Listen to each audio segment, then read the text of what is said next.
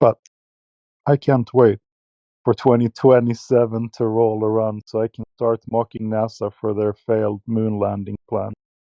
Because there is no way they're going to land humans on the moon this year. Not a chance. It's bookmarked in my X folder. I have a bunch of posts from people appealing to future possibility. Well, they Just you keep wait. pushing back the Mars mission, don't they? They've been pushing it back. It was like 2020, 2025. Now it's like 2035. Yeah. That. But and they've been saying they're going to land people on the moon for like 60 years now. Almost, every president says it and so forth, and NASA says it now and then. And the last few years, they've really been trying hard to push that thing. And now with AI, I mean, they might actually be able to pull off a really good one. Uh, who knows? Sila says, last year I started workout, so I guess this year is going to be really good. I made tons of good decisions. Dude, I'm telling you, workout is the best. I've been doing it for years now. I feel better than ever. I used to be a scrawny little guy, not little. I'm pretty tall, over 6 feet, 6'4", maybe 3. I'm from Sweden, so I have to figure it out. 194 centimeters, whatever that is. But I went from 160 pounds to 200, so I'm very happy about it. So working out is great. Keep doing it. Keep at it. And you don't have to work out too much. Just do a little bit every day. People think you have to do like 5-hour sessions. You don't.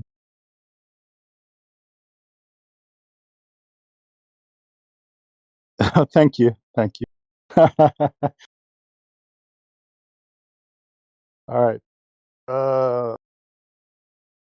So yeah, no, this year is going to be fun. I can't wait for them to either release their AI generated moon landing or come up with some excuse for why they can't actually do it again Do and you push eat it. surstrumming after a workout? What's that? Do you eat surstrumming after a workout? Surstrumming? No, that's I mean, it's for sure. It's a man test, Sweden. You eat it once in your life, and yes, to prove your manliness. But Does then it it's put hairs actually on your chest? it's disgusting. I have tried it. Yeah, ain't it like rotten fish? Yeah, it's fermented in a can. When Yeah. you open it, it stinks up the whole place. You have to open it outside. So it's a very funny thing to do. People do it for like a bachelor party, things like that. It's an acquired taste. Like not many people like it. You can acquire a taste. Up north in Sweden, they actually eat it because they think it's good. So I mean, the taste isn't that bad, but the smell is absolutely disgusting. Yeah. Silo says I work out 3 times. Very good. Yeah, that's perfect. You don't have to do more than that. It's good. I'm lucky. I have a gym in my basement, so I can go down whenever I want. I do it sometimes 3 times a day, but only short bursts. I do some reps, I go up and do something else, and I go back. So we all have different systems. But yeah, it's going to be fun to see whatever they come up with this year.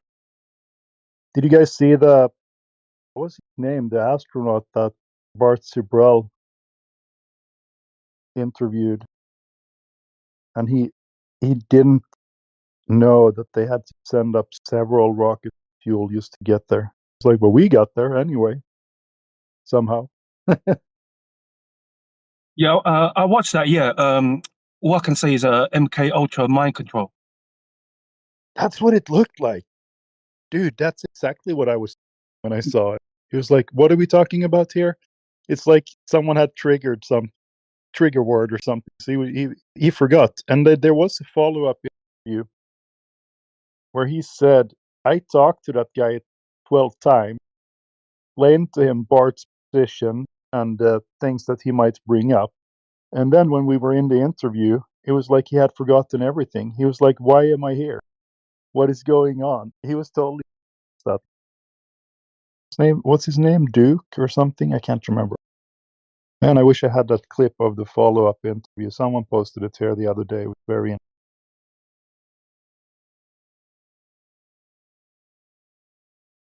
You do three Yeah, sets, 10 reps. Yeah, I go think I ahead. have it.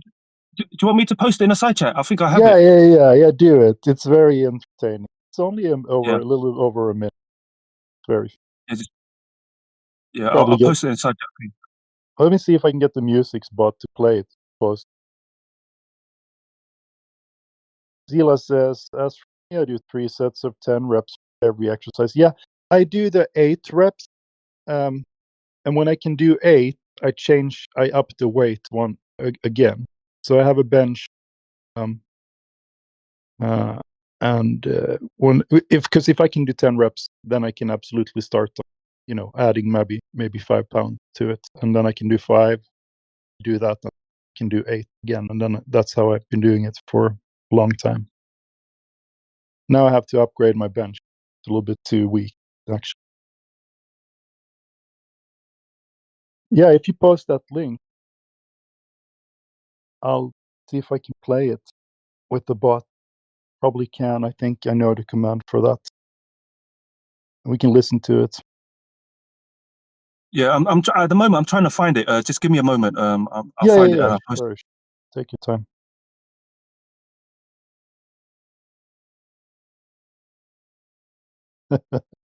I don't know if you guys have seen DJ Server. He has a feature on it called Cat Hunters, and there's a cat appearing. You have to type cat, and I'm a little bit addicted to it.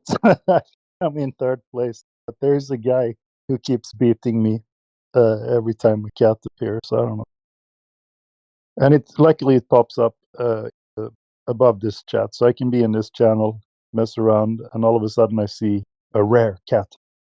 I quickly jump over there and type cat. I don't know. Probably some kind of OCD thing for me at this point. I worked. As for me, I did. Yeah, read that. What is DJ up to? He's talking to someone over in general chat. Oh, a bot.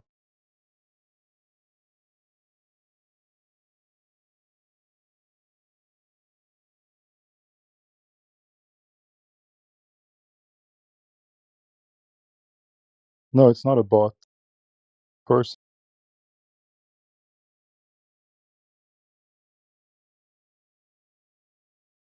DJ says temperature gradients detect are. You are so brick, dude. I mean, we can use this for our show while we wait for Glober to join. DJ is having a text interaction on the other server. I can read it here. And feel free to interrupt me at any point if we have some more important things to discuss, or if you want to say something. I will not be offended. I just don't want us to have a lot of dead air on the YouTube stream. So when I have a chance, I'll sit there and read some text instead. Read the first. This is Storm, the guy DJ is talking to. Read the first part of my screenshot. Oh, someone wants my attention here. Oh, there it is. Okay. Okay, good. I'm going to play it for us. Do that. Music. Wait, what's the bot's name who's in here? Musox. Okay. I think I have to at Musox. Musox. And I'm going to say play. Paste that thing. And see if it does it. We don't need a tracking information for it, so we can just go ahead and do that.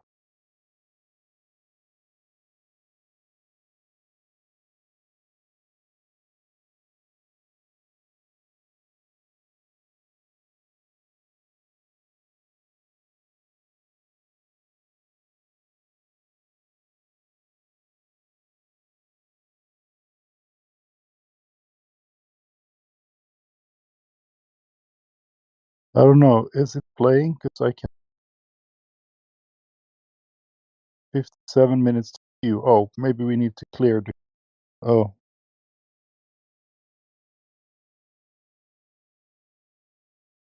Can I stop it? No, I need DJ roll. Stop. Okay. J. You can hear us. We need your help.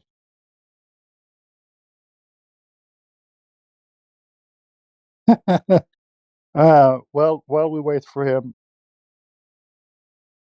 he was fed up with the Glober. The Glober says, maybe if you would listen to what I type in proper order, you would grasp what I say. Alphabet goes A, B, C, D. Starts writing out the whole alphabet here. DJ says, stop spazzing out. Learn to read sentences. Storm says, in proper order, because the way you speak, it's like if you read the previous sentence as orders, it's just a bunch of word salad from that guy. DJ have had it with him. That's it, bro. Your dishonesty isn't welcome here. Bye. And did he mute him? I'm not sure. Anyway, DJ, I'm gonna talk to him. When you're done with that guy, when you have time.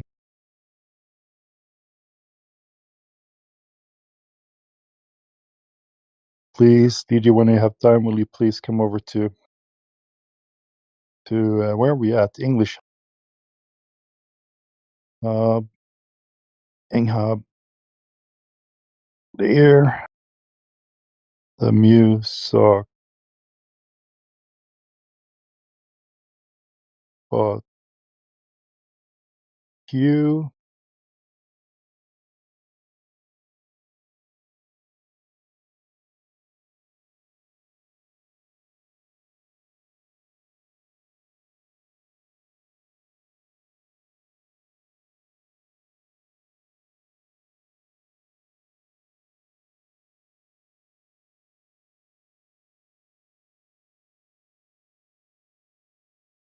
All right, if he picks up on that. I hate going after, but it is a little bit funny. He's in talking to someone else. We're reading his conversation over at our yes.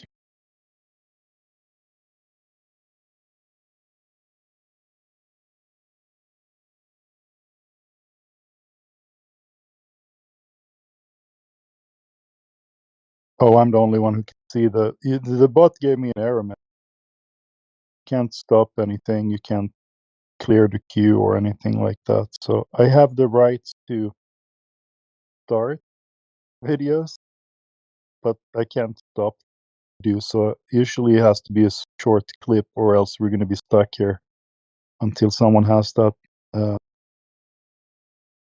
ability. Yoder might have the ability to fix that. Actually, do you, Yoder? Yeah, maybe you can clear the queue and kind of. Oh, there we go. Yeah. All right.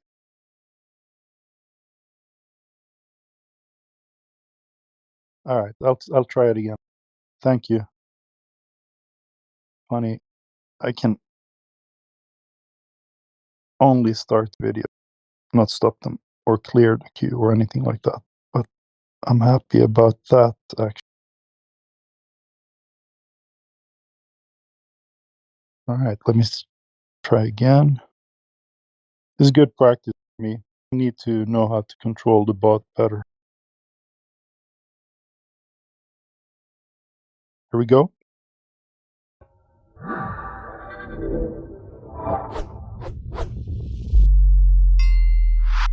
All right, gentlemen. Thank you both for being here. Mr. Charlie Duke, it's a pleasure to meet you. Thank you very much. Bart Sibrel, thanks again Sure. for traveling halfway across the world to come here and hang out with me and Charlie Duke. To start this thing off, I want to basically introduce both you guys. Charlie, you are an Apollo astronaut, one of the last 4 surviving Apollo astronauts, the 10th man to walk on the moon on the Apollo 16 moon landing mission. And Bart, you are the world's leading proponent in the moon landing hoax hypothesis, I'll call it. And this has been your life's work, basically, proving that, or trying to make the case that the Apollo moon landing program was a American propaganda campaign during the Cold War, and it was all filmed on a set, and they never actually went to the moon. So does that sum it up pretty well? Pretty much. Half my life, anyway. The first half, I believed they went to the moon. So, obviously, like the last time you and I talked, we thought it would be a great idea to have you debate somebody on this. I don't know have you ever done a debate on this with anybody? No, to me, that would be like debating if the sky is blue. It's blue, and they did fake the moon landing. I bet my life on it. Now, A little bit, pull your mic a little closer. So the people normally they propose to debate me are victims of the deception, which I have no interest in beating up someone who's a victim. Mm-hmm. I said, find somebody who's a perpetrator, either one of the astronauts or a NASA administrator. And you did. Here he is. Here I am. So Charlie Duke, could you please give us a little background in your history and how you got involved in the Apollo program in the beginning? I was a fighter pilot in the Air Force. Went to MIT, got a master's degree, and graduated 64. Went to test pilot school and graduated 65, summer 65. And I'd met some astronauts that had come to MIT. They had the contract to build the Apollo guidance and navigation system, and I was working on that system. And all gung-ho guys. And so I decided to take their advice, go to test pilot school, and maybe have a chance at the space program. A couple of months after I graduated from test pilot school in the summer of 65, NASA had another call for astronauts. And 4 of us at Edwards applied, and we all got accepted. So, and it'll be May or so of 1966, we went to Houston and started working on Apollo. So during this conversation, I want to do I want to take some time to do some back and forth on some of the cases Bart has made in his documentaries. And, but before we do that, I want to spend some time going through your personal story and your firsthand account on the Apollo missions. Does that sound good to you? Okay. So at what age, how old were you when you first learned about the U.S. government gearing up to go into space and the whole space race and all this stuff? Well, I remember the first human beings that went into space. Yuri Gagarin in 61, and Alan Shepard followed him. And right after that, I found out now that the Russians were beating us in space, and so Kennedy put out a desire of how can we beat them, and Werner von Braun said we can beat them to the moon. And I've got a copy of the letter that he sent to President Kennedy, and he said, "Okay, we'll go to the moon." So he committed to the Apollo program. And that was. Do you remember how old you were? Well, it was in 61 or 2. So I was born in 35. So I was less than 30 years old. Oh, wow. Yeah. And I remember seeing specifically, there were interviews with, I think this might have been a von Braun interview from your documentary, where they were asking von Braun about the space race with Russia. And he was explaining it in an analogy to where he said, Russia is already in a full sprint. We haven't even started walking yet. Like, we have to gear up. We have a long time to gear up and to speed up before we're even running at the same pace they are. Before we have to do all that, before we can even think about closing the gap between us and Russia.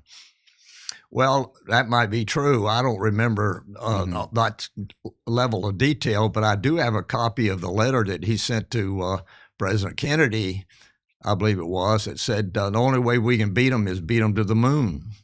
And so they committed to the moon.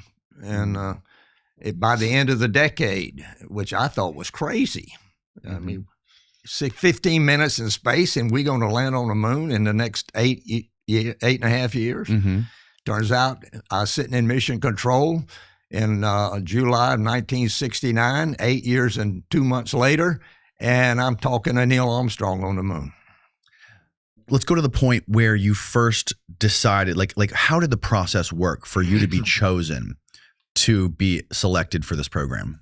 I had as I said, I'd graduated from the test pilot school at Edwards Air Force Base in the summer of '65, and in September of that year, I saw an ad in a paper that's NASA's looking for more astronauts. Please apply. So I was in the Air Force. I had to go through the official channels. So they told me what to do, and I submitted my application along with Stu Russa and Al Warden, Hank Hartsfield. We were all in the same test pilot school class.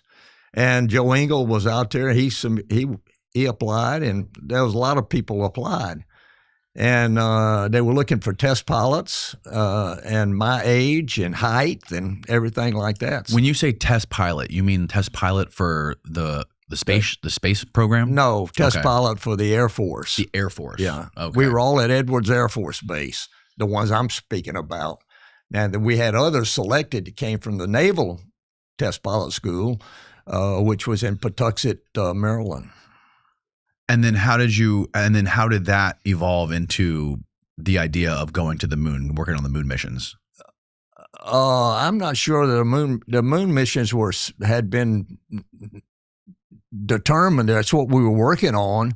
And if we applied, we would have a chance to work on the Apollo program. Was there a moment for you where you thought, like, I want to be one of the guys to go to the moon, or I want to be a part of that program to put man on the moon? That was the call by NASA, is if you got selected as astronaut, you'd be a part of the Apollo program. So you had no guarantee you're going to fly to the moon, or no guarantee that it was even going to be completed. But I wanted to be an astronaut. It was the best job you could have as a test pilot. And then what was that training like to become an astronaut? And how long did it take? Well, it depends on what you call training. Our group, there was 19 of us. We reported to Houston in the 1st of May, 1966. And we started learning NASA-ese, how does NASA work, and who's got responsibility, this, that, and the other. And they decided also, if we're going to go to the moon, we ought to know what kind of rocks to pick up. And so we started a big, extensive training in geology. And we not only had classroom work, but we also had field trips once a month, generally. And that was 2 or 3 days somewhere in the U.S., sometimes in Hawaii, sometimes in Canada, but mostly in the U.S. We did a geology trip, got into the field, and learned how to pick up the right kind of rocks. And what was going through your mind when, you're a young guy and this is 66, 3 years before Apollo 11. You're trained to become an astronaut, learning about geology. Like, what was going through your mind at that point? Like, what was were you optimistic that this was going to happen? Were you skeptical? Were you fearful? I was optimistic that Apollo was going to happen. I wasn't so optimistic that I'd get a chance to go. We were the junior guys. And so it turned out that some of the senior guys left. John Glenn, Wally Schirra, after Apollo 7, retired. And so a lot of the older guys started retiring. So we sort of bubbled up into the mix. And Deke Slayton, who was and Alan Shepard, who were the two top astronauts, they started picking people to train. And so they were trying to balance the crew and give us younger guys some experience. So most of the crews that were selected had a senior guy that had flown in space. He was the commander, and then a lot of the crews had 2 rookies that came from our group mostly. And how did you come to meet von Braun? One of my first jobs as an astronaut was to monitor the development of the Saturn V. Stu Russa and myself. And so the best way to do that was to go up and meet von Braun and sit in on his staff meetings to see how the Saturn V was progressing, and was this thing going to really fly? And so every month we'd go up and sit in on his staff meeting. And he became I wouldn't say a friend, but he recognized us every time we walked in. He says, well, welcome, Charlie, welcome, Stu. And we'd sit in and listen to his briefings on his staff meeting, and then we'd go back and report to the astronaut office on Monday morning. Every Monday morning, we'd have a couple-hour meeting and what was going on in the program. And Stu and I'd give a briefing every time we got back. So you would explain to the other astronauts what the progress was on the Saturn V rocket. That's correct. Depending on like what. Yeah. Did you have any like personal conversations with von Braun about this or? Well, mostly just he recognized us and he accepted us, and I can't say he became a real good friend, but he certainly knew who we were, and I respected him highly, and they were doing a good job. Turned out the Saturn V never had a failure, not one. That's pretty astonishing. And all of the flights of Apollo, they lost one engine. And I think it was on Apollo 13, but one engine goes out, you can still make it in orbit.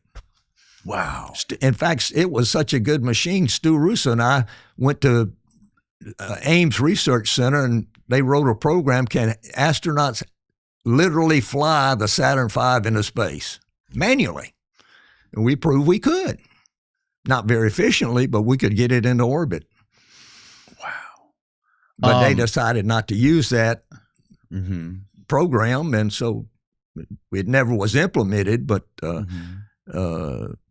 we spent a month or so out at Ames proving that you could fly the Saturn V into orbit. What made the Saturn V so superior, even to rockets that we have today?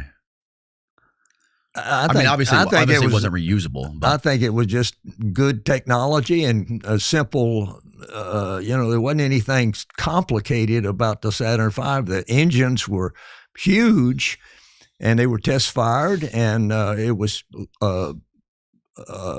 nitrogen and not nitrogen, hydrogen and oxygen. I don't remember what the fuel was, but anyway, they were very reliable, and engines are huge. 1.5 million pounds thrust each on the first stage. And so that was a 7.5 million pounds of thrust lifting 6.5 million pounds. And you were up on the top, and the only thing I remember of a liftoff was the vibration. You didn't have any noise from the engines. That was all going sideways, but the thing shook. It was like being on a 360 long limber fishing pole, and you're up at the top and somebody shaking it down here, which was the engines, and was vibrating from side to side. Not a pogo, but a vibrate from side to side. Like swaying back and forth. Yeah. Very high frequency though. And amplitude was maybe that far, just the way. No one really talks about it, but most men's testosterone levels start to decline at about 30 years of age. About 1% per year. Ever notice like you're losing energy, sex drive, and starting to feel like you're just trudging through the day? It creeps up on you until one day you start to realize you don't feel like yourself anymore. The thing is, your body can still be producing testosterone, but it starts to get locked up by a protein called SHBG. And that is why I tried MarsMen. MarsMen is designed to help free up that testosterone so your body can actually use it. No synthetics, no needles, just natural ingredients like Tonkat Ali, Shilajit, vitamin D, zinc, and boron. I started taking a handful of these after my breakfast in the morning, and I've definitely noticed a huge boost and steady flow of energy throughout the day. I no longer crash after workouts or feel drained, and I just feel overall more positive. I got their launch kit, which comes with a bottle, an organizer tin, and a free ticket to Mars. That is, if we can get past the Van Allen belts. MarsMen is made in the USA, is third-party tested, and comes with a 90-day money-back guarantee. And for a limited time only, our listeners are getting 60% off for life and 3 free gifts when you use code Danny at mengo2mars.com. That's mengo2mars.com and use the code DANNY at checkout. After you purchase, they're going to ask where you heard about them, and please tell them we sent you to Mars. It's linked down below. Now back to the show. And so during Apollo 11, the first on Neil Armstrong's mission to the moon, what was your role in that? I was at Capcom. I'd done the same thing on Apollo 10, and where they took the lunar module to the moon but weren't going to land. And so that had gone well, and Neil asked me why don't you be Capcom for us? I mean, you got the experience. Oh, he asked you. Yeah. Wow. And because I wasn't on the crew of any way involved, but he said, would you do that? And I said, sure, it'd be a great honor. And so we practiced for 2 months and simulations, the crew's in the simulator, we're in mission control, and we practice 4 or 5 hours a day generally, and for the landing part. So what specifically do you do as the TAPCOM guy? You're the voice of mission control. You don't. You're the only person that can actually talk to the crew. The crew's voice loop is heard in mission control in everybody's headsets, but the only person that can respond is Capcom, and was an astronaut. And you really told them you responded to their calls, and you responded to what the mission control team was telling you to tell them to keep them in the loop. Like we started down and we had communication problems, and if I recall, it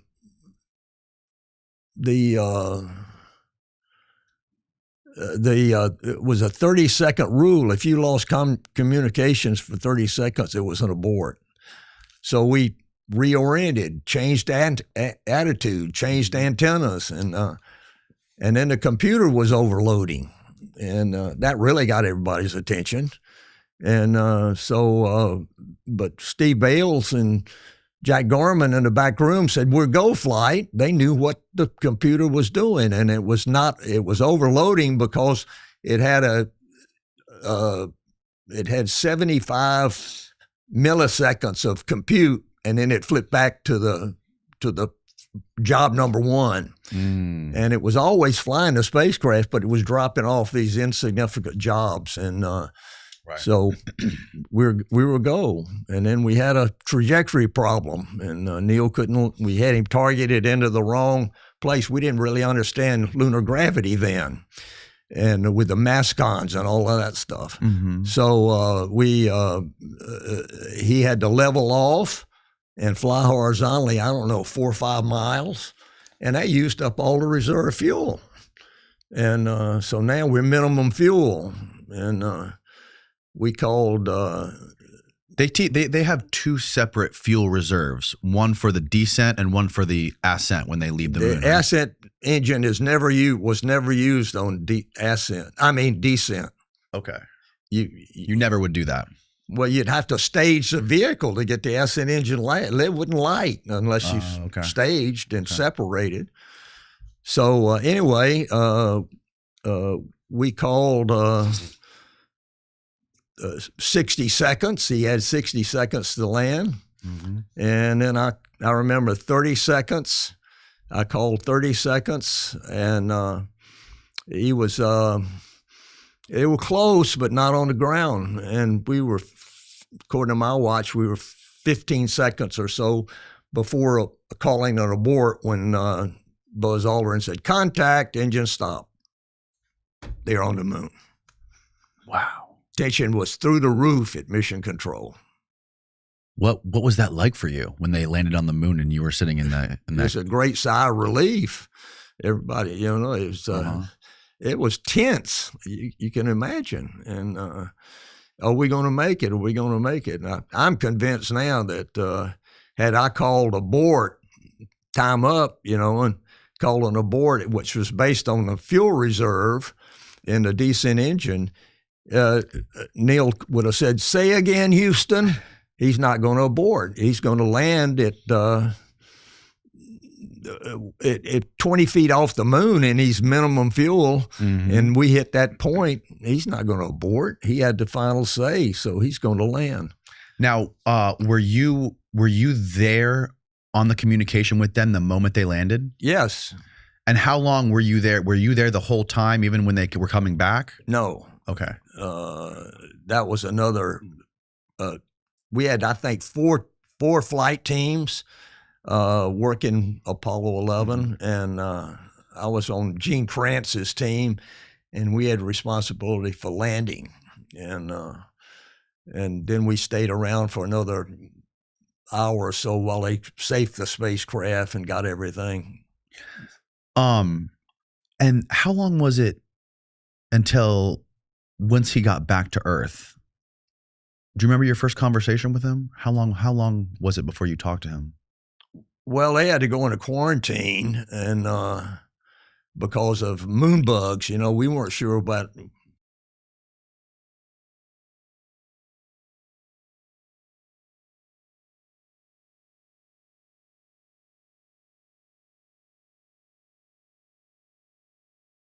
All right, so the bot stopped. Yeah, we listened 3 hours of that, but now you have the. So if you were in here and you thought that was interesting, you can just go and play it on YouTube.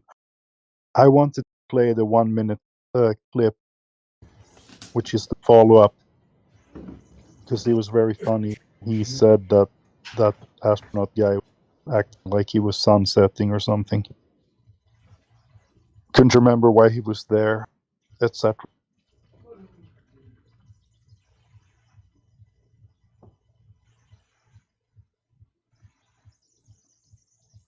Yeah, and then while that was happening, I had a guy in the chat who has such a weird username that you can't even pronounce it. Clouds and ice and kinds of stuff. I mean, best case scenario, it's some kind of a puzzle. Maybe you can figure out his name by looking at the symbols. But I mean, Hi. what do we call a guy like that? It's weird.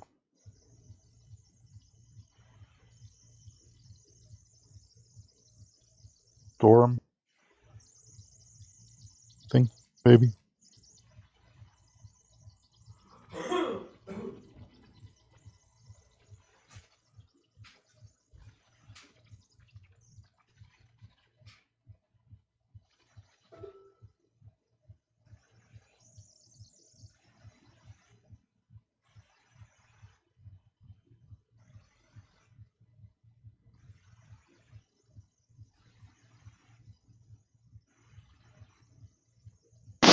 Can I mute you? Yeah, we can hear you just fine. So if you have some argument you want to bring to the table, go right ahead. My argument, nothing. I don't have nothing real. Right.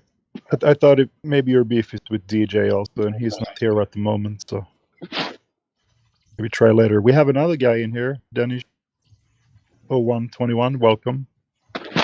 Where How are from? you? Clean and Workson, how are you? Welcome. Good, thanks. What about you? Great.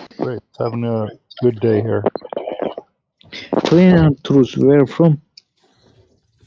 I live in America, but I am originally from Sweden. Hello. Yeah, I was hot micing because I was AFK actually. Good. Yeah, Storm, you can maybe mute yourself. Thank you. All right, Orksan, it's your first time on this channel? Yes, it is first.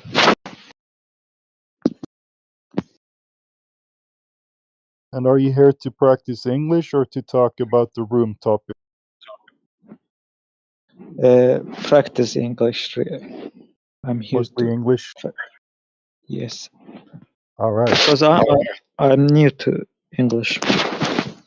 I understand.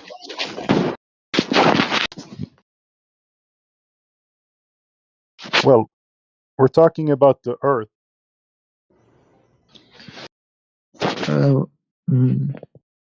Do you think Earth is flat, huh? I know it is, because I measured it over water, and water is flat. Have you thought about I that? don't know.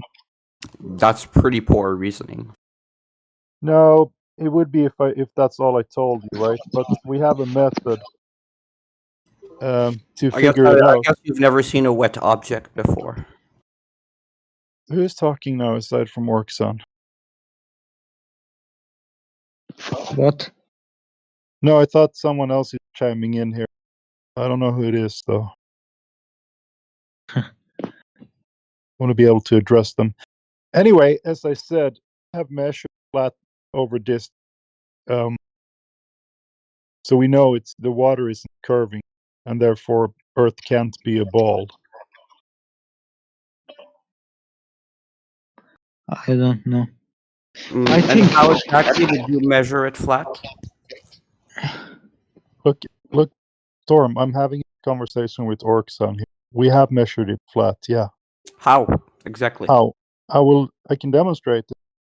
I'm asking you, what was your measurement? Did you like do some sort of arbitrary laser test that actually does not measure any flatness? We did a laser test over 10 miles. Okay, you did a laser test with 10 miles you're at a not place gonna that has a interrupt me high when I'm atmospheric explaining refraction what I on did. salt flats and the salt water, so you're cherry picking a place where the atmospheric refraction is going to be at its most extreme to claim that the Earth is flat. You're doing something wrong there. No, I'm granting you your refraction. I don't even need to have that discussion. You can have 20% if you like to. You still have 250 foot of curvature that's missing. Yeah, and you have other factors behind that, such as ducting and the temperature gradient effects. Doesn't matter. I'm granting you and the saline water 20%, which is and more than everything you can over do in there. any lab or any place like Again, that. when it comes to the Salt Lake observations and laser tests, like you say, it only Yeah. works on Salt Lake for that 10 miles thing, and we know why. We know all Oh, the we've done factors, it and in when we many more apply places. them, There are like there is thousands no of other lakes we've violation. tried this in. Now, we tried when it it over comes to flow. doing this laser test on any other place that is not cherry picked, you do not get a flat water bed. So you are wrong. Okay. All right, fine. I'll grant you, sure. Let's discard the 21-mile test then. How about that? Now you feel better? We can give you 1,000 other ones, and you can't discard every single one of them. Every single one of them is at a cherry-picked No, location there with a they are. cherry-picked Okay? time They're not frame and cherry-picked. so Like on. yesterday, we had a guy come in here who has done a test over water where the water was the same temperature as the air. Okay, and Yes, you can't claim if you you see take all factors refraction due to into account, I'm temperature pretty sure difference. there's nothing fuzzy going on. But It doesn't again, matter if you you believe guys that. don't You still like out other check it yourself. factors. You just like, oh, laser, I think that laser might not bend, so it must be flat. No, the laser is bending. Sorry. Do it with no. You don't have any evidence for that. Give us some proof that laser is bending over Literally, that you distance. granted me that refraction occurs. Refraction is the bending of No, light. I granted This you applies to 20%. You have lasers. that because it's unfeasible in any kind of environment. Even if in a lab, you can basically not That even is get incorrect. 20%. You are lying now.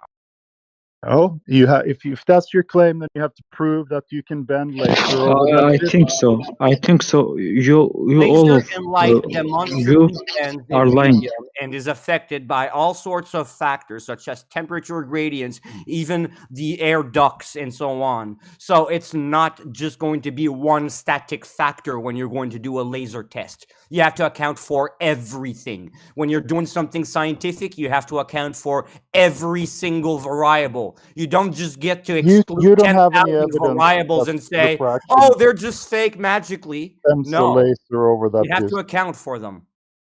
We have accounted for them, and I even granted you No, something that's because I've impossible to produce. done the research on many of these things that we No, see too far, and every single time there is sufficient explanation in factors no, there to isn't. which That there is is nothing ridiculous. fuzzy going on.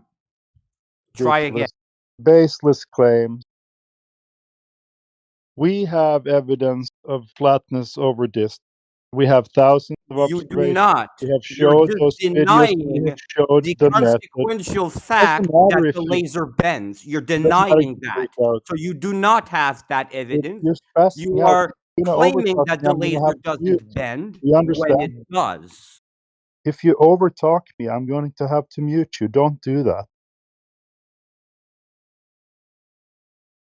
All right.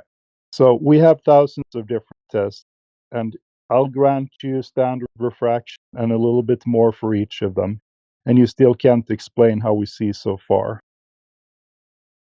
Actually, I can, and I have multiple times. No. Again, when you account for every single factor, everything works. When it comes to the Salt Lake and etc., that is the extreme upper limit of refraction that is possibly achievable. Why? Because there's salt flats. Also, when it comes to the shoreline on the other side, the shoreline itself is above sea level, not at sea level. So that's another factor that you guys don't account for. So What do how you mean? far does one need to see? How far must we see for you to acknowledge we see too far, given the entailment of your SE, spheroidal Earth? Farther than all the factors combined can ever go. Like, that's not a specific distance. How far? There is no specific distance that I can name that is literally impossible under all factors, unless I do something like 12,000 kilometers. Yeah, 12,000 so kilometers. Try that. 12,000 kilometers. 12,000 kilometers? Are you serious? Yeah, there is no refraction that's going to allow that. None at all. So if you got a laser not hitting anything such as the curve over 12,000 kilometers, good job.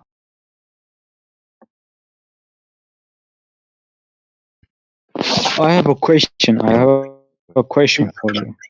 Go ahead. Can I? He only came up with Can I 12,000 ask? For the kilometers. record, 12,000 kilometers is a Yeah. quarter of Stop Earth, it. right? We've It's heard. basically Do you know what the marked out radius? in Do you know what the Earth, radius value is of the Earth?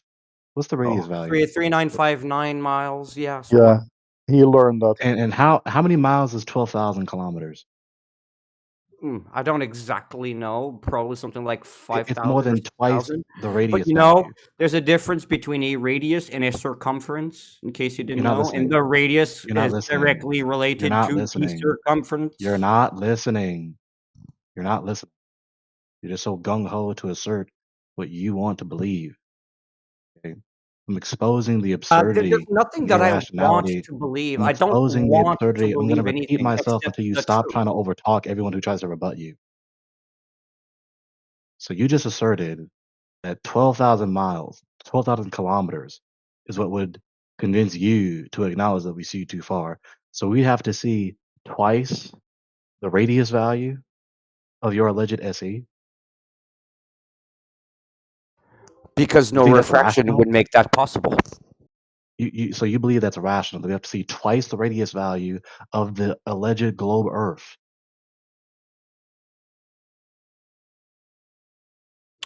It's no more irrational than your own standards for proof. Are you kidding me? The standards of proof for our position is not observing curvature. But what you people do, because it's easy for our position, like if you actually examine, Sorry, I'm not done. You I, can clearly hear I'm in the want to swing of assess replying to the you. first thing you said because I You don't can want to clearly get hear I'm in the jealous. swing of replying to you. Stop talking to me. Yeah, but you're replying multiple things. I want to address things I'm not one by replying to one. multiple things. I'm finishing the one reply I haven't finished saying to you yet. It's irritating. Stop doing that. For our position, all we have to do is account for the shorter observations, the closer observations. The longer observations is obvious on its face. We're looking at the horizontal surface of the Earth, at the extended observations. What you people have to do is you have to account for the longer observations. But what you don't acknowledge and won't allow for, and you don't have any reason for, it's not like you have a whole bunch of knowledge about the factors upon visibility or anything. You just irrationally threw out some figure, 12,000 kilometers, because you have to account for the longer observations. And what you people do is that no matter how far we see, we're still on a ball. No matter how far we see, it will never falsify your globe Earth. That's the problem with you people. Wrong. See, this is why I was trying to cut you here. First premise there. First thing that I have to mention is, I mean, it all comes to how you present it. Like you say that like your claim hinges on no curvature, but you forget the aspect that scale matters when it comes to these things. So when you're just going to say, well, there's That no has no curvature, bearing but on I don't, refuting anything we said. I'm not done. But I don't care about the scale. Well, I mean, if you don't care about the scale, how are you going to be accurate or even Mentioning remotely scale has close to the bearing truth on on your refuting our things? argument. Now, when you say about accounting for the longer observations, we do account for them. And when you say no matter how long or how far it is, sorry, 21 miles when the refractory limits and all the other factors and salt flats and so on, the cherry picked location all allows this. So 21 miles is not insanely absurd. It's just on the limit of what's physically possible. There's no problem. So maybe even 50 miles would be too far. But I don't know this exactly because I don't know how much the maximal refraction and if there's one spot on People Earth don't know that anything maybe about we can see refraction. 50 miles further. You don't know Maybe anything there's about one refraction. spot on Earth, but everywhere I doubt it. So You don't there's know still anything the about point. refraction. You There's appeal still to the refraction point to rescue for your you to doctrine. understand You that appeal to refraction to rescue your doctrine. That's why there's you there's appeal to no refraction. appeal It's to not as though you actually rescue anything. understand how refraction would actually work at these distances. You're You just don't know denying that. at this point. No, You're you just don't know denying that. it. I'm pressing May you. I'm I? challenging you to prove that you actually know what you're talking about. It's easy to just appeal to refraction as the account of why we see that far when we wouldn't be able to see that far given the geometric entailments of your globe. Okay, refraction is the bending of light through a medium affected by the temperature, the density, the pressure, and multiple other factors that to which the light, the physical light there, bends through the medium up to your eye, Bending. because that's how Yeah, we see bending. something. It's the Yeah, light bending at an that reaches angle. your Yeah, eye. bending at an angle. So So the if light the wouldn't light get is to you. bending according Yeah, so to the the light would not get to curvature, it you. will feel like it's Yeah. straight. Yeah, so the light would not get to you. No, it will get to No, you. no, it would not get to you. It bends at an angle. What you have to do is contrive No, this it silly notion. bends The only as option you a have left, curve, the only demonstrably. option you have left is to كم assert زدت that the حلقك؟ light is trying to curve around the curvature of the earth. It is. It is. It And you don't know that. is. And you don't know that. Yes, we do. We can calculate the refractory index and actually see the fucking laser. Right. The bending of light when refraction happens is not the We curvature of the know light. how.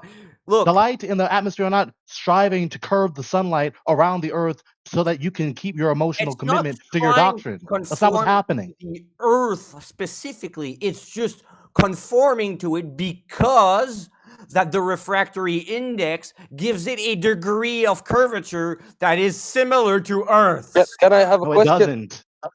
Yeah, can I have a question about the bending light? Yeah, sure. Yeah. So like when the light is bending, okay? Does Yeah. it mean the earth is flat or does it mean the earth is round? Because like I got no idea. It means neither. See, it's not one single thing that's going to prove either Earth flat or the globe. Okay? Things are proven by bodies of facts. A body of fact is multiple facts together that work together without contradiction. So Clean. when So we look at the globe Earth, we have a body of observations and facts that which the globe Earth not only predicts and have predictive power over, but is empirically verifiable. And when it comes to the flat Earth, okay, you can cherry pick any one thing like the day and night cycle and so on and make it work on the flat Earth. But can it work with everything else at the same time? No, it cannot. That is the Just saying this problem. rhetoric, calling it cherry picking, is not an argument. Just because you insist on using this denigrating rhetoric, calling things cherry picking, is not an argument. That doesn't refute anything. We could easily use your rhetoric that you're using against us, against you, and if that's valid, then we So you're refute just trying your to doctrines deny, as not even well. listening to what I'm Just calling saying. it cherry picking is not a refutation. The issue is, no matter how far we see, you won't acknowledge that it falsifies your globe. You pretend that you understand refraction when you don't. You don't understand the facts about Actually, I refraction. do. You don't You're the one understand that that refraction you didn't doesn't even know behave the way why you the need light it to bends behave. in the You first don't place. I understand that understand refraction how doesn't the behave the light way you need it to bends. behave. I'm gonna keep talking through your disruptions. I want to say what I want to say in this channel. It's not just I you mean, you that's just want to gonna say what you want to get say, on but your you want to soapbox say and say what you want lies to and say, accuse dude. me of things and say It's that I not don't just know you that's this gonna or say what that you when want to you're say wrong about all the that. time. There are other people in this channel. Just because you speak up and press your voice to everyone else doesn't mean anyone else to yield to you, dude. So stop. Okay, but don't lie. So stop pretending you understand refraction. You don't Uh, understand refraction.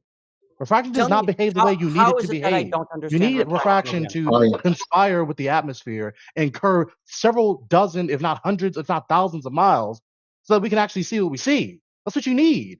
You don't have any argument to prove refraction does that's a thing at all. So you're telling me that a rock on top of a box won't squish the box, right? Obviously not what the fuck I said to you. It's an analogy. Try and understand. Let me There's no cook. point of analogy between what I said When and what it you did. comes to refraction, okay, light has a physical particle. It's both a wave and a particle. It is treated That's a as so contradiction. scientifically, It's a wave impossible. and a particle. That's Now, impossible. light It's a is contradiction. physical. That's a Also, contradiction. air, let me That's a see, contradiction. Hello? you're That's a complaining of contradiction. exact when I cut you, you complain, but you don't stop cutting either, huh? You have the same That's a habit. So contradiction. stop judging. No, Nothing I'm can be not a wave making and a particle contradiction. simultaneously. You're That's a not listening. contradiction. Yeah, you made plenty And of so address my contradictions, and you objection. still don't let me cut you. So let me finish. Address Let my me finish my objection. so-called contradictions. Address my objection. I am. Right? It's a contradiction. I'm not gonna just let you take that for granted. It's a contradiction. What? There's no contradiction. Yeah, so your argument about your appeal to refraction rests upon this contradiction about the What ontology of contradiction? light. What It is a contradiction? contradiction. If it's a wave, What's it's not a particle. If it's a contradictory? particle, it's Tell not me a what's wave. contradictory. If it's a wave, it's not a particle. If it's a particle, it's not a wave. That's the contradiction. No, that's not a contradiction. It's both a particle and a wave. Something can No, be a it's not particle and a wave at the possible. same time. Did you know that? That's Do you not understand possible. that? That's illogical. It's not illogical. Look it up. It is. You're the one that doesn't see. You're the one that doesn't understand how things work, not me. No, you don't understand how things I work. understand how light is both a particle and a No, wave. you don't. Okay, so if Yes, it's a we do. particle, then what's the form of Yes, the we particle? do. Have you What's ever the form heard of of the the particle? double slit experiment? Of What's the course form you of the have, particle? and you don't know anything I about it or heard how you. it So what's the works form of or the particle? why I'm it proves scrutinizing that you. light is both a I'm particle scrutinizing and you. You're not listening. You're just yapping. What's the form of the particle? the form of the particle, the shape. They call it a tryon ray. If you want to look that up, It's a what? they call the shape of a photon a tryon ray. The fuck is that? Well, you see, you're the one that doesn't know. Not me. No, just because you throw out some fancy highfalutin I didn't term see some doesn't mean you have to fancy prove you know what you're talking blah about. blah. What the fuck is that? I understand physics and I go to universities and I go to observatories. I educate myself. What the fuck is it? Prove you actually know what you're talking about. Sure Throw you out some do. an arcane term. A photon If is you both can't a explain it to particle me and and help a me to wave, understand as it, then proven you by don't. the double slit experiment when it's used with both electrons and photons. Both act as a particle and as a wave. So this means that particles have wave functions. That's Okay, not contradictory. you're going on into a whole ass lecture that I didn't ask you for. What is that big ass word you just said? And what is it? What big I ass asked you word? what's the form, and then you said some arcane term, pretending you know what you're talking about. What is The that? tryon ray. Tryon way.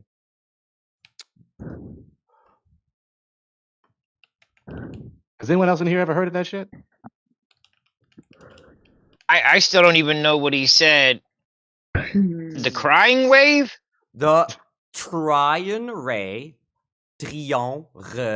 refers to a concept in sacred geometry and esoteric thought described as individuals like Michael Evans as the smallest Sacred fundamental geometry. building block of the universe, a dynamic solid with curved lines, potentially representing a photon or the basis of other platonic solids, contrasting with standard physics but explored for applications in materials and spirituality.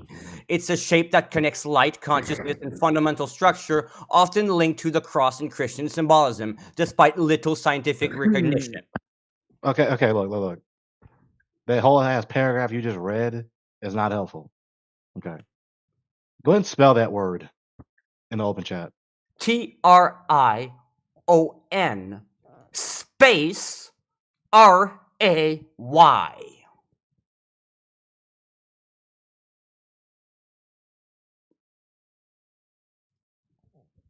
Space ray, huh? So that's why it's bending. Because most rays are just straight lines.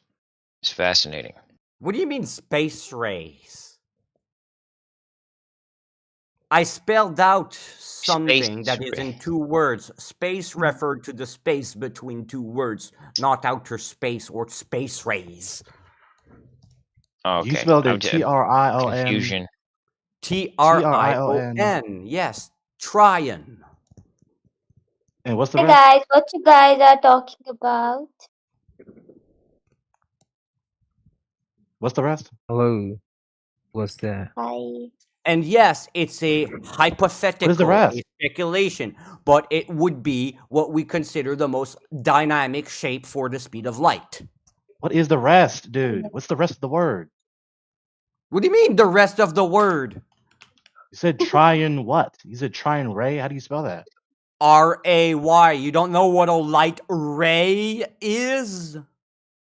Oh my god, what you guys Seriously, are the guy talking doesn't about? know how to spell ray? It's spelled R-A-Y. You know, R-E, bro, not R-A-Y. I mean, it's spelled both with RE or RAY, by the way. Yeah. Hey, dude, when you talk, can you not talk like you're having a stroke? Killing my eardrums. Anyways, it shows that all you guys want to do is mock everything instead of try and Show learn and an understand. image of this shit. I asked you I what's the Why, can't form. post dude, you're images. in a I very can't, bad even, mood, I I can't think. even chat in the chat, so I can't even post images. we have a problem find the though. image How about Because this? and I'll you post it. guys say that refraction. www.google.com, type Tryon ray, press enter. You'll have all the images you want. No, you don't. Actually, when you We when you do. tap images, it doesn't give you a single image that is the shape or the form of this Actually, thing. I Ask do you what's see the the form of shape water. right now. I have it like right here on copy paste. Okay, then send it to Literally. me, then I'll post it.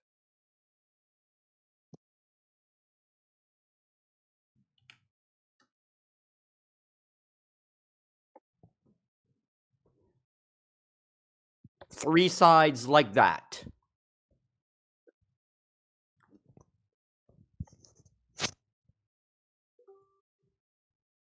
Hey, it looks a lot like a rouleau triangle. That's funny. I'm reading this here, and this is fascinating. Tryon ray, 3-sided shape with curved edges and 2 vertices. Huh. So it's an oval, a 3D oval. What? It's a rouleau triangle. This is getting back into spherical geometry and like calculus and trig. Well, I guess I can't post images in here yet. Right, but Yeah, he's dealing with something that isn't even To a. make it simpler, you can also ask Google if light is a particle or a wave. It's considered as both because particles have wave functions, as proven by the double slit experiment and other variations of this experiment. Yeah, you said it right that time. It's a particle or a wave. Before you were saying it's simultaneously a particle and a wave. It's a particle or a wave. No, it's both. So what state of matter is the photon? These questions, before you complain and whine, the questions are valid. Not They are knowing testing the coherency of your everything. doctrine. See, this is an argument against knowing everything, not against the globe. So if I don't know everything, it doesn't mean that I can't know the Earth is a globe. There are things that can be known. That's not what I'm doing. Okay, what I'm doing is I'm everything. asking you these questions. I'm telling you what I'm doing. What I'm doing, I'm asking you questions that press you to demonstrate the tenability of your doctrine. And if the questions expose that you cannot say coherent answers to Sorry, demonstrate your but position an is I coherent, don't know then obviously does your not position is invalidate wrong. what you do That's know. what it does. That's what I'm doing. That's what I'm doing. So I don't need you said that reply exact obviously because you shape of can't a tell me what phase of photon matter a or the particle is. state of matter that it's in exactly to know what a photon is, or like understand that photons are particles of light. What do they smell like? Okay, so you just conceded. Basically, you just threw up your hands because you're frustrated, because you know your No. position is not tenable on this issue. Right? You have this asinine metaphysical beliefs about light, so that you can. All that is underlying metaphysical. There's no your double defense slit about appealing to experiment that refraction, proved it. Okay, and I you're get it. just talking through every reply and not letting any coherent conversation happen. Okay. I mean, you're So just you're saying lying. you You're have this lying. whole lore again. You have this whole lore about light. There's no lore. It is. Stop. You have this entire lore about light, all to defend and support your appeal to refraction to escape the refutation that the long No, distance that's a observations clear falsify the straw man. globe. You see, you can't even be honest. That's what you did. It's not a straw man at all. It What you is. did, It is. You're when completely we tell you, misrepresenting when we everything. tell you we see too far, and we show you the facts that we see too far, And I then gave you you multiple reinterpret that factors for that, and evidence. you're trying to You cherry pick reinterpret what that does a evidence. photon You look like reinterpret that to evidence. try and You invalidate reinterpret that whatever I evidence. said. I can Wow. raise my voice too. But just because you raise your voice doesn't mean I'm going to yield to your disruption to my reply to you. So, when we show you the long distance observation, this is what happens. We're on this because when we show you the long distance observation, when we show you the photos, when we show you the And when we measurements show you the that are same too long-distance far, given observations the at entailments different of your places SE, showing given the different entailments of your results, globe, you don't then care. you try to talk back, right? Then you reply with, well, You're no, it's manipulating the refraction. narrative Refraction and is curving lying, the and light I'm around not the Earth. letting you So do that's why that. we That's see why that I'm distance. taking over And then you. underlying that appeal is your whole idea about the nature of light and how it can interact with various mediums.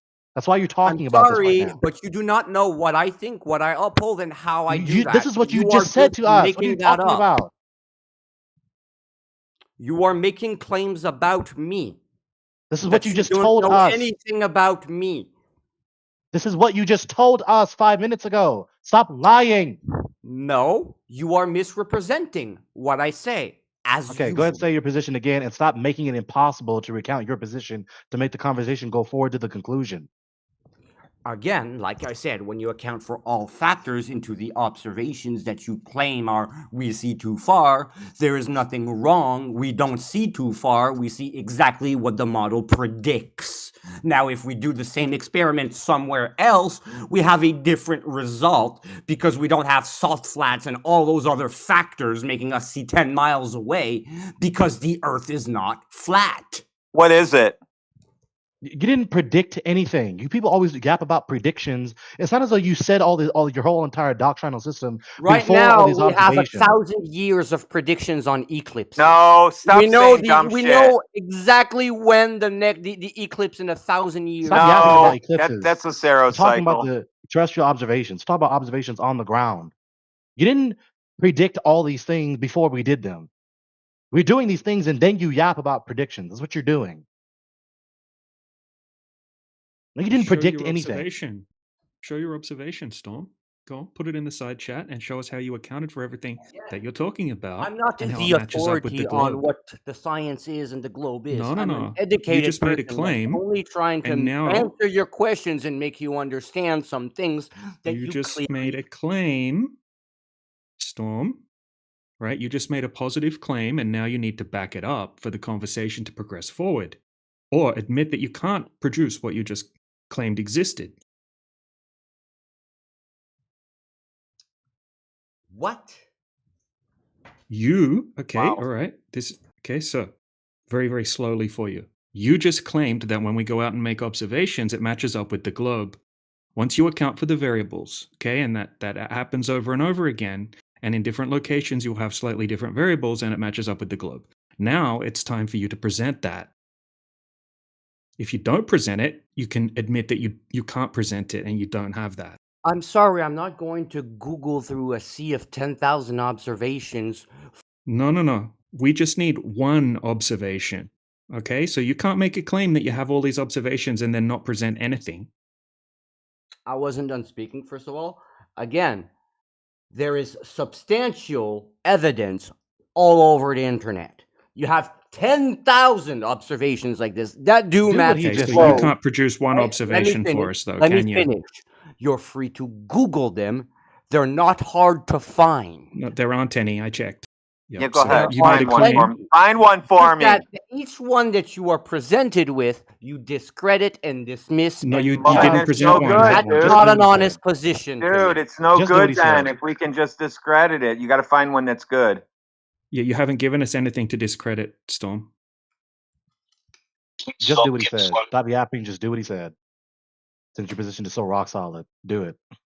Yeah, It's just not find up there's to thousands. me You just said there's to thousands. It prove should be pretty easy to you find that one. humans exist on Earth. You can go Oh, touch you're grass. gonna and see that change grass the topic exists, now, my are friend. you?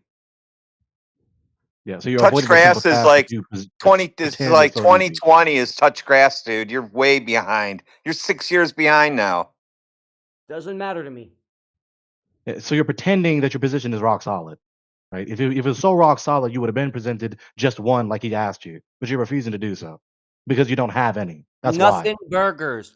First of all, when I post whatever video of that, it changes nothing, and you all have the same excuses. You don't have it. That's Always. why you're not presenting. I don't care period. about petty semantics. If you You want don't to have it. That's why you're tackle not presenting. Hold on, steel hold on, man Gregory. argument, Hold on, do hold on. so. Hey, dude. Post one, since you know what we're gonna say about him. Post one that we're not gonna say that about. How about you go on Why do I have to go McToon's there? channel. Go on McToon's How about you channel. show the proof I that you're already worthy? bought all my equipment. I got this guy. How about you Who's go on who's McToon's McToon and channel? what does he have to do with flat Earth? McToon? Yeah, He has plenty of videos which does experiments that prove he doesn't. He's never done any exactly what we could experiments. observe. Tell me what an experiment is.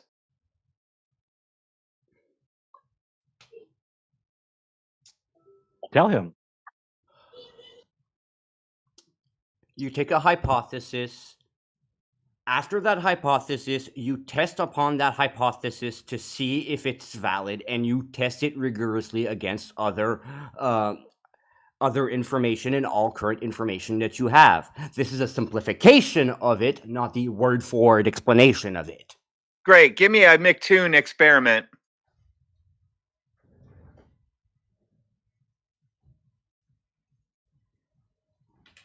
Yeah, that's what I thought. What? I'm supposed to like be able to teleport my hands.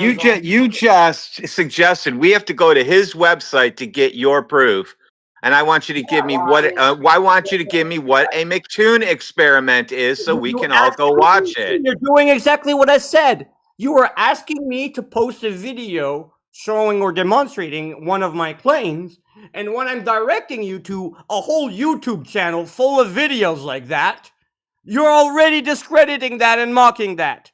So when I go and pick one of those, when I go and pick one of those videos, and then I discredit it, you're going to say that's not the video I wanted. So I want you to go and find them for me. I don't want to just go to every single video and then you say no, that's not the one I meant.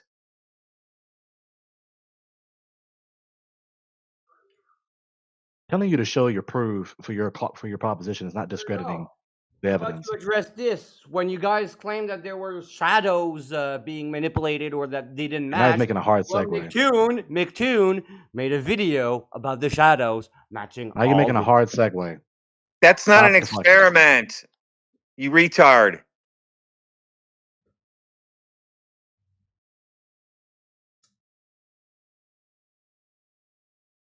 Okay, so you obviously don't have what you need to prove your proposition. You don't have the evidence that you keep yapping about.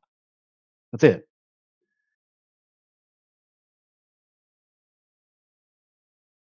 Okay, so the issue is, like I just said, to cut to the chase. We have We make the the evidence. observations. You just we make deny the the observations, and evidence. for There's a some big reason you decide to difference speak now. between For some reason you decide to having speak no now. evidence When it was your turn to and actually say your being evidence, blind to you the evidence. remain silent. But now when I'm speaking, now you want to decide to talk.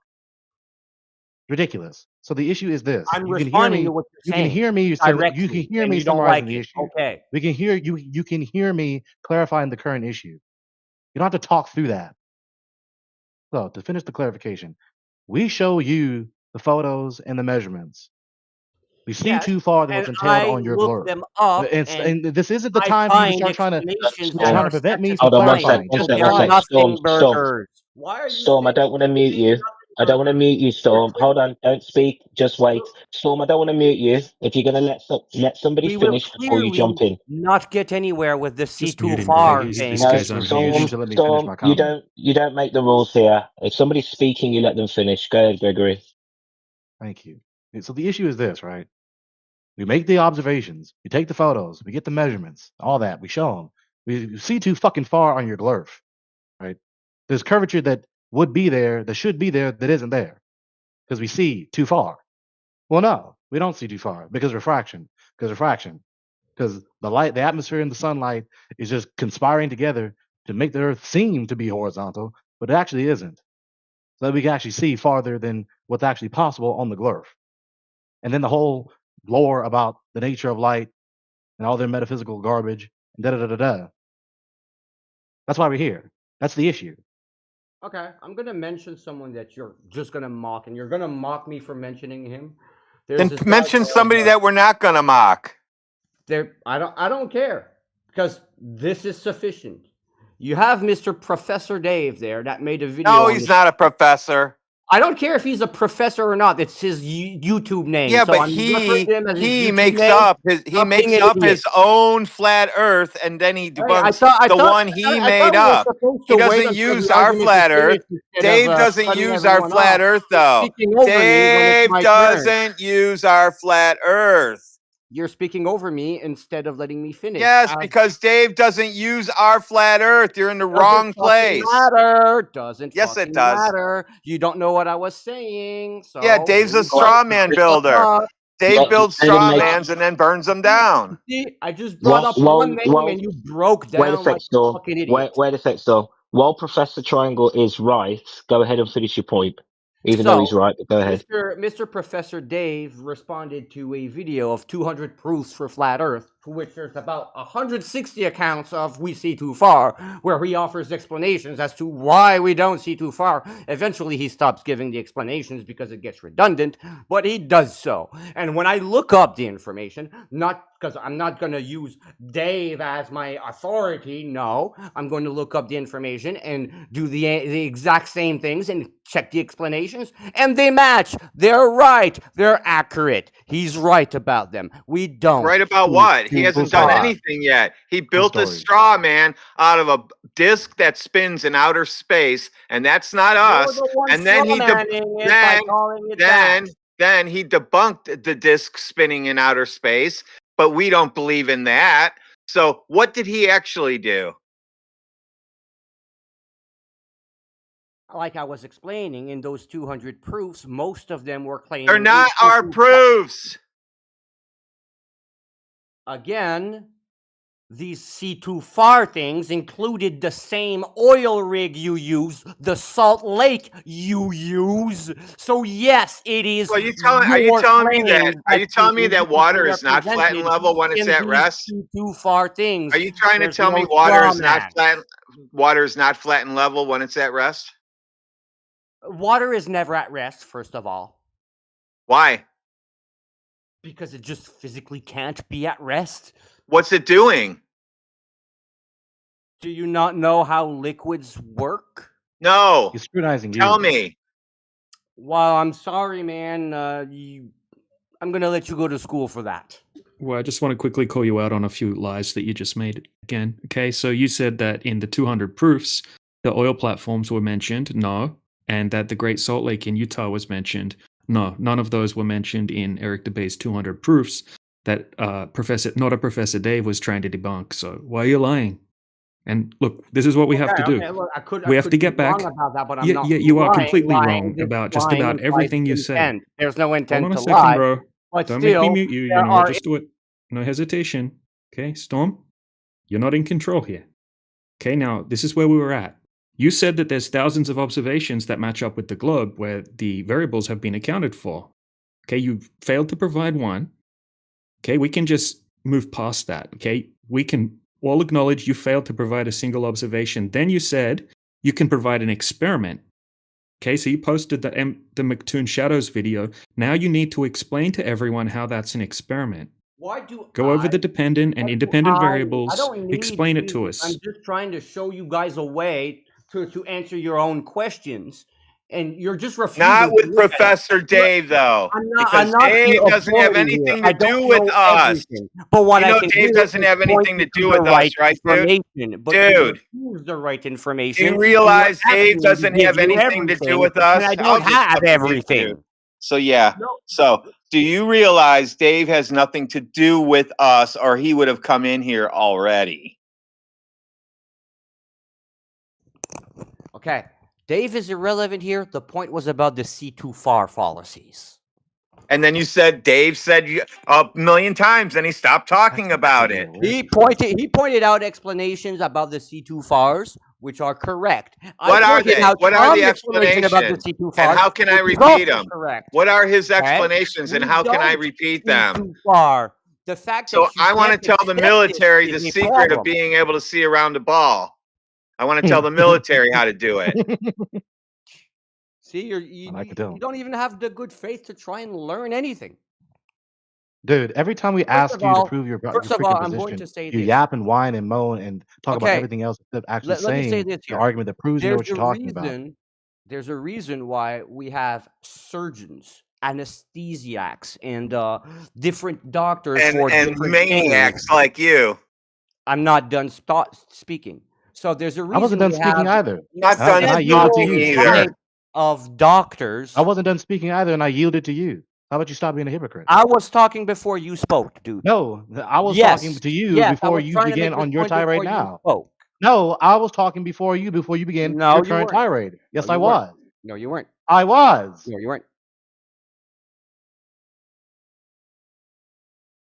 So You what I was talk over me actually all saying the before you time, began so yapping through of me, course you think that you you're the refuse. one that I'm going to initiated keep it to keep talking, and I'm talking going over to keep me. talking No. to you until someone mutes you or mutes me. I Again, was speaking before you. Okay, doesn't 'cause matter. I don't have mute buttons, so I only have these other options available to me. So what you keep doing is every time we press you about one of your beliefs, one of your doctrines, what you keep doing, instead of actually saying or apply that it remotely resembles an argument that actually verifies, that actually Well, hey, proves we're your on Discord proposition. here. We're not in a Here we laboratory. go Of again. course, you Here we go dumbass. again with you talking through someone else because you just think for some reason that you are the one who's standing on top of everyone else, and you're just going to bully everyone else's voice and push everyone else's voice out of the channel because you have something to say. Ridiculous. But it's not going to work with me.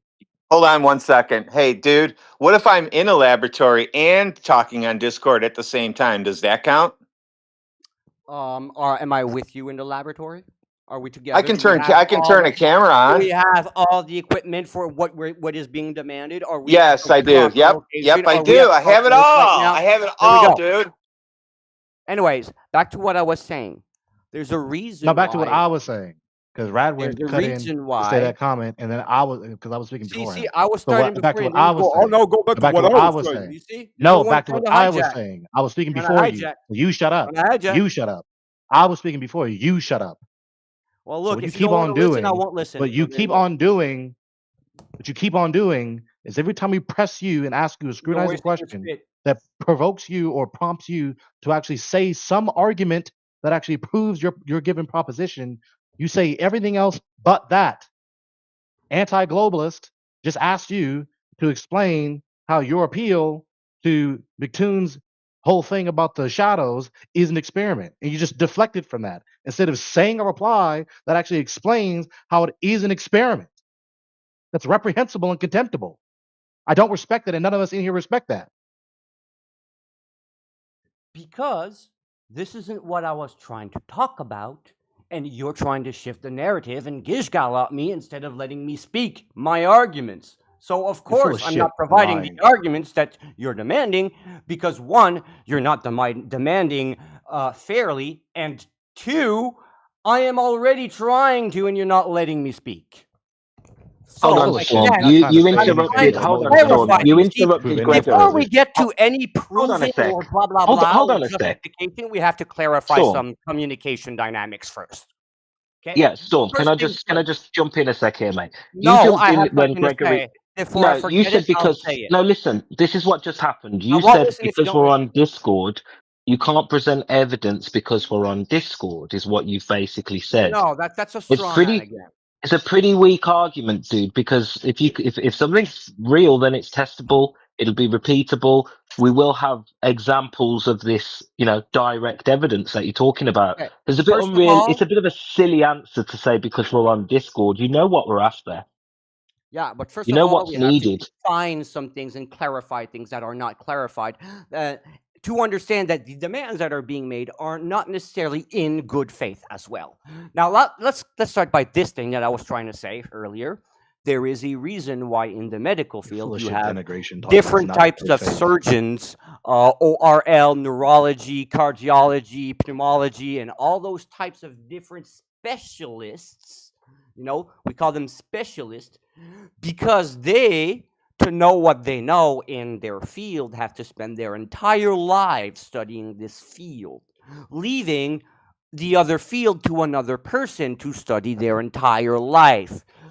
No one doctor knows absolutely everything medical. No doctor knows all of neurology, pneumology, cardiology, vascularity, No and all those doctor is things not what we're together. talking about. Fucking medical doctors in here, you Let me weirdo. fucking finish instead of cutting me off. Thank you. So, that being said, in science, we have the same problem. There are so many fields, it's impossible for one single human to gather all the knowledge Unless you're me. themselves. Unless you're I'm me. not done. I'm not done. So, that being said, there are people who specialize in certain fields, do certain things, and post their results. These results are also public. You guys call this an appeal to authority fallacy because these people have spent their lifetimes doing something that they know how to do empirically man. and better than you, and you man. deny Here their I work am, dude. I'm because back. you Oh, think Yeah. you Are know you better ready? than them. Are you ready? Oh, man. Dude, are you gonna stop acting like this? And when he says Dude. acting like this, what he means is So basically, you're you didn't understand exaggerative, anything I said, right? droning on You didn't absorb anything I said. rhetoric where you just So you talk like had this you on had and on. you had 2 straight minutes to talk, and you didn't give us any proof. You spoke about how we do things. I was So, trying to clarify something, and so I don't want you any guys more didn't listen to that. clarifications from you. I want you to go ahead and start giving us what we asked for.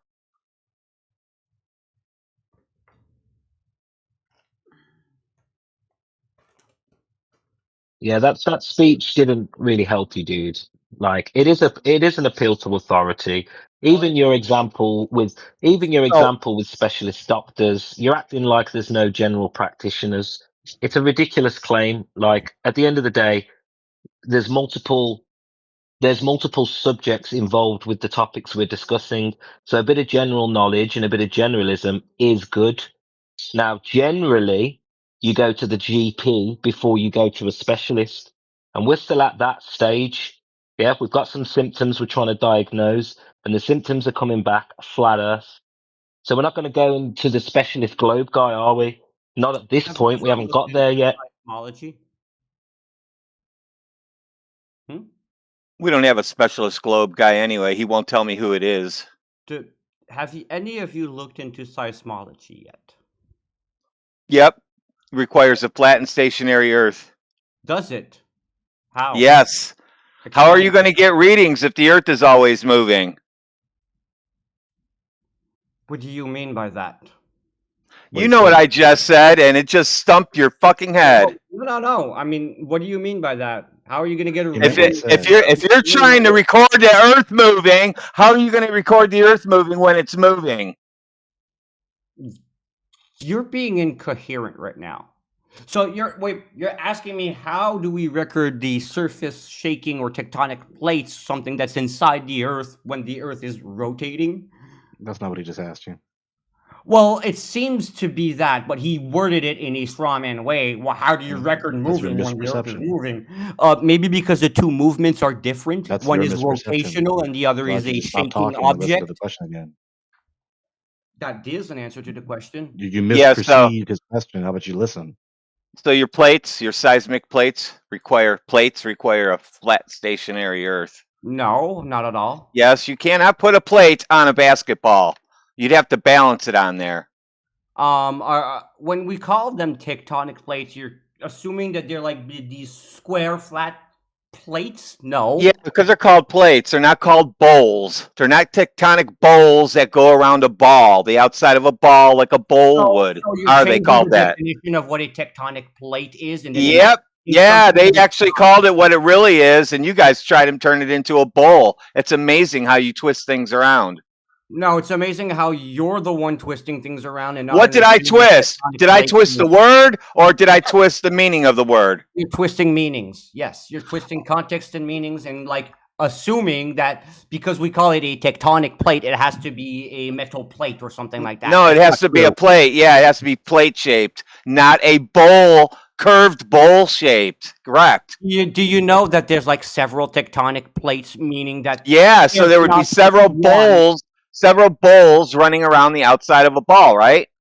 Not flat plates that are just kind of going everywhere. in good faith here? Here, Because you're not being in good faith at all. let's look at what a flat plate would look like on your ball. And then you guys get mad when people are like, "Oh, you guys believe in a flat disc?" And you No, call it's that a because we comment. don't believe in it. Yeah, we don't believe in it. You Yeah, and do. we don't believe in the shit you're saying about balls floating on balls. Here, and I'm going to balls show and you what a balls. plate Yeah. looks like on the surface of a ball. Go ahead. You can see that, and also standing up on its edge. But that's what a plate looks like on a ball. So how do those work on a globe? How do tectonic plates work on a globe?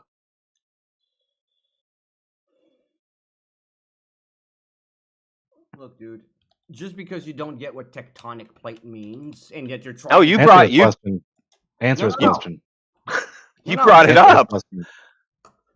Seriously, plate tectonics, okay, are not referring to flat plates. What are they referring to? Bowl-shaped plates? A massive, irregularly shaped slab of solid rock. So a bowl-shaped slab of rock. Where does that say ball shaped? Bowl, like your cereal bowl Bowl. that you just you ate mean- Fruit Loops that you just don't ate Fruit recognize Loops the out of. bowl? Are you Necessarily serious? bowl, Talk more like you. continent shaped, or pretty much more like continent shaped. So shaped like the United States. So the United States or continent. Oh, so like Australia. Everything's shaped like Australia. Continent isn't a shape, dude. Freaking idiot. Not a single not a single mathematician is going to talk about Hey, the shape of hey, this. dude. Do you even know what a triangle is? Do you even know what a triangle is? Okay, I don't know what a triangle is. That's what you want to believe. All right, so I'm going to go ahead and post in the chat and see if you can answer this NASA IQ test question. Which of the figures below are not triangles? D. Is that your final answer? Yep. All right, let's see what the answer is. It's from NASA now. B, the second one, is not a triangle because it has one curved side. D is not closed, so it is also not a triangle. So you got it wrong. Yeah, I don't give 50% on tests. I'm sorry, but see, I can agree with the B here. I have no problem with being wrong about B, but you said which one of these triangles? Which of the figures below? That's Which of not the what- figures? that's what's There's written more there. than one figure. Are Ed. not triangles. More than one figure are Yeah, not but more that's than not one what you figure. said. That's That not is More what he than said. which of the more than one figure below are not more than one figures below? Yeah, But you failed to read the question, I Storm. get Just that accept your that's loss. but that's not what you said. So These we know you don't have a reading comprehension. These That's really are what this is for, semantics dude. that do That's really not what this is matter for. to So I can understand if you can anything. even comprehend when people are talking to you, or even when you're reading. This is a bigger test than me knowing what a triangle is. This No, is this not is about you the being triangles, dude. dishonest This and is not faith and not about the understanding anything and not triangles. getting Do you the, understand it? This is just you being dishonest and of bad faith. I get it. Oh, Every time your okay. errors You are can't be exposed, of you good keep faith. I yapping get and it, man. denigrating us I as being understand. dishonest. Every time. You refuse to actually engage with any basic decency as though you were raised by parents I'm who are not the worth one that's anything. being indecent. Every He's time we having a ask you a clearly simple mocking scrutinizing tone. question about He's your throwing worldview, nothing every burgers time we and ask you a oh, scrutinizing question about just your the other worldview, triangle you was begin there. yapping and It's trying to the verbally wrestle triangle. and I bicker don't with us care, every dude. That time, means acting as though you pushing your voice nothing. through the channel is going to give you the time for you to dominate the VC. This is not your VC. You're not going to dominate it. Just because you keep pushing your voice. Nobody's trying to dominate anything. So then quit talking to people every time they reply to you. What are you talking about, you dumbass? So then quit talking through people every time they reply to you. I'm talking through them when they're lying and being dishonest. Goddamn So ridiculous. we can do that to you then? Now, can I go back to my main argument about? Well, hold on. I just want to know. Can I talk through you when you're lying? Yeah, if I say a lie, sure, but I'm not lying. Okay, because you get ready for the You just- greatest interruption of your life, son. He just halved his airtime. So about seismology, we have locations with seismographs all over the world. Okay? And we have P and S waves. And That has when nothing to there's- do with anything. Nothing to do with the globe. Yes, it does. No, it doesn't. Yes, it does. No, it requires a flat and stationary Earth for that to work. No, it doesn't. Absolutely. No, it doesn't. I don't have any curved surfaces to put my seismographs on, but all the flat, long back tables to that I the- have back to work the very main well. Points. We have seismographs around the world, and when Do you have there's to an earthquake, Do you have to level those? when there's an earthquake, Answer my question. Do you have to level those? maybe I don't know. Well, then stop talking about something you don't know anything about. I know something about it. Just because I don't know one specific doesn't mean I know nothing. So stop. Well, being start dishonest. Googling it, and so you can answer these questions, You're really so you can afraid of learn letting me- something. You're really afraid of letting me say Well, what I you want you to say. yeah, you can't tell me if they have to be level to work. You're really afraid of what I got to say. No, you're afraid of the word level. You're not even letting me finish. Like, you guys complain about Change your me change your interrupting battery. you. Change I your can't smoke even say detector 4 battery. words. Your battery's low. I can't even say 4 words without you interrupting me. Your battery's like low, it when dude. people do it to Not you, huh? mine. You That's don't like someone that, huh? else's. That was 9 words You and just heard nobody you whine interrupted about you. this. Anyways, You just heard you whine about this. seismology. That's funny. So, when an earthquake happens, the first seismograph records that both the P and S waves. Can I lay the seismograph on its side, or do they have to be level? Why are you interrupting me again? Because I'm trying to get this in my head how these work. Then stop interrupting me. Well, you're not telling me the basic part of the instrument you're using in the first place. Do they need to be level, or can I stick them on the side of a building? How do they work? Can I put them on the side of a ball? Can I stick them upside down underneath a roof overhang?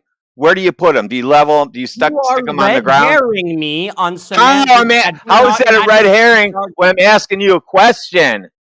No, you are asking me a red herring about something that does not matter to what I am about to say. Yoder. Literally Yoder, what is that a noise? red herring. Yeah, right So, there. What is that noise, Yoder? I'm going to continue That's now. that's a smoke detector battery needs to be changed. Yeah, someone's smoke battery needs to be changed. That's yours. Every time you talk, that goes off. It's in your house. You don't even change your batteries. I doubt that it's mine. I've never heard that yet.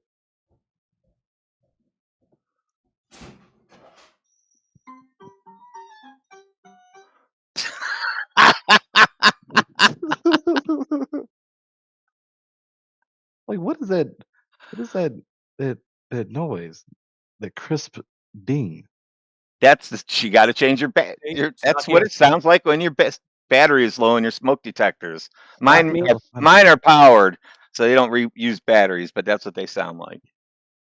Well, I mean, why would I waste the money on that when I could build a bigger house, you know, with all the money I save not having them?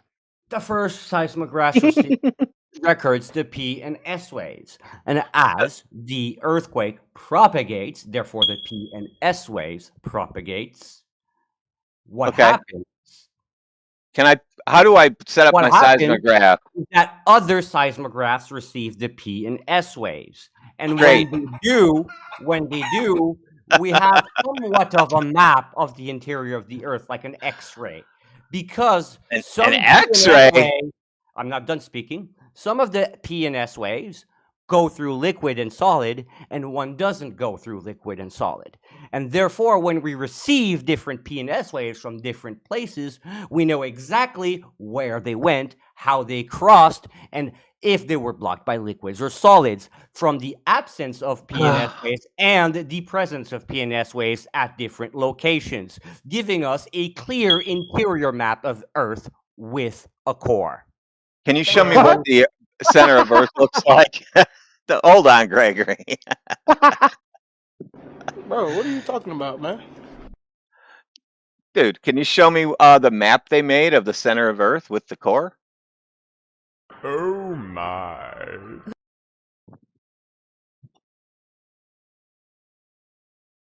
Dear AI, can I get a map of the center of Earth made with seismographs? That is a no ghostwriter.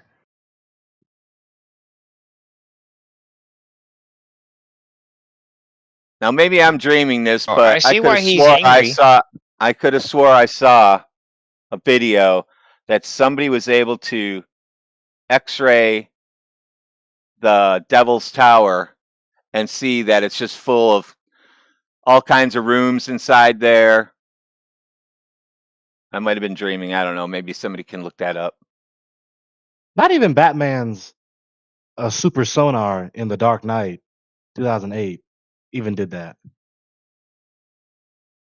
You know what's funny? The new stuff that we have for penetrating rock is it's only good for like maybe 50 feet deep.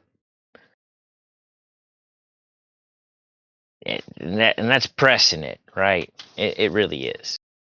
According to their lore, But how far away is the core of the Earth from the surface? Like 4 figures at least. Yeah. How big is it? I think it's like the size of my garage, the core. What size is it supposed to be?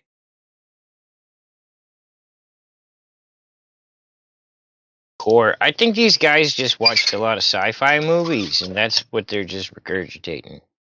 Well, they think that lava shoots out from volcanoes from the core. I think it just shoots. It travels 4,000 miles and then shoots up in the air like a happy birthday. Happy birthday! Wow. Well, All that's your terrible because questions answered in that one link. there's land chemistry that actually tells you how lava's formed, but that's a whole nother thing. That's an area of science that most people don't get into. Storm, how far down in kilometers is Earth's core from the surface?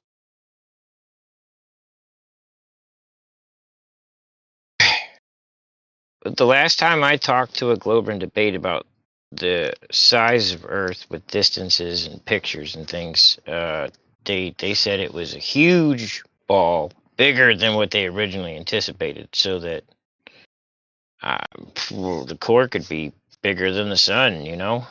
Well, then you can't have a level. You can't have bigger than the sun. you can't have level curving levels, because if it's so big, your gravity would point in all different directions. So it has to be really small, so they all point to the same spot, so you can be precise.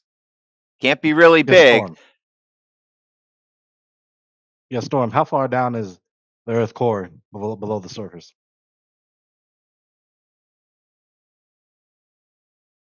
Can you get this point of lore correct about your worldview?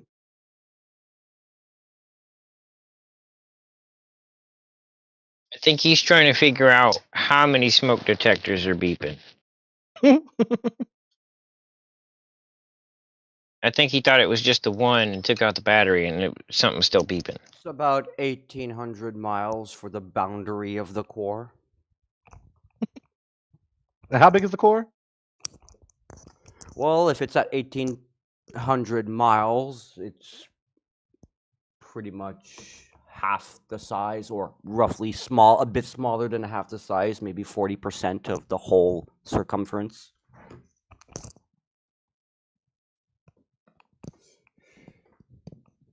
So what's the figure?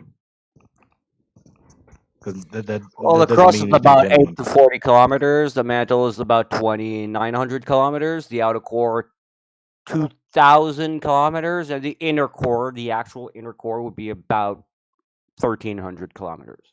Who measured that? Seismology. That's not No. a person, goddammit. Holy shit.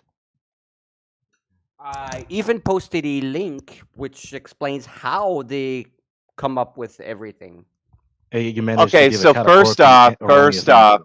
in order for me to read that link, you're going to have to show me that the Earth is actually curving for me to believe your curving ball link.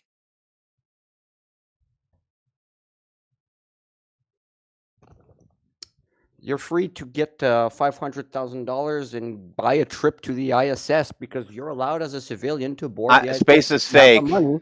Space Go ahead. is fake. You'll see. Space is fake. Okay, well, you You're can not say going that, anywhere. but, You're not I've going learned- anywhere. It's only a $500,000. How come they say it's like $45 million to do it? Hey, Now it's only hey. $500,000.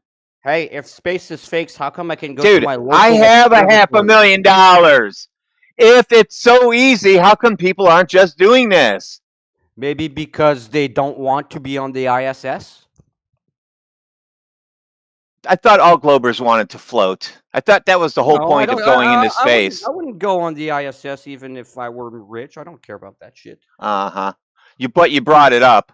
You don't care about it, but you care about other people going You're on the it. one that wants to see the globe and its curvature. You can. No, you should be able to measure it.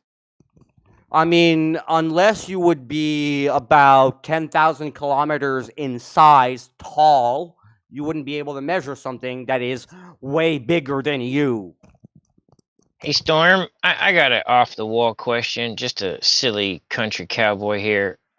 If you don't care, why are you here talking to us and showing us how much you I don't do care care? about going on the ISS. I do care about helping people learn stuff and educate themselves and get rid of their delusions. Okay, well, differential leveling on the Florida coast, right? If you do that along the coastline, you'll have whatever the surface purports to be after, say, 2-3 miles. So you and a couple of buddies and a case of beer and auto level, and you should be able to find the curve in a weekend. And we can. Nobody's done it yet. That's why this room is still Nobody's here. done it yet? Oh. That's why I'm not a yeah, we've never Glober. seen ships disappear from No, that's not a measurement. Oh, measurements. seems a Oh, strong yeah. argument. I forgot to tell you, like I just said, at the size of Earth, you won't measure it. You're too small. So it's not So that you a don't globe know. then, because we don't know because we're too small. So it's actually flat. Well, we don't know. You can't measure it directly because you're too small to measure it So directly. then you don't know. But you can have indirect observations that still empirically prove that No, you're curving. no, Sorry, but no, you measuring can't. something No, directly I can isn't show you a the only way hologram of. figuring I something can out. show you a hologram of Tupac singing. Does that mean he's real? That's indirect evidence. I mean, differential leveling solves this because if you can't measure it, then you can't tell me that there's a measure of it. And then now you have to take me to like outer space that you say is can real that you don't want to go indirectly to measure for it me to by look at the many thing that you ways, hold on, bro, but bro, you bro, guys bro. don't Why are like you talking indirect through measurements, me? so you Oh just my lie and God. say the indirect Thorn, shut up. measurements don't matter. I Thorn, shut want up. direct measurements. I'm Thorn, not shut up. lying, so why are you talking through me, bro? Right? You talk through liars, but you don't just talk through people that are actually trying to have a conversation with you. So why are you talking through me? Because you said something empirically wrong. I didn't, but I didn't lie. Okay, maybe I'm not postulating. because I'm lie doesn't postulating show an interesting intentionality, but idea, you said and something empirically you're wrong. Storm, you're shut only up. talking through me to not get it on the live stream so that other people can't learn. That's the problem. No. Yes, or you'd have some manners and you'd wait your turn like everyone else did. Bro, I've been quiet for a Which I long time do, and listening then to you I get cut monologue. off, and then I just continue speaking until I'm done, and then you complain. I just once complained because you, for the 5th time, have interrupted me while I've tried to talk to you. Am I interrupting you now? What now that Don't the start point again. is gone? What's the point of interrupting, right? Nobody can learn now. The point of interrupting is if you say something demonstrably false and you're going to go continue on a tangent based on that false premise, it's best to stop you at your false premise before you say a bunch of other nonsense based on the false premise. No. Remember that shit when we See, do that you're to in a you. debate. You're in a debate. We're not in your I house. wouldn't call this a formal debate. You want a formal debate You then? don't get to whack me on the nose here. Would you like a formal debate? Not with a person like you. You're too don't- dishonest. Well, Hey, you if can't were debate smart, you'd watch Gregory. the You debate. can't debate Gregory. You should have debated me. I You won't be able to probably debate would Gregory prefer- I would because probably you prefer won't be a able to person debate formal Gregory. debate. He'll piss you off because he'll win so fast. You'll start screaming at everybody.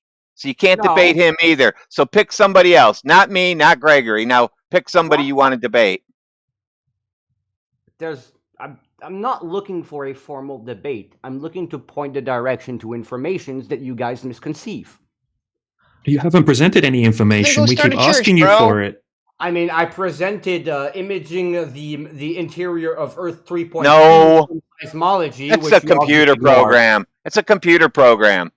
No, it's not a computer program. You just Who ignored did it? all, and then Who you wrote make it all? no Who drew it so then? you're wrong. Who drew the map of the center of the Earth?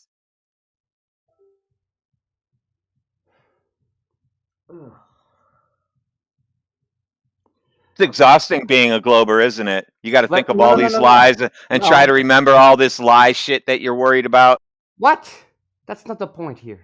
Yeah, the point is you got to try to remember all of their lies and get it all together to repeat it back to us. Remember or anything.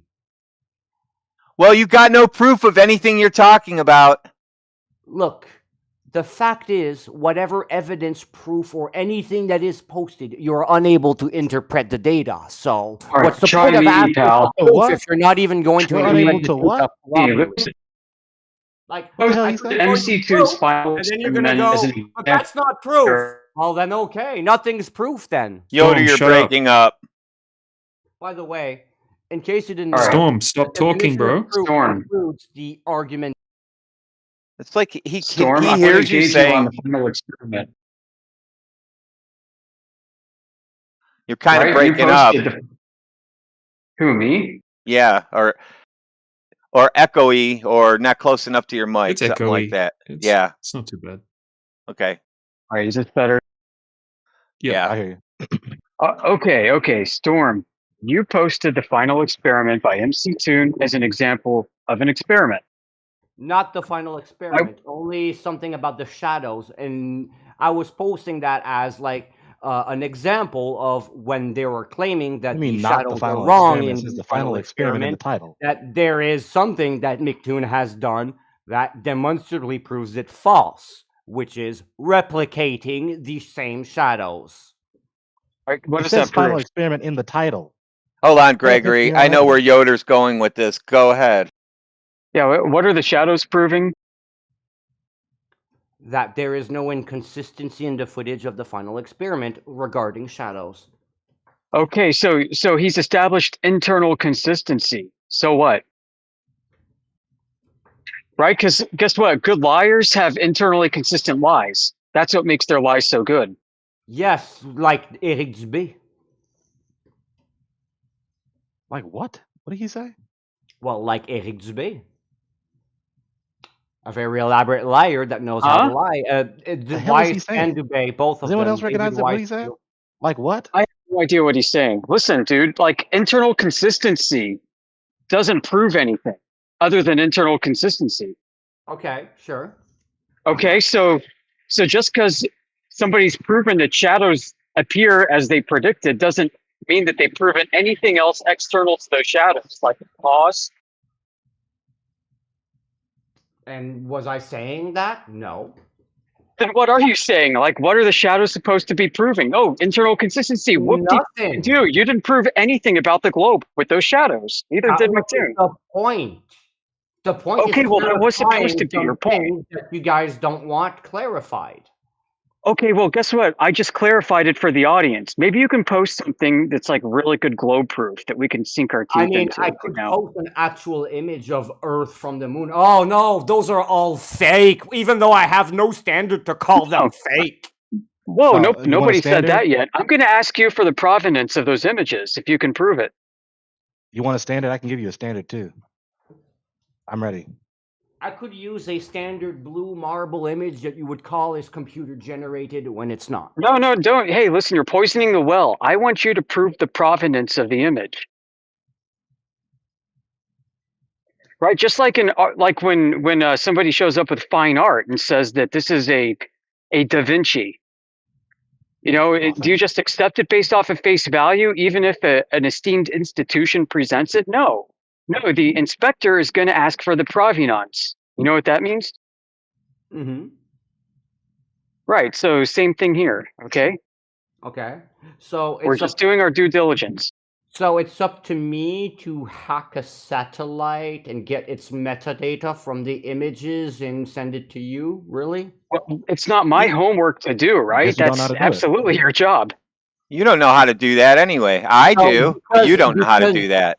Because you can't accept that a picture in metadata is clean. It's not.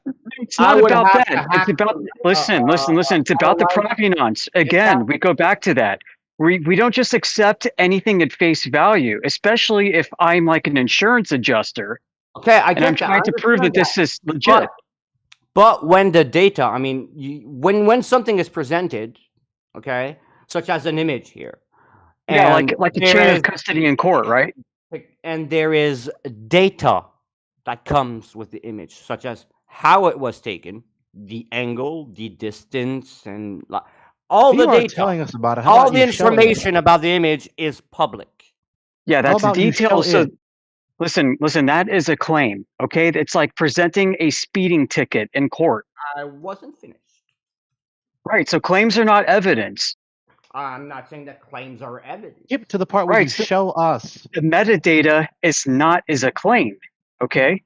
Okay. You need to establish the provenance, the chain of custody.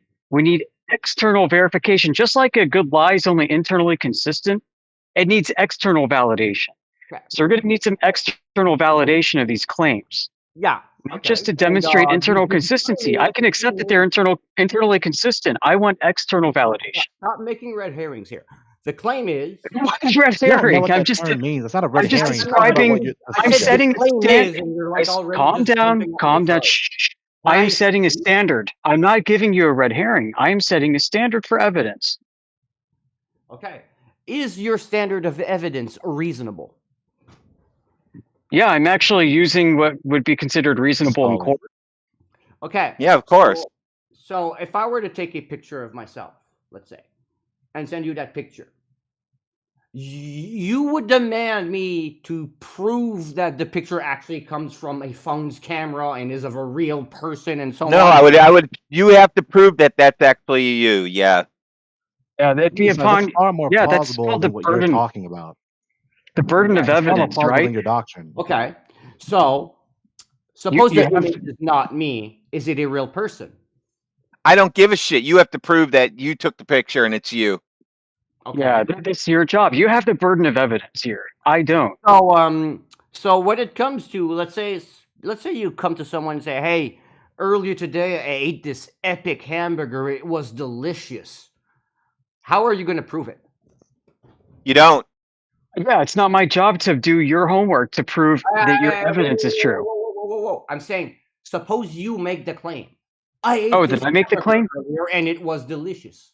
Well, then I would have made the claim after videoing it and sitting next to somebody who said, "I agree, this is the best hamburger ever," and then I'll show it to you, and then give you the address and give you the coupon the manager gave me to send you there to have one, and then when you go there and have one, you're going to tell me, "Yep, you're right," and that's how we prove it. And if you can't prove it, guess what? You probably shouldn't be submitting this as evidence if you're incapable of demonstrating anything as evidence. I'm trying to make you understand the perspective, but like You guys are too busy trying to discredit, dismantle, deny. I'm not. I'm asking for evidence, and nobody's presented anything so far of anything. Well, we Okay, have to so clarify the evidence first because, like, you're asking for evidence, but like, I've clarified the standards. Okay, so I've yeah, clarified the but you're standards. saying the It's your standards job are to they go get truly that evidence. reasonable, and I'm trying to clarify that to you there, and you're Okay, not good. letting me. You're not letting me I'm letting establish you. anything. You're just gish galloping and everything. No, Yeah, I'm ready for so your another evidence fact of the now. matter, and then I'm going to hand it back to Yoda, right? Your So, doctrine is so so first things laughably first, I want to implausible clarify things in here. contrast to taking a Okay. photo of a hamburger or taking a photo of anything that's actually routinely a part of human experience. Your notion is that humans are going 6 figures in distance in any unit of measurement away from the earth into the black void, turning around, taking photos and doing all sorts of other dumb shit in the black void and then coming back. That's tremendously implausible. So yeah, we're going to be far more doubtful and skeptical of that shit than what's actually a part of regular human experience. Gregory, you're right that that's completely implausible. You know why? Because that is a straw man of the actual facts presented about the global model. Okay, So go when ahead and you say present it like those. that and frame it in a straw man that nobody believes in. All right, Okay, I've so muted let you, me Storm, so clarify. that I can You get just said something out. Hold on, Gregory. It's time for him to provide evidence. I'm tired of this meta narrative right now. Okay, so Storm, you're not going to provide evidence. You're going to provide substantiation for your evidence, some justification. Okay, I'm But going to we have unmute you. a terrible misconception according to him. Because according to him, we got a flagrant straw man. Because I just said, well, we all know what his worldview Yeah, is. Gregory, Like, Let's let it play out. Yeah, we want him to just submit his evidence. You know, we got to just hold him to it But because wait, he'll use I'm any saying this for a little reason. anything else he'll use to wiggle out of it. Right. So No, it's not let's just wiggling hold him out. to it. Listen. I just said what his worldview is that we want evidence for. And then he just told us we're committing a straw man. That's what he just did. So now we have to clarify what his position actually is. Because I just said to him, what did I just say to him? I just said to him, you believe humans hopped up on a ship, went 6 figures in kilometers or miles away from the Earth, right?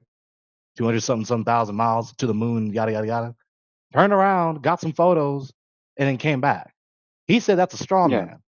But we all know that's his worldview. So what actually is your worldview, Let's let him present that and defend it, Gregory. Right?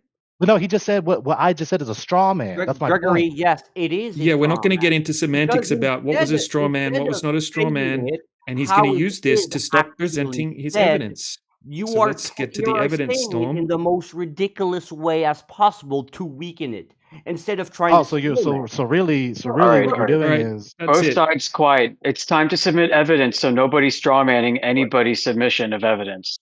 Gregory, basically. When it comes to your straw man, when you're saying, No. "Oh, the Earth is No. Gregory's on mute. You're on mute because you guys want to go back and forth about what was a straw man, what was not a straw man, what's your worldview, blah, blah, blah. Okay, we're going to get to the evidence now. Okay, Yoda, can you like press him on that evidence? Yeah, please present your evidence. I want to see your evidence along with justification. Evidence of what? That the Earth is a globe with no standards Yeah. of evidence and no clarification of what evidence is or means. And by the way, I'm not going to strawman what you're supposed to be providing. You well, claim to have then it. stop asking for semantics. Like, if you want evidence, I can post a picture, but you're not going to accept the picture. So stop asking for evidence when you clearly will deny the evidence. Wait, is all you have a picture though? No, it's not all we have. The example is that every single piece of evidence we have, you will just simply deny blindly. You're poisoning the well. Can you stop poisoning the well? About it. So the All evidence right, you're poisoning the is well. already Listen, presented. no, nobody's presented anything yet. You're going to present your evidence, and we're going to talk about it. And if you do anything but present evidence, you're gone. Okay? There's no presenting evidence when there's no Okay, standards. so or you're criteria. choosing to I booted him. Yeah, okay. That's it. Yeah. Yeah, it was even worse than poisoning the well, because poisoning the well is when someone's talking to say a proof for their position, and then the opponent is criticizing them before they even say their defense for themselves. That's not what we're doing. We're just pressing him to show his defense for his position, and he's just deflecting He's from back. his burden of proof, and now he's here again. No, you're the one Yep. deflecting. So you're here to present some evidence, okay? No, I'm not here to present some evidence. I'm here to provide argumentation. Without any evidence. No, I told You don't have that any you are here to argument. You're here to present evidence. You're going to present evidence.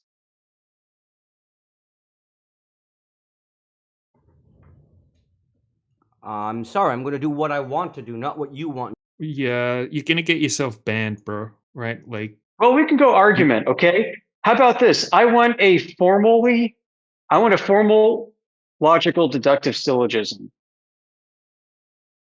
Okay? Can you put one together in order to logically prove that Earth is a globe? I'm going to unmute you, and you're going to try to cobble one together, okay? Watch this.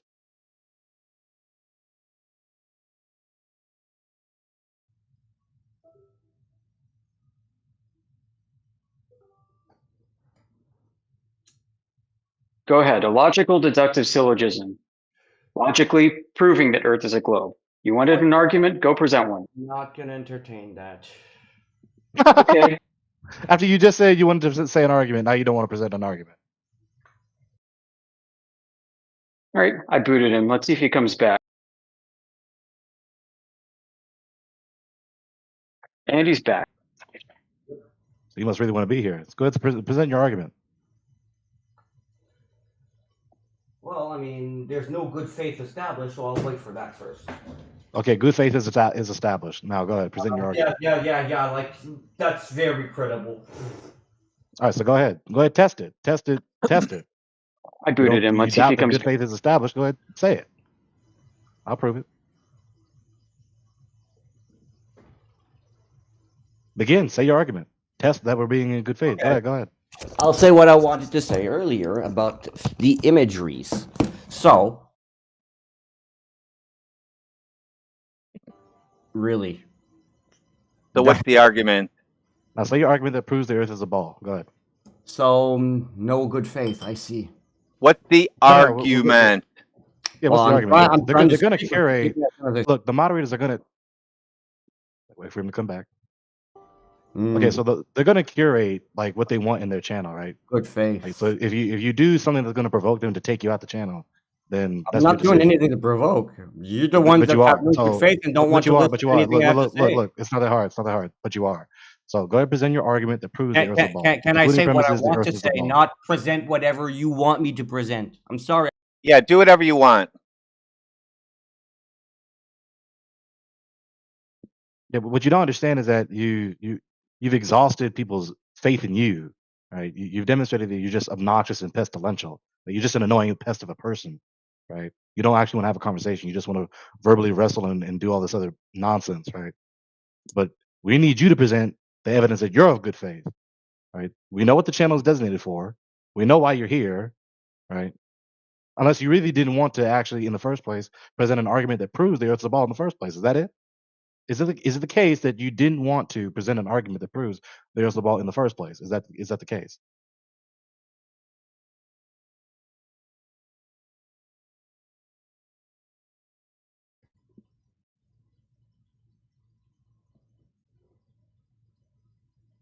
So is that the case, Storm?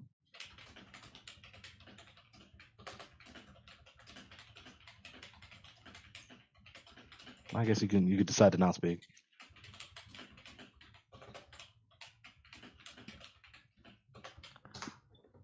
Wow, writing paragraph. You're unmuted, by the way, Storm. Yeah, so you can answer my question. Your bad faith question? Bad faith? I'm asking you, did you want to present an argument that proves the proposition the Earth is a ball, a spheroidal Earth, in the first place or not? Say that you've been preventing me from saying. How about we? You said you wanted to talk about images, and then you started talking about how you're back and how everything else, except for what you said you're going to present an argument for. I'm patiently sitting here waiting, even through all your boots and everything. Go. Yeah. Okay. So Storm, back can we to how this in the first place? So there is a specific blue marble image that has been called a composite image, to which multiple flat earthers, due to it being called a composite image, claim is a false or computer generated image. So I posted the file for you. If you want to take it, you can bring it into Blender and do it yourself. There it is. You can get that at NASA. That's how they do it. Yeah, so Yoder's tired of him, understandably. Okay, I get it. I got to get going. Okay, so moving on from him, I guess. So who in here actually wants to educate, right? The Glober that wants to educate someone in here, right?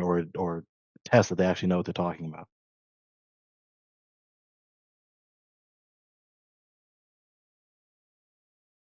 Like we're looking for people who's gonna like have a conversation and or debate and actually subject their worldview to scrutiny, right? Not just presume they're just gonna lecture us.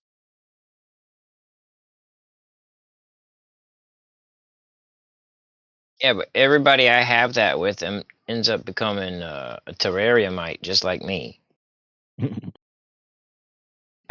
no such thing as a Glober out in public.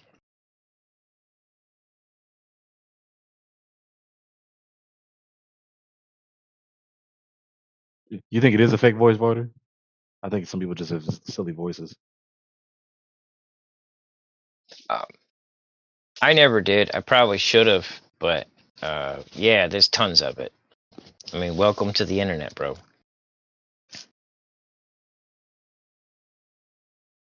You're talking like ICQ and Yahoo before MSN Talking nasally Messenger was. over enunciating on purpose. Purposely mispronounced words. That's totally plausible. I wonder if that is true.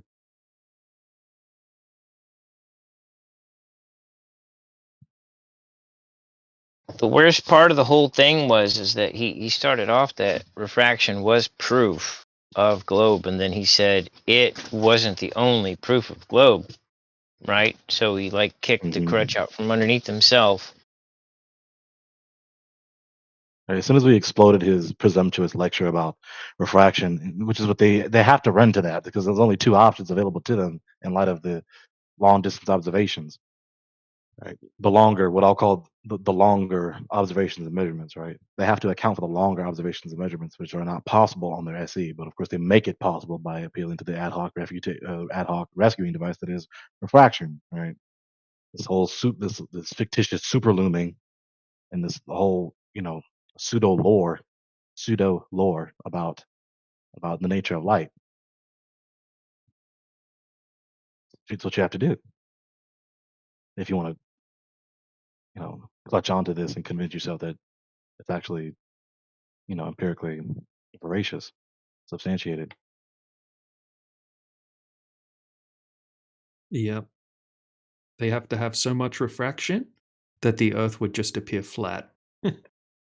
That's the crazy part. Now, how long?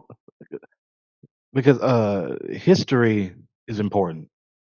Now, how long have they been saying that argument?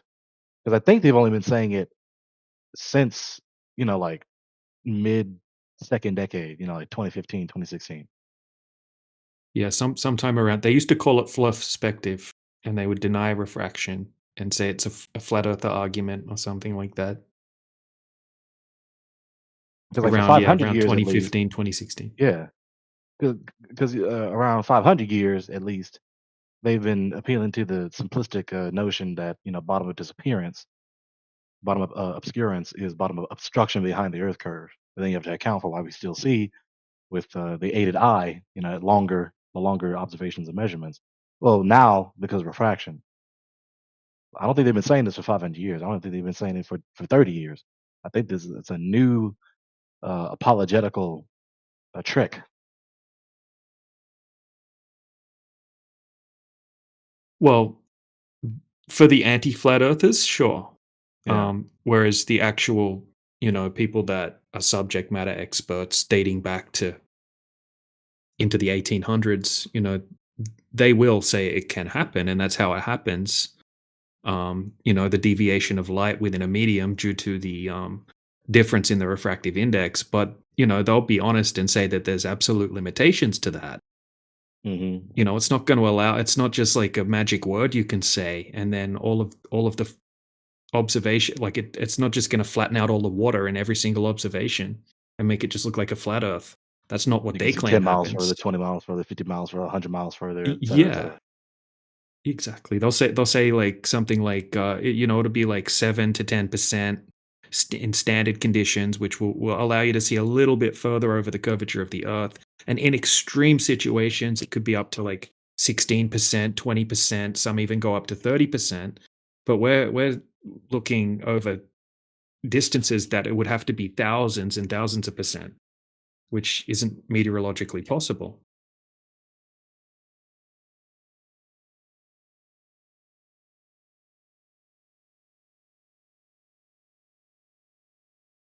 And then, of course, demonstration. You can assert all these notions all the live long day, but then you press them to give the demonstration, and the demonstrations fail on every point of analogy, every significant point of analogy. Like the demonstration on a microscopic scale or a smaller scale is supposed to be demonstrative of the points that are in contention, right?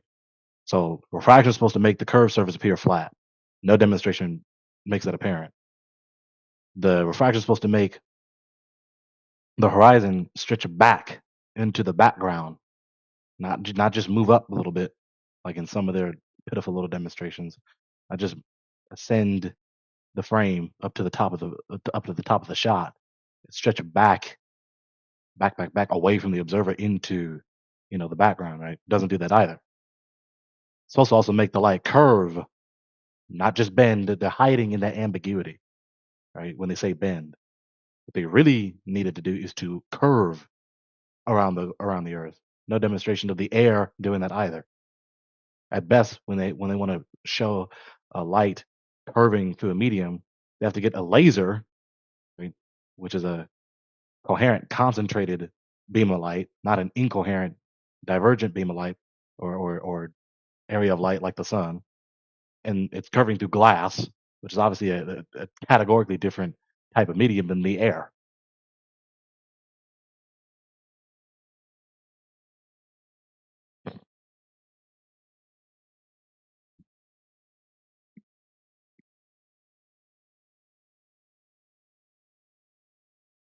Those are the main 3 points of analogy that they have to demonstrate on any scale. All right, but they fail to do it every time. They have no proof, no demonstration that refraction does what they needed to do to rescue their glare from the longer distance observations and measurements. I That's the found end. my best argument is asking them for the point of incident, and they lose their minds. It's actually kind of entertaining because they say it's refracting. Okay, cool. Now, where's the point of incident? Well, you're just making words up. No, you're telling me it's doing something. I need to know where at it's doing the thing. Right. Simple. The point of the incident. Right. I'm just a country boy, bro. You tell me the cow stuck in the fence. Which part, man? Where at? The middle, east the field, the end. west field, the north field. Exactly. Like in the middle, at the quarterway, near the northwest corner. Like Near I the need river, data. near the big boulder. Right. Yeah. They just don't get it.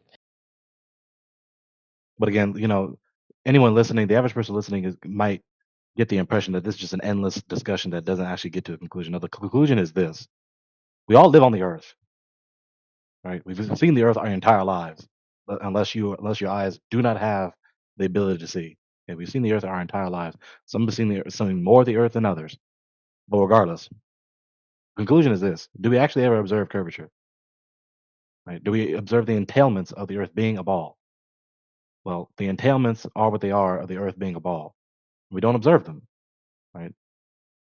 We observe farther than what's possible on their ball, which proves that the horizon is not the horizon of their ball, which is why I call it the SEH, spheroidal Earth horizon. Their term is geometric horizon, which is again not very precise analytically, but it's more precise because it's the horizon that they need it to be, or that it's entailed by their specific doctrine about the Earth. So their SE entails the SEH. The spheroidal Earth entails the spheroidal Earth horizon. They need that line, that is the water or whatever, what have you, easily the water for people to understand. They need that water line to be that line that is the surface of the Earth wrapped around, right? The surface of the water, the oceans wrapped around the lopsided rock that allegedly is wrapped around, and it allegedly is flying around through the cosmic void, right? We all understand that.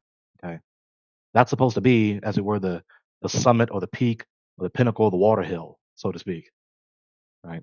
The oceans are wrapped around the ball. They need that line to be that cutoff point, right, of the water hill. That's what they need. But we see further than what's possible with those entailments. So obviously, the horizon is not that physical, external, geometric feature of this water wrapping around this rock that falsifies what their SE entails the horizon to be. And so propositions that imply false implications are false. If you falsify the entailments of a given proposition, that falsifies the given proposition. So if you falsify the SEH, the spheroidal horizon, which is an entailment of the SE, then you falsify the SE. That's the conclusion.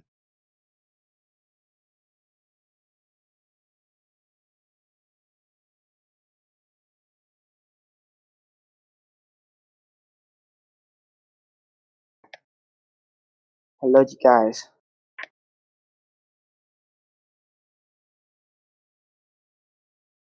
Earth is completely sphere, bro. It's not flat, it's sphere. Fucking eat it. Okay. So you believe the Earth's a ball. We're gonna see how you Do you reply. have any proof that the Earth might, is flat? but hang on. So you believe the Earth's a ball. Okay. Do you have? Because we're gonna cut to the chase. Right. See what you understand. If you don't understand this, then we might have to teach you some things. So you believe the Earth's a ball. Okay. So do you have the measurement to the geometric horizon? The measurement of the distance to the geometric horizon. Can you present that to us?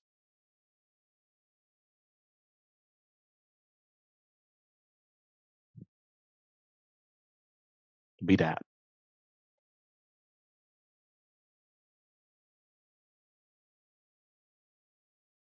What? Repeat again. Do you have demonstration of the distance to the geometric horizon from any point being measured? If you do, show it to us. Okay, that's your answer.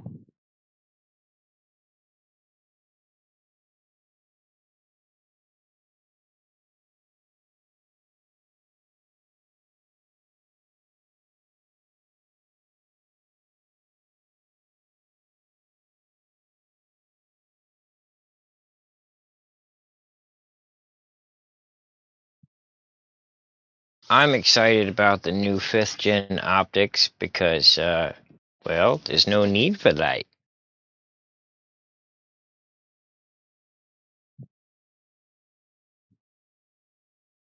Is anti-globalist talking? Is DJ talking to Parixit or Parixit?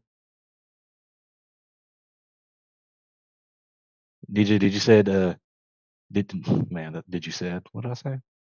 Did you say getting VC puss to Parixit, DJ? Oh yeah, just whichever glow. I thought someone was talking crap about us, about echo chamber or something, but turns out he was talking about some Hindu argument in some other channel. So ignore that.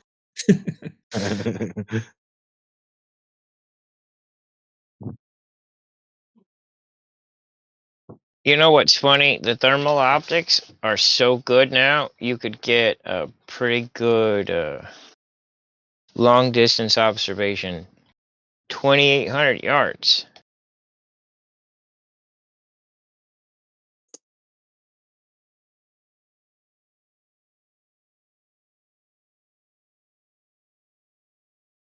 I'm liking that. I'm really liking that. This dude is haunting me. My DMs, freaking storm, asinine. clutter of symbols in his account name. Spot. Welcome to the fan club, I guess. I don't know. We all get them.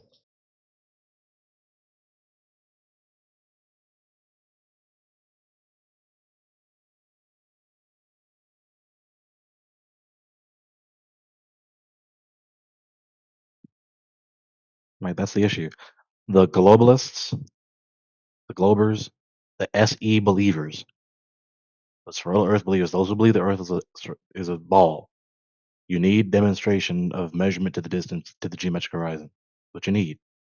That's the symmetry breaker. You need exclusive proof. You need evidence that is exclusively indicative of the Earth being a ball. But Gregory, I never got to dive into my stuff with any of the Globers. I could actually beat them at their own game, but they're not going to like it. Of course they won't.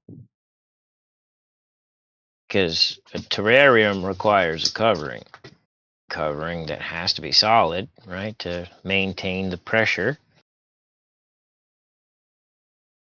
Well, what if just one side of what we have is just the whole of another side of something we don't know about yet? Just part.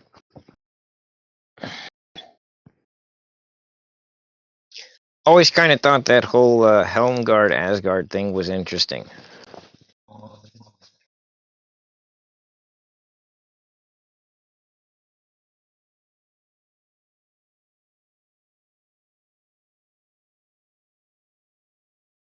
FE simply requires the absence of curvature. SE requires the presence of curvature. They require direct, exclusive proof, something that is exclusively indicative of the Earth being a ball. So once they get the direct demonstration of the distance to the geometric horizon, so-called, according to their clerics, then they'll actually have a case. Then they actually have legs to stand on. Because without that, all they have is weak induction and or from the consequent that just reinterprets all the phenomena, but is not exclusively indicative of their clerk.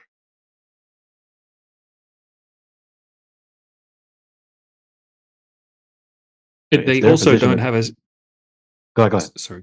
Well, I was just going to say what the crazy thing is with all of their refraction claims. You would think that they would have one observation throughout all of history where one person's gone out and perfectly accounted for the so-called refraction that they're claiming, and that it matches up with the globe. They don't have that. They don't have a single account of that throughout all of history. Not one person. One. Not one. The earth is flat because if we had any middle-aged pastors here, he would say so. What? Yeah, so you're mocking the FE premise as though it's some sort of medieval nonsense that we've been graduated beyond, of course, according to your worldview. So let's cut to the chase. Do you have demonstration of the geometric horizon? Right? Do you have direct measurement of the distance to the geometric horizon?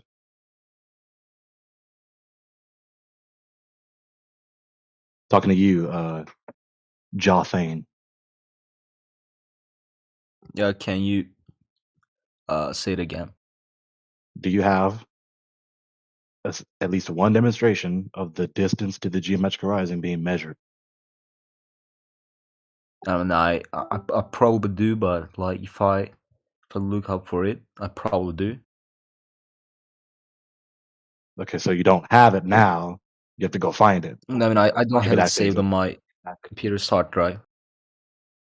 Yeah, okay. So you don't have it now. You have to go find it. I don't have it printed on some Open A4 it. paper either. Okay, yeah, I got it. Okay, so you don't have it now. You have to try to go find it if it exists. Okay. Explain what happens in it.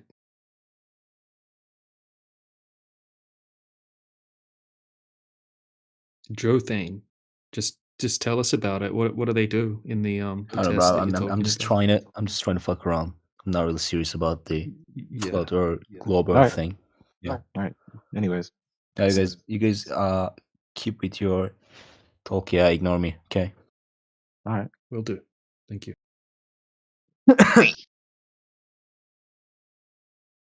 So yeah, Indio just made an observation that like completely destroys any of their refraction claims. I don't know if you guys have seen it, but it's a pretty good one. Show us. Yeah, I'll just I'll pop it in the side chat in screenshots. 1 second. So he used he went to the ocean and he waited for a day where he knew the water temperature and the air temperature were going to be exactly the same.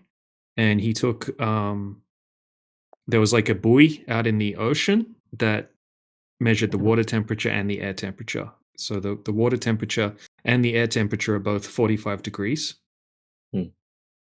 1 second, right? So they say what causes their refraction is a change in the vertical temperature gradient, which is going to change the refractive index, and then the light's going to deviate towards the more dense portion of the refractive index. So it's not possible for that to happen if you have if you don't have the conditions that would cause that change in temperature that's going to cause the light to deviate. So he's negated that, and then he's also used an infrared camera which cuts through refraction.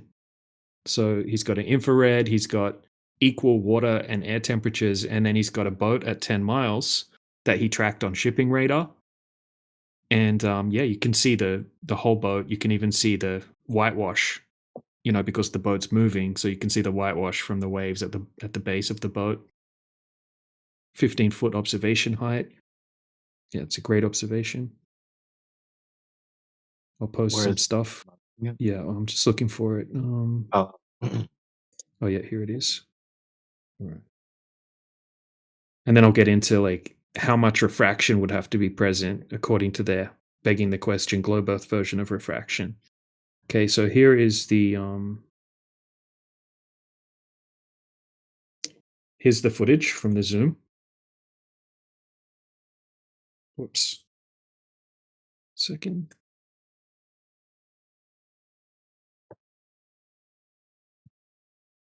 Oh crap, hold on a second.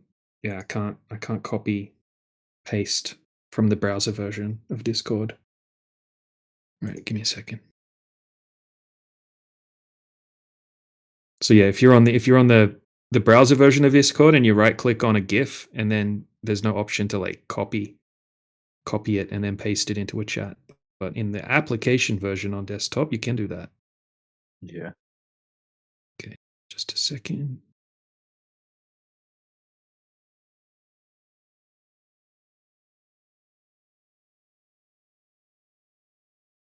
All right.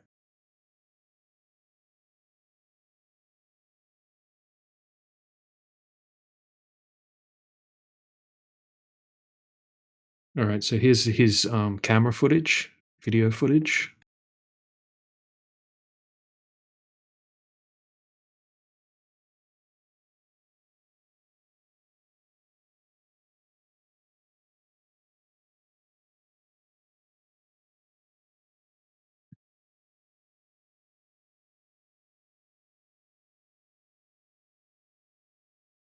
Here's the ship tracking screenshot from the radar. Scarlet Isabella is the name of the ship that we can see there.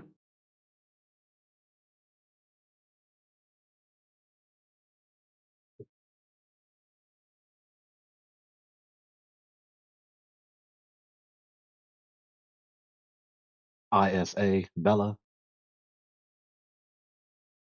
Uh-huh. And yeah, that's that red circle. That's where the horizon should be.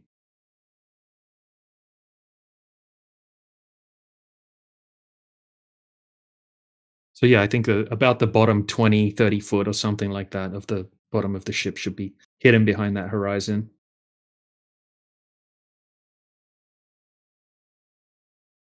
But if you put this observation into Walter Bisland's advanced Earth curvature calculator that has the begging the question refraction slider, you have to slide the refraction slider almost up to full, right? So you would have to have a refraction coefficient of 0.84 which is like a K factor of 5.5, which means that the radius of the globe would be something like 20,000 miles for this to work on a globe. So it's kind of ridiculous, that whole begging the question refraction slider, which basically all it does is it just increases the radius of the globe to allow the observation to work. Increasing the So you have radius to of the slide it up to a 20,000 mile radius globe for this observation to work on a globe. even in his even in his own little simulator system, to adjust the refraction is is going to change the radius of the freaking Earth, which is what their pattern of argumentation would entail without their ad hoc appeal to refraction.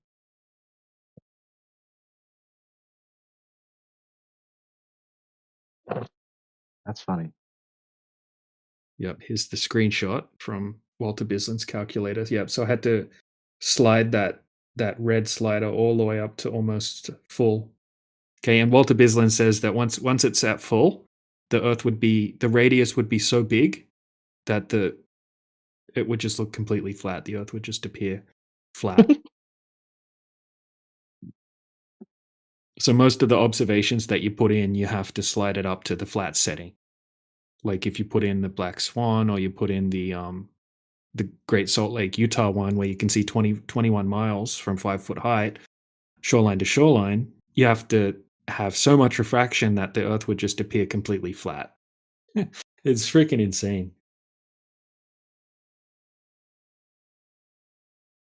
And that's what it comes down to. With FE, all you have to do is account for the shorter observations. There is refraction. Refraction actually accounts for that on the horizontal surface of the Earth, on a FE. There's sinking. And all the other factors of invisibility. Because both positions have to account for the two categories of observations, the longer and the shorter. So like I just said, with the FE, you just have to, the more difficult issue is accounting for the shorter observations and measurements. Just sinking, just refraction, and and the other factors upon visibility, right? That's actually plausible. It's actually far more plausible just on that level, let alone what we actually demonstrate. The greater issue is for the SE. It's easy to account for the shorter observations and measurements on the SE. They cannot account for the longer observations and measurements for the SE. Right? The fact that the horizon moves here, there, and everywhere based on various atmospheric conditions, you only have two options. Either the horizon that is allegedly the SEH, right, the edge of the ball, is radically increasing and decreasing its size. But that's asinine. They all know that. They don't welcome that entailment, so they don't go that route in their logic train, in their logic line. So then it's illusory. It's illusory because refraction. But again, refraction, they have no demonstration that what is rightfully mocked as superlooming actually occurs, while their demonstrations on any scale fail on all three major points of analogy. Exactly. Great point. Yep, they can't replicate it on a smaller scale. But we can absolutely replicate what we're claiming, or what even the mainstream claims is sinking. There's a channel called Skyfree, and they replicate that hundreds of times on a small scale flat surface. All they're doing is adjusting the temperature into the condition that would cause a bit of sinking to happen. And all of a sudden, you see things start to disappear behind a horizon over a flat surface. Something that is completely in sight, all of a sudden, looks like it's dipping behind the horizon. Even though the line of sight is geometrically unobstructed, it looks like it's sinking. Yep. So we can account for both types of observations and measurements, the longer and shorter. The SE cannot. They can account for the shorter. They cannot account for the longer. They'd have to result to asinine rhetoric, abusing refraction, the type of refractive phenomenon that is rightfully mocked to be superlooming, no demonstration of it, and wandering into all sorts of stupid rhetoric where you can see the back of your head, Rufus. if the atmospheric conditions and all these things are just right. You can see the back of your head facing forward, facing whatever direction you're facing. It's ridiculous. No matter how far away we observe, it will never falsify the SE with the SE devotees, the devotees to SE. That exposes that they're not actually trying to scrutinize their worldview. They just emotionally clutch to it. This is a good challenge, actually, for the globe earthers. Set up a small scale reenactment of what we're seeing with the oil platforms, for example. Like, get a slightly curved surface and then put an object beyond the curvature. So, say half of the mock up oil rig, whatever you want to put there, right? Just use a toy boat or something. Make it so half of it's hidden from the observer behind the physical geometric horizon that you've set up. Okay, use a bit of perspex board or something like that. Make it slightly curved. Put something beyond the curvature so it's hidden behind the curvature, and then do whatever you want with the weather conditions, right? With the temperature, the humidity, the pressure. Do whatever you want and try to make it completely flatten out, and then have that geometric horizon appear behind the object. Now, all of a sudden, you can see the object that was physically hidden behind the physical geometric horizon. Okay, make it look completely flat, and then have that horizon that was blocking the bottom half of the object appear behind the object. Good luck with that. It's impossible. It's even stupid to suggest such a thing would be possible.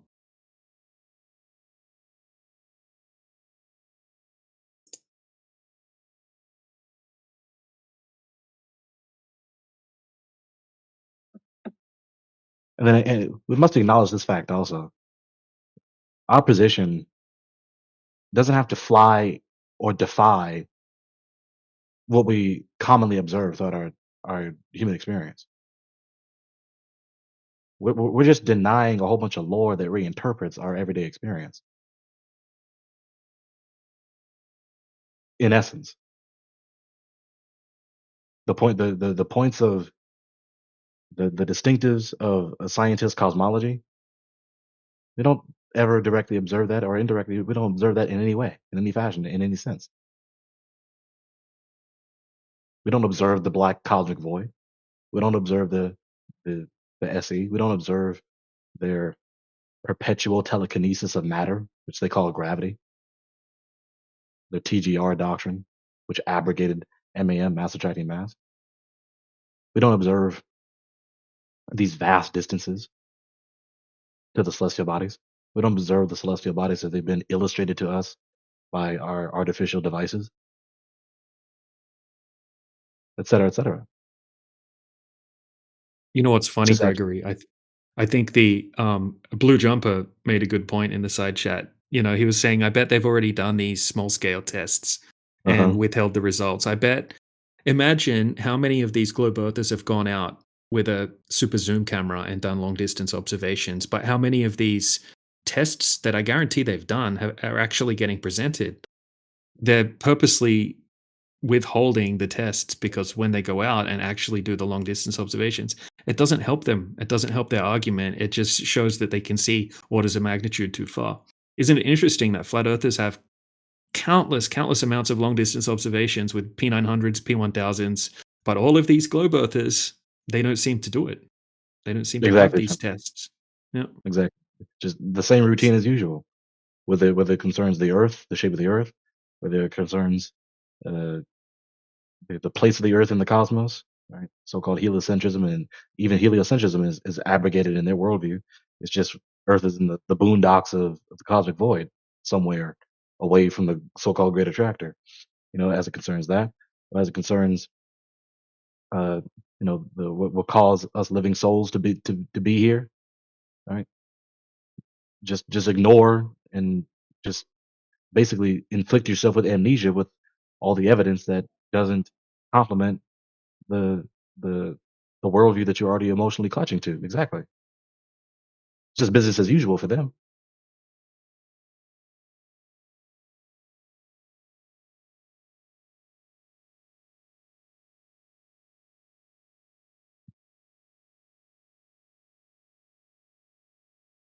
Here's another thing. People are so incredulous and so emotionally adverse to the very possibility that only God knows how many humans, how many generations, how many assets, money and otherwise can be utilized by so many for so long. You build all these things, you build all these institutions, you build all these devices, you build all these machines, yada yada yada, whilst being what it really is accurately called deluded about the world. A delusional worldview, a delusional cosmology. And these people, these so-called professionals, these officials, these experts, spending all this money and other assets, making all these devices, apparatuses, machines, you know, big ass towers, big ass machines. All these things cost only God knows how much money. All the while believing an asinine worldview that flagrantly flies in the face of what we actually observe, and flies in the face of and defies sound argumentation. It's possible. Like, internalize that. Number one. And secondly, not only is it possible, it is happening. Not only is it happening, it's likely to happen. This is a reoccurring pattern in human history. But people don't understand that when they have a false worldview, especially a false understanding of human nature. They don't acknowledge human depravity, human corruption. Maybe you might not be so bad, relatively. Humans are corrupt. Humans dedicate their lives. I mean, you hear so much in their rhetoric. They always talk about how much they're dedicating, how much the clerics or the specialists, the experts have dedicated their entire lives. You can just hear the gravity, wink, wink, in their voice when they use this rhetoric. They've dedicated their entire lives to this area of knowledge, this area of expertise, and they're wrong. So they're comfortable saying that very thing about everyone else with their worldview. They're comfortable saying that about the Christians, about the Jews, about the Muslims, about the Hindus, et cetera, et cetera. But of course, it couldn't possibly be the case that they're guilty of the very same thing. Couldn't possibly be the case. Just another point of hypocrisy. There's at least 12 distinct points of hypocrisy on the part of the scientists that I've identified over the past, 10 years? At least 12. And that's really being graciously underestimating. I think I'm graciously underestimating. There's at least a dozen. And it's on major points of their worldview, according to their rhetoric, not major in my estimation, major in their estimation. It's possible. Not only is it possible, it's plausible given the human track record, right? And how hypocritical that they can presume that everyone else is just so deluded to believe all these ridiculous things in Hinduism or Christianism or whatever, what have you, but they couldn't possibly be guilty of that because they just have the fact. Because they're just so tough-minded, so scrupulous. No, no, no. Especially when the vast majority of the distinctives that make up the worldview are just modern renditions of old ancient doctrines from these other worldviews that they mock. They mock the ancients while pretty much they're eclectics borrowing all sorts of doctrines from various ancients.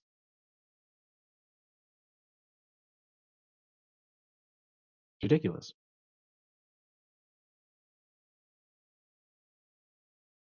Because it's not just about the earth. Yes, this channel is designated for talking about the earth, the shape of the earth. But that's not the most major subject. That's not the most major concern. We're not talking about geodesy just for the sake of, because geodesy is just so freaking interesting by itself. No, it's interesting within the greater context of your worldview, of our worldview, the truths about the world, origin, purpose, morality, destiny.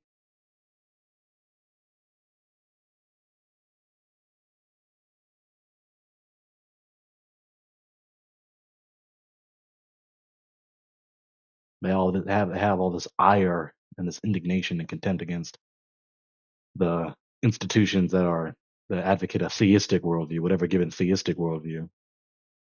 Right? They got all these assets. This is their rhetoric, right? They got all these assets. They got all these assets, money and social capital, and they have all these things, and yet they're lying to the people. They have all these assets that they could be using for good, and they're lying to the people and exploiting the people. But no, we don't do that. As the scientists, no, we don't do that. But yes, they do. Yes, they do. Guilty of the very same thing. Another point of hypocrisy.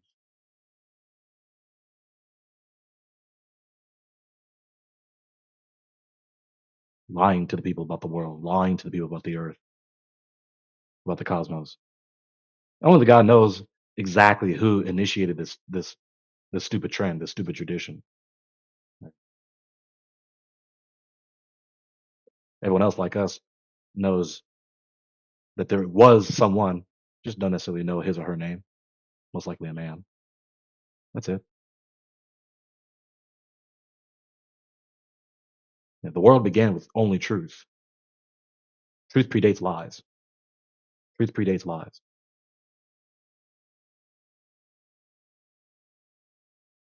Someone decided to defy and abandon the truth and promulgate a lie because they hate truth. No good reason. It's not like they have a plausible, understandable reason. It's just a corrupt mind. It's a warped, corrupt person. And warped, corrupt persons, or warped, corrupt people acting according to their warped, corrupt, evil nature, deciding to convince themselves of lies, dedicate themselves to lies, assert lies, promulgate lies, push them, even resist those who refute them. Just anything and everything, anything in dedication to lies and evil.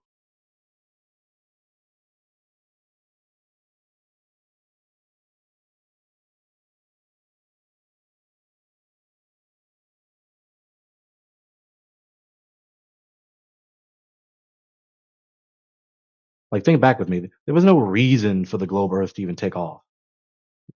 There's no reason for it. There was nothing about our regular routine experience that suggested the Earth was a ball. Someone decided in their warped, ridiculous mind, like their mind is just warped. They just decided they were just so clever. They were just going to defy common human experience and assert these doctrines and abuse even those who are relatively clever. Abuse their gifts, their God-given gifts. They're articulate, right?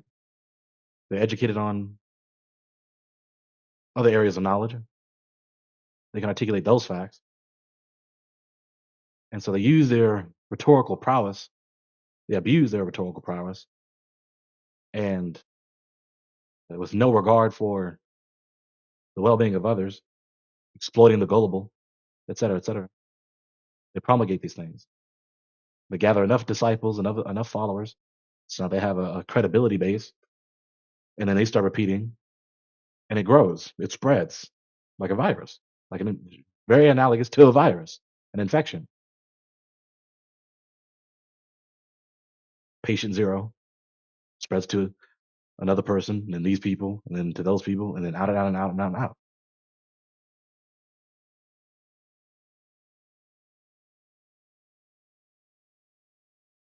Like even in their lore, like when you study the world from their worldview, right?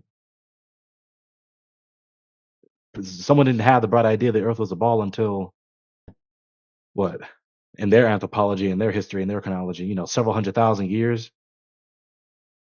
after the beginning of human existence. 250, 300,000 years of human existence up to now, from the beginning up to now. Wind back the clock, 2,500 years to classical antiquity with Eratosthenes and Plato, not Plato, Eratosthenes and not Eratosthenes, but Pythagoras, excuse me, right? Wind the clock back from our point to there.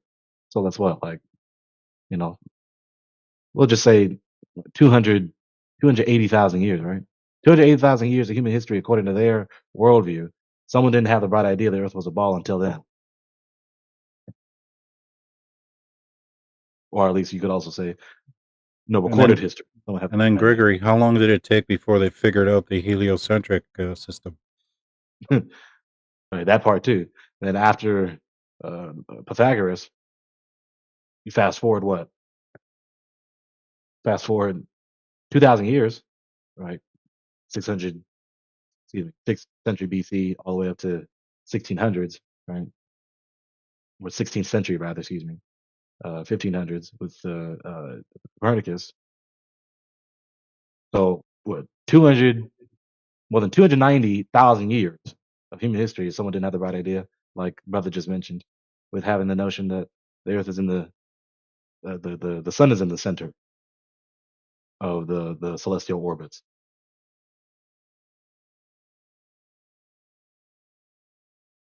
Yeah, But bunch of there's idiots even a lived lot for of 2,000 years, right? Say again. Says a bunch of idiots lived for 2,000 years between Eratosthenes and Copernicus. Yeah, but 1,000. Eratosthenes or Pythagoras, yeah, because before Fictional. Eratosthenes there was Pythagoras. Yeah, like, I've been studying into Pythagoras a fair bit recently, and even historians, like mathematical historians from these like prestige universities will tell you that there's actually like almost zero proof that Pythagoras even existed or said any of the things that they claim he said. There's no original writings. Um, he says that he may never even have claimed that the Earth's a globe. All of that just came like way, way after. And he was going into how he didn't even invent the Pythagorean theorem. That's absolute nonsense. He said it wouldn't have even been possible because of the concept that they had when it came to like numbering systems and things like that. He said the Greeks just loved making up these like mystical, leaders and things like that with like the pinnacle of this and that idea. In all likelihood, it's entirely plausible. Entirely plausible. Yeah. That Yep. notion would be relative to common scientist orthodoxy. That would be like heterodox.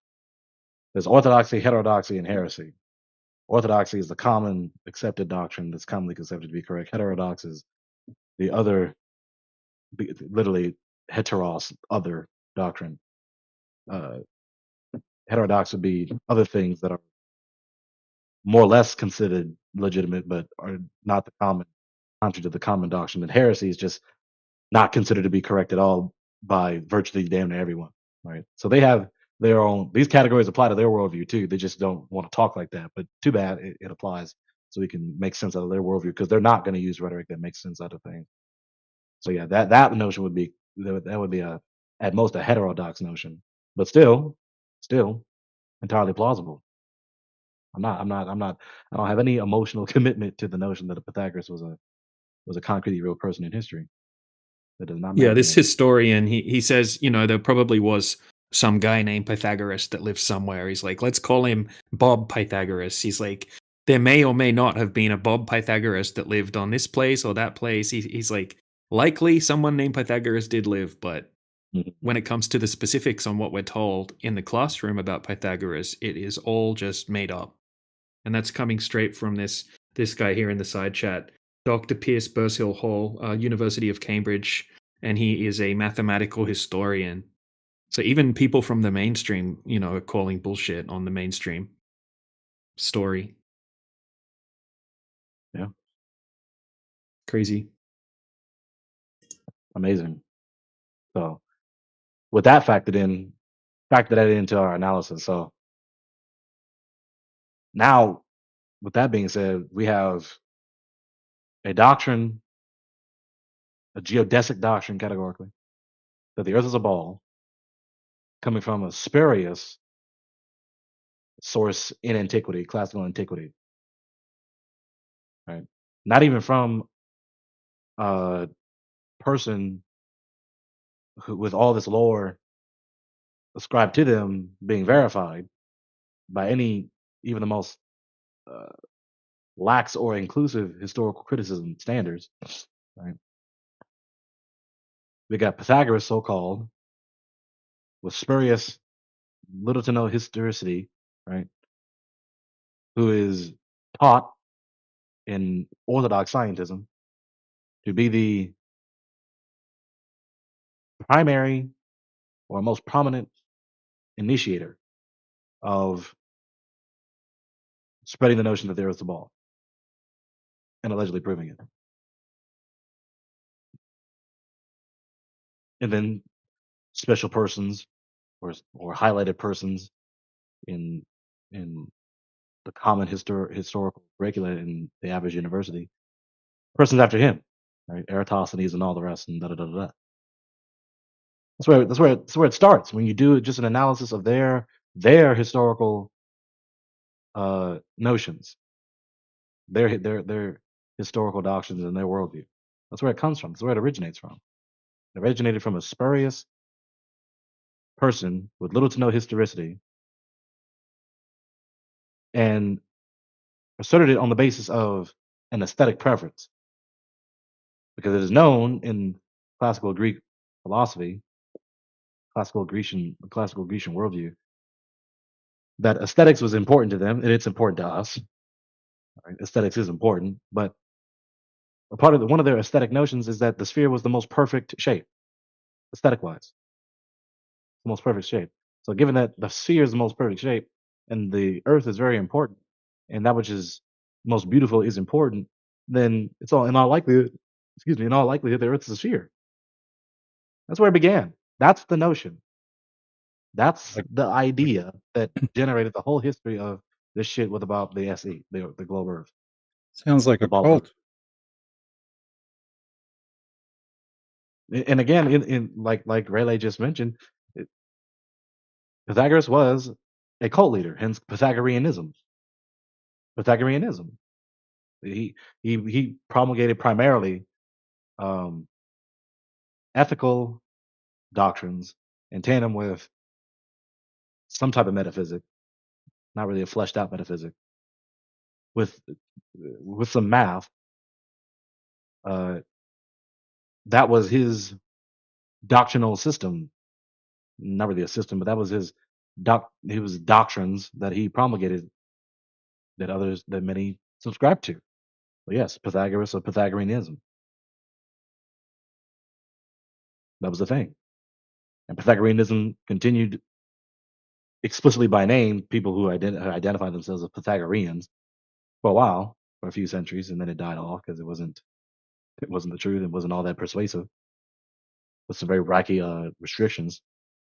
But it still continues on today. Just most people are oblivious because people aren't self-conscious about their worldview, right? But the hyper-emphasis upon math to a fault, like we usually hear from the scientists, that's Pythagoreanism. That's Pythagoreanism.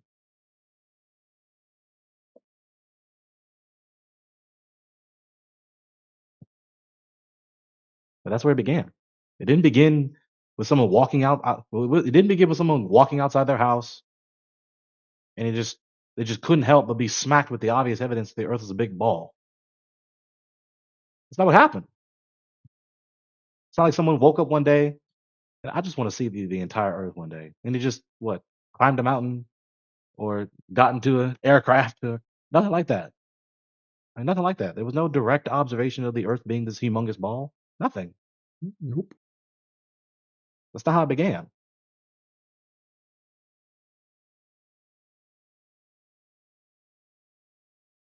And people don't realize we didn't develop the technology to go higher until 1931.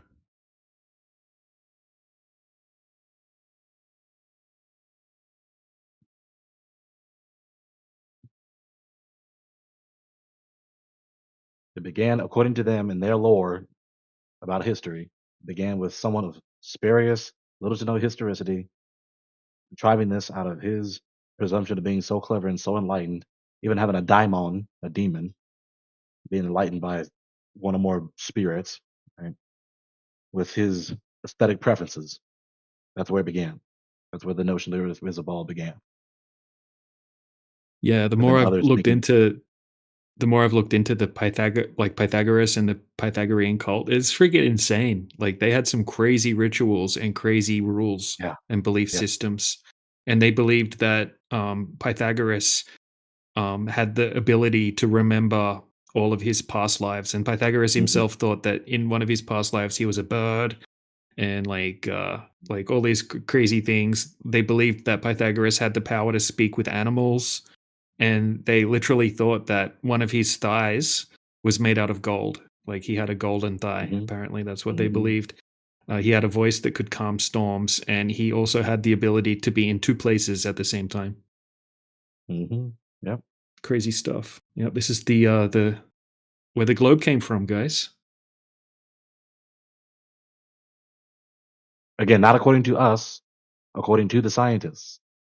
Right? The average university educated person, just the average person nowadays. Because right? they don't identify themselves to be scientists of scientism, but I do. Many of us do, because we have the right. It's entirely valid to identify them by a label, so that we don't have to struggle every time we want to refer to them. Because it's not just the issue about the Earth; it's the whole worldview. So the worldview that we're taught in university, in college, in damn near every so-called public education, which is the state indoctrination system. We can use a convenient label for them to make it easy to refer to them. Scientism, scientists of scientism. Okay.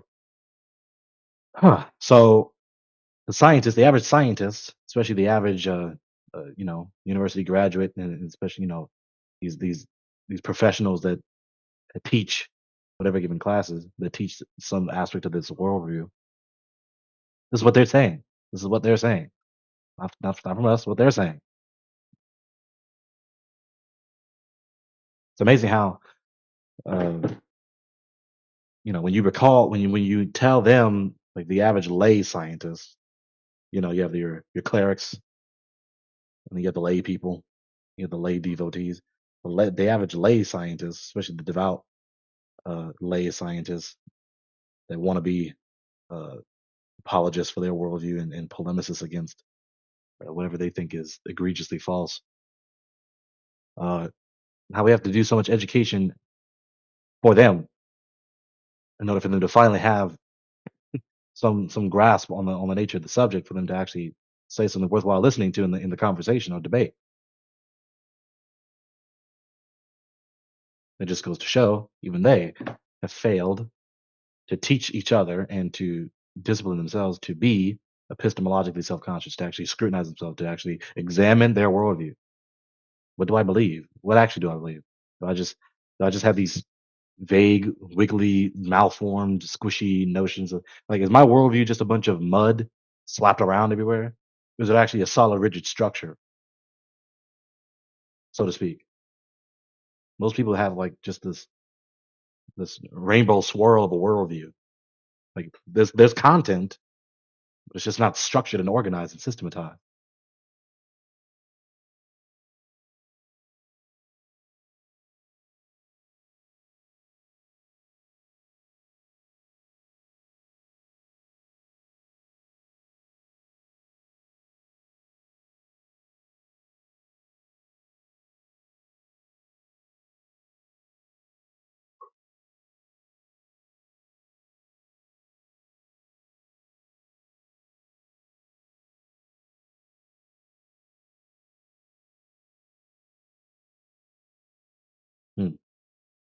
Interesting, Jumper. Interesting.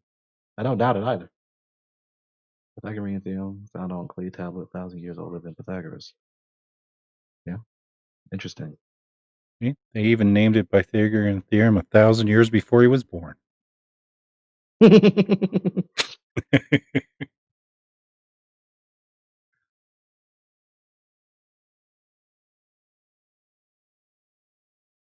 could easily relabel it too. It doesn't have to be called Pythagorean theorem. It doesn't have to. Yeah, we never met the guy. Right? What triangular theorem? Right. A label for that equation. Triangular theorem.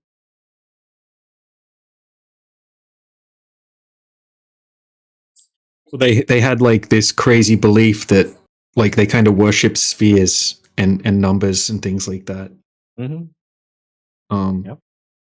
They believed that odd numbers are masculine, even numbers are feminine, and that 10 is divine perfection, and that spheres equal the perfect shape of the universe. And apparently that's where the spherical Earth idea gets its seed. And they believed that the planets emitted musical tones as they moved, and that the universe was literally a musical instrument. And since music was what they considered perfect and harmonious. The cosmos had to be made of perfect spheres. The metaphysical belief in what later thinkers inherited when they adopted the spherical Earth. Yeah. So after Crazy. Pythagoras, there Eratosthenes, for instance. Don't have to go through every person like precisely, but the majors, the major hitters, the major sages, right? In their worldview, in their line of history, and their historical doctrine. Eratosthenes. Chinese did that thing before him, right? Without the assumptions that he did when measuring the angles with those shadows. So more weak induction. Al-Biruni with the mountains and shit. So since Pythagoras all the way up to what mid early 20th century, you just had a bunch of humans running around on the ground. At best, doing observations and measurements. At best, a bunch of humans on the ground, staring up the sky, and or doing some observations and measurements concerning the shape of the Earth. That's all you had. For how long? For about 2,500 years. About roughly 2,500 years since Pythagoras. That's all you had. You didn't have anyone going up away from the Earth far enough to see the entire Earth. You didn't have that. You had people standing their feet right here, staying their ass right on the ground.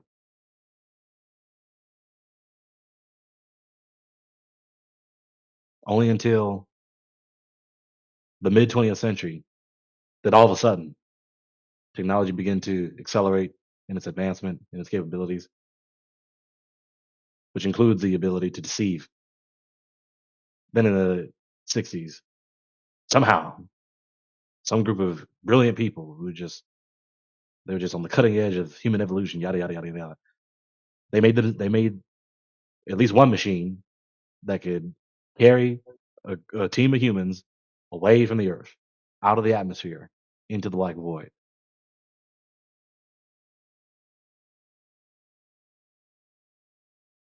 What's the point of highlighting this? It's not as though they had such a strong case for so long. Right? They needed this. I mean, there were plenty of flat earthers before the 60s. Wasn't that controversial? It wasn't as though they had such a strong argument for the SE before the so-called lunar missions. What they have? What did they have before the 1960s? What I just mentioned. Everybody standing their ass right on the ground with weak induction. At best, doing some observations and measurements.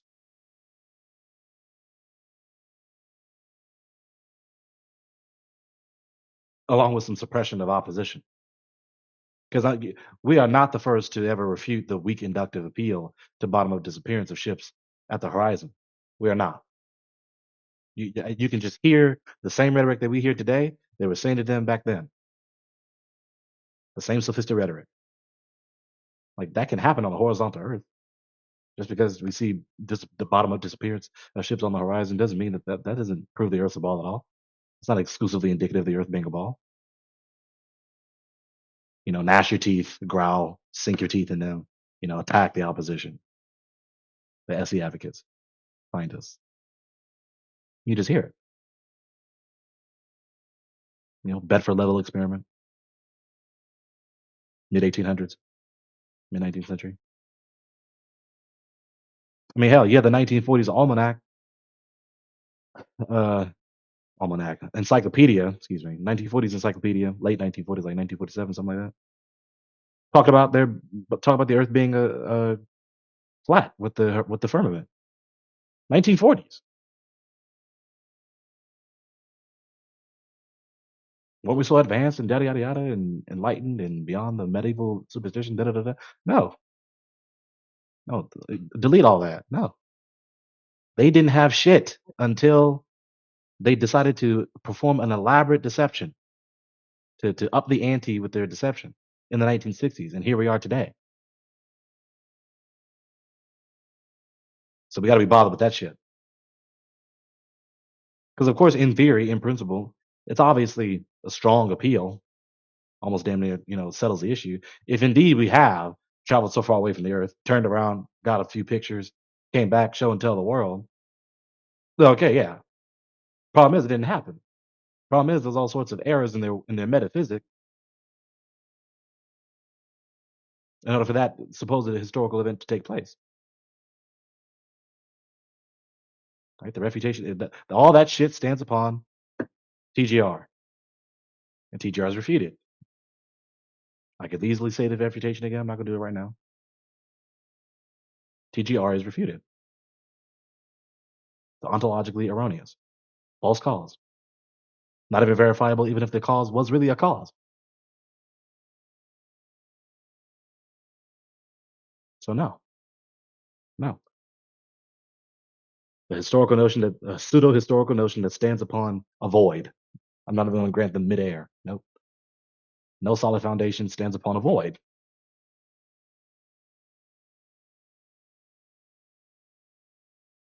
So take that off the table. They don't have that. So what else do they have if they don't have the actual direct observation of the Earth being a ball with some photographic evidence and/or video? What do they have? Again, like we just mentioned, the same weak induction and/or from the concept. The same weak induction. I mean, we are not the first to suggest. I refuse to believe that we're so clever that we're the first to suggest that someone actually just do an observation, like do the operation, do the measurement of the distance to the geometric horizon. So the so-called in their rhetoric, the SEH. We're not the first to suggest that. After all this time, such a thing has yet to be presented. After what, since Pythagoras? Since Pythagoras, for more than 2,500 years, the demonstration of the measurement to the geometric horizon from any point of any given observer standing anywhere has yet to be presented. If I was the scientist, if I was the devout scientist and want to be apologist for this worldview, especially on this point of doctrine, that's what I would be running to. Cut to the chase, cut the bullshit, run right to that observation, get it done, present it. Hasn't been done. Not by one. And we know it hasn't been done because they made such a hoopla. We know they've demonstrated that they can haul ass, that they can hustle to do what they want to do. They hauled ass, they got the asses moving to present the so-called FE, final experiment, which they think settles the issue. So they ran to that, thinking that settles the issue, that it's over, the debate is done. They didn't run to demonstration of the measurement to the geometric horizon. Now let's travel our asses all the way to a frozen wasteland and watch the sun run around the sky. That's what they think is going to settle the issue. Those people who did that operation. Why didn't they spend all those assets, money and otherwise, on giving a demonstration of the measurement to the geometric horizon, the actual exclusively indicative thing to break the symmetry for the globe Earth? Why? Why waste your money with that? Why not rightfully wisely spend it on that? Because they can't. They cannot complete that task. You cannot measure the distance of them that don't exist. I mean, hell, you can try, and then you can fuck around and find out you're not gonna find the distance to it because it don't exist nowhere. Nowhere.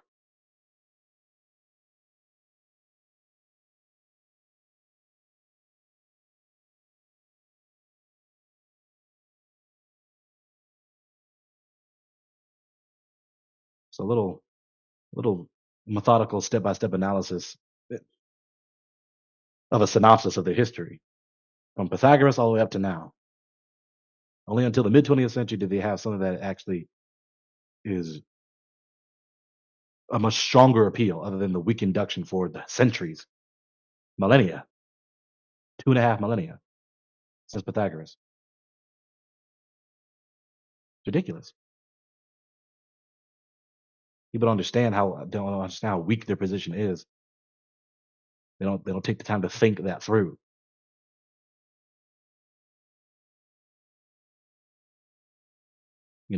Some people already know about this little thing that I can say, but whoever's listening, maybe not. But primarily the damn near certain confidence that so many have in these scientists is not because they are so diligent with presenting such rigorous and precise and succinct sound argumentation for their worldviews. No, you baffle people with technical jargon mixed in with actual demonstration of things. You mix it together and you make sure it blends together. Because like oil and water, you can't really mix them together, you can't blend them. You can still distinctly recognize the oil from the water. Right. But if you blend it together, then of course, then it's more difficult to see. So it's a blend of actual applications, successfully achieved applications, with their scientism and a bunch of arcane rhetoric that most people don't understand and could not give a fuck to bother themselves to study, and public stigma, common social stigma uh, with contradicting or even just being skeptical and asking questions of uh, their points of orthodoxy. That's really what produces the damn near virtually certain confidences only people have in them. That's why it seems so ridiculous for people to question them. But things are changing. I mean, what I just previously said like 5 seconds ago, that's still there, but it's decreasing in its intensity nowadays, which is good. So it's getting a bit better. That's becoming a bit less. That's becoming a bit weaker, so it's getting a bit better, but it's still there. Like I remember hearing a clip on what is it, Fox News. One of the anchors was like, I remember her saying, I should find the clip, but basically, she herself is still like a lay person, lay subconscious adherent to, or a subscriber of scientism, not self-consciously in so many words, But I remember the regular panel members on this Fox News program. She was saying, "This is not working with the people, right? This snobbish, uh, disrespectful, condescending, insulting rhetoric, where you just insult and mock people who don't believe these things." I think they won't even talk about the Earth, but it was irrelevance to you know, vaccine and Earth and trust and authority and medical professionals and all this stuff together. But basically, you have to eventually mention it because it's happening. The change has happened. Obviously, it's happened and it's still happening, and it is not working with the people. I mean, just on the first level, like when you're totally unfamiliar with all this, you're not been into this for a while. You're just a common regular person. On the outside looking in, being introduced to this, you see the condescending, snobbish, disgusting shit from the advocates of scientism, the scientists, against the people who at least just question, express some doubts, let alone at most those who articulate what they think are refutations and or alternatives, right, against scientism and alternatives to scientism on whatever given subject, and just the nasty fucking rhetoric from the scientists that people are taking notice to that. They're tired of this, especially when it's something like with medical stuff and how it affects people who are precious to them. Okay, so you're saying these things, but I've seen these things. Right, I kind of doubt what you're saying, and I really have some real serious concerns because I've seen some things and I've heard about some other things. I've seen some other things with other people. But hey, why are you talking to me with such aggression and hostility and disrespect? Why are you being so nasty to me? Right? That's happened to so many. Only God knows how many. Especially about surface of the earth, shape of the earth. So in a way, the scientists are the greatest producers of apostates. The greatest producers of apostates from their worldview. They're just so nasty.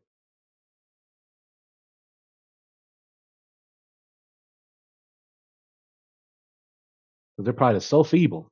How dare you defy? How dare you question? How dare you doubt? How dare you? How stupid of you. Yeah, that's happening.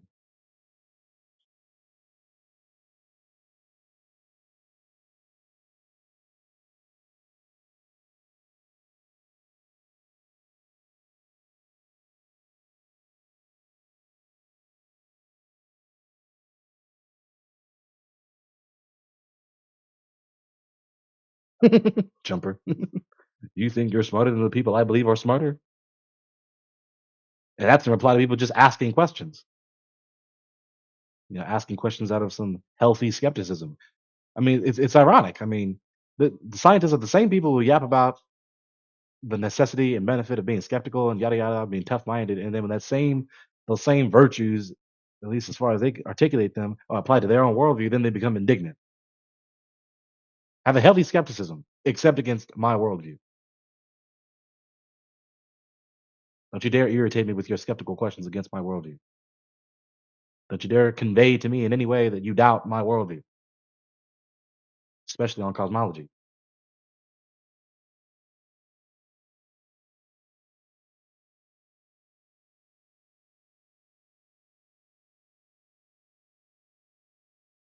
Scientism is not the default. That's how we were raised. That's how we were raised. It's just the facts.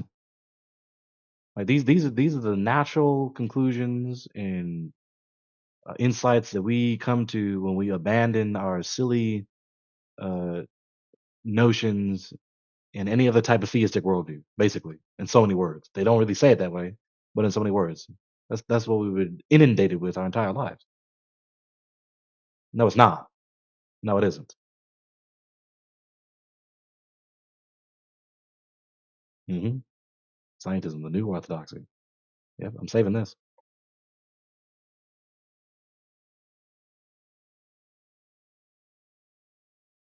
2014.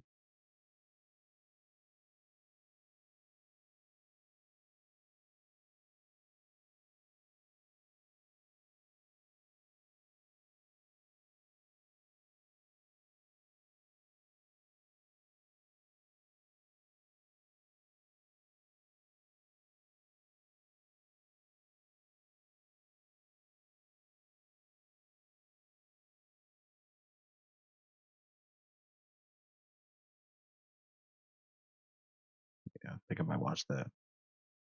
Yeah, very good find. Very good find.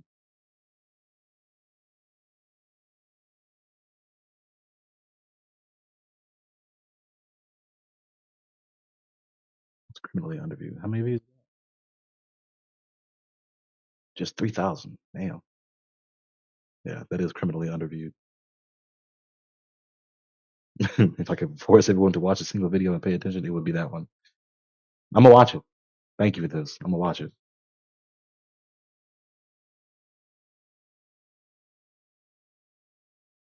I tried to send you a friend request, but you have a setting that prevents that.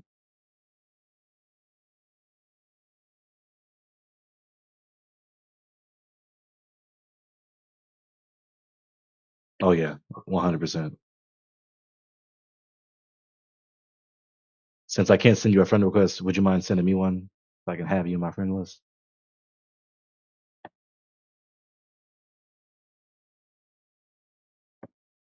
Oh, you don't add friends to a friends list?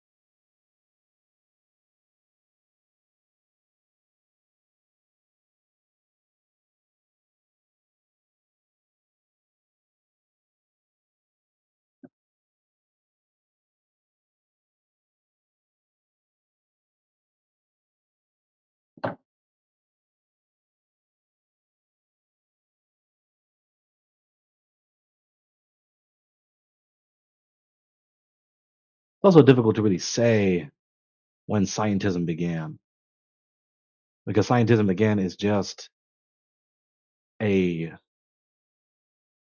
Frankenstein of a worldview. It consists of distinctives with more or less a modern contemporary rendition of ancient doctrines borrowed from a wide variety of other places. Right? They take from the Barbellians, they take from the Indians, they take from the Grecians, they take from the Egyptians, they take from all sorts of places. That's eclecticism. That's the term for that. That's eclecticism. So really, scientism is a Frankenstein result of eclectic gatherings of these various doctrines, and then is the common set of doctrines that is taught for the past what uh, what I'll say 500 years, 5 centuries.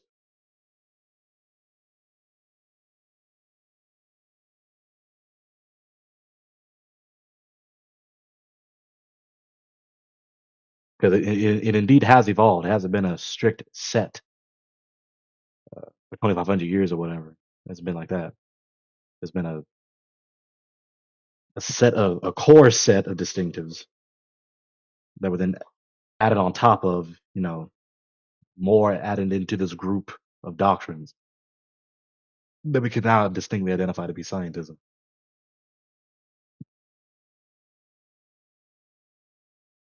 If I was to articulate it precisely, it was an analysis of basically the evolution of scientism in the history of philosophy.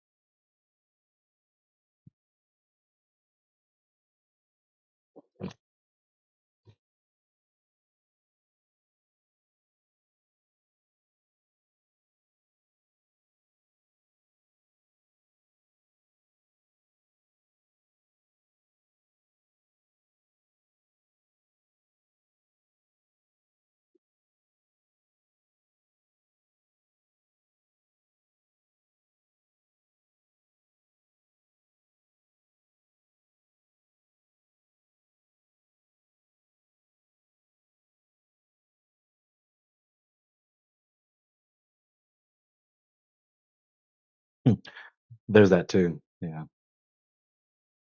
What I call the phantom scientist magisterium. In Romanist Christianism, there's the magisterium. Those are concretely real humans. You can identify them. They actually exist on the earth.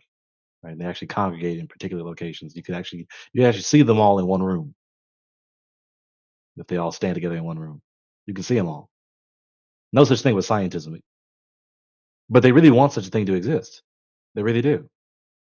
That's why you hear them talk about the experts, right? As though there's some greater or lesser number of these university graduate professionals sitting somewhere in some room or in some building somewhere, and they meet together, and they just, you know, they just meet together, discuss, and get on the same page, and they basically guide the rest of the world, or at least all the rest of the academicians. There is no such thing. Dr. Kerry Mullis knew better too. He explicitly said that. He explicitly attacked. He explicitly exploded that notion. And the documentary was on AIDS and things. It wasn't even about the shape of the earth. But yeah, he, like many others, have recognized that that's a one of the many mental infections that runs around in the scientist's head, as though there's these experts somewhere, this unidentifiable, unenumerated, unquantified number of experts, these scholars, these academicians that just have it all together or have mastered so much so that they can be the sages that guide everyone else. There is no such thing. Hell, the Romanist Christians barely even have that, and they actually have a set of concretely real humans who occupy the offices of cardinal and all the rest in ecclesiology, let alone the scientists who don't have any such specific rigid structure like that. There is no such thing. It's really, if there was to be a comparison, it's really more analogous to even the Hasidic Jews, right? In Judaism, the vast majority of Jews, they don't have like essential supreme authority like Romanists do with the Pope, or even the Eastern Orthodox with the first among equals. They don't have that. Really, you just have the whole number of Jews, and in whatever given local area, they're given rabbi or set of rabbis that lead that local area, but none single cleric or group of clerics that preside over and guide and govern all Jews everywhere on the earth. No such thing. Same thing with the scientists. The thing that would be most close to that would be like the members of the Royal Society, and even they don't even function in that capacity. They're not even competent to function in that capacity.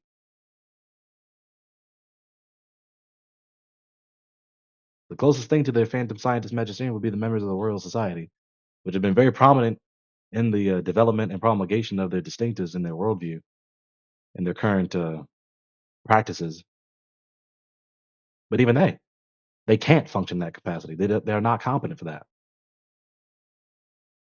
Too many freaking academicians, too many freaking students, too many freaking assets, too many freaking apparatuses. It's just too much shit to keep track of. And especially with a people that is as defiant and irreverent for authority as the scientists, as much as they always talk about how authoritative and reliable their authorities are.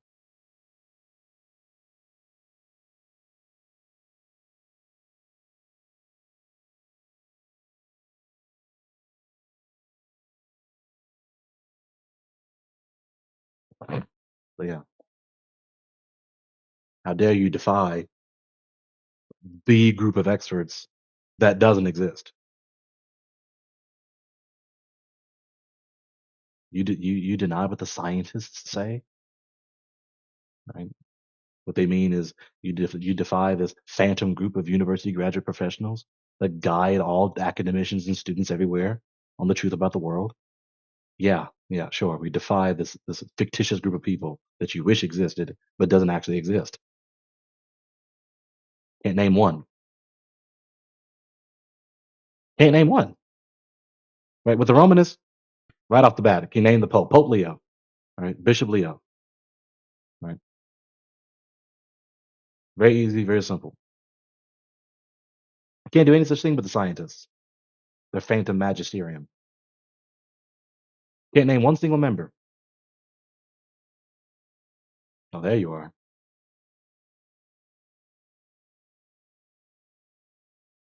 Well, since you're awake now, you want to hop on the party? I got stuff to do. Well, hell. It was one of them hopping to the channel? Well, at this point in time, in this very moment, yeah. I basically just had a podcast moment here in the channel. Because, there's a YouTube live stream, so yeah. I went through several subjects. I'm not going to recount them all. That's too tedious. Oh, so I missed it. Sad. You missed it live, but you can rewind it back. It was only like the last thing I just said was like less than a minute ago. Like the last point of my whole series of comments was like less than a minute ago. So if you could rewind it and hear me.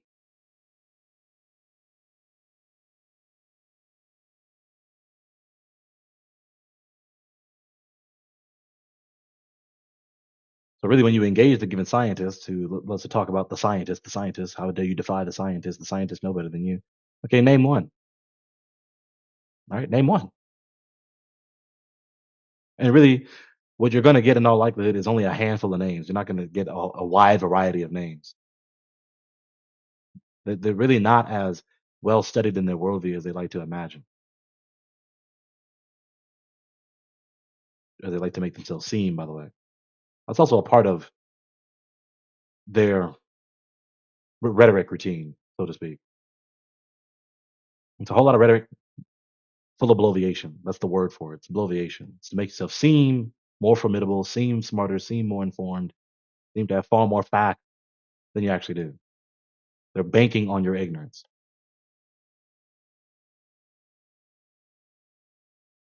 That's what liars of all types and all in any given worldview, any given circle, any given category of worldview do. They come at you strong rhetoric, hoping and banking on saying, all sorts of things very assertively, hoping that you won't know. It's a gamble. It's a gamble. It really exposes how undiligent they are, but it's a gamble. They're gambling their credibility on bloviation. Because hopefully the best outcome that they're looking for is that you don't know how to reply. You're going to reply honestly. You're going to reply honestly because you're not as deceitful and trying to, all like that. You're going to reply honestly. You're going to admit that you don't know. And they're going to sink their teeth into that. Right.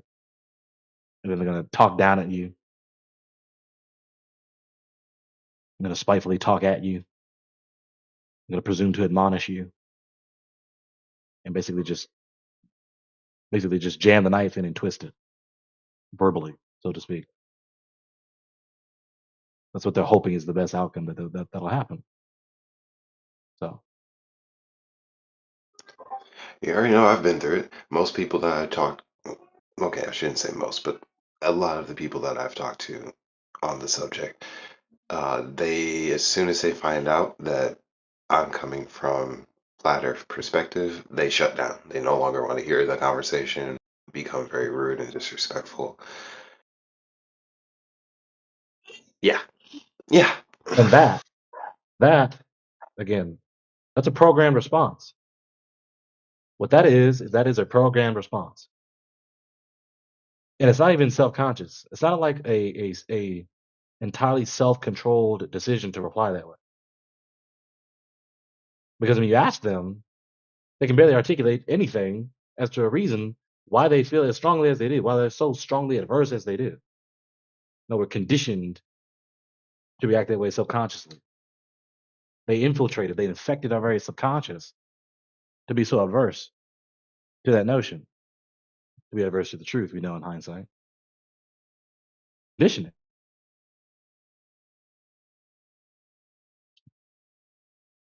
Right? What is so abhorrent about having skepticism about the shape of the earth that we've been taught? What is so abhorrent about asking these scrutinizing questions to see if the people who believe the earth is a ball actually know this? Like, what is so abhorrent about that? What is so abhorrent about the very proposition the earth is has a horizontal surface? Right? It's one thing for it to be false. It's another thing for you to react with such abhorrence. That's the word for it. Just this such profoundly strong disgust and indignation and anger. I was always taught that if you're on the position, if you're on the side of truth, if what you know or what you think you know is absolutely true, then you reacting in a poor fashion towards someone who doesn't believe that doesn't look good. Because usually someone who reacts that way is lying. A liar gets caught up in a lie, and now they're angry because you caught them in a lie. That's where that anger is coming from. Now, that's not saying that anybody who doesn't affirm the position that you and I have is lying. I'm just saying that that reaction is very synonymous with it. It's very synonymous with this is possibly not true. You say you believe it. I've come up with something that contradicts your belief. Or not, I've come up with something that contradicts your belief, but I believe in something that contradicts your belief. And now you're angry. See where I'm going with it? It doesn't look good. Yeah. And now let me be charitable to them, because I can actually understand the positions of people, right? I can actually understand positions that I don't subscribe to, that I don't believe. Like from their perspective, this is as flagrantly conspicuous. The Earth being a ball is as flagrantly conspicuous and established proven fact that's beyond any rational doubt at all. Just like 2 + 2 = 4. Yeah, I get it. I get it. Problem is that true? Okay, if this is indeed the case, then it could withstand some scrutinizing questions. Problem is, it doesn't. Problem is, it doesn't withstand these scrutinizing questions. Right,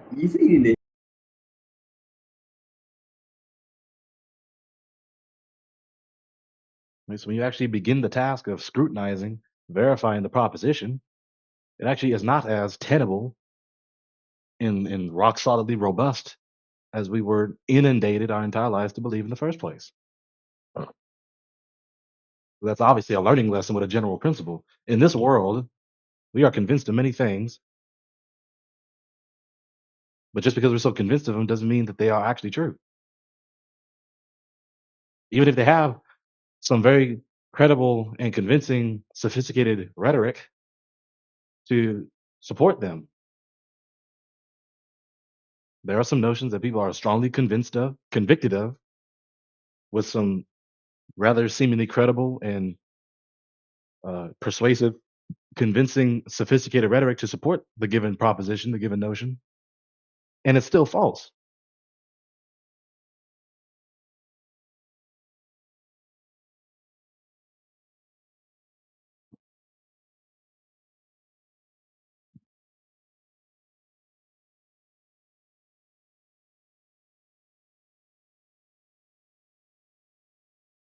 I mentioned earlier how they are entirely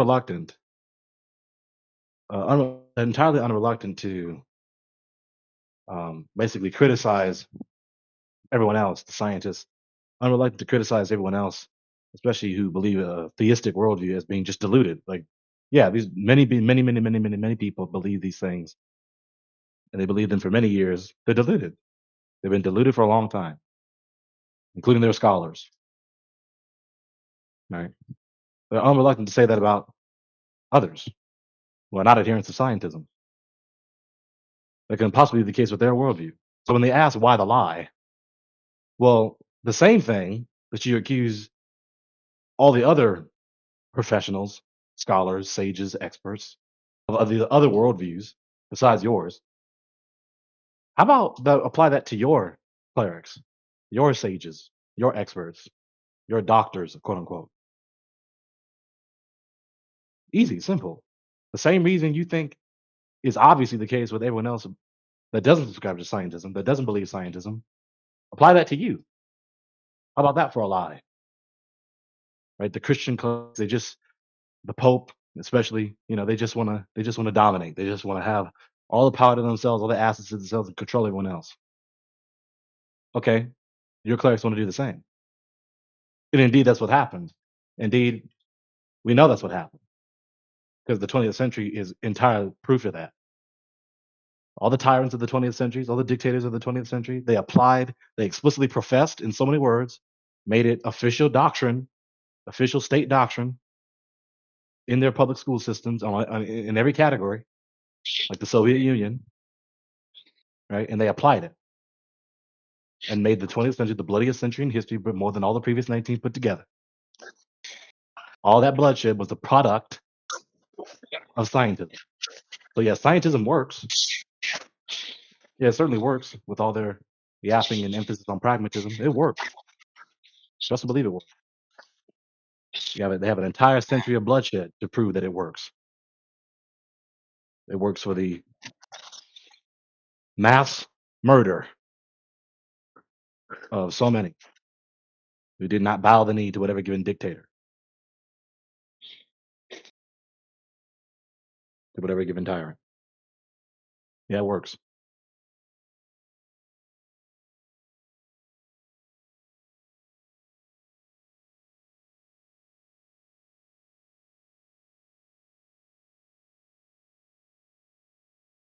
Hey, brother.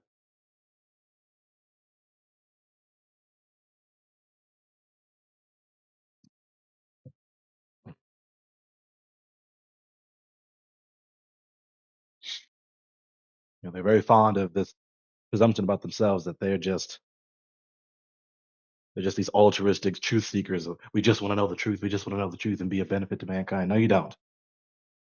No, you don't.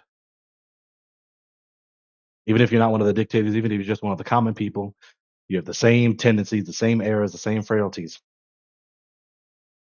Because you say that now, and then when you get into the debate, you pull all sorts of sophistry. You speak nasty and disrespectful and all the rest. So no, you don't. You become so easily vexed hearing scrutinizing questions and or refutations against your beliefs. No, you don't. You're not an altruist. You don't only want the facts. You're not morally pure. No, you're not. So from the layperson all the way up to the top academicians, all the way up to the most powerful politicians and tycoons, these adherents of scientism.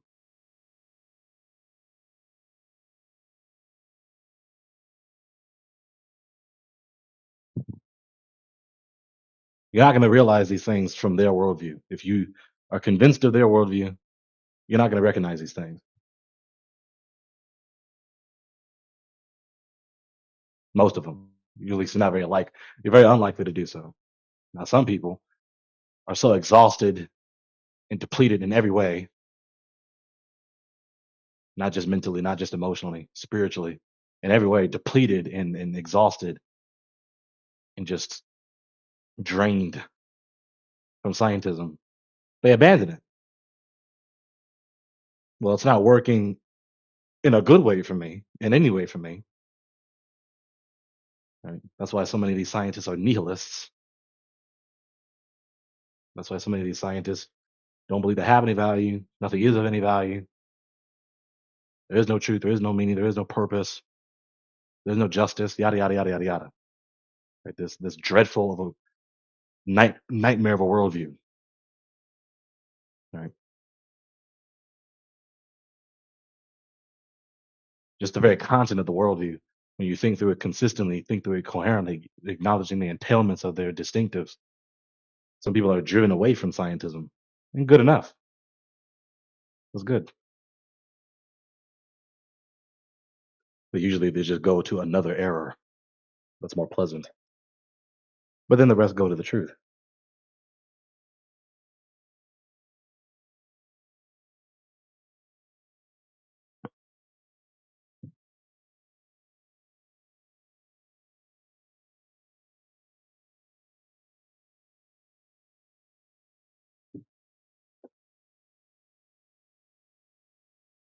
It's not just about the earth. It's not just about the shape of the earth.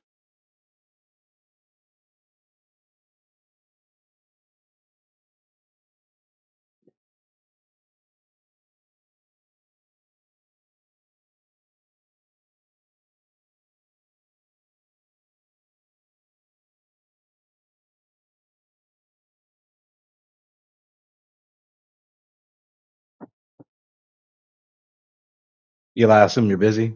I assume you're just listening.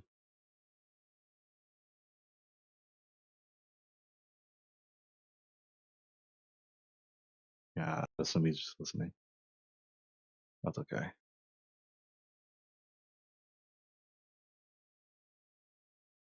Eli, you wouldn't believe where I am now. Like right now, you wouldn't believe what continent I'm standing in right now.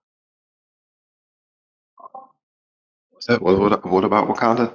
What? No, Eli.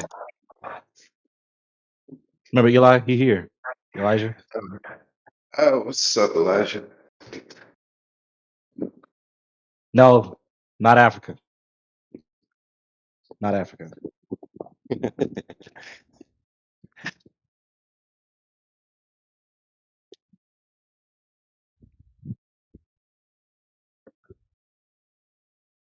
No, but maybe it's plausible, especially given my current career.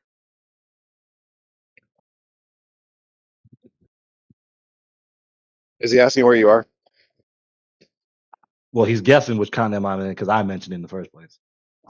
Ah,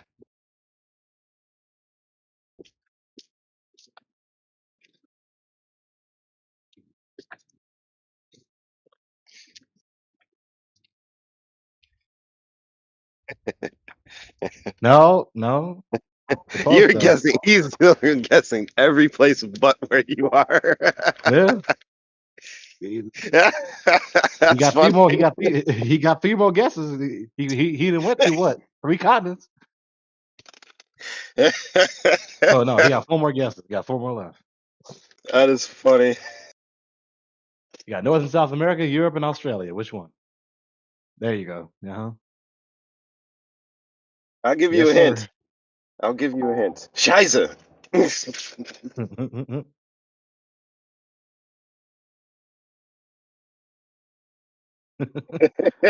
Yeah.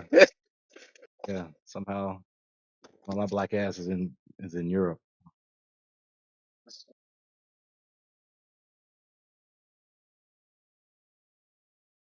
Yeah, I guess how I believe got here. somebody.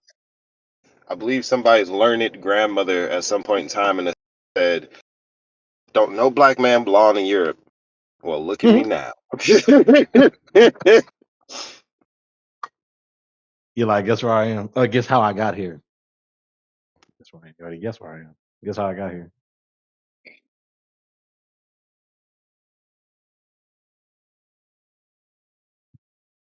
drove. No, he drove. They literally drove across the Atlantic. It was fascinating. The feat of technology. Uh-huh. Yeah. Tires Yeah, no. skirting on the water top. Yeah, occupational. Yeah. That does apply. That is broad enough to apply, yeah.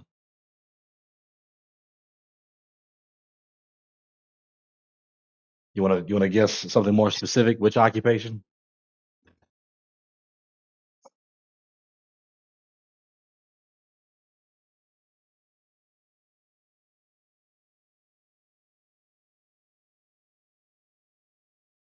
Uh-huh. Like, now that I think about it, maybe I have. Yeah. Very tactful, as usual.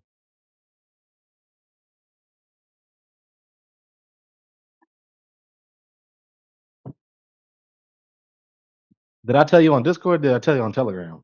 I might have told you on both, just so I can make sure I got you.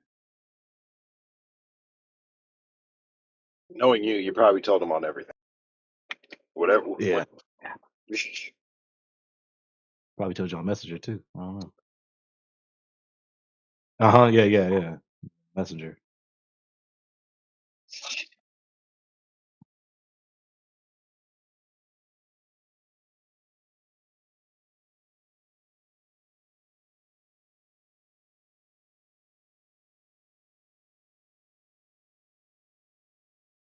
Lord.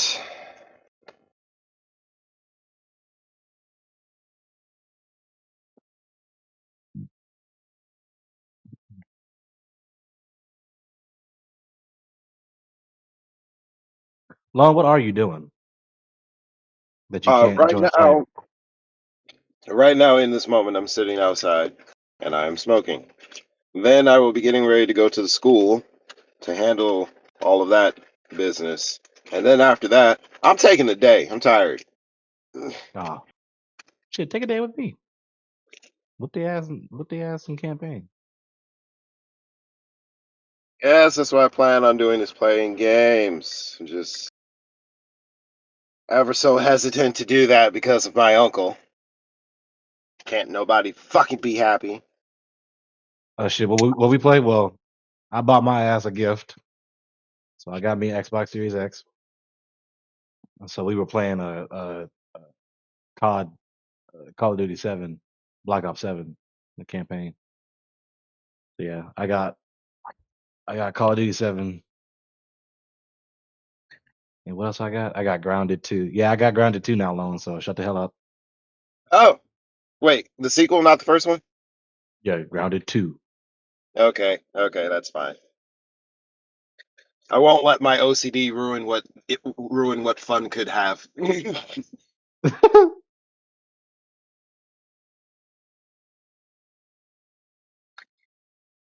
Yeah, you in that mobile. I never got into mobile, but yeah, you still doing that. It's crazy.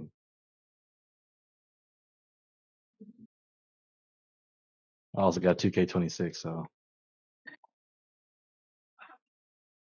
NBA 2K26.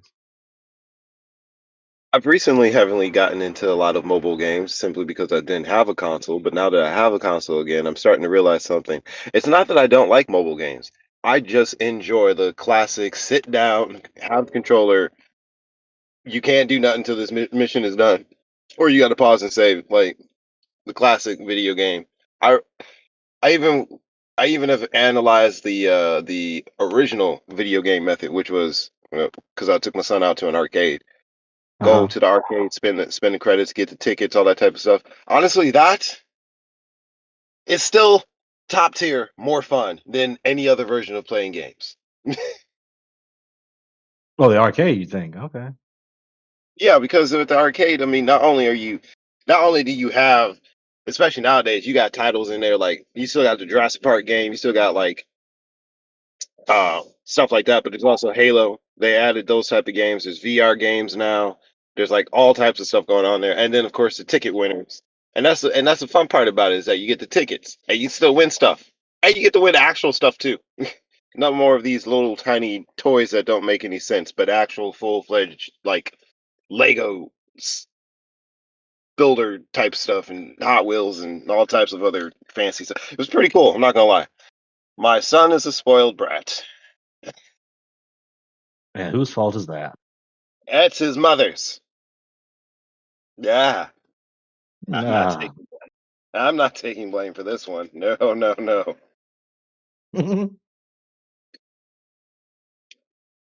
Really?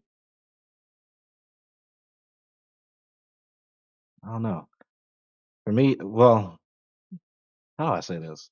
I never got into mobile gaming because it just didn't interest me all that much. The games that I did play on mobile, I was just settling for what I had at the time. That was the best I had at the time. I prefer the console game. I never got into PC, but I'm getting interested into PC.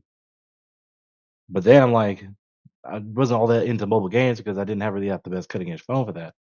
Now I got the latest cutting edge phone, the iPhone 17 and the Samsung Ultra 25. So I'm like, these work much better than the phones I used to have that I had to settle for when I was a child. So maybe I can get into mobile gaming, but still not really all that interested. But I See have a what better mobile. platform, I have a better device. See with the mobile gaming thing though. For me, honestly, I still need a controller. I need a controller no matter what. Like I can use mouse and keyboard if I had a PC, but I'm still gonna end up using controller, gamepad, Yeah. um, because that's what I'm used Yeah. to. That's what I like. I don't mind swiping on the screen. Elijah, don't mind that. I don't. It depends on what game it is though. Like if I'm playing Call of Duty, yeah, nah, bro, I gotta have a controller. But if I'm just playing like one of those like Angry Birds or something like that, something that's not really competitive but it's got a leaderboard or something, then yeah, no, it's fine. I don't need a controller for that. So it kind of Now, since depends. you are using your phone, Eli, do you use the adapter, like where you that handle controller thing where you plug your phone in around it, and you hold Oh, it. It's like a I want one of PSP. It's like you those. basically turn your phone into a PSP, Yeah, I and want you one of use those. that. Okay. Yeah. You're a purist. Cell phone purists. I Oh. see. Yeah. I knew they'd start popping up eventually. No. Be honest.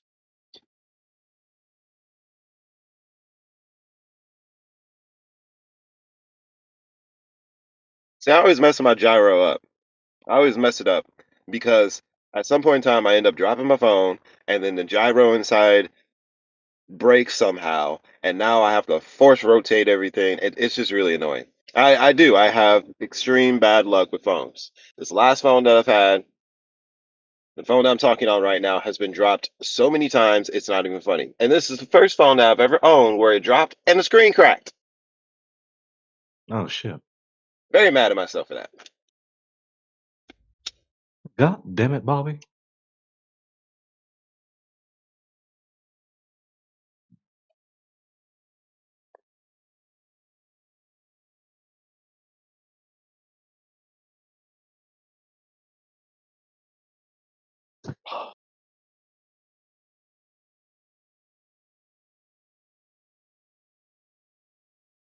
I remember that discussion that we had at one time too.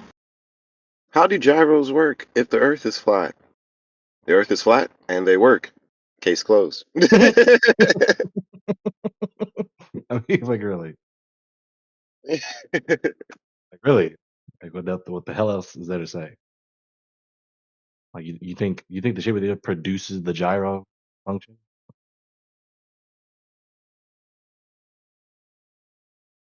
Like, please get a grip and get a grip now. Do it now.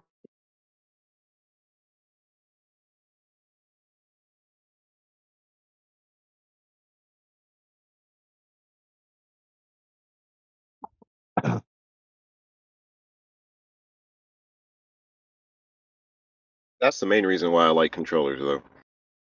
The triggers. I was just reading what Elijah all of what Elijah said there. Triggers are what I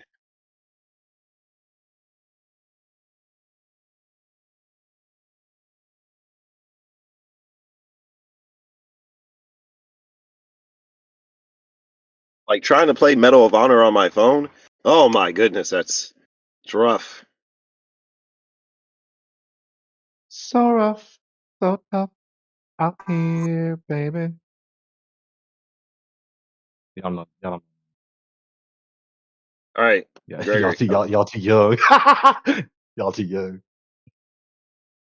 Talk about it's too young. Shit predates me. All right, Gregory. I got a flat Earth question.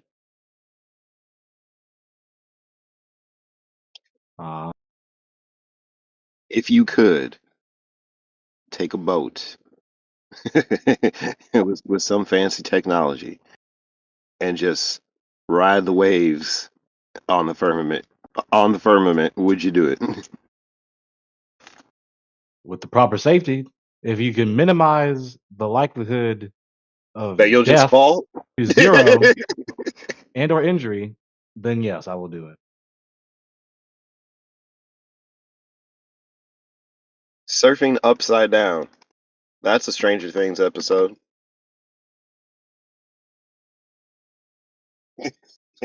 Oh boy. All right.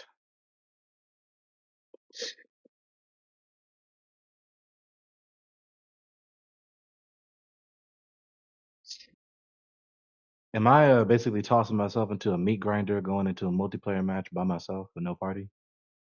Actually, no. You probably have a better shot than with me because I think what happened is that my elo, which is the online hidden but not really hidden ranking system, my elo's a bit too high, and I think that carried over because that match that we Elo? played, yeah,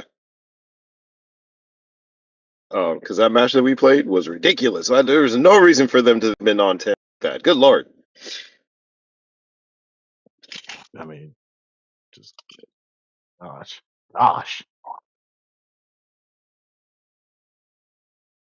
And the funny thing about the difference between 6 and 7 is that there is no difference. It's the same. This one actually, for real, for once in the entire history of Call of Duty, is exactly the same as the previous game. Usually there is like one minor difference. Usually there's like a bit of a mechanical difference, or there's actually no, there's not really a software. It's usually just mechanicals. It's usually there's something different like the way you run, how fast you run, how fast you can slide, how fast the response is for that, um, certain abilities and all that type of stuff. No, this one's exactly the same.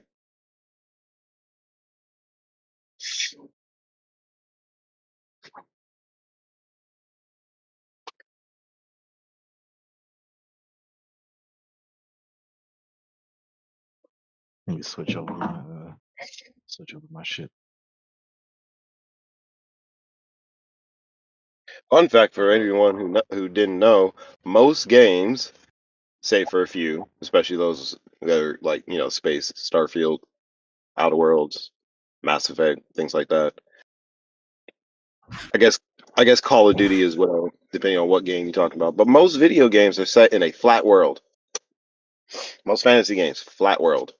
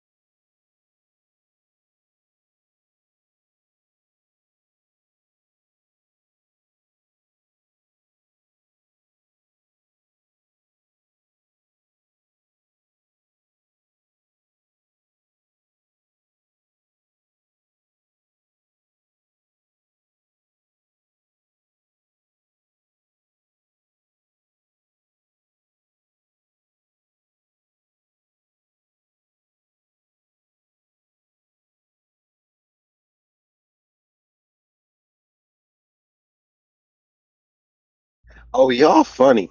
I do not sound like that man. He does not sound like me. We do not sound like each other.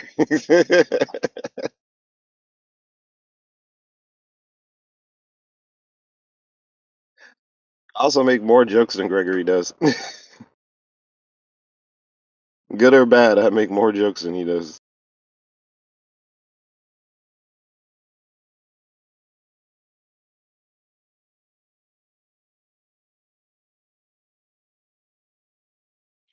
That's just a joke, man. You guys are vibing so well. Like, it's kind of funny.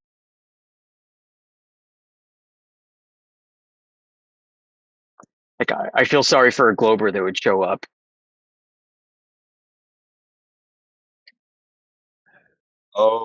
Try it has happened. It has happened in multiple different seas. There'll be he and I talking about something, whether it's shape of the earth or just scripture alone, or even something like how we were just talking about video games. We'll be talking about something, somebody will come in, and it's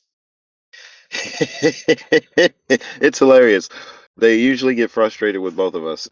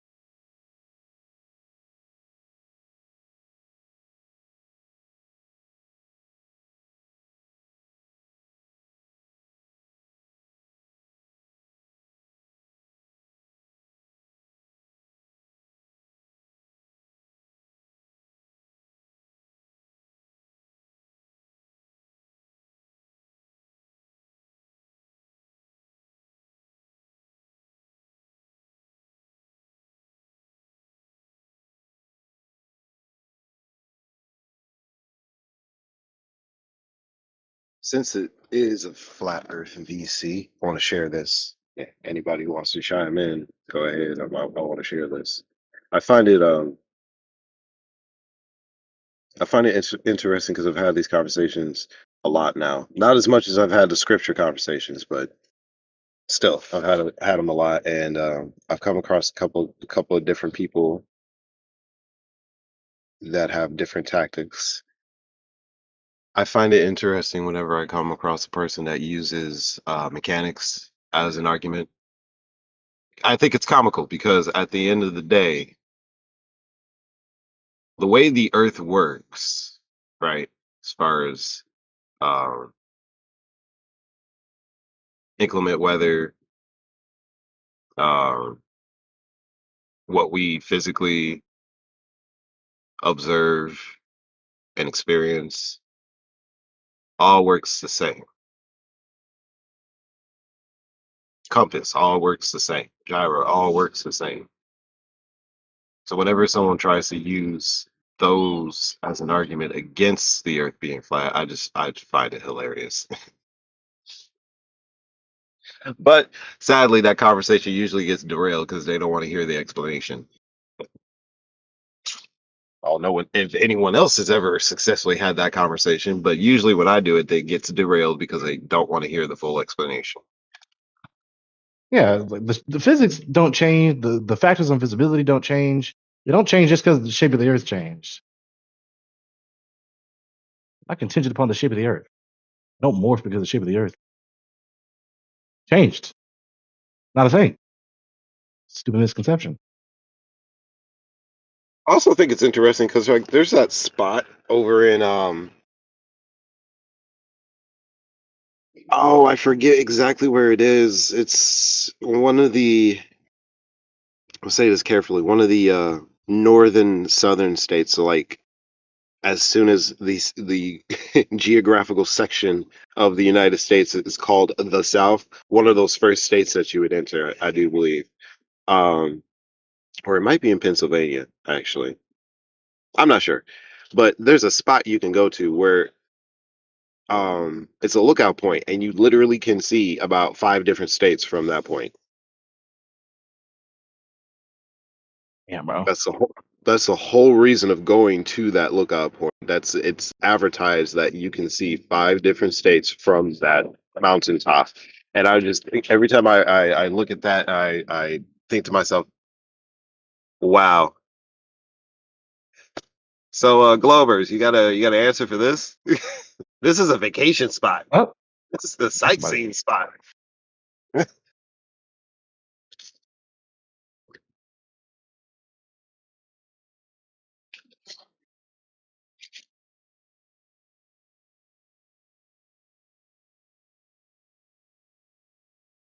the hell, bro? Wait, say again. Somebody snuck up behind me through a vent. Mad Oh. as hell.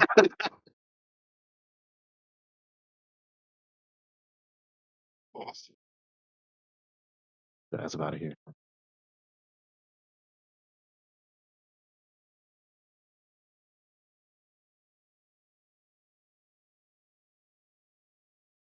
Yeah.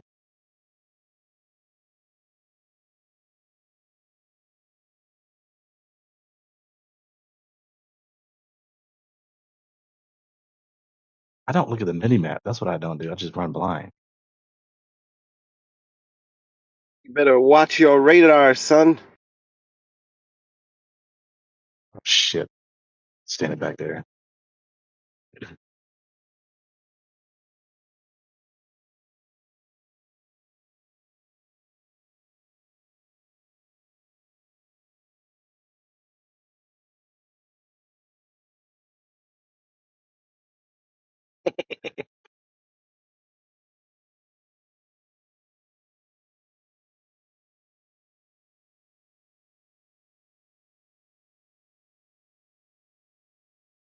I'm streaming my screen, by the way, so you can see how ass I'm being.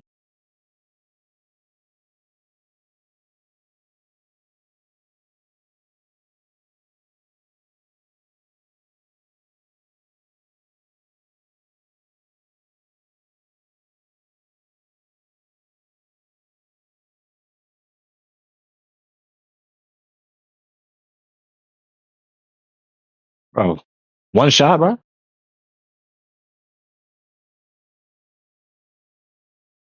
Man, that's crazy.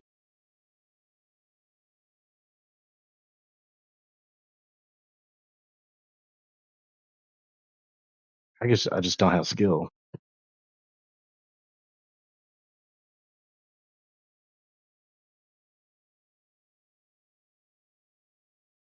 Wow, just saw someone die terribly in front of me.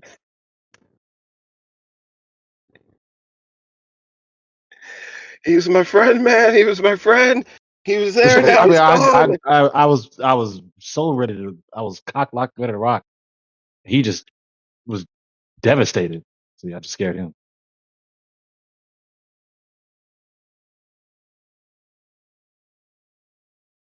Shit. Hang on. Oh my god.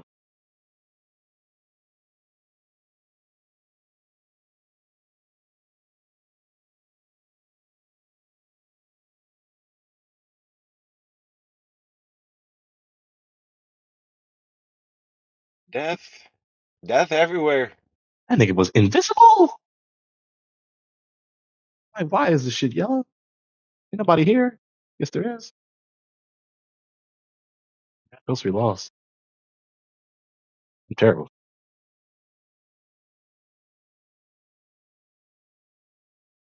You know what? I don't normally play this game, but I think you and I should play Rainbow Six. I just want to hear your reactions reaching and Oh, clearing you want to hear me buildings. rage? Asshole.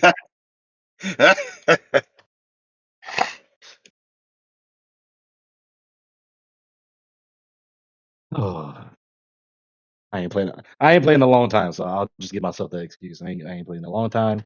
I will get into the swing of things. Takes a little time to get back in the swing of things.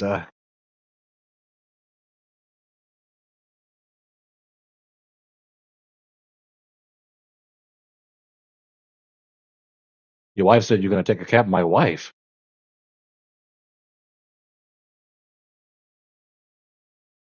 Remember Dark Knight Rises? Selena Kyle taking his goddamn car. Yeah.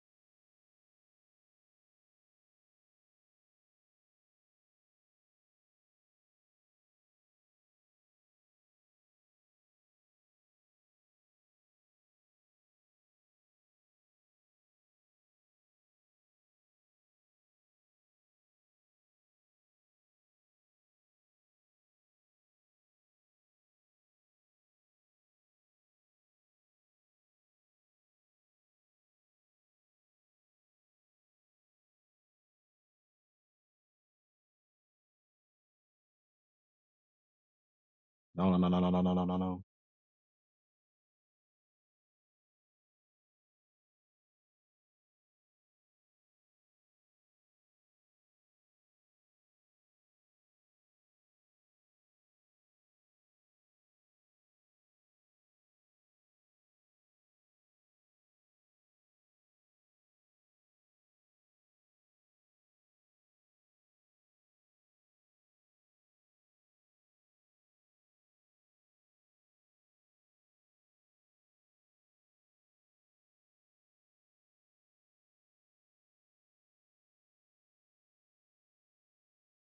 Bam.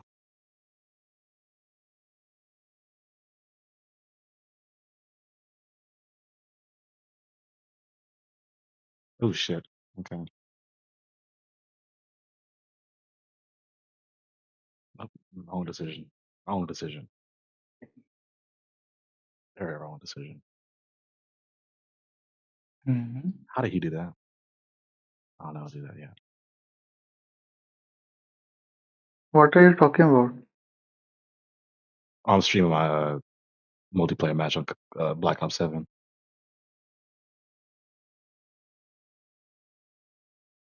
I'm feeling dumb. What did you say? I couldn't get. The Black Ops 7?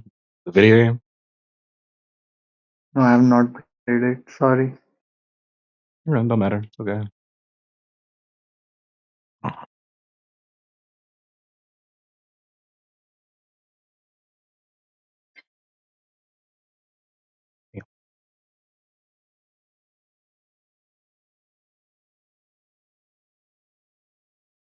Oh my god, we just spooked each other.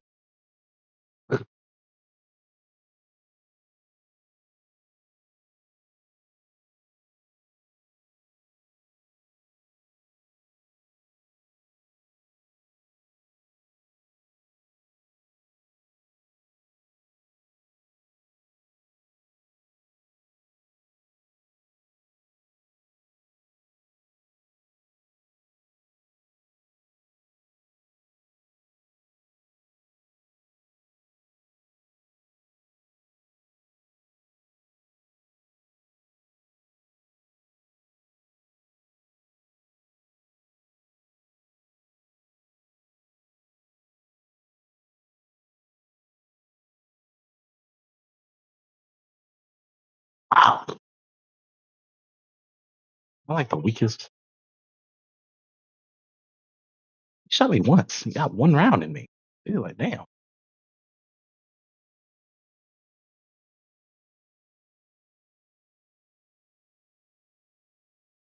I like this burst rifle. I don't really like this. Making it work.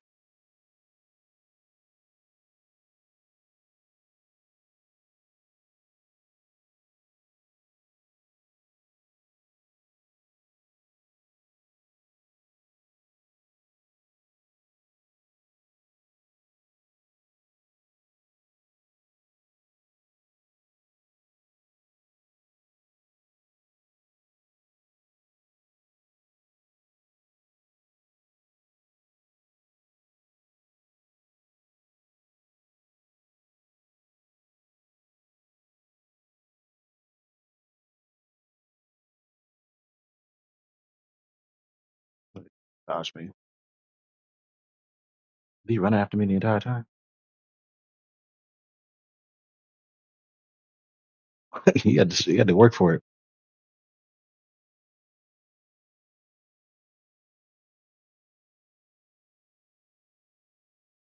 How the hell, bro?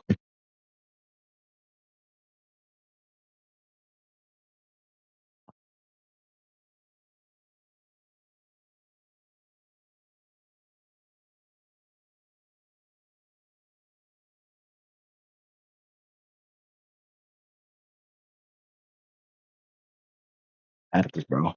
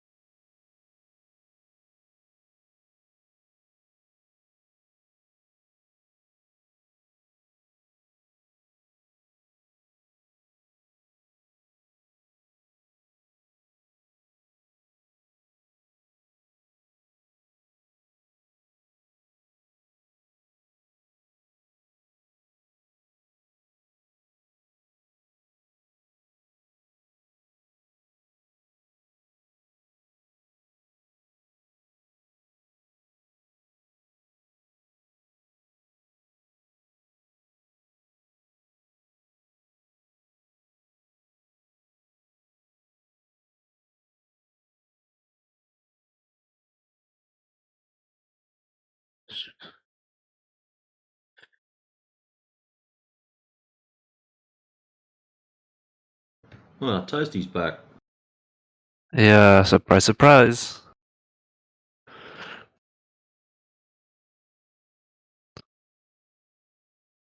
Did you come back with more questions, or are you just chilling this time? I thought somebody was talking, so I was gonna listen to them. I've only been in for a little bit. It's been pretty quiet. A few people drop in and out. Like that one. Ribe. Can I get streaming permissions so you guys can watch me like fight this guy in Minecraft? Oh, it's the same guy. Oh no.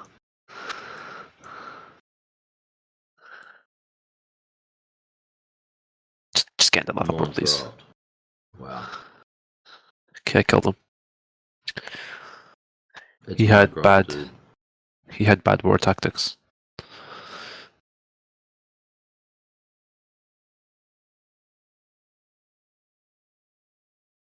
When I have jokes, but like I don't want to say them because I don't want you guys to think I'm mocking you. It's just stupid jokes. It's not.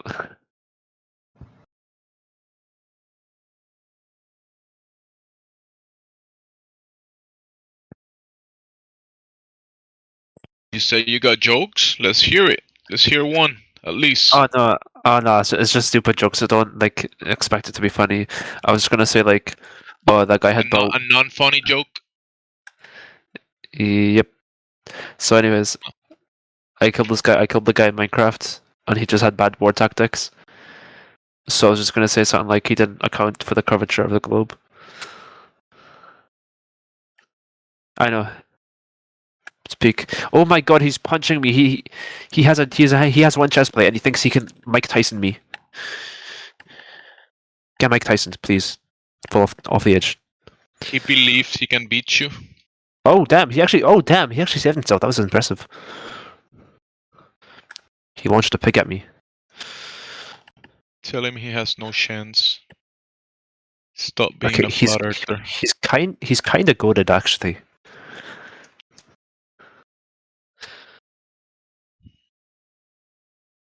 It's fine. I have melons. What are my binds, man?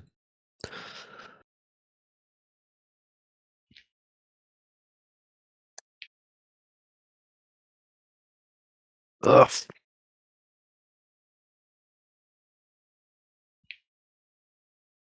Okay, I won. So can I get those stream farms? That's not given by anybody in here. That's mostly No. Server levels. You gotta like level up to be able to stream in the server. Okay. By participating in the server and not getting banned. That'd be like level like 30 or 50. So you're saying that you've been in the server for a long time, but you cannot stream? No, I'm saying that like that would be at that permission would be at like a level 30 or 50. Well, I don't know about this server. If it's I don't know about this specific VC. If the streaming is allowed, but you should be able to try another VC. If you cannot stream, it's most definitely you don't have the level to do it, or it's not allowed at all in the server. Who knows? Yeah, no, I joined like yesterday. Okay. Or was it today? Wow, I suck at keeping track of time. I think it might have been today actually. Did you join and then fell asleep and slept for at least 6 hours? Yeah, now you're here? again. I mean, I don't know at this point. You don't know if you slept? No, I mean, yeah. You did sleep? Okay, so it was yesterday that you joined. No, I don't like. Yeah, I mean, yeah, you're right. I don't know if I slept because if I knew I slept, then I knew so it it would be was today yesterday. then that you joined. Because if you didn't sleep, it's still today, no? No, I don't know. I don't know if I slept. I have to talk to your doctor about that. No, because I know I know I sleep. Like I know I have a sleep schedule and I use it. But I don't know if I did that within the time period of me joining the server right now. Oh shoot, he might win. Oh. Ooh! He really is. He's really bad at fighting. Like, if he just clicked me once, I would have died. You would have won already, but you using too much resources of your brain talking to me, so that's why you haven't like finished them yet. I can multitask. Yeah, but 50-50 is not 100% though. Actually, it doesn't sound like you can multitask. It sounds like you get distracted quite easily. Oh yeah, you're right. I do get that. No, that's in speech. That's like tangents. It's not. It's not like I'm fighting him. I talk to you, and I'm just like in the game, I just like physically stop looking at him.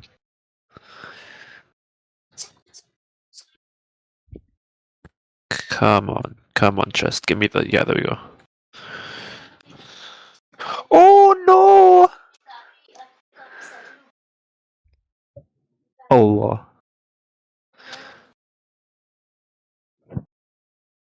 Oh, I'm so okay. I'm dead. How are you doing, guys? We are doing. Can I ask you a question, please? Yes, you can direct your questions to Matrix. Go ahead.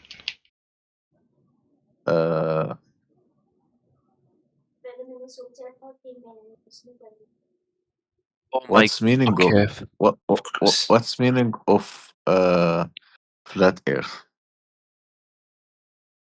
I can explain this because Play Minecraft, bro. Don't try.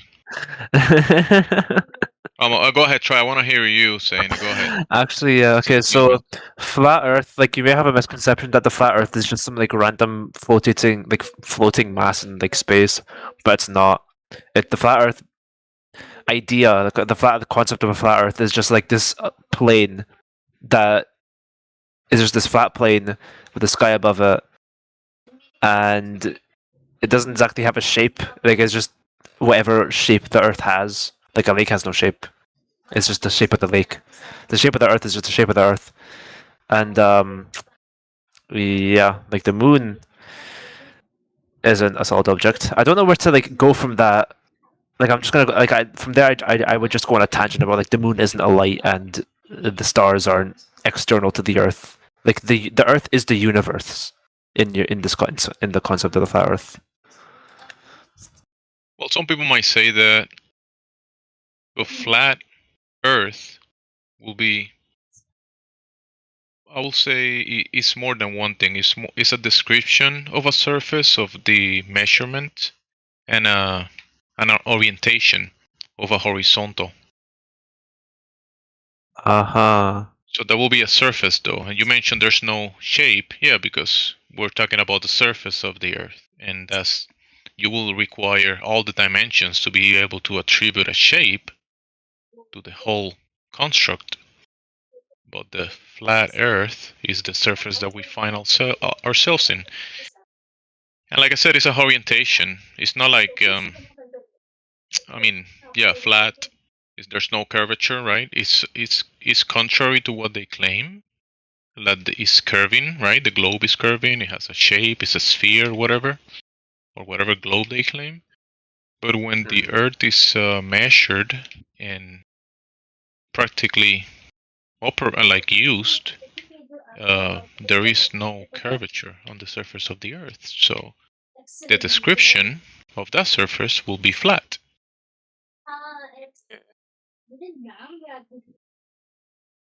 Who's the guy that asked the question? Was it Bean? No. Or you have children in the background or something? Excuse me. No, it's okay. Are you there, guy that asked the question? Maybe not. Do not tell me that was him who left. Maybe that was too much for him. That was too much. You broke him being toasty. My idea was just so thorough that he was like, "Oh my god, this guy, he's so." I can't even keep that up. It was too This much. guy. Yeah, but yeah, basically.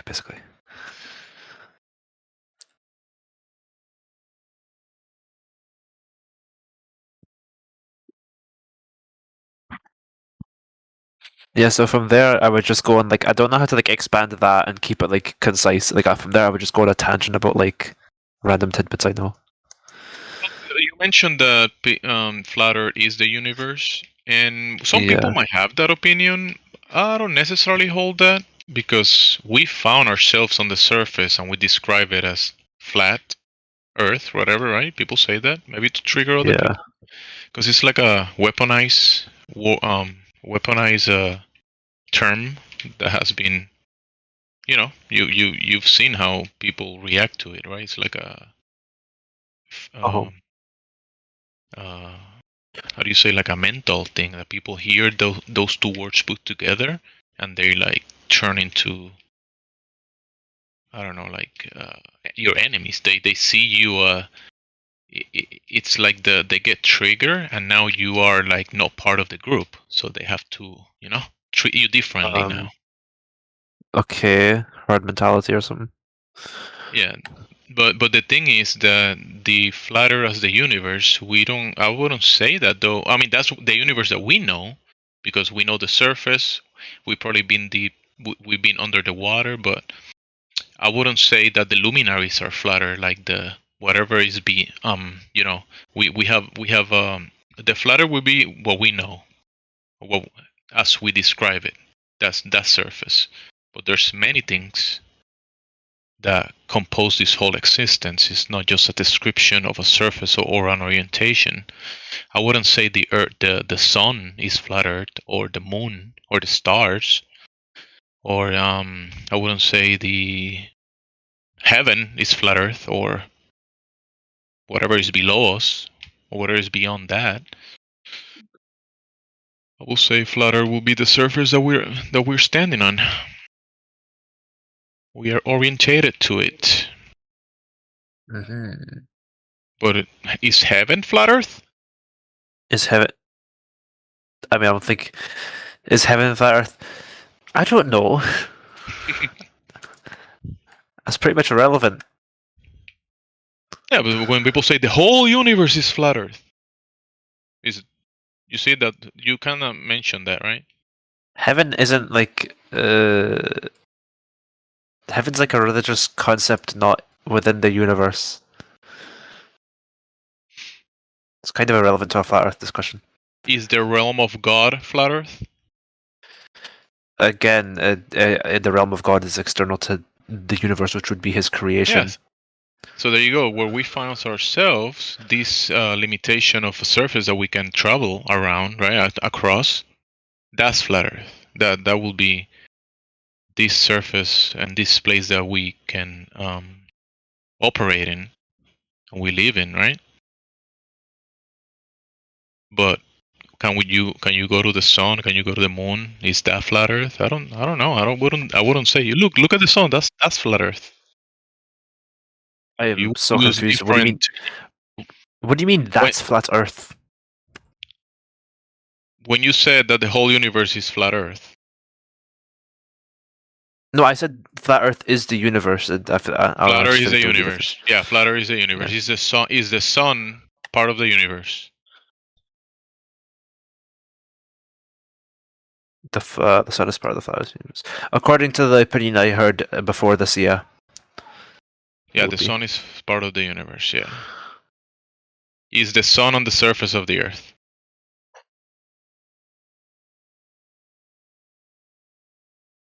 Is the sun on the surface of the universe? No. In neither idea it is. What do you mean the surface of the universe? The universe doesn't have a surface. The universe is a space. It's it's an area. The Earth. Okay. It's a region. You're standing on the ground, right? When you're standing on the ground, that's what people call flat Earth. Or you're traveling on the water, right? You're on a boat. You're on the water. Is that flat Earth, right? That's flat Earth, right? The water. Yeah, that's that's flat Earth, right?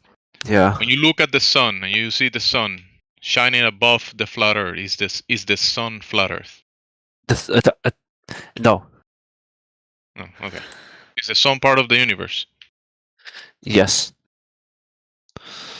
So the universe is not flat Earth. Flat Earth will be one piece of it, a part of it, but not the whole of it. Yeah, I know that. Okay. Okay, so there's different thoughts about what the situation is. Is the wheel of your car the whole car? No. Okay, yeah. The engine either, right? The engine is not the whole car. Okay. Okay. Yeah. Okay, This so your machine, this view. construct, this whole construct that this design environment that we're in, we have an area that we can navigate, live across, do things. But we have limitations. So what we see and we describe as a flat Earth, that is the limited place that we can go to. Okay. Okay, so I think your view is more similar to the globist view, as in like the structure of external things, like things external to the Earth. The dude before this was like tearing down literally everything you're taught in school. Like he was like tearing down literally everything, and like completely new ideas and like stuff of like the Earth is the universe. And space is a lie, because like so with your We know as a universe because we don't. That's what we got. We don't have anything else. With your idea, that is our universe, though. Yeah, you believe in surface that we're space. standing on. I mean, because even because, bro, I mean, when people measure the ground. Go ahead. You were gonna do. I actually interrupted you, dude. Go ahead. Yeah. So I'm just one question. Do you believe in space? The space between you and I, width, length. No. Space. Yes. Outer space. Outer space, as they depicted in the the globe idea. No, I do not believe in it as the way they depict it. Are you serious, bro? Are you serious, Tessie? Yeah, I am. No. Tassie is asking if I'm serious because you asked me that question and I said I don't believe in it, and he's like, "Are you serious? You don't believe in outer space?" That's Tassie asking that question. Yeah, do you believe that there was anything like moon landing in the 70s? That's Hollywood, Tassie. Hollywood, Disney. Cartoons, movies. Like when you turn on the TV and you see people pretending to do things. You don't need to belittle him. You don't need to belittle him, bro. Being toasted. I'm trying to tell something to the other guy. Don't interrupt me, bro. You don't need to belittle him. That's all I'm saying. Like, because don't try to tell me how to deliver what I'm trying to say, bro. Don't try to. What tell me if how to do it. what if you I don't know, went today to planetarium? What if you went there today? What would you think about this? You're gonna do an observation on a planetarium that has been constructed based on a horizontal frame of reference, and the ceiling above you has foundations that require a horizontal, water level, flat orientation that will be impossible on the globe. So you being on the observatorium will debunk the globe. Planetarium. I Flat don't know the surface word debunk. with a dome What ceiling. does it mean? What does it mean, debunk? Proven incorrect. Yeah. Okay. Thanks. Yeah, you mentioned the moon landings as some type of. What are you trying to say about the moon landings? Is that evidence for you that the Earth is a sphere? You saw the moon landings, therefore Earth is a sphere. Is that what you mentioned earlier? Yeah, probably. Okay, I have like one more argument. I heard about something called parallax. So I think it proves. Parallax. That will debunk the globe right there. That will debunk the motion of the Earth because there's no parallax to the luminaries.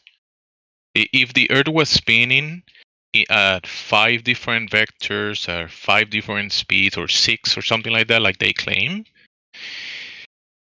there will be a change of orientation of the luminaries. There will be parallax to the North Star and all the other luminaries, but there's not, because the ground is motionless. The luminaries are moving, but not the ground though. That by itself, the parallax, what you bring in, that's not an argument for the globe. They will tell you, they will run away from the parallax, and they will tell you, no, it's because the stars are so far away, trillions and trillions and trillions of miles away, that you don't notice any changes. So parallax actually debunk, or the lack of it, the lack of parallax. Go, make your argument about parallax. Let's see what you gotta say about it. You say you have an argument. Okay. So I don't know. I just read about this once. So the parallax is when, I'm not like very experienced. So whenever you go, like for example, at 1 p.m. you go somewhere and you observe a star, then you go, I don't know, somewhere else. It's probably at the same time or like later, and you measure it. But this is for proving how far the star is from Earth, yeah? That by the kilometers you've went through from point A to point B on Earth. And the angle between your observation in the first place and the second place, it makes like a triangle, and you can count how far the star is from like Earth based on the difference in the angle of observation of the star from one place and the second place, and like the ratio from the kilometers on Earth that you've covered. Matrix, you want to touch on that? He's saying that you can tell the distance to the stars. Honestly, he might be able to, but the question I've got for him is, how did he validate, verify, or prove that these distances are true and correct?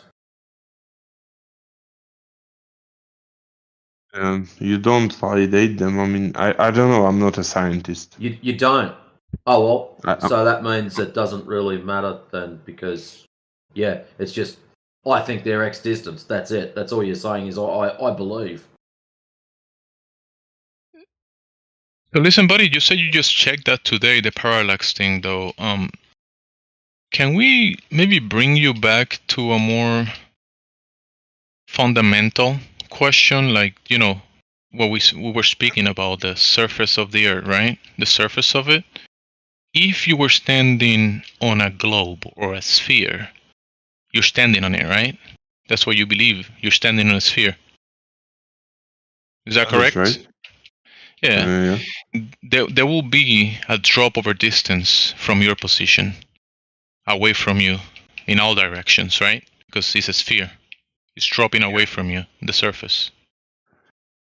How is it like dropping away from me, the surface? What do you mean? Change rate of slope. It will be. Yeah. It will be changing the the ground. Yeah, for example. It will be dropping away from you, from your line of sight, the observer. Yeah, the horizon. Yeah, the horizon. Okay. But that's the thing, though, that the sphere that you think that you're standing on, it will require a specific rate drop, and that can be tested. It has been tested to check if it's there. Like, people, you can go outside, you can go to a body of water, you can do either measurements or long distance observation. There's even laser tests that have been used. And you can come to the conclusion that there is no curvature because there is no drop over the distance that will conform to the drop of the sphere, the globe Earth that they claim. There's no, it's not dropping, it's not curving. So how can it be a sphere if it's not curving though? You see? You see the issue there? Not really, because it's a giant sphere. So this like phenomenon is not that like, you know. So it's a giant sphere, so it's not curving. That's what you're saying? I'm saying that it's like slowly curving. Okay, it's curving, right? So it is curving. Exactly what I told you. So you're agreeing with me. It has to be curving. But it's not curving. Do you get that? No, I don't get that. But it is curving on a very long distance. You're saying it is curving. Yeah. So the argument do you is have that the method? Do you know who measured that curvature? Do you have that available? You said it's curving, so you probably have like some type of method that was used to determine that, right? Like it's curving. like, that's what you're saying. My own logic. That's my method. So who measured this? You know Your this? own logic. Can you describe that? Your own logic. What was the logic that you followed to come to the conclusion that the Earth is curving? What was that? Okay. Can you tell me? Answer me this question. Who measured this curvature of Earth? No one has measured the curvature of the Earth because it doesn't exist. Okay. That's if that's the answer, then. Yeah, but that's what you're saying. No one has done it. No one Okay, has what the- measured the okay, curvature, okay, but okay, it has to be. let's- You're saying it has to be there, even though nobody has discovered it or measured it or seen it or showed it. You're saying it's still there, even though I have nobody one more question. has measured it. What about gravity? What about gravity? How do you Bro. respond to this? Bro, come to a remember you mentioned logic. Dude, just try to come to a logical conclusion about this one, because if you can't figure out the ground that you're standing on or the waters across the surface of the earth, how are you gonna figure out gravity, dude? I don't know. So let's maybe find out this one. Yeah, let's find about out. Yeah, so let's do a Okay. long distance observation, right? We can look at many examples in the chat. You know, I'm gonna jump in the text. Maybe people, if you look in the chat though, there might be people posting things now or before our conversation. There's probably people posting different observations from the surface of the earth, and by you just looking at this stuff, you can safely come to a conclusion that there is no curvature, the no curve that is attached to that globe that you're thinking, the globe Earth, 3,959 miles in radius. Because remember, it has a specific variation, specific variables, and that stuff can be tested for, and it has been tested for, and the test shows that it's not there. So it's not that, because if it was that, if it was a sphere, that the curvature will be there, and we will be able to test for it, but it's not there after the test. Let me check the text real quick, because I got a few don't things know here. what you're talking about, but can we talk about something I know what we're talking about? You don't remember the curve? You said it's a sphere. The sphere is curving. But and people okay, can test. so yeah, bro, wait. So there are some like proofs about things that are like I want to say non like fuck, I forgot the word, but they're like non-direct proofs. So for example, like human is a human because it's like an animal because it has, I don't know, evolution, or it is born. Yeah, now like, you're gonna from go claim female. stacking. Now you're saying about, bro. No, now, I'm not. now I'm you're- not. I'm not claim stacking. You Bro. are now you're saying we have evolution, even though you don't have that. You don't know what that is. You don't know what that word means, and now you're gonna use it like it means something. To the conversation that we were having before, you want to move away from the curvature. No, bro, but I and talk about didn't. something. Wait, you're a fucking idiot from what I think right now, because I haven't done anything, and you're like preventing me from doing like haven't done anything, bro. So shut up and let me finish. So you just said let's move away from the measurements of the curvature, the thing in question, the elephant in the room, and let's talk about something else. And you said yourself, indirect. So let's go away from the direct evidence and go to something else. And I'm trying to keep you on your feet, down to the earth. You go into something else, La La Land, imaginary, fantasy. And I'm trying to stop you from doing that. no, If you're you want to saying do it, some we can random try. shit. Okay, let's try because okay, so the gravity. So why is What's there that? gravity? Tell me. Okay, gravity. What is that? Tell me. What is it? So this is the thing that Earth has some mass, like huge mass, and therefore it produces gravity that pulls object into the Earth, yeah, with its weight. Okay, That is it don't this like escape. is this like words that you read somewhere, or this is like a demonstration, something that can be tested and shown and tested for? Is this something like that you have test Yeah, showing? it can be easily tested. So Hey, James, what is it? Oh, go ahead, Jim. DJ. My bad. Oh, I was just going to say, like, okay, so it's pulling everything towards the center of the globe. So that would mean the water should be curving. Jemsy already debunked what your gravity claim, because if gravity was real, then the water would have to be curving at a certain rate. So Jemsy already debunked your. You just told me that you don't believe. You just told me that gravity is not real. No, we it's you that debunked it. believes in gravity. So because what if you've you have got, gravity. Could go, DJ. Well, You just speak quickly, one at a right? time.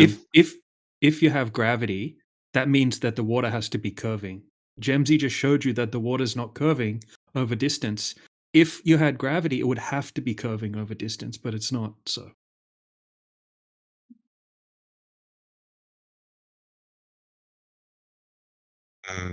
Yeah, but I don't know. Is the water curving? Yeah, I mean, it is curving. It is curving, like slightly. Actually, no, it's not. Well, Why every time it's we go not and test curving? it, every time we go and test it, this has been done thousands of times. There's a zero curvature. Bless you. Just mute yourself, brother. Bean Toasty. Why do Just mute yourself objects? so we don't hear you. sneezes. It was 2 sneezes, man. It's fine. Okay, why do objects simply fall on Earth and they fall? Yeah. So an object gets dropped, it goes down. So therefore, you've assumed we live on a sphere because of this action, this show. Here we go. I've got a pen. I let it go. It went down. So therefore, my table is curved. I hope not, because I like things to stay on my table. Yeah, that doesn't follow logically, bro. Like you're saying, okay, I see the water dropper, the pen dropping, like exactly the example that he gave you. I pick up the pen, I let it go, it goes to the floor, therefore I'm standing on a sphere? How does that logically follows? That Earth has certain mass and certain mass, so therefore, objects fall on Earth with some like speed, and the speed is equal to their mass times this g. Yeah, this what is this? 10 meters per second square. Yeah, like this. So Except that that's not interesting. everything drops at that rate, because helium goes up, it doesn't drop that way. We have hot air, we have many things that don't drop at that rate. That rate, that's only an agree upon. That's a convention. That's people said, we agree that a lot of things drop at this rate. So we're just gonna say that everything does. But that's just people saying that. That's not. You cannot demonstrate that everything drops at that rate. That's not I reality. don't know, like you were telling me about elements, and they behave different way. The elements, yeah, than like normal objects. Yeah, and we know the behavior of water, and we know that water doesn't attach itself to the outside of spinning spheres. We know the behavior of that. We know that water lays horizontal on the surface. We know that. It can be demonstrated. Okay, It can be so one more measured that the question. water is not curving to the rate of the globe. So the globe is just falling flat, falling apart. Okay, so let's assume that the Earth is flat. So why is it like this? When you go to the end of the flat Earth, why don't you fall down? Or when is the end of this? When you go to okay, so you just made up an imaginary place in your mind, and you think that imaginary thing doesn't work, and you are trying to ask me about it. No, that is a model that is like flat Earth in my mind. So A it model has in to. your mind, yeah, exactly what I said. Something that you made up in your mind that doesn't work. No, but You're just telling me that whatever you're imagining doesn't work for you. So now you're trying to tell me to explain how it works for you. No. Yeah. Okay. So can you explain me your Has anybody model? in here? Shut Has up. anybody in here tell you about the edge of the end of the world? Anybody in here made that claim that you're trying to push that to someone Okay, in there here? is geometrical, I don't know, object like like a circle, and so I can see the borders of the circle on the paper, on a piece of paper. What? Have you ever thought about this? What if the ends of the world are unknown? What is that? That's an unknown that you don't know. I don't know. Okay, Have you what ever about considered that? So can you answer me this one question right now? Is it possible when people discover this unknown ends of the world, do they fall down? Who's that? Who discovered the ends of the world? Tell me. Go ahead. Tell me. You. Me? No, I haven't done that. Okay, I don't know. Ferdinand Magellan. Brother, I'll answer your question because I can't bear this 1 second longer. Nobody thinks the edge of the world, there's an edge of the world. No one thinks the earth is an object that you can hold in your hand if you were a giant. Okay? And fall down, that doesn't even make sense. Why would it fall? Where would it fall to?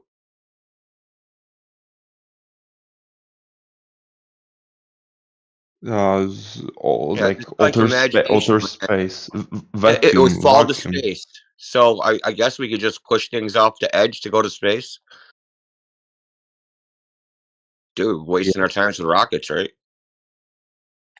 Okay, but you're like contradicting yourself because he told that we Your haven't idea. discovered the edges according to him. Indio, he thinks that the disk in the internet that people label flat Earth, that's us. Yeah, we don't think the Earth is a disk in space floating around. Does that help? So can you explain me what this is according to? Earth is not in outer space. It's not inside of something. It's just the Earth, and that's all there is. Above the Earth, we see stars, sun, and moon, and all the celestial objects. Phenomena. Yeah, phenomenon, whatever you want to call them. There is no outside the Earth. It's like a simulation. Just to give you it's like saying, hey, what's outside the universe? Right? Doesn't even make sense to even ask that question. There is no outside. It's all there is.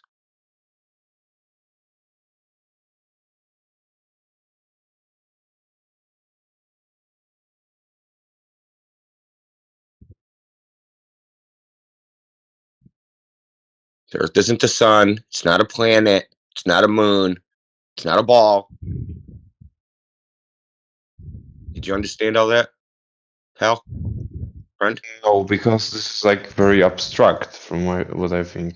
No. I mean, so they say that in modern cosmology, the universe is flat.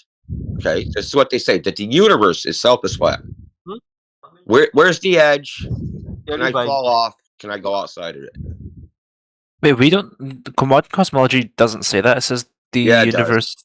Yes, they do. It does. They say it's an asymptotically flat space-time. That's news to me. Okay, Google it. Flat universe. No, I'll trust you on that. Honestly, I'll just trust you. No, don't trust him. Don't trust him. Well, is he a little liar? Is he a liar or something? No, I tell the No. truth, but you guys still, in your head, you'll still think that the universe is not flat. Like, in their No, bro. cosmology. Oh my god, if I'm saying I trust you, I'll trust you, bro. Please, just trust me that I trust you. Okay. Well, all I'm saying is, I don't know what you're hey, I saying. don't think the universe is flat, unless you count just the Earth as the universe. So we know the Earth is flat from measuring it to be that way. And I heard you mention gravity, like why things fall. No one knows why things fall. No experiment can be done to determine why things fall. I mean, if you know the experiment, just tell us. I'm all ears. I think that's the best answer for that, because he sounds fairly new, but that's straight to the point. No one knows. That's the truth. Yeah. Kind of want to bring up the whole thing of what was general relativity, that like you can't devise an experiment to tell the difference between acceleration and gravitation. I just kind of want to bring that up because I feel like it's related. Like, Yeah, there are experience. This is actually something. It's just, I don't mean to just be a freaking contrarian, but the gravity acceleration equivalence has never been actually proven, and there is actually a physicist working on demonstrating that. Does have some data that the acceleration, the inertial mass and the gravitational mass are not actually the same thing. And he's been doing these experiments by dropping different elements in his, I guess you would call it theory, hypothesis is the number of neutrons within the nucleus of an atom determine its inertial mass. The guy's name is Sky Darnos. He's a physicist. You can check out his YouTube channel and watch all his experiments. I'm just saying. Mm-hmm. But within the framework of relativity, Einstein said yes, inertial mass and gravitational mass are equivalent, but that's never actually been proven to be true. But the difference would be very small anyway. So. Oh yeah, what do you guys think of the physicists then who sold these ideas? Like, do you think they were just a big bought by the government or something? No, they're just wrong. Okay. Mm-hmm. Oh. Yeah, you heard being wrong, right? No. So I'm just trying to figure out like. You guys can't conceive of it. You guys are like, you guys think they must be lying. No, not like that. I'm just trying to figure out like what, like, okay, so but you do believe that it's been. The physicists that said the Earth is a spinning sphere in the vacuum of space, they sound pretty sure about it, but they're just wrong. Okay, so what about other planets? You think that they thought they were telling the truth? You think that they had it figured out, but we're wrong. They believe what they're saying. Okay, and then the government took that idea and perpetrated it as a lie. Hold on a second, just 1 second. I've talked to physicists. Actually, I've debated person with a PhD in mathematical physics in this server. Okay, twice, 2 different ones. Okay, and when it comes down to it, when we ask them, they don't actually know the Earth is a globe. They just believe it. They've never done any experiments. They've never seen any experiments done. They've never done any measurements. They've never done anything. They just learned it when they were a kid and just continue to believe it. Okay, and so the government took the mistake of the scientists that the Earth is a globe. Oh, sorry, because that. What do you mean by the government? Like the city, like the lady. What do I mean by the government? Like the lady at the tax office. Like NASA and stuff. Oh, like NASA. Okay. Because NASA is like affiliated with them. Yeah. You guys are in trouble with the NASA thing. So a couple months ago, Donald Trump signed an executive order turning NASA into a spy agency. So yeah, I know. Yeah. So my question was like, do you guys believe that the government took the mistake of the scientists that the Earth is a globe and continued to perpetrate it as a lie for some gain? It's not a lie if it's a mistake. Yeah.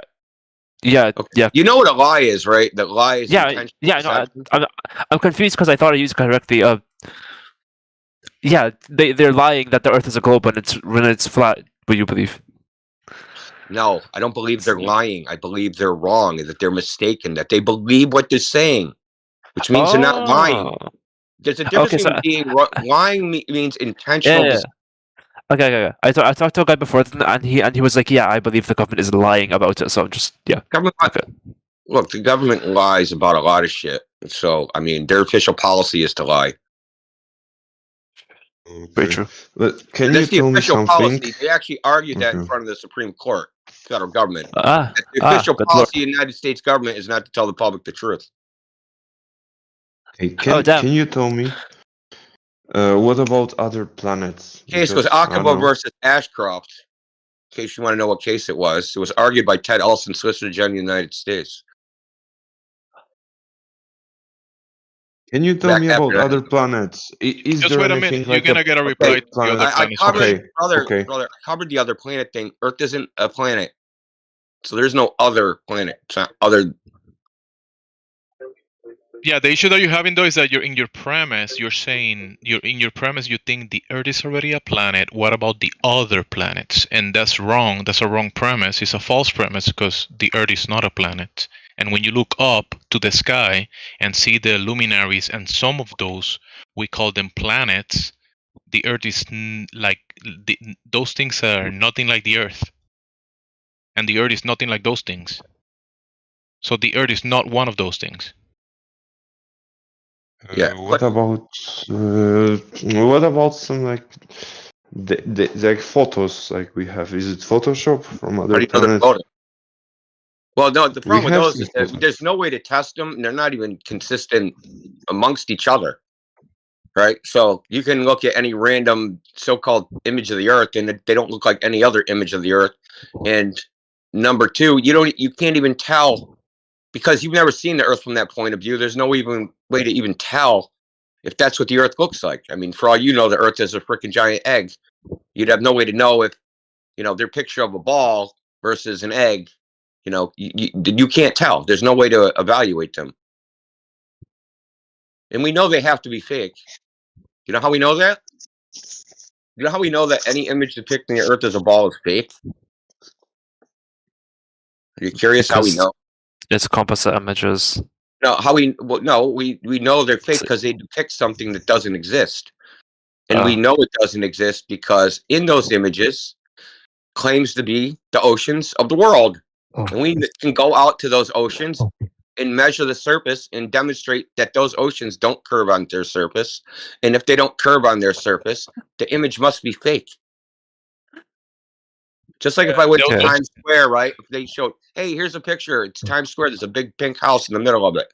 And I go there and there's no pink house. Yeah, it doesn't matter how many pictures of the pink house in Times Square there are. I know that those images are fake because there's no house there. Okay. Yeah, the images will be a misrepresentation of the Earth. So the Earth is a sphere and the oceans curving around the sphere. And when we go to the oceans are not doing that. The images will be a misrepresentation of reality. There you go. See, what we do, we go out to reality and check what they tell us to be true. Okay. They say, hey, the Earth is a ball. It has a radius of 9,000 or 3,959 miles.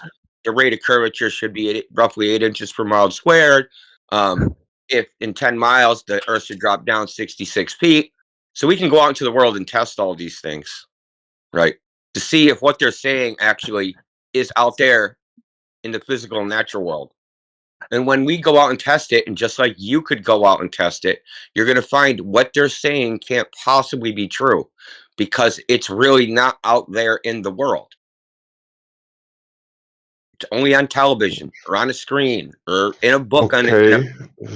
Can you maybe tell when me? you turn off the screen, when you turn off the TV where you saw the globe and you go outside, you check the surface of the Earth, that's nothing like what you saw on the TV. Go ahead, Tassie. Okay. Can you tell me? So why is it like this? That official narrative is that the Earth is round, it's in space, etc. Why? At this point, first of all, we'd have to read men's minds, but it's at this point it's a Western tradition. It's like being born in a Christian country and then you're Christian. Right. So you're born in the West and, they tell everybody the Earth's a globe, but everybody just passes it on. Like your parents, right? They probably told you the Earth is a globe. Do you think they know? Do you think your parents have any knowledge of the shape of the Earth? No. No, they know some basic like. Yeah, they were told, about right? stars, They were told by their planets. parents, and their parents were told by Yeah. their parents, and their parents. You see what I'm saying? It's just like a tradition passed on. None of these people actually know, and that's what I was trying to tell you guys earlier. I've talked to the people, the scientists that you think know, and they don't know because I've asked them. I've talked to them. I've talked to people that are satellite engineers and pilots and surveyors and physicists, cosmologists, astrophysicists. We've talked to all these people over the last 10 years, and they don't have any information that's different than you. What about this like comets or like meteors? Do they? I mean, there are some stones that fall from above to Earth. Yeah. Yeah, there's also cats and dogs and fish and animals that fall from the sky too. So what? There's also fish that falls from the sky, though. You know that? No. What do you mean? Never heard of the reign of animals? It's been going this is documented for 2,000 years. There's sometimes No, there's just rain animals out of the sky. What do you mean? Nothing like this exists. Okay. Anyways, real quick about the rocks in the sky, there is a difference between the phenomena that we see, like we call sporadic meteors or meteors, and then there is the cartoon version of that. Because remember, if you're standing on the ground and you look up to the sky and you see a phenomena, and let's say a rock falls from the sky, and then you go pick it up, right? Okay, cool. Yep. That doesn't logically follow that the Earth is a globe, though, because then you got someone. Then you have the question: where did this rock came from? How did it happen? You're gonna be asking those questions, and then you're gonna have one of those guys showing you a cartoon, right? And then you're gonna look at the cartoon, and the cartoon is gonna show you the misrepresentation of the curving Earth, and that rock came from outer space. But that's just an explanation. They don't actually know that. That's just a misrepresentation of what happened. Go ahead. Okay, so is the theory that we are like alien zoo? Is it good one? Eh? Like humans are alien zoo, yeah? We are like animals of the that's alien. a misrepresentation of the use of the word alien, because alien means foreigner, someone from other land. And alien, you can also use it in fiction. So whenever you speak about outer space, aliens, that's fiction. If you're speaking about people from other lands or coming from other places, sure, you can use the word alien. But when you're thinking about the aliens in Star Wars that look like frogs, speaking different languages, no, that's just cartoons and fantasy. Yeah, there's no as far as other land. There's no land in the sky for people from other lands to come from.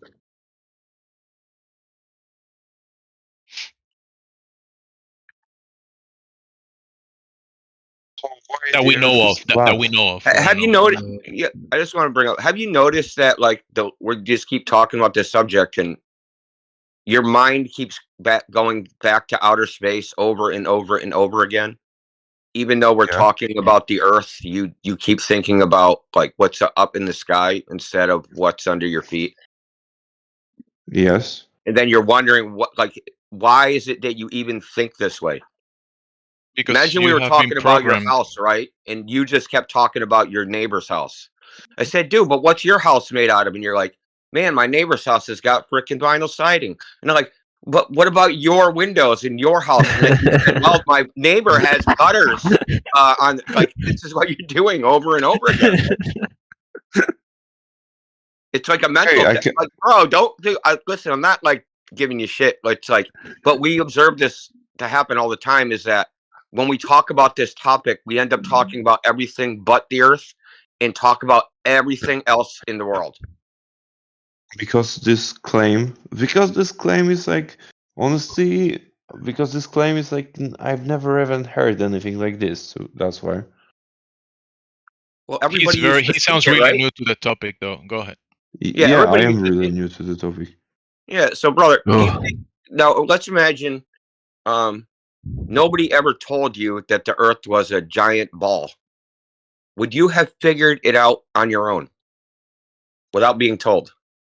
No, I wouldn't probably.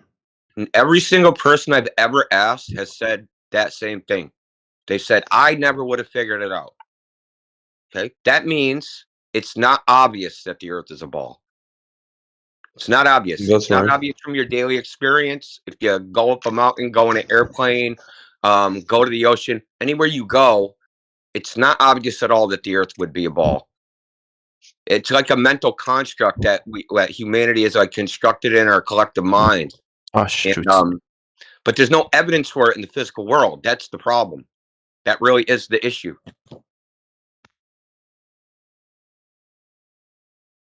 Hmm. And that's a problem, right? Because science is supposed to be empirical, right? It's supposed to be based upon observation of the natural world, not conceptualizations of the natural world.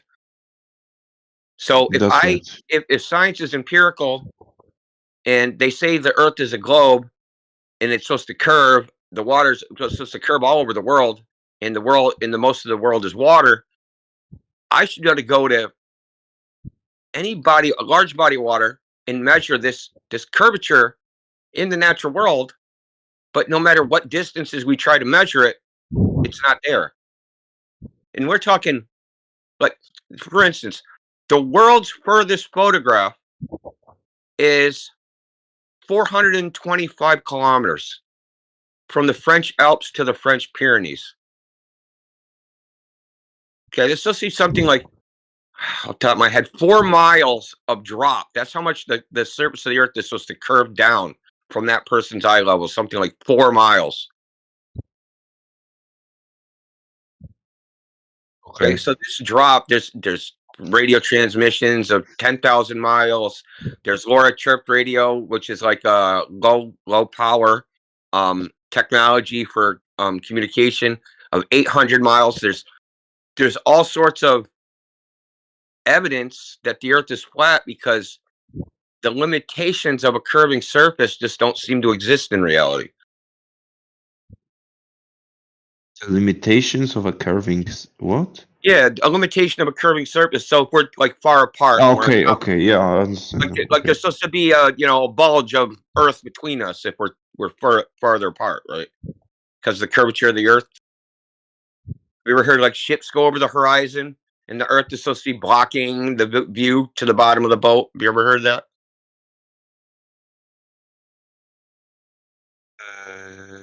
No, can you repeat, because I didn't get anything what you. Yeah. So if a ship sails away from you, this is what they say: if a ship sails away from you, it'll disappear bottom first, then the mast, right, in that order as it sails away.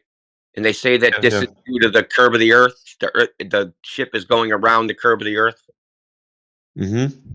Yeah, this is what they say. This is what I'm talking about. Yeah, that's what I also knew. Yeah, that's what I know. Like when you have the sun, the sun is setting. Yeah. So this also considered the proof that it goes that disappears in the horizon. So this is where you cannot see no more. Like yeah. The sun goes over the horizon and goes underneath your feet. So when it's midnight and someone says, "Hey, point to the sun," you point down, right? So where's the sun? Point down. That's so funny. I mean, yeah. So this is the idea, but when this is actually tested, because just watching the sun do something or just watching a boat, that's one thing. And maybe there's optical phenomenon happening due to the meteorological conditions that make it look a certain way. But can we actually test it from this subjective interpretation to find something objective and actually measure the surface of the Earth to actually see if it is actually curving? Okay. And all these tests show that it's not, all these measurements. So one thing you can do is, like, you can take a laser, you can shine it across a body of water, and you can measure its height, how high it is above the water along its length, to see if that height above the water increases, right?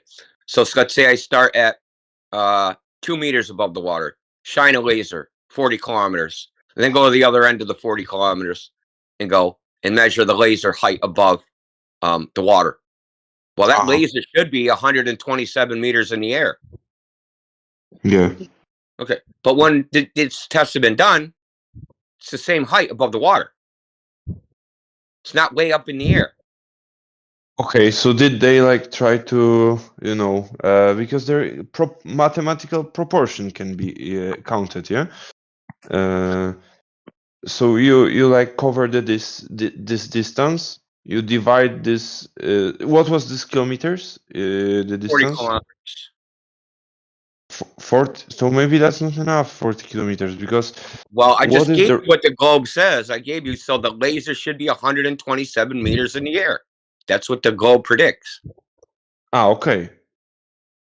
Okay, but they measured the meter they measured the laser 1.5 meters above the surface. 1.5, and it was supposed to be 127. 127. So it went up a bit. So it's That's like 2 sign orders of that magnitude. That's not a bit. that's not a bit. You're saying, That's the difference between having a penny in your bank account and $1. It's like a skyscraper building, like a giant skyscraper building. Yeah, 44-story building. That's its equivalent of a 44-story building versus a 4-foot man.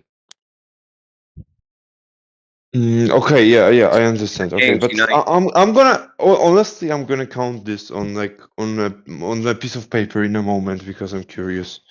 But can you send me the link to this, like laser? Yeah, or sure thing. Okay. Just to give you a little background, I'll give you a link. It's a PDF. It's got all the measurement results.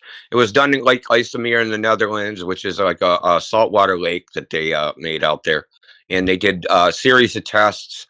And then they went back and did some of the tests again to replicate it, to make sure. And they had like meteorological stations. And it was a very thorough test. This was actually like the 4th or 5th time they did this type of laser test, because every time they did one, people would complain that you forgot this or forgot that. So this was like a culmination of like 5 years of attempts, basically.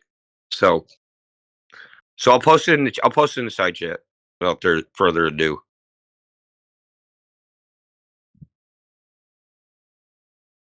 Okay. So maybe like one more question. So like, well, how is it like with North Pole and South Pole? Why does this magnetism exist on Earth?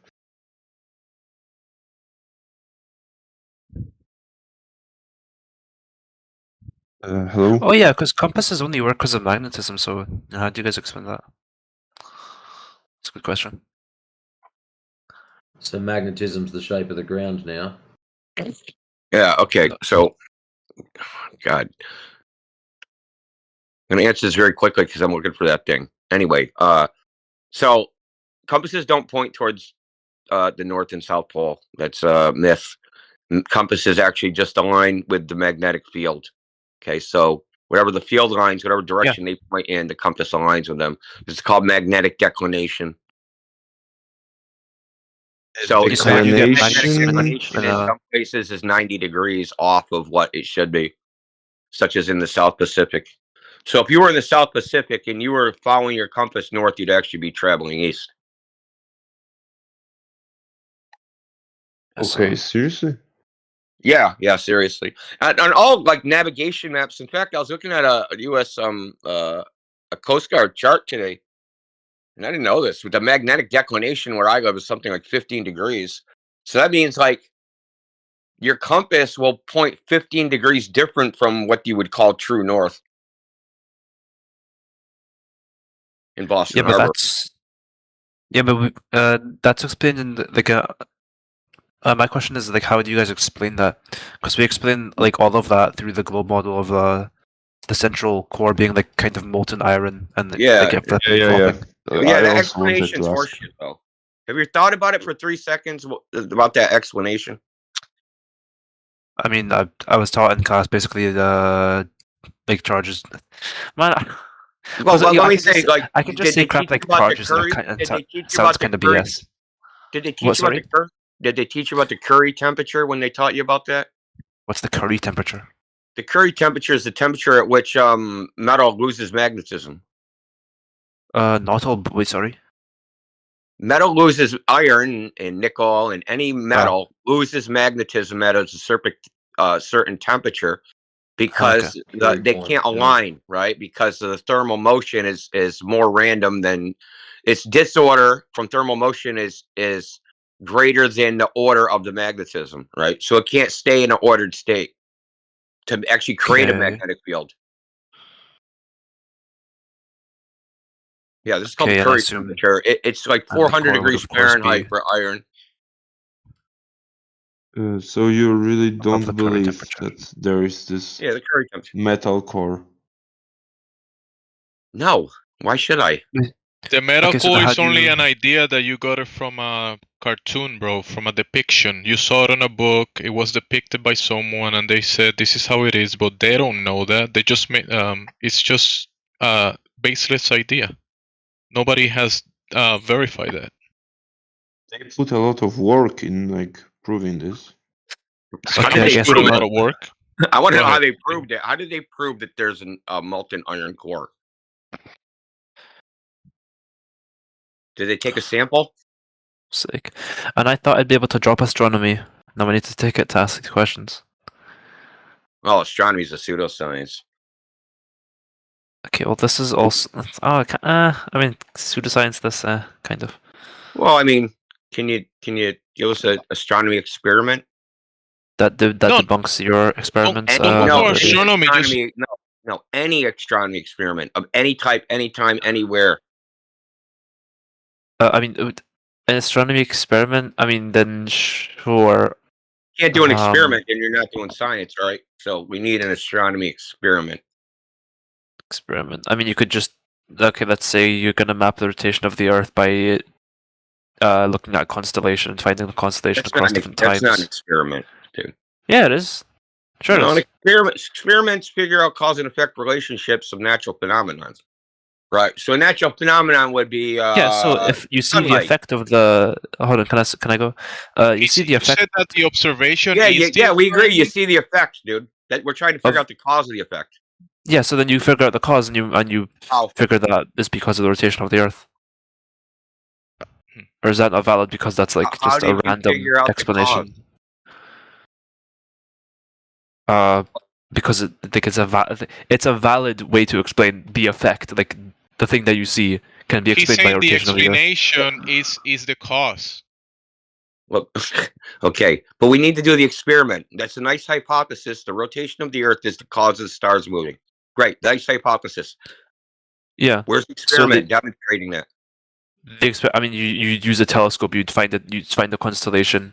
You'd try and find it again in another time, and and that's the effect. We want to know the cause. The cause, yeah. So you're looking at okay. So in the experiment, you have to have the cause first. In the experiment, is that a requirement? You have to have the cause first. No. No, you observe a natural phenomenon. You don't have to. Yeah, so I'm observing natural phenomenon of constellations like switching in and out in the sky. That's the effect. That's the observable phenomena. That's the effect. Yeah. Yeah, and then I explain it using a cause, which is the rotation of the Earth. Is that not valid? No, you don't explain it. You do an experiment. Yeah, just put it. Listen, bro. Just putting it in words, like you grab a pen and put it on paper, and you say, "This is my explanation why I see the luminaries doing what they do." Right? And you put it on paper. That explanation is not a demonstration. Just because you wrote it down, or you said it with your mouth. So there is an alternative explanation to that. That there's a celestial sphere that rotates around the Earth. How do you know that that's not it? Okay, fair enough. Okay, yeah, fair enough. You see what I'm saying is like when you do this, if you don't do the experiment, then you can have all sorts of alternative hypotheses about what the cause could possibly be. And this is why astronomy isn't a science, because like all they can ever really do are get correlations of phenomenon, but they can never get like cause and effect relationships because they can't do experiments on astronomical objects, right? Just drop astronomy. Just go for astrobiology. Astrobiology. The hell is that? Exobiology. Exobiology, bro. Aliens from dirt in the sky. I don't think my university offers that. I'll get you that. Hold on, let me get that. So, someone else talk while I find that link. Unless someone I else think my posts. university offered that. So yeah, we can fill we can fill the air with maybe more questions or more comments. Okay, I have a question. Another one. What about these like rockets? Do they really fly somewhere? Yeah, they go away from your view. Most of them. What about the movie? Like I don't know that they are 25,000. Like this is like the first cosmic speed, and this like 25,000 kilometers per hour. No, sorry, this is like You see how they show you a cartoon when they say, "Look, it's going 24,000 miles per hour, the rocket or whatever," right? You see how you see when you're looking at that. Cartoons are to visualize and to explain to make it easier to digest. They're not easier to digest. Yeah. They're not like I forgot. They're not like a ruse or like a mask to hide some sort of. Yeah, but this is the thing, though. Rockets do work in reality. We do have. Why do they gotta help us digest it? Yeah, rockets work. Because not everyone. So... Yeah, we do have rockets, but rockets because it's bullshit, bro. It's literally propaganda. Like, yeah. Wait. Okay, they fly somewhere. They fly somewhere. Rockets. So like, why? Where do they fly? Yeah. Don't they retrieve them in the rocket's graveyard in the Antarctic, in the Atlantic Ocean? Don't they have like they retrieve them over there? Okay, but I don't know. I don't know. So, but is like is flying possible? Like flying a plane? Yeah, the plane requires they have to assume a motionless flat Earth to be able to make the airplane practical and safe to the engineer to get on it and for them to put their families in it and transport them from point A to point B. They have to drop the globe whenever they decide to build the airplane, and then the pilot as well has to do the same thing, basically. Throw the globe in the trash bin to operate the airplane. Okay. You know, the pilot never takes into account any curvature of the ground, any movement of the ground below him. Okay, I don't know. It maybe makes some sense. Maybe. Do you think it's gonna be like in the future? It's gonna be like, I don't know, popular view? What you're Well, in the representing? past, it was popular, right? All of your ancestors, all civilizations across the world knew that the Earth wasn't this globe. It's just today's biggest religion in the world at the moment. Maybe in the future, people will just drop their religion and think about something else. Maybe acknowledge reality for a change. Yeah, and you might think like, what's he saying? It's a religion. It really is a religion. It doesn't have a deity. No. I understand the link with religion. That this is like the shared belief that people like gather around. Yeah. Also, it supports a bunch of other ideas, right? That a Big Bang. Yeah. Okay. Which is like a creation story, creation of the universe story. Same as like the Lord said, "Let there be light." And then there's like the creation of man, right? That came from evolution, according to them, which came from naturalistic reasons. A man evolved from random processes of this Big Bang random universe. And wait. So like, well, I mean, what I'm saying is that you also don't believe in evolution? Why would I? No, you believe in evolution, yeah? No, I do not. Why not? Yeah, why should I? But so what do you believe in? Do you believe in creationism, that God created humans? Yes. So sorry, this is this is your religion. You're Christian, yeah? Yeah, I'm a Christian, but that's independent than this. Interesting. The Bible says prove Earth... all things, bro. Okay, but I can prove the Earth is flat based upon what I've gone out and done myself. Okay, are there any flat Earth guys who believe in evolution? Probably. I don't know. Okay. Why do you believe in evolution? I mean, to be honest, you probably couldn't even define what evolution actually is in the first place. I think I can. So this is the State adaptation. the theory of evolution.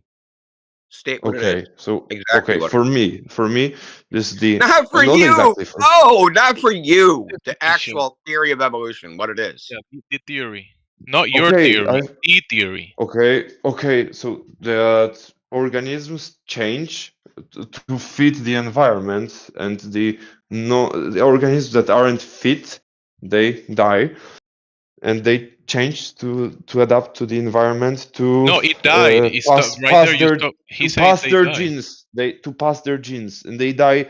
Those who are not fit, they die. Yeah. Okay. If he Do you died, know that's not evolution. Go ahead. Okay, so let me there's a couple problems with that. Genes code for proteins. They don't code for body morphology, which means body shape and form, right? Yes. They know this because of experiments done with these worms that don't die, that cutting them in half and then manipulating them so that the pieces regenerate, right? So these are called flatworms. Yeah, flatworms. Yeah. Yeah, so you can cut them in half, Yeah, and then parasite. so what they stop, Chelsea, fucker. Yes, parasites. So what they've done is they've got these worms to basically, by using electric field, to cut it in half, and the head, instead of the head growing a tail, they get the head to grow another head, and the tail to grow a tail, and then they can cut that in half, and it stays a tail worm, and it stays a head worm, right? It's all genetically identical, but their body morphology has changed permanently. You understand? That's right. So, yeah. Yeah, it's the work of Michael Lewin. Okay, I understand. Michael I Levin. understand.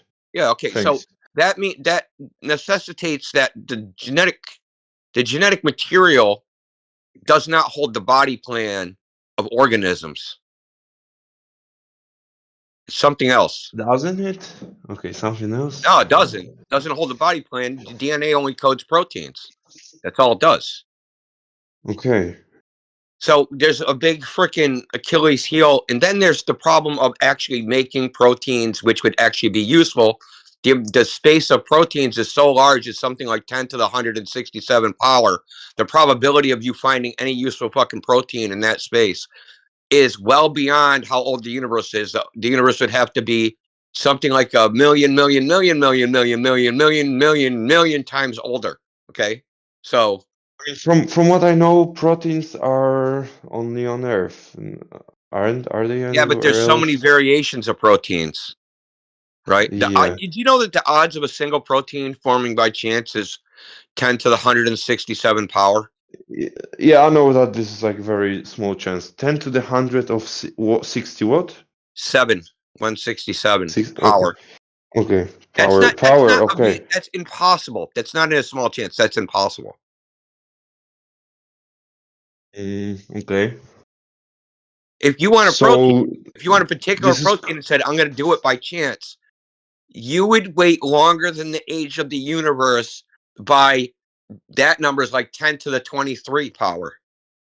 But wait, I mean, there's these experiments with the primordial soup. Do you believe in this primordial soup even? I mean, no. Does it got onions? Because there. No, this is like these amino acids swimming in this like something water or no? In water? No, it's not possible. What they saying happened isn't possible. Do you understand? Probabilistically, yeah, not I possible. understand. Well, I mean, there's an open challenge. Therefore, it's just an open challenge. Therefore, there is a God. Therefore, there is a God. No, I believe in God for completely different reasons than this. Oh, okay. My argument for God would be a logical argument that has nothing to do with evolution, or I don't have a naturalistic justification for God. Okay, I think I consider myself like thinker, like independent thinker, kind of. I would say so because I kind of think and I try different ideas, like your idea. I tried it for a moment. I don't have an idea.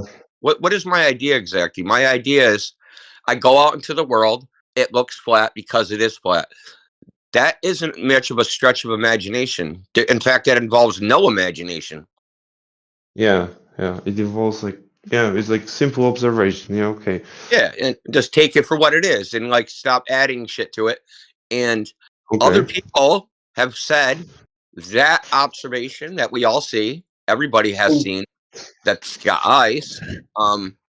They've told people, there's people that say that's an illusion, that you're just too small. That's actually a big ball, and you're just too small. You can't see it. You have to go to a special place, but you can't go there because you don't have the right stuff. Only these anointed people can go there and see the ball in its full glory, but not you. Everybody else. So, And then they also say, hold on. They also say the Earth is spinning. You see the sun and stars move, but they're not moving. You're moving. They're basically telling you that your entire perception of reality is some sort of illusion. It's nonsensical. Your perception of reality is nonsensical because your senses are telling you something else, but reality is something else than what your senses tell you. I agree, but reality is from nonsense, what I know, bro. From what I know, these theories are supposed to enhance your senses in a way. That this is something I don't know, by just scientific microscope and telescope. Yeah, but no one's ever used a telescope to look at the Earth and see if it's a ball, and seeing that it is a ball. Not with a telescope, that's for sure. Actually, when you use the telescope and you look at long distance observations, you see that it's not a globe. If you see far enough, right? So would you maybe Look, bro, we're not trying to listen. Let's just go. We're not trying to convince you on anything. There's no way we're ever going to convince you. We're not that good where we're going to overcome, basically the indoctrination and you've grown up in Western society and you've been bombarded with this idea. We aren't going to overcome that because it's kind of like it. Regardless of what you think, it's integrated into your identity, and that's how it is with most people. Yeah, Okay. so we aren't going to defeat that. The only thing that will ever defeat that will be you testing it yourself. That's the only way. That's the only way. It's not the only way. That usually the other way is having some crazy anti-flat earther try to defend the globe and see how shit their arguments are. That turns people into flat earthers. But the only way to really prove something to somebody. To the clinic where they send where the rich people goes and they do the brainwashing. Yeah, we can send you there too. Probably that might work. Just kidding. Go ahead. Yeah, we could do that. So why? Oh, hold on. I was going to make one more point. Okay. The only way to prove something to somebody is to demonstrate it, right? Because if you get them and you say, "Hey, if I do this, this will happen," and then you actually do that, that's proving it. That's proving it in a way that's undeniable. So what I'm telling you is, if you want to prove what the Earth is, you have to demonstrate it. It's not here on the internet. It's not in a book. It's out there in the world. You have to actually go test it. So what about other That's actually the difficult part for a lot of people to go test it. That's where a lot of people just don't go and do it. Like going to Revere when it's 45 degrees and doing observations for an hour or so. A lot of people cannot do that. I mean, they're too lazy. Okay, what about other I'm asking you some other question, not about. Can you answer me other scientific questions?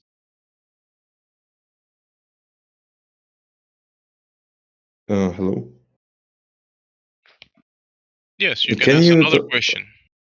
Okay, electricity. So it works, yeah. Electricity works? Yeah. I thought it was unemployed. What unemployed? Just kidding. Go ahead. What works? What was that? I missed it. Electricity, he said. Yeah. What about it? Yeah, I mean, I can switch the light bulb on and it lights. Okay.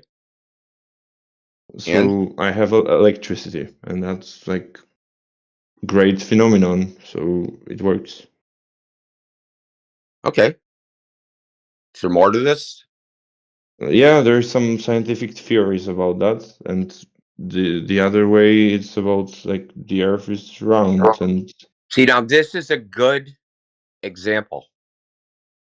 This is you brought up the perfect subject matter. Electricity and magnetism.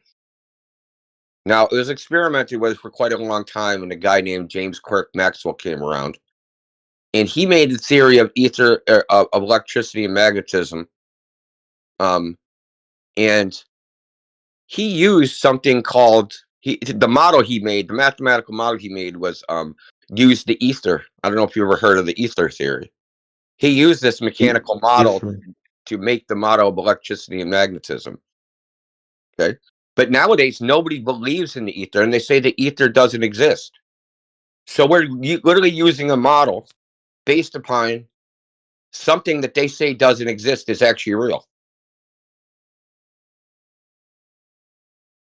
Now, the lesson in all this is that mathematical models, even though they quote unquote work, don't always define what reality is.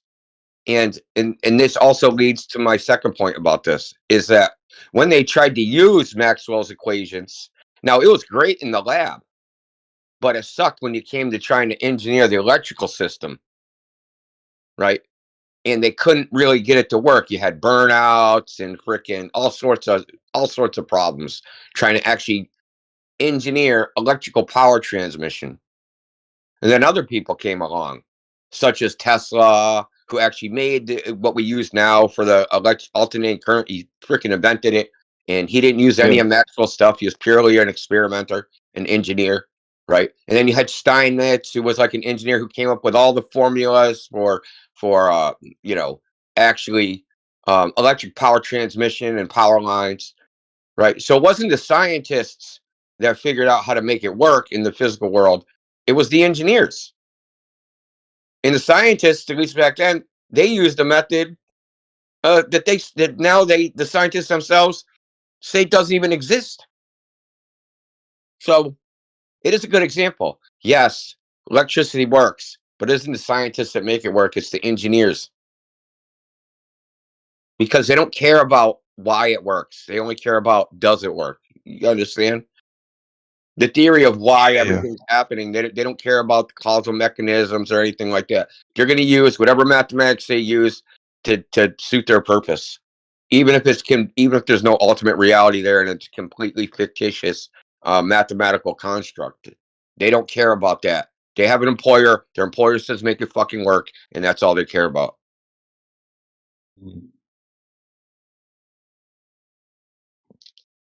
And the reason their employer says make it work because you say make it work, right? My electricity's out. I want electricity. I want electricity in my house. Yeah. I'm trying to cook. I'm trying to heat my house. I'm trying to look at porn, and my computer won't work. So turn that shit on. Or I try to whatever cook. Run my computer. Or something. Okay. Yeah. Computers are without electricity are nothing but a giant paperweight.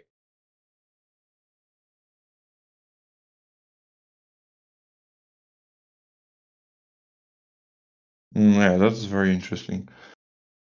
Yeah, the story of electricity and magnetism is very interesting. Oh, There's a guy on YouTube. His name is Eric Dollard. There's a presentation he gave called "The History of Electricity and Magnetism." It's really good. He's not even a professor, man, but he goes through the history from the beginning of from Benjamin Franklin to Gauss to like all the people, all the original people, and how electricity and magnetism, its understanding of what it is and how to use it, developed over time. Is very educational.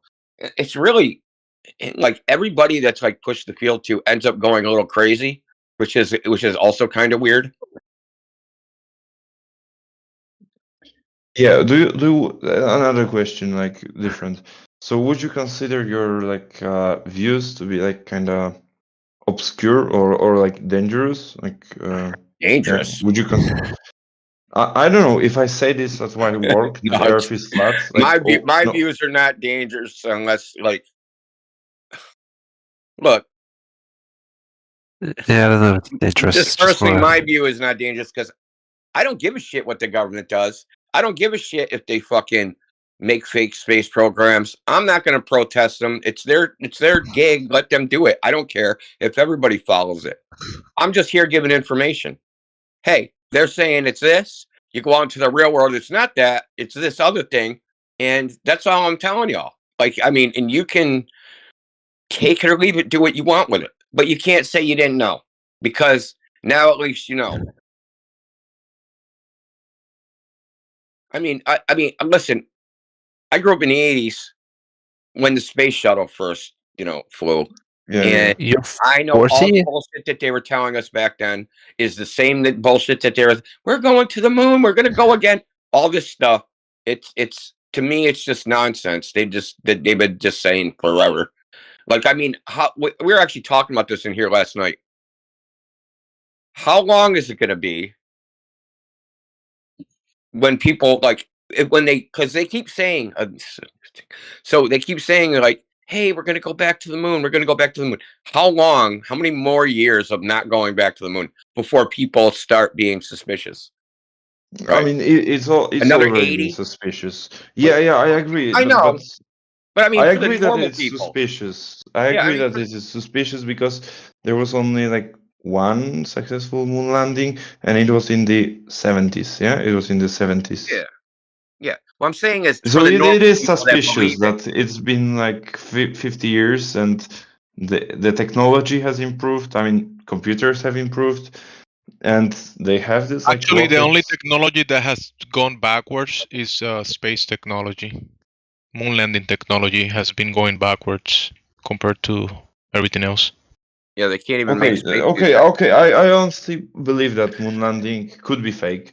Because I've seen a lot of like analysis on YouTube that prove that it is a fake. Yeah, and I was more convinced that it is fake, this moon landing. So I believe in this for sure. That it You was were fake. fighting me earlier, but that's good that you kind of like. Hold on. Conclude But that. Go ahead, I really want to. I'm talking about the whole space thing. I was just using a moon landing as an example. They've also said there's going to be space tourism, and like just like random people can just like buy a ticket to space. When none of this stuff happens, like, is it going to be like 50 years from now, 100 years from now, 200 years from now? Like, hold on, dude. It's been 200 years. You're still not doing space tourism. Like, you must be lying. Like, how long is it going to take before the normal people go, these guys must be lying?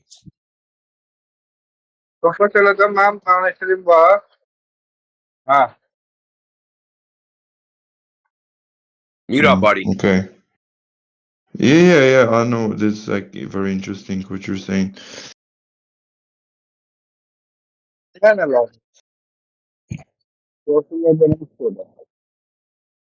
Okay, so that may be a lie, but apart from this, do you have any other like beliefs that are counter that counter what generally people believe in like this? Do you have any other beliefs like this? I mean, I don't know how many people believe the freaking official 9/11 conspiracy. Do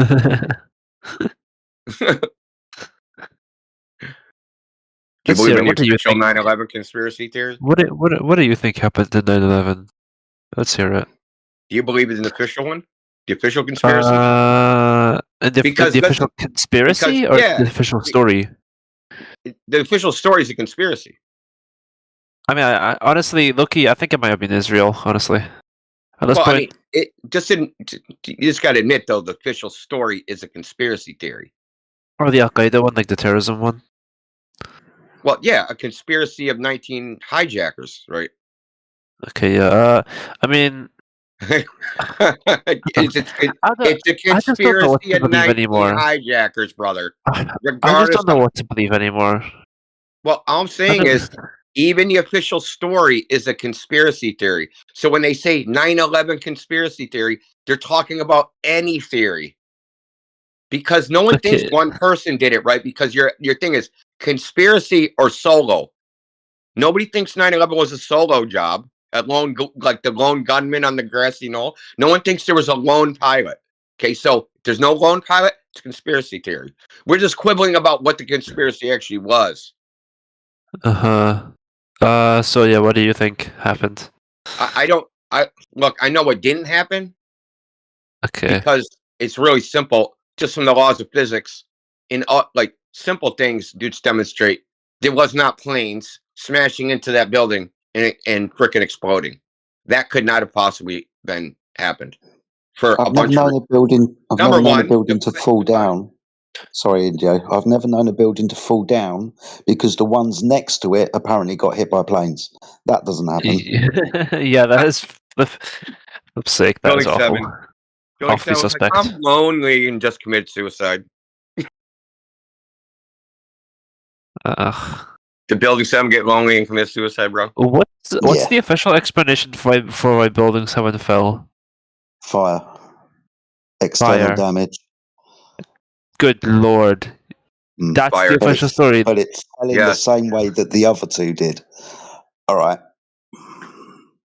Interesting thing about those buildings that have fallen down is that event, fires knocking down concrete, steel girder buildings, has only happened 3 times in history. And you wouldn't believe it, all 3 of them happened within a very short amount of time. Yeah.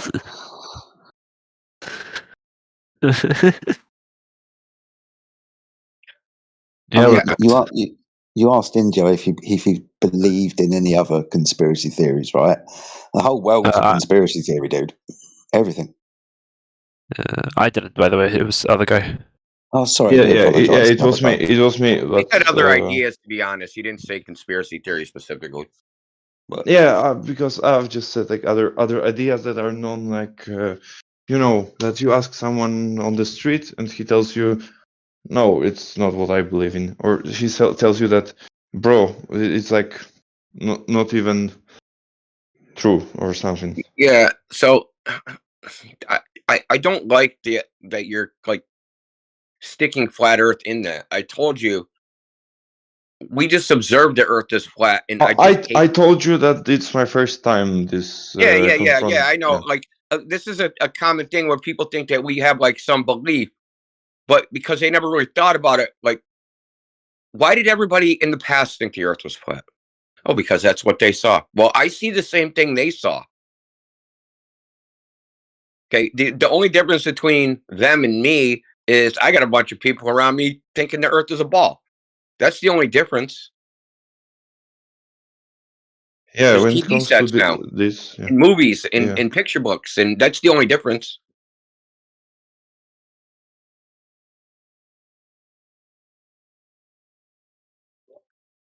But like, I just observed the Earth the way it is, and like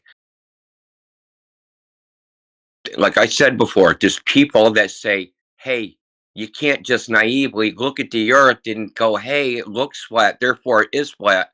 We have looked into the sky with our telescopes, and we figured out that though it looks flat, we're actually on a giant ball. That's fucking idiotic. I'm just sorry to get like upset about it. It's just dumb. That's fun. It's kind of funny. Well, that's the thing. I mean, we've been debating this topic for like 10 years. It always comes down to like, oh, you flat Earth, to buy a telescope. Okay, I bought a telescope. Now what? Can you see the moon? Yeah, that is actually the number one. In 10 years, it will be the number one. The number one evidence of the globe is looking away from the Earth. Earth is a globe when you look away from it. Like you gotta look in the TV, not to the Earth. Just don't look at the Earth. Look at something else. That's the best. Yeah, because it's weird because like you're internal on the Earth. So how are you gonna like judge the object when you're on the object? You have to look at the object's effect on other things, which is, for example, the moon. Like the moon, the Earth, the spherical Earth has an effect on the shadow of the moon. No, which is why. No, No. Even if you're going to say that the Earth is like the moon, you still have to prove that the Earth is like the moon. You can't just say that the Earth is like the moon because the moon exists. I meant like you have to look at the object. You have to look if you're on the object. How do you know Earth is an object in the first place? You look at the Earth, don't you? Because if you want to know what the Earth is, you definitely look at the thing you want to know about. Because I can touch it, that's why. Yeah, cool. So we look at the Earth to figure out what the Earth is. We can look at the moon to maybe figure out what the moon is. Okay, but another valid way of looking at it is to look at the moon and see spherical shadows. That's one of the simplest observations of why. So the moon's flat then. The moon's flat? What? No. Yeah, because if you're going to have perfect shadows created by objects and you get the true representation of that object, let's say a sphere, it's going to have a perfectly rounded shadow. You're only going to cast that shadow on a flat surface. If the surface is distorted like a sphere, then so will the shadow be. So for your example to work, the moon must be flat. We gotta. Have you ever created shadow puppets before? I have. They're fun. Cool. Try and do that on a distorted surface and note how your shadow is distorted by consequence of the surface. You know, eclipses make the moon turn red. How do you know that's a shadow? Shadows aren't red. I don't know how eclipses work, or that the blood moon. I don't know how the blood moon works. Yeah, but you see, you need to think. You need to think about your shadow example. Is the moon the only you need a flat moon for that, dude. I don't think the GIF on shadows is fair because we're looking at the moon substitute at an angle, which would make the shadow look not proper. What? It's a curved surface. It's a sphere. Like As the shadow passes over that curved surface. I can see a curved.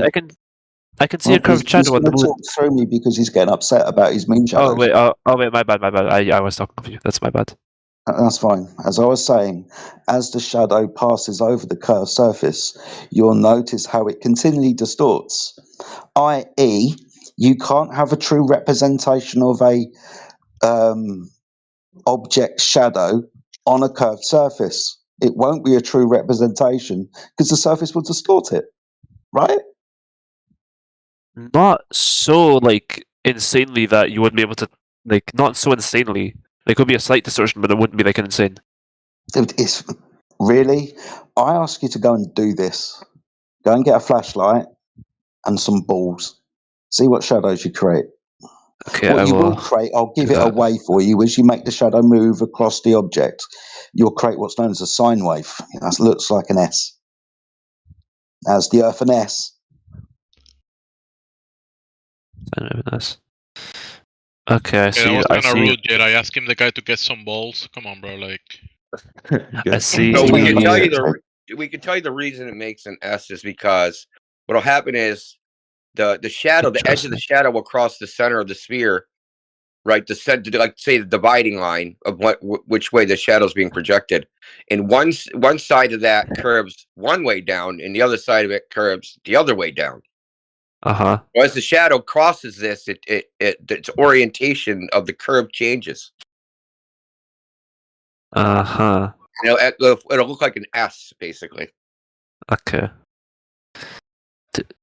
Word salad objections. Blue Jumper, how about you mic up, and how about you try and review or talk? Mic up, like better microphone, you mean? No, mic up as in get on the mic, bro. Start talking. Yeah. Instead of typing. He's getting upset. Instead of going clack clack clack on your keyboard, go talk on the mic. Well, listen, he's allowed to type. Just mute yourself so we don't hear the background noise, and that's it. You're allowed to type whatever you're gonna type, and then speak to us in the VC if you want. It's okay. Never mind. Okay.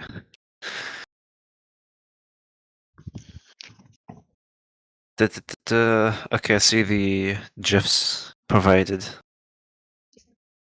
It's just something that you can try and recreate yourself. I have. What is this trying to show? What is that one trying to show? The top. Straight lines can be distorted by curved surfaces when they cast a shadow on them. The mostly black one. What do you think that's trying to represent, dude? Have a You look at you the know that you shadow can on the little concede. white ball in the background. But my bad. But what they told you, you can concede that seeing this phenomena of the moon being opaque, that doesn't prove the globe. You can concede that, though. The point that he's giving you that if it was a sphere, you wouldn't see this round shadow like you're saying. What do you think about that? That was a direct reply to you saying we see a shadow on the moon that looks round, therefore the Earth is round. Yeah.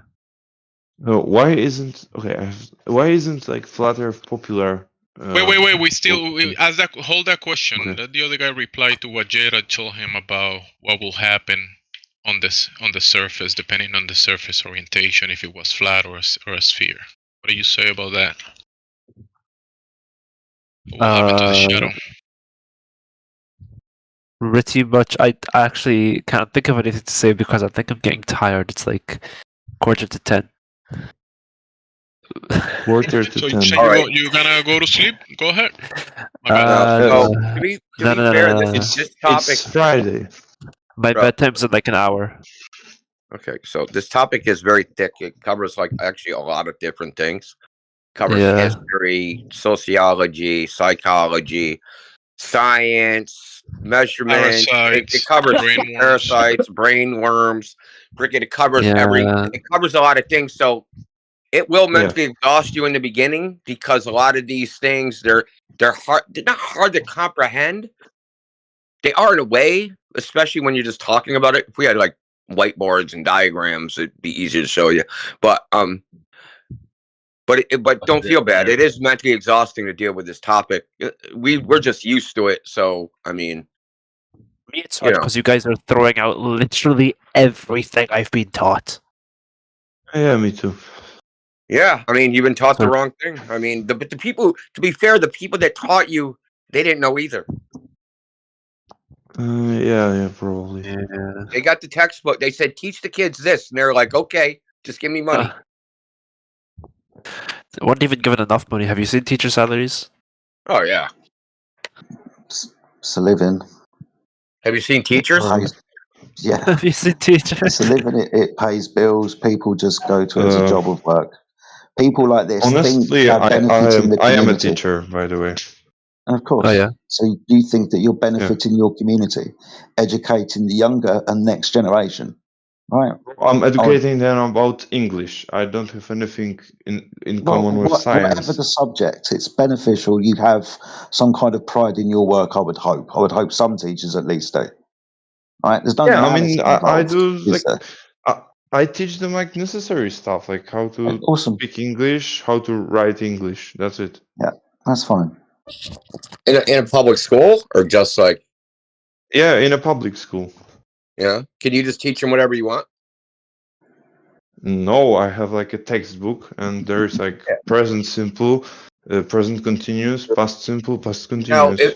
Now, it's like say you open the textbook one day and it said, "Teach the kids the Earth is a globe." Would you do that? No, I wouldn't. But they don't tell me to do this. Yeah, look, you're an English teacher, of course not. But the science teachers or the other classes, they're told, teach the kids the Earth is a globe, and they just do that. They don't know that. They don't fact check the textbook and say, I refuse to teach this. The textbook's wrong. They don't do that, right? So, like they just believe it. Everybody believes it. It's just like a collective thing, like believing in Santa Claus or something. Everyone just believes it because they think everybody else believes it.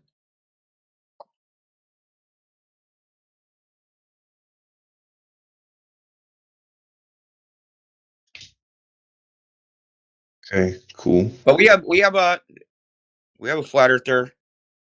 She's a teacher. She's a school teacher, Dandelion.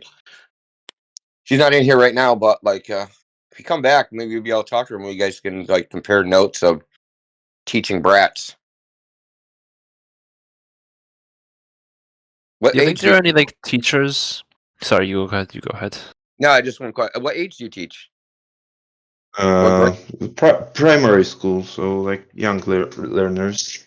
I mean, age, yeah. So specifically like 9, 10, that's young. 11, 12, 13, 14. 13, Oh, yeah. okay, 13, up to 13. Oh, yeah, that's pretty awesome. You get to teach them English. That's freaking great. I wish. Primary school, 13. Yeah. In Primary my schools. country, Oh, okay, in my okay.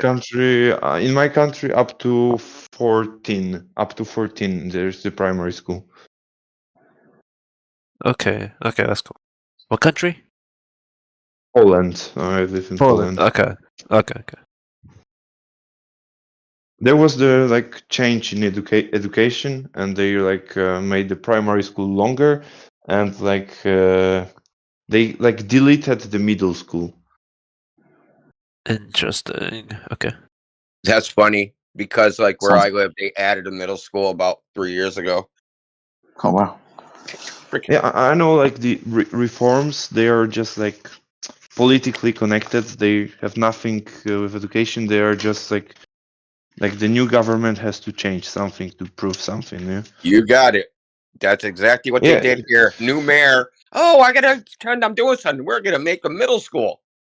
Not knowing, right, that there used to be middle schools here where I live, like 40 years ago, and then they got rid of them. And 40 years later, they just went back. Like, make up your goddamn mind. Yeah, in Poland it was like this: that they first have introduced middle school, then they deleted them, then again middle schools, and now they deleted them. I think that's weird that you're like in a foreign country and that's like the exact same thing they did here. Where are you from? Maybe we just keep. I'm in Cambridge, Massachusetts. In Boston, in America. Ah, okay. Where Boston is. I'm sure you heard of Boston. Yeah, I heard of Boston Tea. Yeah, that they sank the ship with. Have you heard of Harvard? Have you heard of Harvard University? Yeah, I know. That's like that's one where, of the that's best where university. I'm at. Yeah, that's where I'm at in Cambridge. Okay. So all the Harvard kids are right down the street being idiots because they're dumb as. Don't ever let anybody convince you that Harvard kids are smart. They're as fucking dumb as rocks, bro. But like Mark Zuckerberg is like Harvard student from. Oh, he quit Harvard because he was smart. Okay. Or did he get kicked out? I don't know. He either got kicked out or he quit.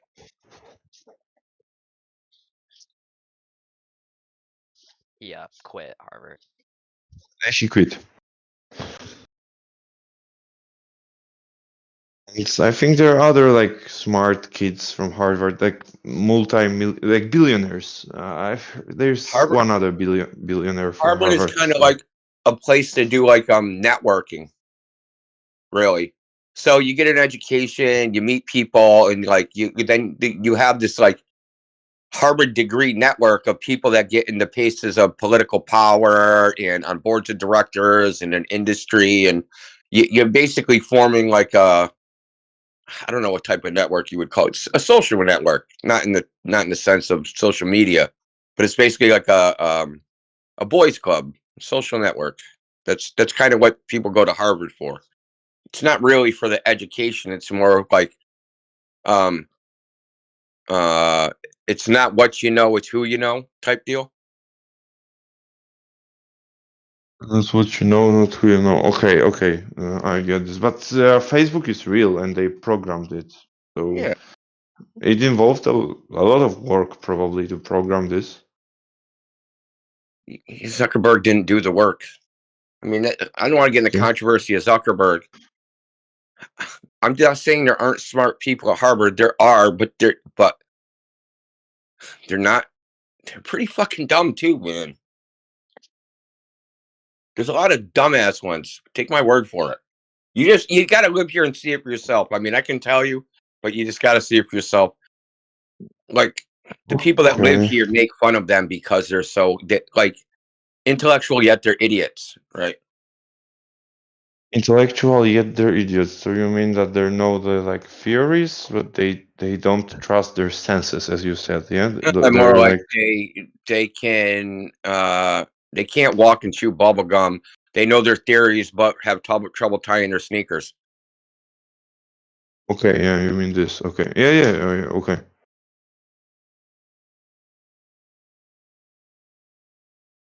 Which is a joke here, because MIT is here too. So Yeah. when you see I have a friend in Poland who finished this MIT, but he's like old. He's like 60-year-old, so he finished this MIT like a long time ago. Yeah, my stepfather graduated from MIT in '76. Anyway, this is a joke here. It goes like this: if you go to the grocery store, right, and you got 10 items or less in line, and you see someone with 20 items in it, you say, "Are you from MIT and can't count, or are you from Harvard and can't read?"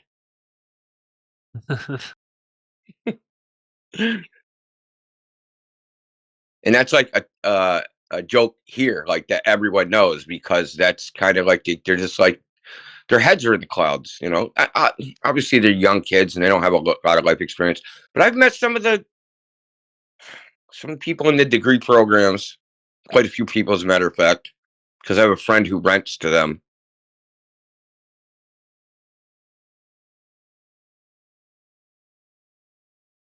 So I've met some like economists, mathematicians, I think there's computer science, one astronomer. Because people come here to get their graduate degree, PhD. They do postdocs here. Just occasionally you meet some of them.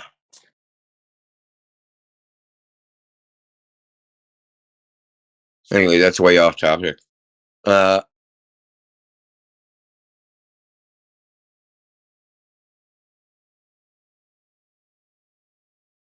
DJ, you live in here?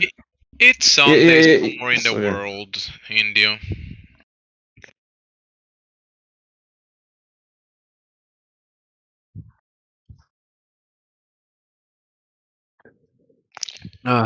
Korea. Oh God. Might be Sunday in Poland. Jamsi over here lives on the side of Boston where there's the actual intelligent people. If there's like a tidal wave, they'd actually survive. Like everyone would die in Cambridge, literally everyone. They'd sit there and watch it. You ever meet Richie? Richie from Boston. Oh, Richie from Boston. He doesn't actually live in Boston.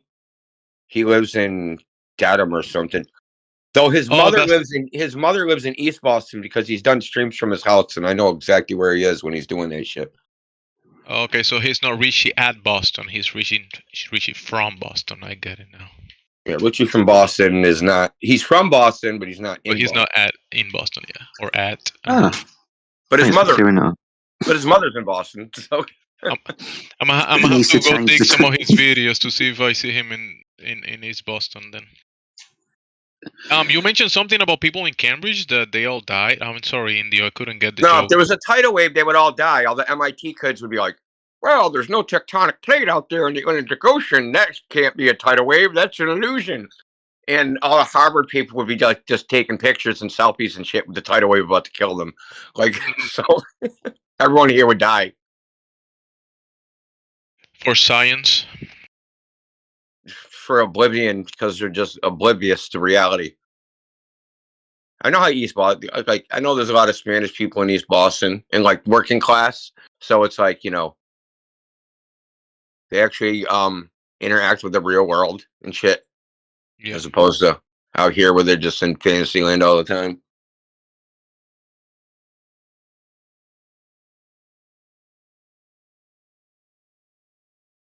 Dude, I bet you I haven't been like deep into East Boston in a while. I bet you that shit's changed big time. They still got like a giant Italian section over there. They do have like the pizza place that is pretty famous, like under the number 1 route or the I'm sorry. Yeah, Route 1.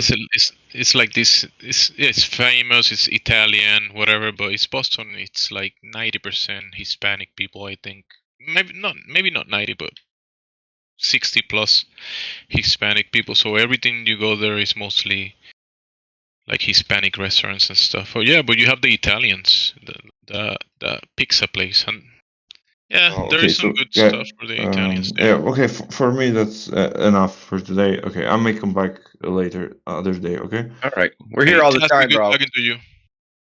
Yeah. See you guys. See you. Yeah, thanks for being cool, man. Thank you very much. Yeah, I could hear a different view. It was interesting for me, very interesting. Because I told you that's the first time I talked to someone who believes in flat Earth. You're gonna tell me that I believe in the globe, yeah? So do you? I don't know. Yeah, first time talking to you guys. So yeah, see you. Bye, Welcome later, bro. anytime. Come back later. Bring more questions and ask questions to your students and bring their questions in here. Don't come back. He's- Run as far as you can. Okay, my mission isn't to like make a scientific revolution or something. I'm not gonna we're not asking rebel for that. kids. Who said don't come back, run as far as you can? If he thinks he goes on a globe, he's just going to end up in the same place. True. Don't think of that.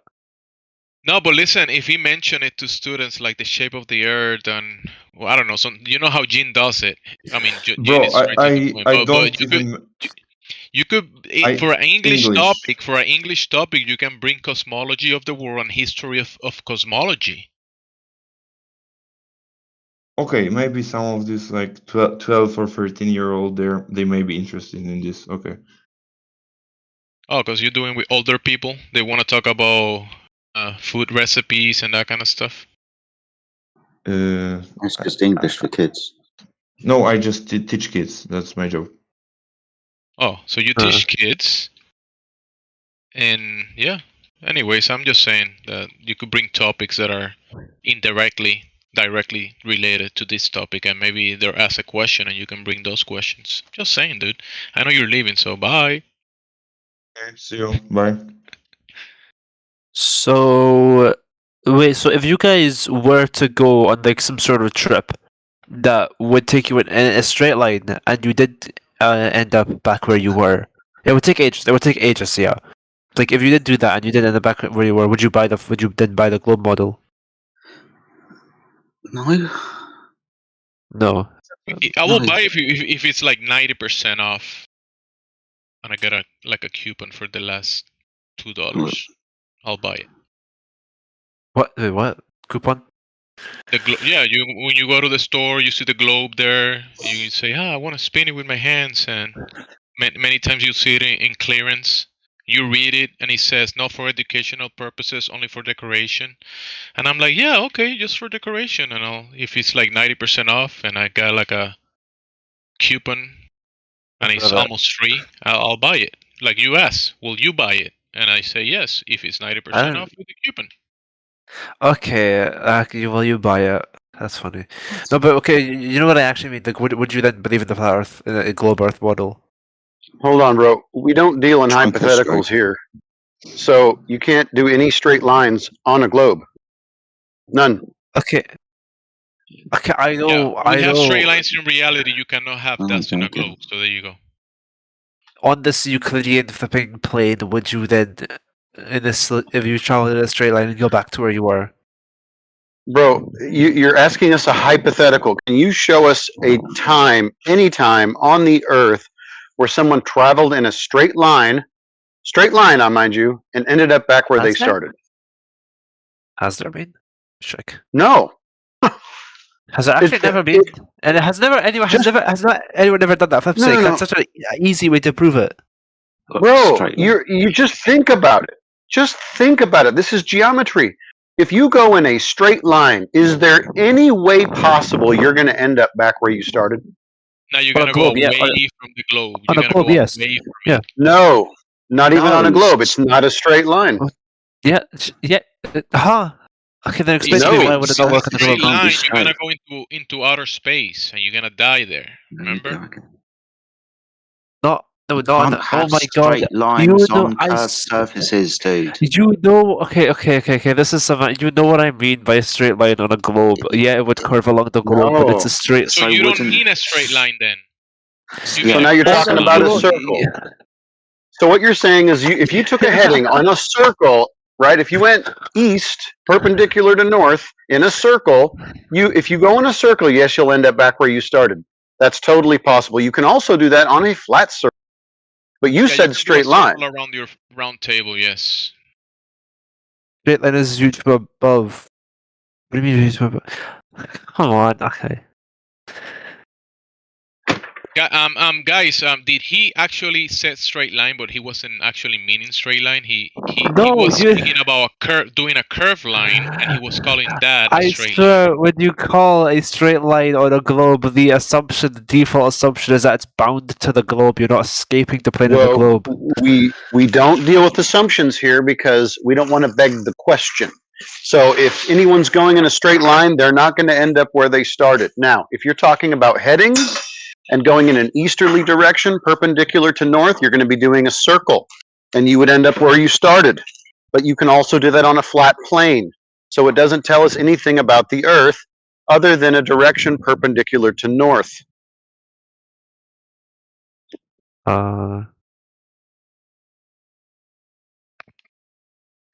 All we want to know is the Earth curving? That's the only thing that a ball requires. And it turns out that the Earth does not curve. It is a horizontal, level, straight, flat plane.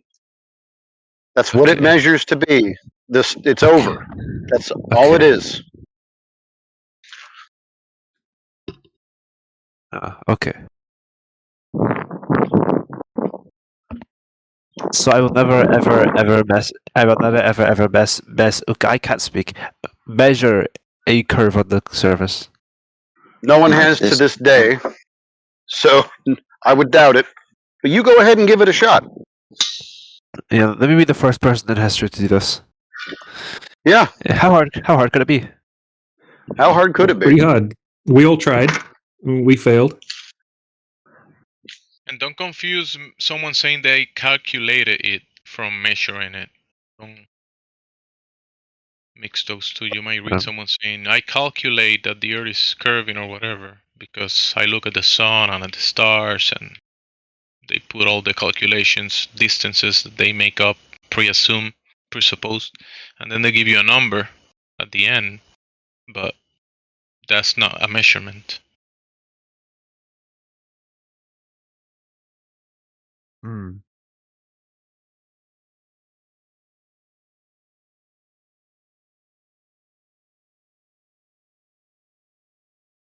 Remember when Indy was here and said the difference between going out there in reality and doing it in reality, like do the measurement, is away from the globe that is on the TV or on paper, drawing cartoons where we all learned it from, right? The first time I saw it was in a book that I remember.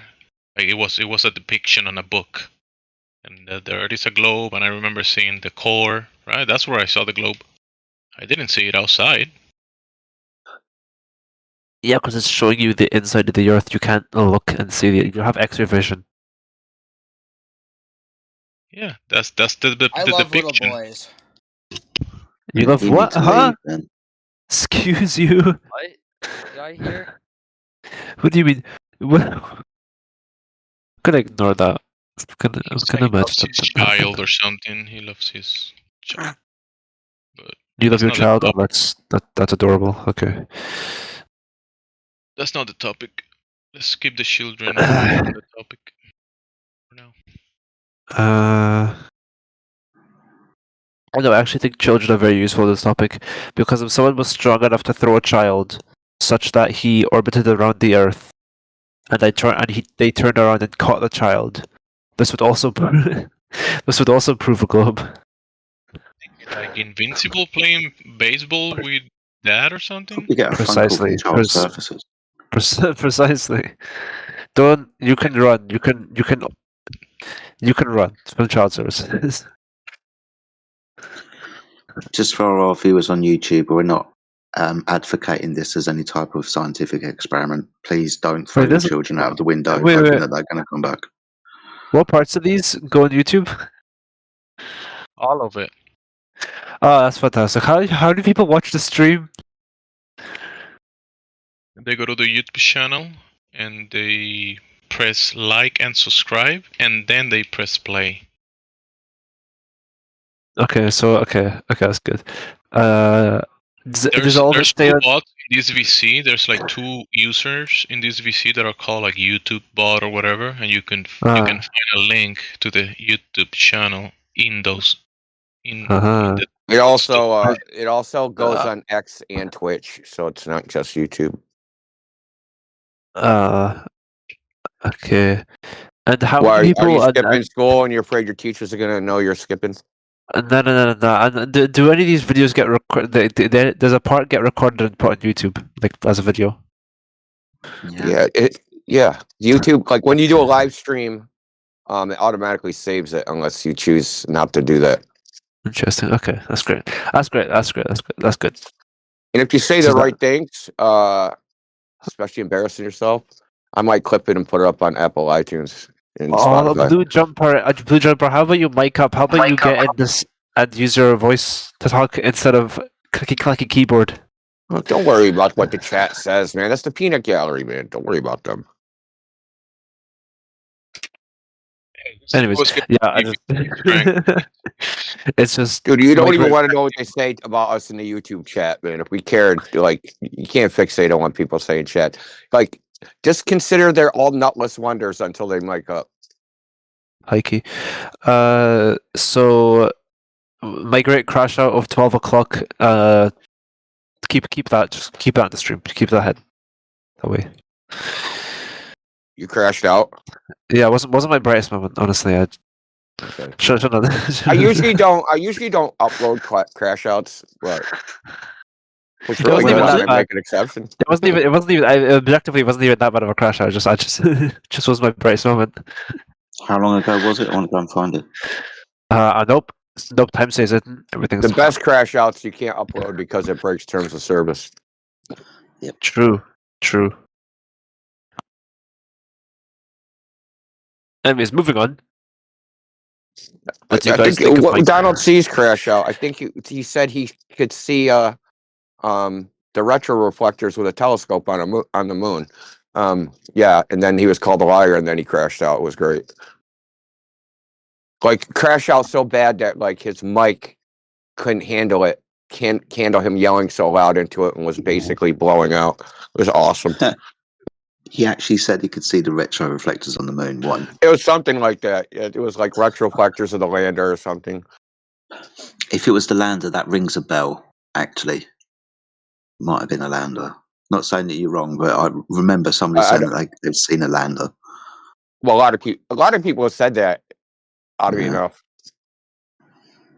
Isn't Donald the one that sounds like Brenda? I think he crashed out one day that some Creed said the Globe-Tard. He was talking about the Globe-Tard, and he started yelling his lungs out in the mic, like that's disrespectful. That is mean. Like he's using Globe-Tard. Oh, Donald was also the one that had the globe proof, but someone broke into his house and stole it. Wait, what? Yeah. There seems to be a lot of that going around. What the fuck? And he also, and then the next time he was asked about it, he said, "Well," then he said his house burnt down, and that's why he don't have it. The fuck? Yeah, he's a special one. How to do it?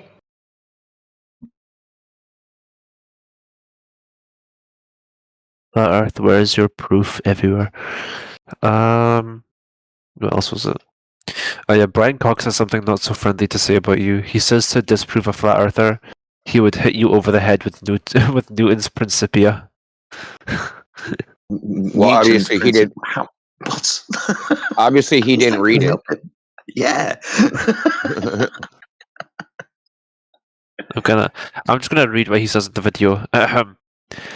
Imagine every time you get on a plane and fly somewhere, then the person who's in charge of the plane is part of a vast conspiracy that's trying to deceive you. And imagine that How nervous would you be on the plane if the people that are flying it are actually just keeping you in the dark about the real nature of reality? How does that make you feel? You never get on a plane again. That would be great, because then when I go on a holiday, I'd never bump into a flat earther because they don't travel. Funny guy. That's stupid. Craziest. The fuck. Brian Cox also said in an interview on an Australian daytime show, said that no one ever actually believed the Earth was flat ever. Yeah, that's ridiculous as well. Okay, that's he just did say that. His 3 hours. His 3 hours worth of interviews with pilots from commercial level, military level, in the side chat. Who are flat earthers? Ouch. Let's play. I actually want to play this. Let's play Spot the Straw Man.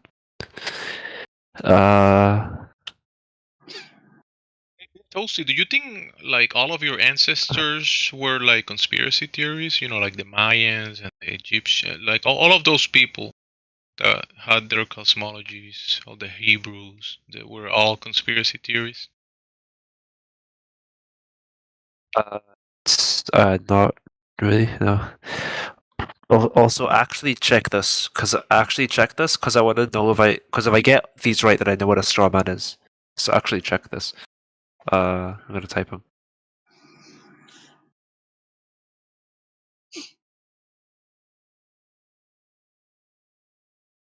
Globers just discard all of the other civilizations of the past. They just call them dumb. That's how I grew up. They were telling me, "Yeah, your ancestors are dumb. That's why they didn't know." Didn't Christopher Columbus's crew fear that they were going to sail off the edge of the Earth? There you go. More dumb. I think Brian Cox needs to study history. Start with that bit of bullshit as well. Christopher Columbus was dumb as well, but he just got lucky. He was actually a tiny earther. He thought it was a much smaller globe. It's true. That's a good one. It's a Tina Turner tiny earther. Tiny earther. Yeah. It's a tiny earther. I only got 3. I can't spot 5. Look, you've done to me now, Jedi. I'm just starting to think, tiny earth, refraction for me. Yep. Refraction for money. Refraction for Earth Curve. You can be what I want you to be. I won't sing again this year, don't worry. Does anybody take Hollow Earth? The pilots being part of the conspiracy theory. Globe Earth is meant to deceive us. Flat Earthers wouldn't fly. These are all ad homonyms. Those are the 3. Pilots being part of the conspiracy. That's fucking stupid. I mean, you could say that's I don't think you could. It's bad argumentation anyway. He's strawmanning pilots. Yeah. What the hell do they know? They fly over a flat plane, man. Never trust entrance. Look, even globe earthers, even people that oppose say pilots don't have to adjust their airplane for the curvature of the Earth because it curves at such a slow rate. So how would they know if the Earth is a globe or not? You can't see the curve from an airplane, so it can't be that. So how would they know? Well, just follow the globe logic. You know they know because they don't know. You know it's curving because it's not curving. You know it's moving because it's not moving. That's the globe. You know it's real because it looks so fake. Yeah. Legends of Islam series. What is this? You can tell it makes sense because it's complete nonsense.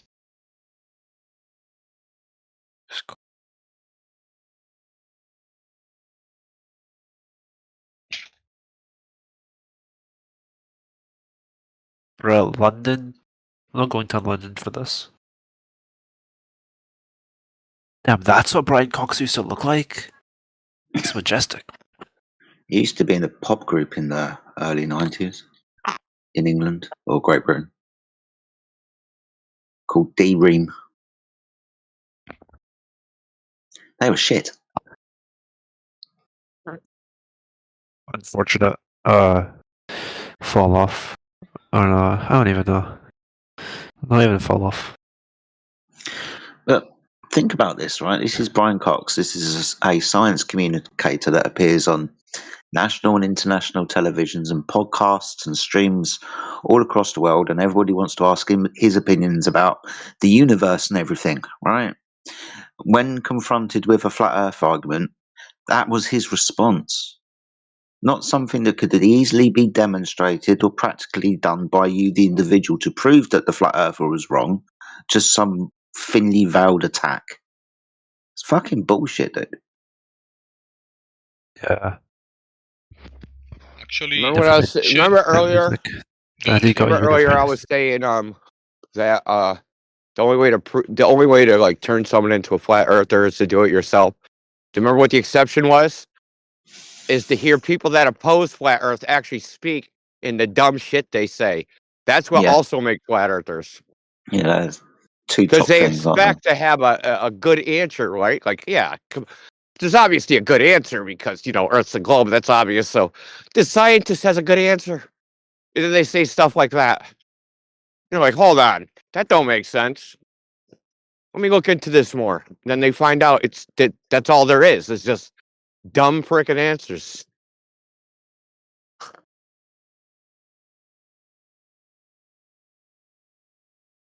His degree's actually fake.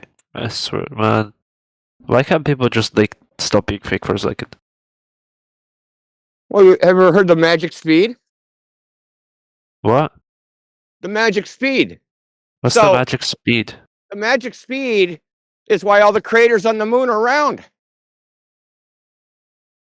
The magic, bro. What? Yeah, this is what PhD astrophysicist Neil deGrasse Tyson said when asked, "Why are all the craters on the moon round and why aren't some like oblong because the meteor hit it at an angle or something?"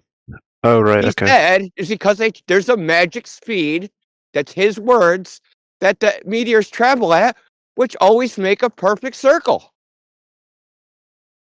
Okay, that could just be easily explained as him trying to do like some sort of just like easy to digest analogy.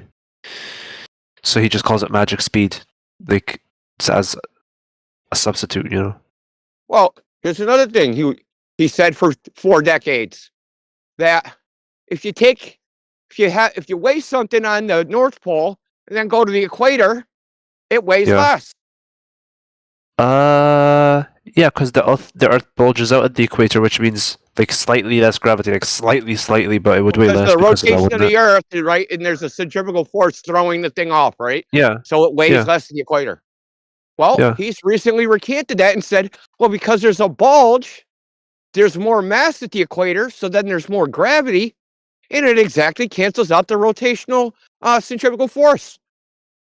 So after fucking saying bullshit for 4 decades, he's retracted it. So people will still parrot this nonsense. Things way west at the equator than at the poles. Well, they've updated and revised the lore. That's what we call it. We call it like space lore. It's like they download the DLC and then they update it. And the shit they were saying before is now not true. And the stuff they're saying now is true. Yeah, I can see how that's frustrating. Yeah, we can point like there's example after example after example. We can run through all the things that we've noticed of things they've changed, right? That like were true. Sorry, I was there you going to go. start listing them off. The atmosphere used to be just around the Earth. Now the atmosphere encompasses the moon also. That changed about 7 years. There's loads of them. Yeah, did you know the moon is now inside Earth's atmosphere? No, what did someone say that? Who said this? ESA, European Space Agency. Why would they say this? Because the moon's inside. Why would they say it? Because that's what they get paid to do, is say stupid shit. Yeah, it's People called go, oh my God. ads and click. You know, they just say stuff and people click on it, and you know, that kind of stuff. Just making stuff up. People eat it Earth's up. atmosphere stretches out to the moon and beyond. Okay, that's kind of stupid. Makes Well, perfect yes, sense. technically, yeah, see, space is fake. No one could have possibly gone to space because they were always inside the Earth's atmosphere. It makes perfect nonsense. I mean, Da, da, da, da.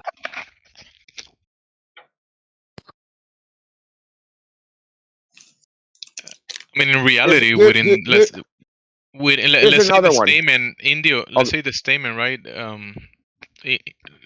I'm just saying that within reality, we have the Earth system and whatever the sun and the moons are. If the statement itself, I will say, if we label whatever this medium is in atmos or air, and I say the moon is in this medium or the atmos, right? That's what they're basically saying in reality, but they're adding the globe on top of that, so that's where it all falls apart. Because if you were making an argument, go ahead. My bad. I was gonna expand on that, but go ahead.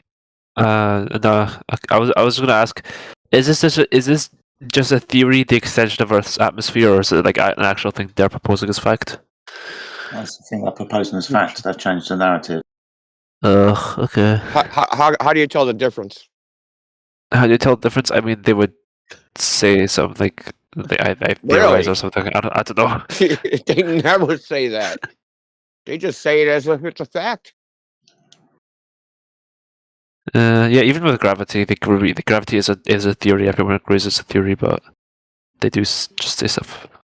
Do you think the core of the Earth is? Do you think the core of the Earth is a theory? I thought that was fact. Well, how would they have demonstrated that to be a fact?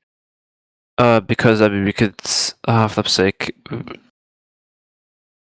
Go there. No, I'm just saying, like I'm not asking. Listen, I could ask you how they did it, but I'm asking, like, how could you do it, even hypothetically? Even hypothetically, I mean. Yeah, journey to the center of the Earth, like the book. Is that what we're doing? Again, I'd say like because of the effects of it, like the magnetic, the magneticism and other stuff. But then you can explain that by another thing. That's not a molten core, so it's not fact. It's still a theory. How the hell would you create magnetism with molten metal in the first place? I don't know, man. It moves around. For some sake, I don't know. Ask my professor. Switch it so you can stir it and it will have a cohesive electromagnetic field. Yeah. No.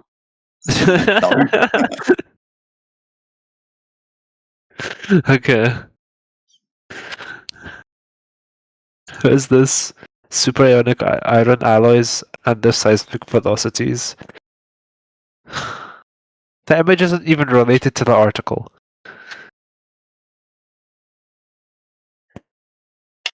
Who is this? PubMed? Why is PubMed doing an astronomy internal Earth paper? Well, I just want to point out is that we still didn't get the methodology for proving this fact. Even what you said, that would just be an inference, and it wouldn't actually prove it because you could have alternate explanations, right? So yeah, it's not even provable unless you could journey to the center of the Earth and take a sample of the core. That would be the only way to actually prove it. Wait, so how do you get things as fact then? Like objective fact. I mean, objective fact is experience. Yeah. There's some things we can't know, and there's some things we can't know. Okay, you have to accept that. There's some things we can't know, and we're actually never going to know. We're never going to know the composition of a star for a fact. Okay, I mean, no. How would you know it for a fact? You'd have to actually go there and take a sample. Yeah, because we have so we have samples on Earth of like what this material does at a certain temperature and what like spectrum it gives out. We take the spectrum from the star, analyze it, and compare it. And like, what other explanation do you have that could fit so concisely and so nicely? Okay, here's my other explanation: magic sugar plum fairies. Magic, yeah, okay. You go ahead and hold on, I got the same evidence you do. Okay, we have the same evidence. The evidence for my sugar plum fairies is the same as your evidence for whatever hydrogen fusion. Go analyze the spectrum from a magic sugar plum fairy if you can even prove that exists. I Again, can it prove perfectly matches. It perfectly matches the star. That's what You I'm predicting. you couldn't tell them apart. I'll just You do affirm the not. con. So this You is do the not. thing. You're using a logical fallacy. This is the problem. Is that No. that this Actually, encompasses the logical fallacy of affirming the consequent. Okay, if hydrogen plasma star, then certain spectra, therefore hydrogen plasma star. You understand? This affirms the consequent. To actually prove it, you would need an actual sample that you can have the material and test its composition. That'd be the only way to actually prove it. Until then, you never know. No matter how much you convince yourself, all that is a statement about your credulity. It's not really a statement about what you know. is that actually not enough to see the exact same effect from a cause that you know? Like, I know this cause makes this No, effect, and to it's see not that. something that you can't verify, especially up there in the sky where we say there's what, 4 states of matter? Or sorry, 4 states of matter, right? Solid, liquid, gas, and plasma. There's more. Up there in the sky, it could be more states of matter. You could have you could have the same elements in different phases giving you the same color spectrum. You wouldn't know until you went there, though. Right. Okay. And it's also not that simple. The evaluations of the spectrum are probabilistic because you have things like Doppler line broadening, Raman scattering, and all these other things which shift and move and obscure the actual spectrum. So they infer a spectrum from how they think through some theory-laden filter, basically. None of this stuff is as straightforward as people think. It's all theory-laden. People still argue today about the solar spectrum, right, and what it actually shows. Some people say, "Oh, that shows plasma gas, at high temperatures." Other people say, "No, it's a metallic liquid." So even people today argue about what the sun's made of. We just get taught a narrative, right? It's a gaseous plasma fucking hot thing. But in the deep realms of science, as I use quotation marks, it's still argued, mate. I don't really know. There's competing theories. You just get the one that's currently popular. I can go and get you some other ones if you want. They're not hard to find. But why would you have alternative theories if this was already proven true? It's not a proven fact, right? So that's why there are alternative theories. Okay.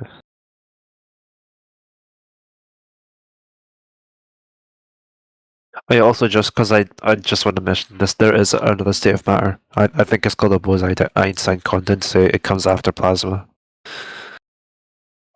There's different phases depending on temperature and pressure differentials and all types of stuff. Even like I said, like metallic liquids and so on. Like really like dense hydrogen that's so hot it's turned into a metallic liquid. I can go and find you stuff on that, like research papers and shit. There's loads of them, dude. That's why I said there are for us here on Earth primarily 4 states of matter. Really, when you really start fiddling around with stuff and change the variables to the nth degree, and stuff starts changing. It's not straightforward, dude. But yeah, like Injo said, you'd have to go there anyway. Whatever your idea is, fanciful or not, with all the evidence that you think you can get, can't prove it till you go there. That's why they want to send rockets and stuff to Mars and shit, right? Because we can look at it, but until we go and send a rocket there with a control robot that's going to go and dig up the soil and we can bring it back, then we'll have a better understanding when we can bring the Mars rocks back, like we did with the moon rocks, right? We needed the rocks to confirm our theories. That's how the narrative goes, dude.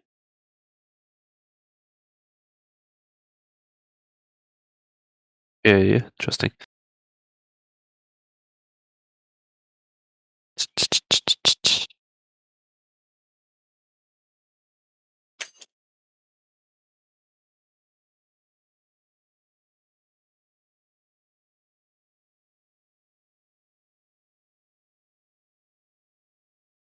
You know, I mean, the moral of the story is there's a lot of stuff we're told people know that they actually don't know. And You know, it's hard to sell. I don't know. As far as like grant money or getting a job, like, hey, dude, what's this? Oh, I don't know. Oh, you're hired. It doesn't work that way. So you got to claim knowledge when you don't actually know anything.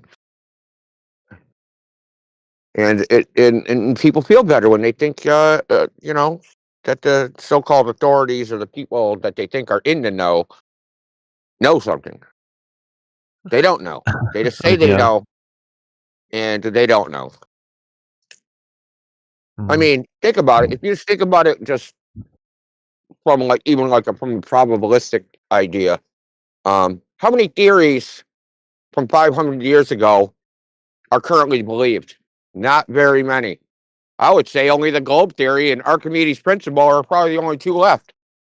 And in 500 years from now, how many of the theories that people think we know are actually going to hold as true in 500 years? Probably none. How about those galaxies that spin in the opposite direction of rotation? What do you mean? What relative to us? What do you mean No, backwards? you see that the dust trailing off of those outer arms? Yes. That dust is leading the direction of the rotation. So it's like Okay. water going down a whirlpool, you know, going down a sink, a little whirlpool, but draining like it's going outwards almost, like it's just the opposite direction of what you would expect. Expect because of what? Like assumption. Do you see that those outer trailing arms and the dust that's trailing off of them? That dust is leading the direction of the rotation. Yeah. Okay. And it's spinning opposite from the dust. The direction would indicate. Right. Yeah, Is that what you're saying? because that circle, right, that has a longer arc length, right? So it should trail. If it's all going at the same velocity, right? The outer edge should trail. Right. The outer edge is going faster than the inner limbs. It's all moving as one unit, like spinning a flower in your hand, like the outer, or like a clock. The minute and hour hands on a clock. The outer point of the minute hand is going, you know, it's faster than towards the center. Okay. Which is pretty damn to be odd. fair, well, hold on. To be fair, they don't actually see it spinning, obviously. They infer a spinning motion because of redshift measurements, Doppler shift measurements. So they don't actually see an actual motion. They just say, hey, this one's redshifted, this must be going this way, this one's blue shifted, it must be going that way. But when they do this, and then they take all this redshift data and they extrapolate velocities from it, it's just as Travis said. It's going in the wrong direction. And then you have the anomalous redshift where you have two galaxies next to each other that have connecting arms. And then the redshift on one galaxy will show that it is like hundreds of light years further away than the galaxy it is connected to, which is another impossible nonsense.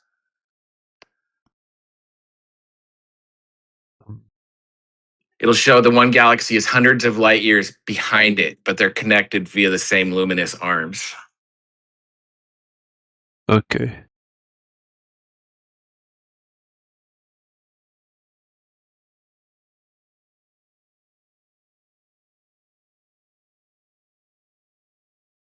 So to tie this back into like this topic, you know,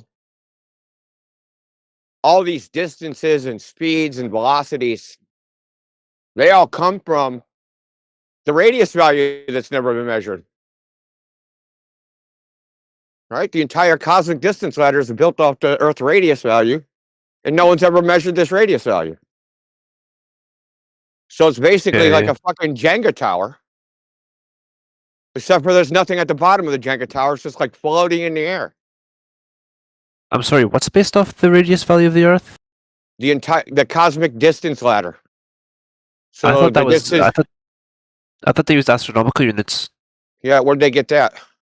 The distance from the sun to the Earth, not the radius. Not the Yeah, radius. yeah. Of the Where Earth. did they? Yeah, they got that from the radius of the Earth. Okay then, sure. Because no, that's not sure. They did because No. they. Sorry, when I say sure, I mean like I believe you. Like I'll just believe you. I can tell you how they did it. Okay, yeah. Go ahead.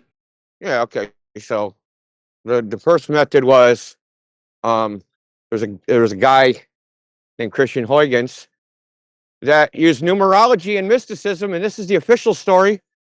No, I'm dead serious. This is the official story. This isn't some shit I made up. He used it to determine that Venus was the same size as Earth, and used Venus's radius, and then watched Venus transit the Sun. Okay, and so if Venus is the size of Earth, then it's going to have a certain angular size.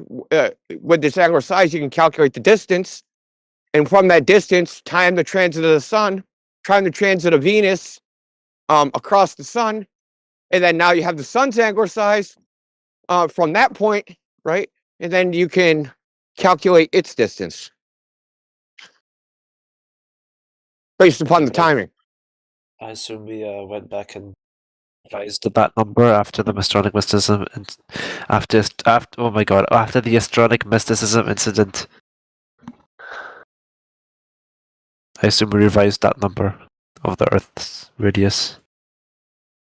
And then there was the other one, the Cassini method, which was they used the proper motion of Mars. And proper motion is Mars isn't actually where you see it, it's where you think it is based upon your model of an orbit, right? It's not actually there. And based upon this difference, they calculate the distance to the Sun.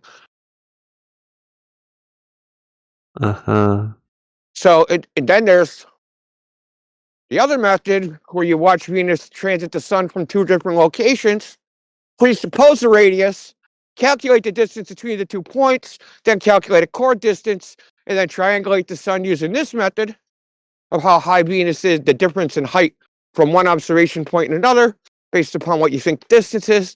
And then there's the other method. So now, distance to the Sun, well, you might not have known, has changed something like 20 times in the last 150 years.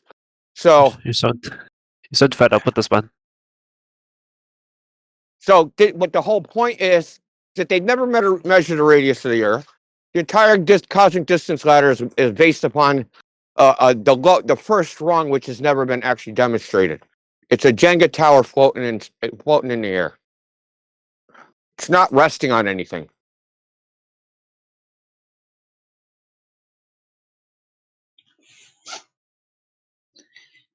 You need a sphere Earth. You don't have one. Everything else falls down after that.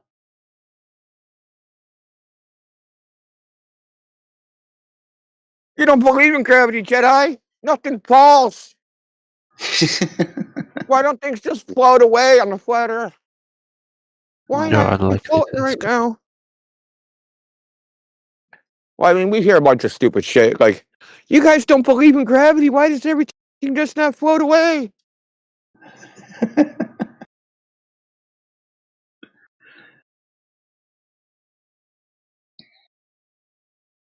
We hear this from people that think they golfed on the moon and rode around in a dune buggy. No curve, no rotation, no planet, no Big Bang. Here's a question. How long was Voyager 1 and Voyager 2 supposed to have lasted? Was it like maybe 20 years? Okay. They're not long. Yeah. And the fact that that thing's still going is just magnificent masterminds of human construction and engineering, right? I mean, it's lesser than power than the Game Boy has managed to last this long in regions we're told are extremely dangerous.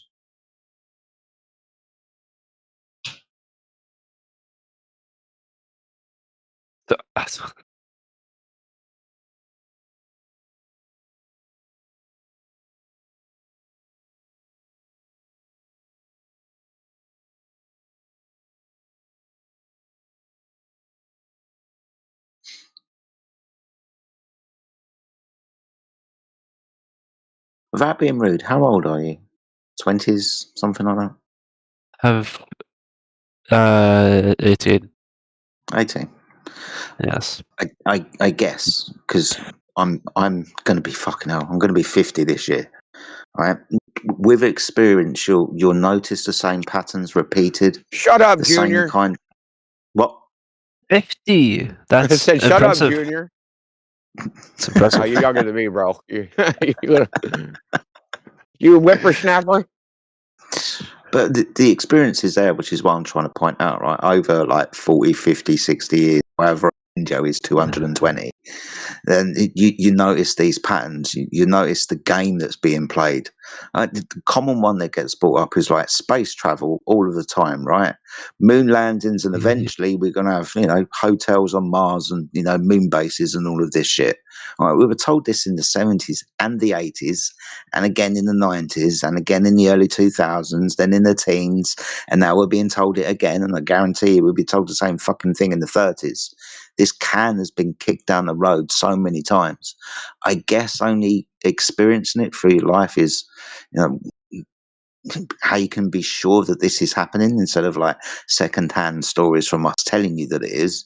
But maybe you should look back into the history of like exploration of space. They probably won't tell you the amount of times that they wanted to tell you that there's going to be hotels on the moon, for example.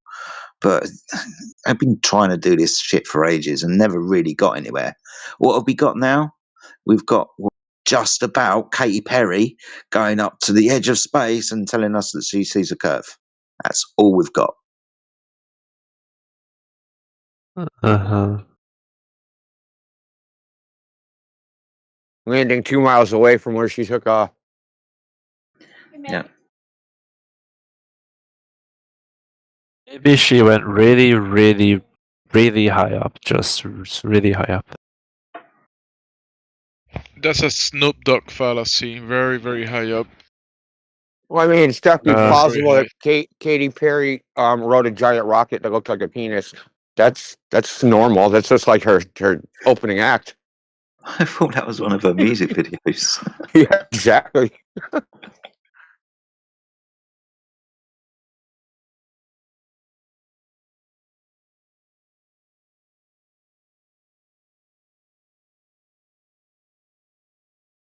You're 18 years old, dude. You got, without being disrespectful to you, but you should probably know this yourself. You've got a lot to learn. I figured out about 10 years ago that most of the stuff that I thought that I knew, I definitely didn't. I've got more questions now than I had, say, 10 years ago. Right? So you're not going to know everything at the moment, but I would suggest, and we would suggest, that at least critically think about the information that you're fed, especially if it's repeated over and over and over again. Propaganda exists, mate. You must be aware of that, right? Okay, fair enough, yep. Yeah. Sales techniques, right? Yep. Advertising. It's all the same fucking game, dude. Do you know how they sell you something you don't want? Are you familiar with Edward Bernays? Nope. Not you, Jedi, the other guy. He's the father of modern advertising. He's a grandson of Sigmund Freud. They make you think you need.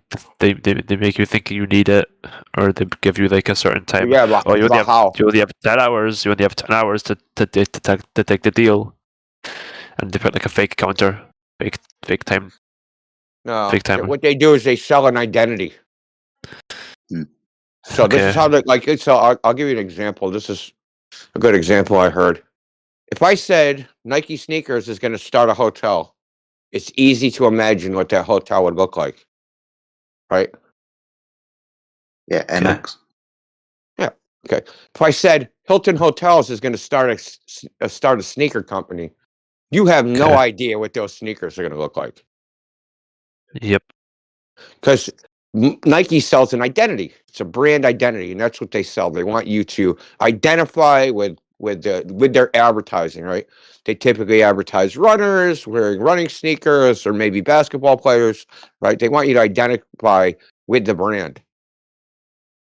So like when he helped advertise cigarettes, Torches of Freedom, they wanted women to identify with being liberated from the yoke of the patriarchy, etc. Right?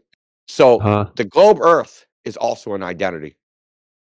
believing in the globe Earth, and people identify with it, which is so hard for us when we talk to them because it's integrated into their personality as part of their identity. You know, global warming, global village. I'm a global citizen. Fly around the globe. Global weather. The whole space idea that we're an technologically advanced civilization, and we can solve all these problems because we're so freaking smart, right?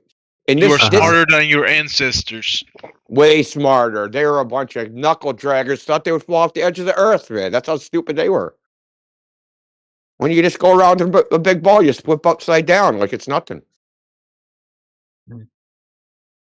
Upside down people. They don't believe in upside down people. What's wrong with those flat earthers?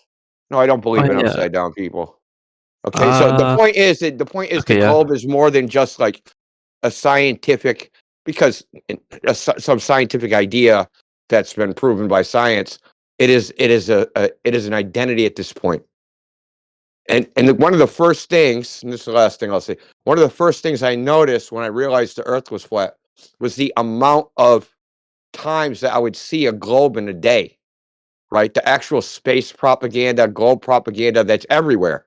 And when you think about those people that put those signs up or advertising or made a company or made some TV show where they showed the Earth as a globe, they've never seen the Earth from that point of view. They have no idea if the Earth looks like that, but they're sticking it everywhere, right? I mean, there's going to be a plumbing company called Global Plumbing with a big globe on the side of their vans. Like, why? What the fuck does that got to do with plumbing? Oh, why? Because they would just want to sell like, oh, we're for everybody, and we can fix any problem. Yeah, an like identity. around the Earth. It's identity. That's right. It's an identity. No, No, people see no, you're no, no. technologically advanced. That's what they see. Yeah, as in like we can fix any problem anywhere like on Earth. Like it's not identity about the globe; it's identity about being good at plumbing. Yeah, but that's what you should be caring about, was whether they're good at plumbing, not whether they are good at advertising. Right. What I'm saying is they're tuning into a primal identity that people have, right? What do they call a worldview? People have a worldview, right? I'm just and this is where the globe gets into its evil part, right? There's a big bang, there's evolution, there's men, but if I think about my life, it can never have any meaning because the Earth is just one planet in trillions of planets of trillions of stars, and I'm a meaningless speck of dust in an uncaring, naturalistic universe. So it really doesn't matter what I do. To some degree, just don't get in trouble and arrested, and everything's fine. I can be a degenerate. I can do whatever. There's no God to tell me what I'm doing wrong. This is where it leads to. This is like the dominoes, how the dominoes fall. You got to believe the globe, and then believe to the Big Bang, and then believe the evolution, and then believe the solipsism, right? It's an evolution of human thought that's founded on the identity that people think the Earth is a globe. Okay. I'm probably blowing your fucking gourd right now. I understand that. But I get what you're saying. I get everything you're saying. It just sounds like there's another part of it. This is a multifaceted thing. So the other part of the identity is Western civilization. Why is Western civilization better than everybody? Oh, they discovered the Earth is a globe first. Eratosthenes stuck some sticks to the ground. They discovered the Earth was a globe. Everybody believed the Earth was a globe. Then we sailed the 7 seas, and then we colonized the world, and we made the world a better place, and ended hunger and ended slavery. And we only did that because we're smarter than everybody else. And why? Because we are better than the Russians and the Chinese because we made it to the moon first. Yeah, we're better than the Russians because we went to the moon, right? So there's like, this is a multifaceted idea with tentacles that go in every part of society, of Western society. I don't know how it is in other countries, or like not the non-Western world. I'm sure in the Congo they don't believe any of this bullshit that we talk about, but it has permeated Western thought. Because it's really our claim to fame. Who's the smartest people? Oh, it's Newton. It's Galileo. It's Copernicus. Oh, what did they do? Oh, they discovered the heliocentric model. They discovered that there's gravity that formed the Earth into a ball. So these are who we consider and idolize as the smartest people in the West. Einstein. What did he do? Oh, he talked about space and how there's black holes and yada yada yada, right? So there's a foundation here that not just you personally, but the entire Western world in a societal sense, its foundation is on this globe idea. Which is why people get triggered by this topic and don't know why they snap out and get so emotional. They don't even know why they're doing it. Because they're just like, they have Stockholm Syndrome. That's all there is to it. They have Stockholm Syndrome. You know what Stockholm Syndrome is?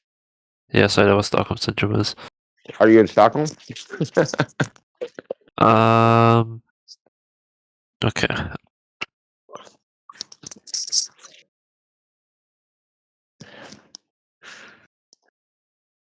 Sorry about the rant, dude, but like we talk about this other shit and like yeah, we know the Earth is flat. We can demonstrate that. That's what the reality is outside. But like we beat around the bush of what the real problem is. The real problem is it's an idea that's like a fucking cancer, right? It's a cancer because you have to believe that all of your reality is an illusion, that you can't detect the world as it actually is, and you have to defer to other people that claim, for some reason, that they're smarter than you. Okay, though they may or may not be smarter than you, but you have to defer to them of what reality is. That right there is a fundamental problem, that you're deferring away from your own experience of the world to what other people claim they experienced, and somehow their experience is superior to yours. Right there, you're outsourcing your own intellect, your own mind, your own experience to some fucking stranger that you never met, that may or may not have your interests at heart. Okay.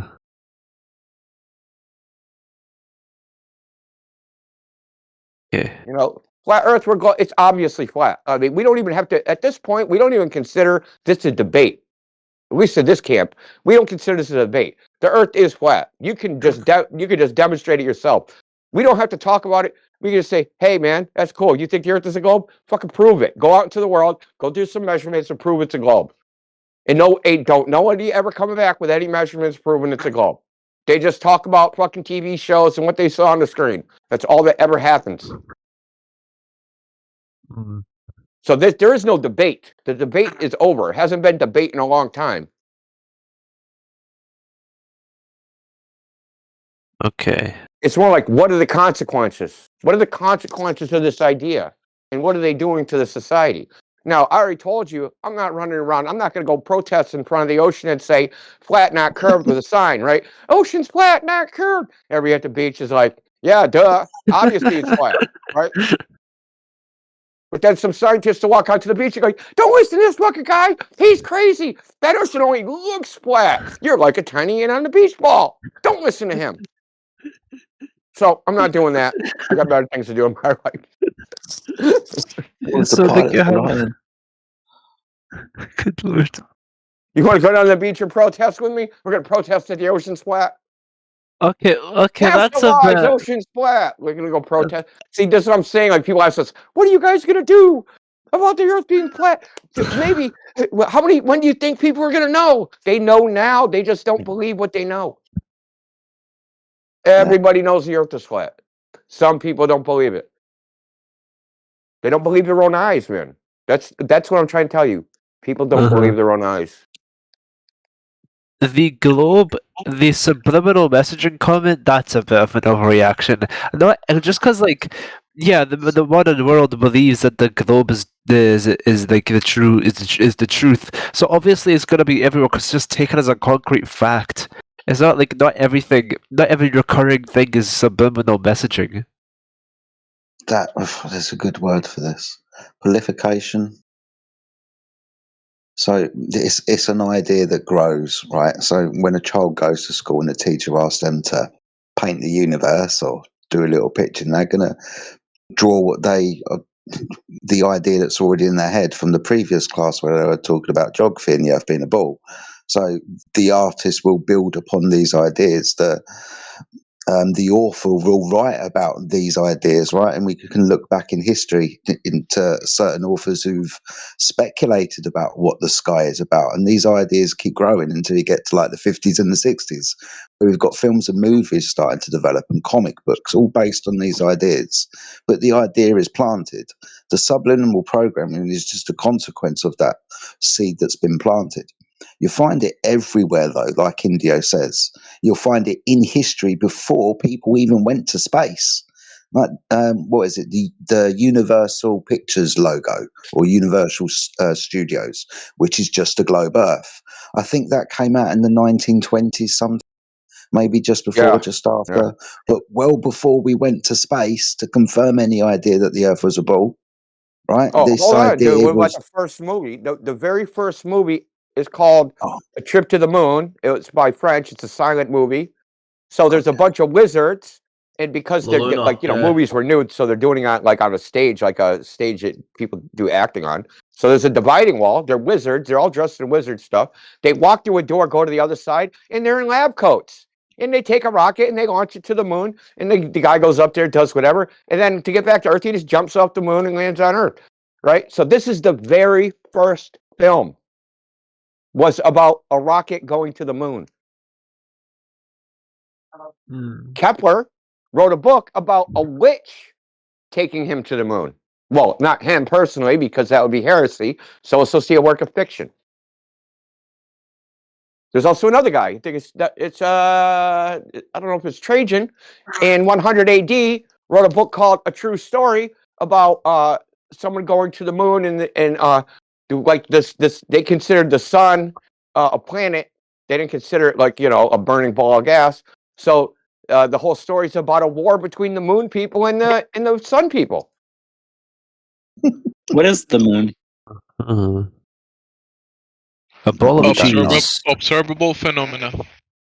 The point to this, though, is the programming runs like really deep. You don't notice it. You will actually proliferate this idea yourself, right? But you know. Know what? Know that it's everywhere? You know that you're being programmed. It's just because everyone else is fooled. No, everyone else is fooling themselves. But you're not. Everybody's because awake I to went and did certain the ideas test. or not, dude. All right, this is very grey area you're talking about. You're really overgeneralizing this. We know something. We don't know everything. No, There are other people that have come to the same conclusion that they're very deep going and have never touched flat Earth.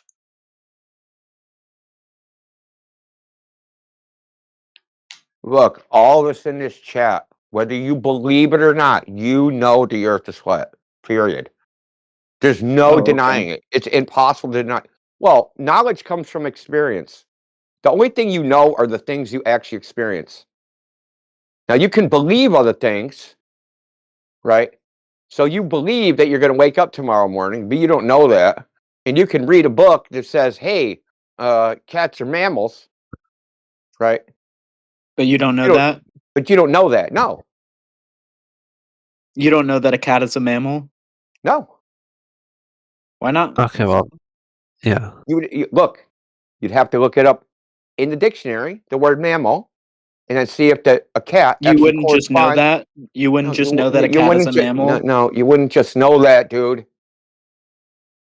You're saying that you don't know that a cat is a mammal? No, Not that you don't know. Why should I believe you about know by anything yourself, else? Mark. Are you really that desperate that you're going to do that weak ass attempt at straw man?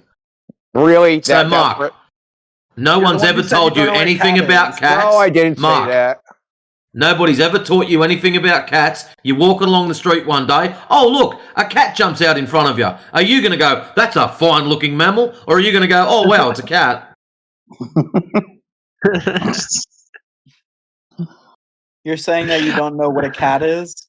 No one said that. Why are you Have you taken a biology class? You're going to get muted and kicked out of the channel. Don't do it again. It's your only warning. Everybody knows a cat is a mammal because of anecdotes. Like, No, I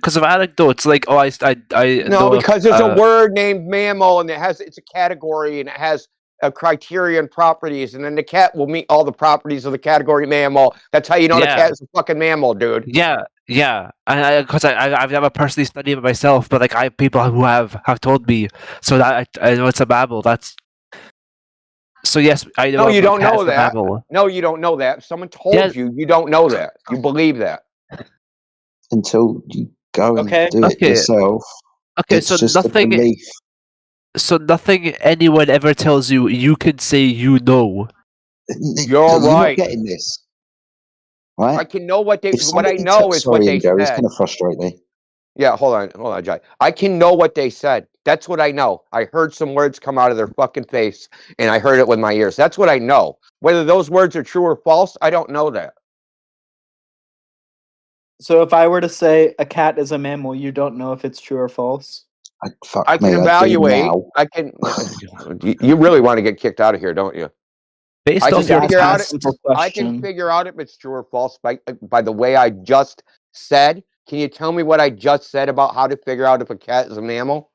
You would look it up in the dictionary? You'd look. What would I look up in the dictionary? Whether or not it's a mammal. No, you retard. You wouldn't use a dictionary for that. Well, you're the I one would that look doesn't up know the if a cat word is a mammal. mammal and see what the definition is and see that it's a category of animal. And then I would look at a cat and say, hey, this category, does the cat have the properties of this category? So that I can say cat fits into it. All right. That makes sense. No shit. Yeah, no shit. This is like 3rd grade. Didn't they teach you this in 3rd grade? How to figure out what categories are and whether something goes in the category. They used to have little fucking standardized tests. They would say, color, circle all the things that are a color. And it would say blue, red, turtle, fucking ice. And then you'd circle ice, turtle. Right. Calm down. It's not that serious. This is way too good. I feel the Don't get too frustration. worked up. Righteous indignation. Like you guys can't for some reason try to discern emotions, and you're so bad at it. This isn't anger. This is disgust. Okay. I know, but it's all right. Yeah, I'm We're disgusted. just having a conversation. Yeah, I'm fucking having an IQ. I'm having a conversation that's like 50 IQ points from midwit. Oh, okay. Have you got anything good to add to the conversation, or should we return to the Yeah, log? you got any gold proof? Yeah, can we get some gold proof? Well, what would change your mind? Glow proof. Measurements of curvature. Right there, it's really easy. Measurements that the surface of the Earth is curving. Well, how would I present those to you? You'd measure the surface of the Earth and demonstrate that it's curving. But let's say that I've done that. How do I show you? Okay, I got it. Show us the You data. can make a video. You can do show and tell in the side chat. That's up to Doesn't you, gotta my be a friend. video. Just give us the data. Yeah. You want a YouTube video? No, I want data, dude. We want data to evaluate. That's what we want. Okay. We want to evaluate the methodology to see what was actually measured, the technique. You know what I mean? The same as you do with any, like reading any type of academic paper. They have the experimental layout, and then you evaluate whether that experiment was rigorous, what the assumptions were, what the sources of error were, what the output data actually was. You know, yeah, you evaluate the experiment. And you think people haven't done that already? I know they haven't. How Why do do you you think know? they have? Well, because I've talked to you. PhDs in physics, astrophysics, cosmology, pilot surveyors over a period of 10 years, anti-flat earthers whose whole fucking purpose of life is to oppose us have never presented such a thing either. And they've never gone out and done it. Well, there's plenty of people that have. Okay, show us. Okay, I'll post you a link. We can look. Post in the chat. This will be funny.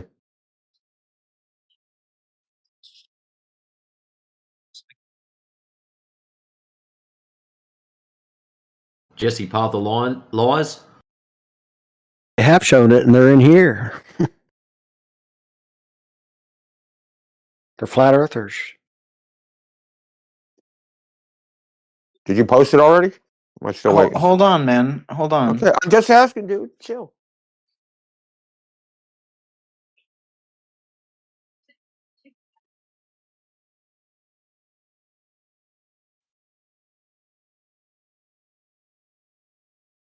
Sorry, I zoned out for a second. We are waiting for measurements of Earth curvature, right?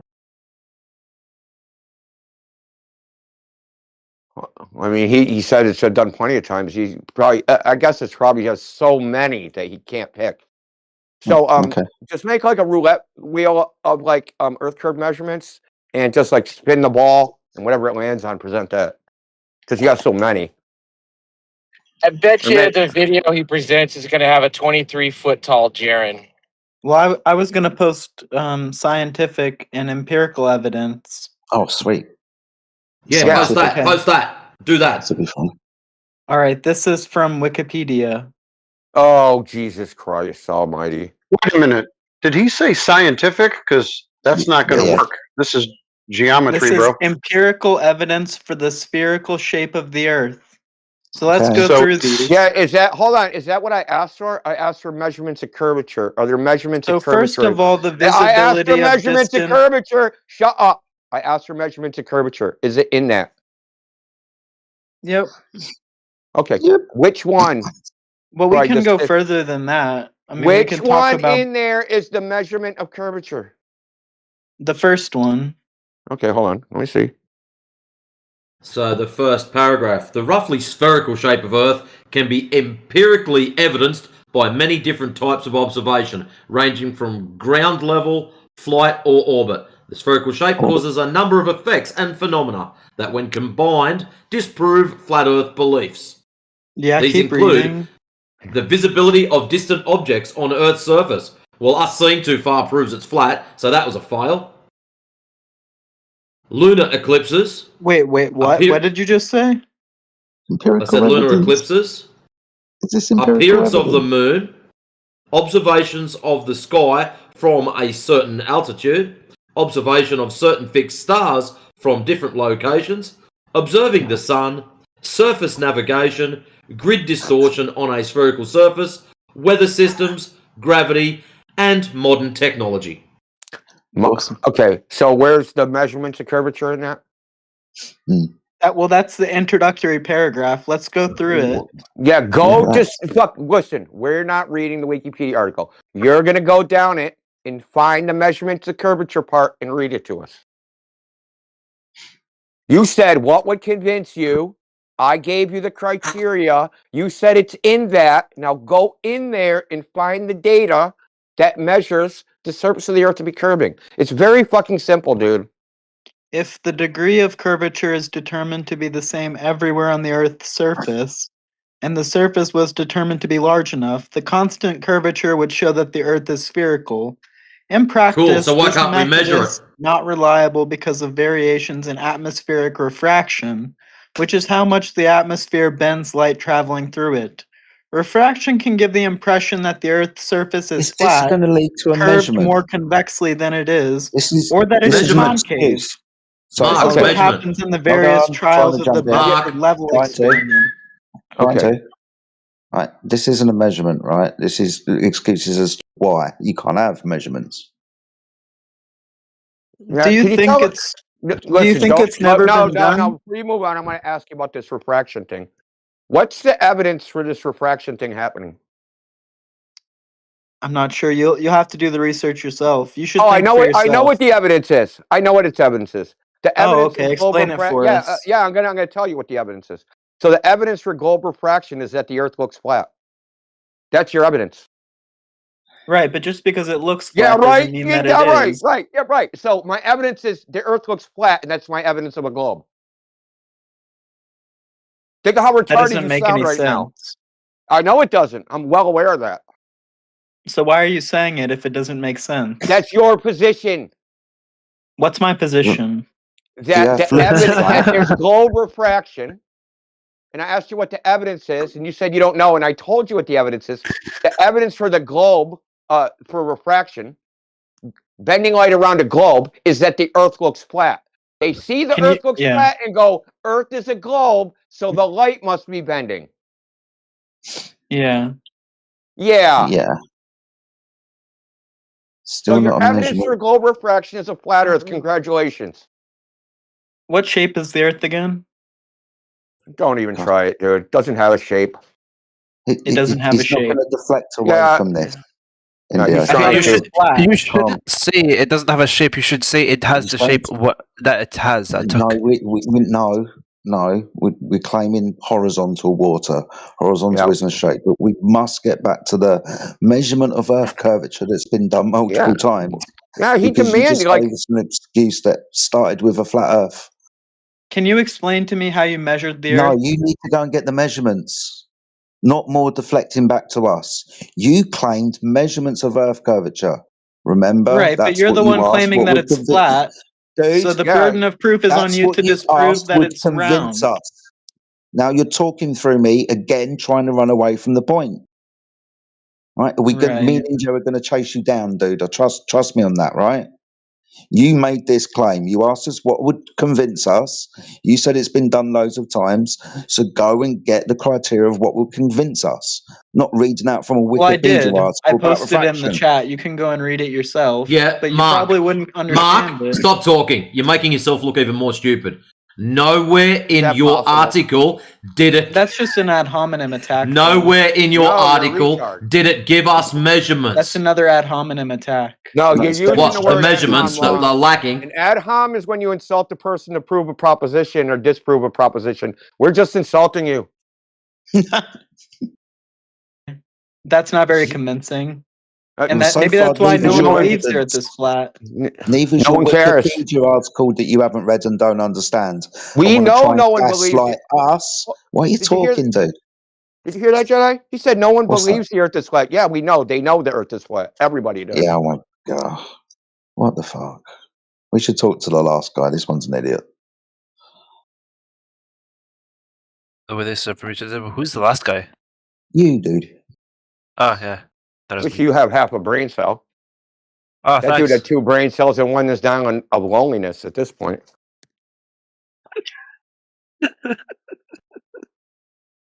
We will have it stated for the record, though, that the gentleman did fail to provide measurements of Earth curvature.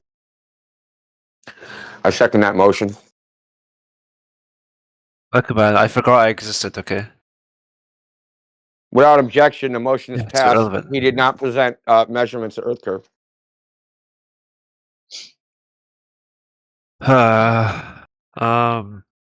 It's a good start to 2026.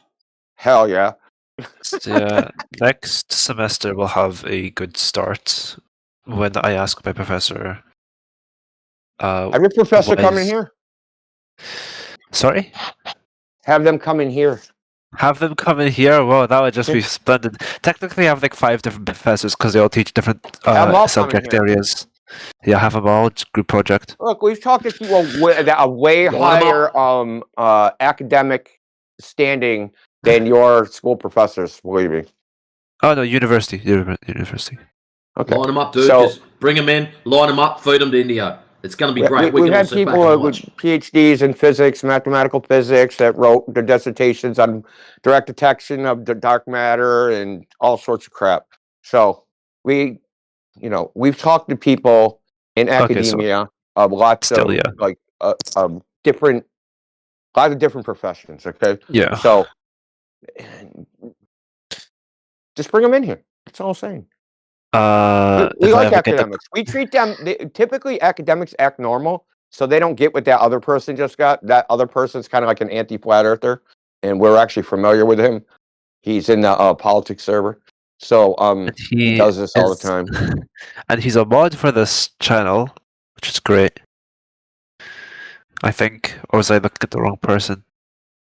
No, I was looking at the wrong You person. probably looked at the wrong person. Oh yeah, I did. Matrix. I was looking at Matrix. He's definitely a mod, and he Yeah, is the right Matrix person. Alright. Matrix is the right person for any job,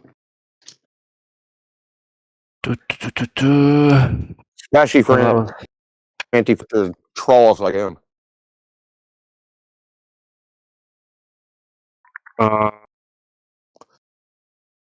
So the only reason I want them to come in here, quite honestly, is for you. Because what you'll find out that no matter how smart you think your professor is, they're going to come in here and they're going to be like, I don't know. I don't know. I That don't would know. be I don't know. that would actually be. It's so interesting, genuinely. Because they're not going to know. Like, so they'll say something like, yeah, stars are like, you know, they're this, or, you know, I think somebody did this, and you go, okay, can you actually show the evidence for that? And they won't be able to do it. They know all the claims, but they don't know what the evidence for the claims are, right? So they know why people claim the Earth is a globe, but they don't know what the evidence actually is, like how they even reach that conclusion. And maybe they'll bring up Eratosthenes or Al-Biruni or one of these other guys, but they won't know what they did or how they did it or anything about the techniques they used or what they assumed or even the precision of their measurement. They won't know anything about like how anybody actually came to the conclusion, right? They'll just know the general claim. That's it. And this is typically what we find by people in academia that, you know, they've never looked into it, and they'll typically admit it. They're like, well, I really don't know. I've never really looked into it. I just assumed it to be the case. I was taught it in a grade school or whatever, and, you know, I just took it to be true, which is kind of unscientific. Alright. No, yeah. Hello. It's between the two of us.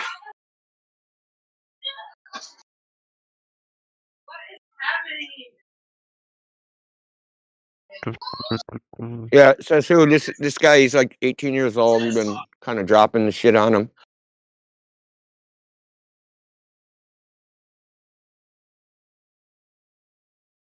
You're more than welcome to talk to him. I'm kind of like going at it well, hogging the mic.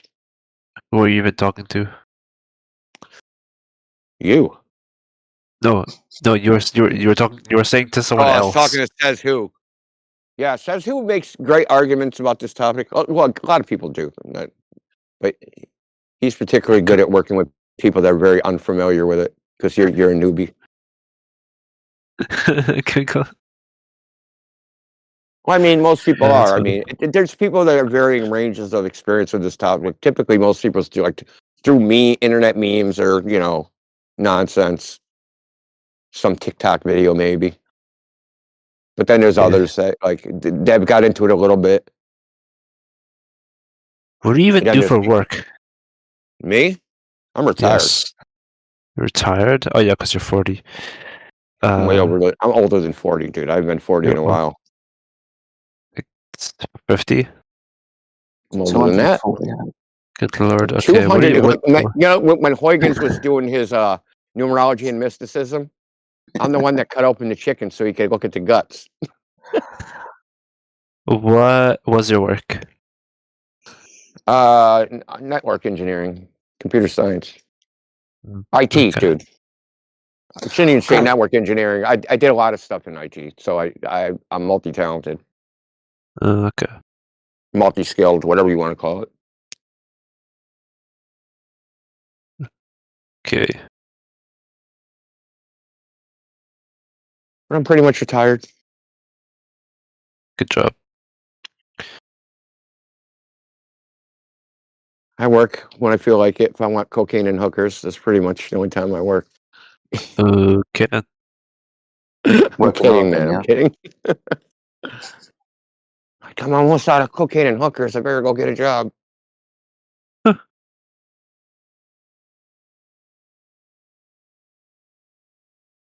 Yeah, you should get a job at NASA if that's what you're into. Hey, what's up, God. That was quite the entry. Jesus Christ. I mean, yeah, I'm going to go to Jack Parsons' old hangout and do my business over there. Yeah. Get some goats on it. What's going on? I missed an anti-flat earther. That's upsetting. Yeah, he posted empirical evidence for the Earth being a ball straight out of Wikipedia. Oh, finally. Someone thought to check Wikipedia. Why didn't we think of that? I don't know, man. I guess because the government didn't get on their podium and go on TV and said, if you think the Earth is flat, check Wikipedia. That's that like they didn't tell me to do it, so I didn't know to do it.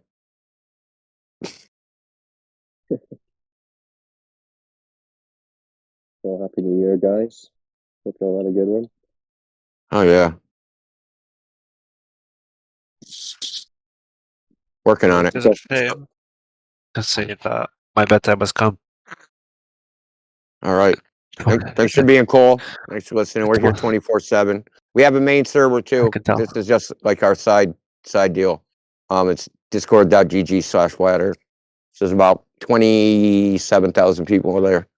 So we also got information channels. Anything we talked about, you want more information? We got information channels A through Z, alphabetized. So covering every possible thing, moon landing, long distance observations, laser tests, Coriolis effect, anything that relates to this topic is in there. Okay then. It was an honor. Goodbye. Good night. Yeah. Good night. See ya.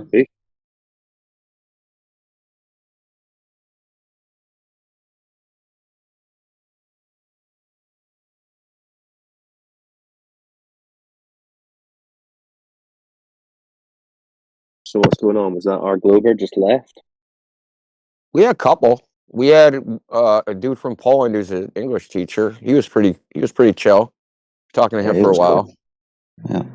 And then we had some anti-flat earther. I recognized her voice in the politics server being a clown. He said, "What would convince you the Earth is flat?" And I said, "Measurements of curvature." And he proceeded to not give measurements of curvature and post Wikipedia articles. Mm. Sounds like politics standard.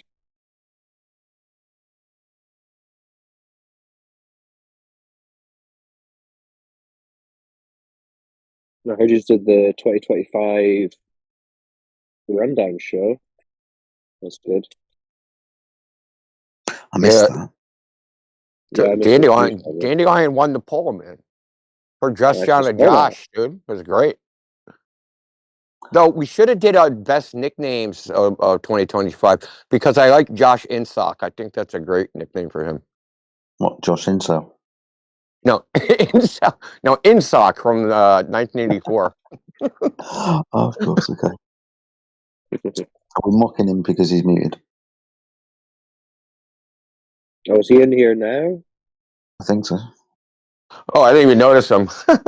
Josh, obviously, Josh is on his best behaviour. Oh, that's fucking weak.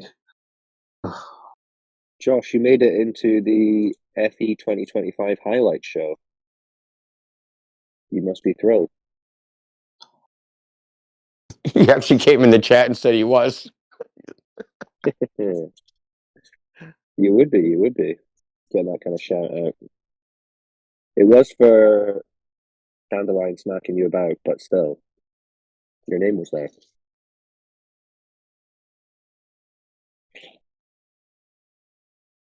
Do you have that effect on all women, Josh, or is it just the ones here? Do you want me to unmute him? What do you mean by woman? Woman? There we go. Josh, just to let you know, you are unmuted. Cool. Appreciate it. Don't do anything stupid, Josh. Yeah, no. Says who I said one thing yesterday and he auto muted me and text muted me. So I appreciate y'all paying attention. One's enough. So Oh, you made the yeah. 2025 list. How do you feel about that? You hear that? You made the 2025 FE Oh yeah. list. No, I appreciate it. Yeah, Dandelion knocked my shit out. It was great. There you go. Well done. Yeah, she's great. If you get a slap from Dandelion, that's better than a kiss from most women. That stings for a while, man. You must be in pain. Yep. You should treasure What that. was that? It was like 4 months ago, 3 months ago. Yeah, I think it's the first time. Yeah, it'll last all through 2026. I'm sure the pain. You're gonna have to renew it. Well, it's the thing about wrestling with a pig, right? Like eventually you realize the pig's enjoying it. Oh, I hope you're the pig in this analogy.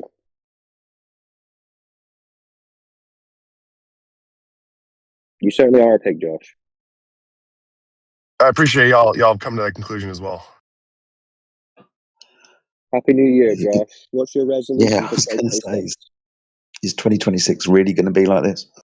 Surely it can be better than last year. Well, when I they don't go suggest, to the moon again, Josh, how you gonna feel about that? Another year of no moon.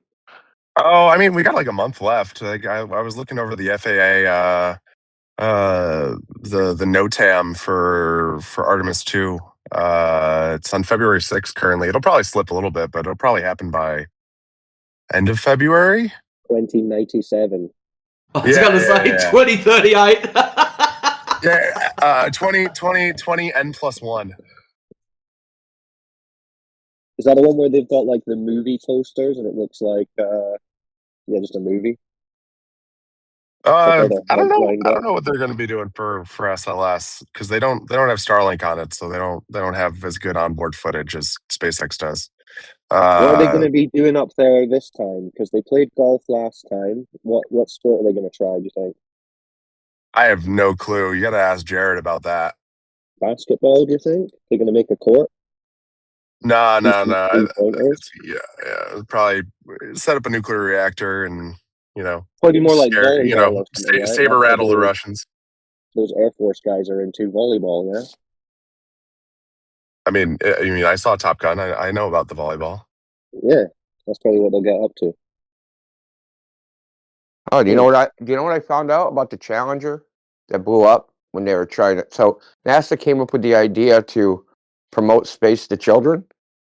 So their initial idea was to not do like a regular civilian. They were going to do a civilian, but it was going to be Big Bird, and the actor that does Big Bird was going to be in costume in the space shuttle going to space.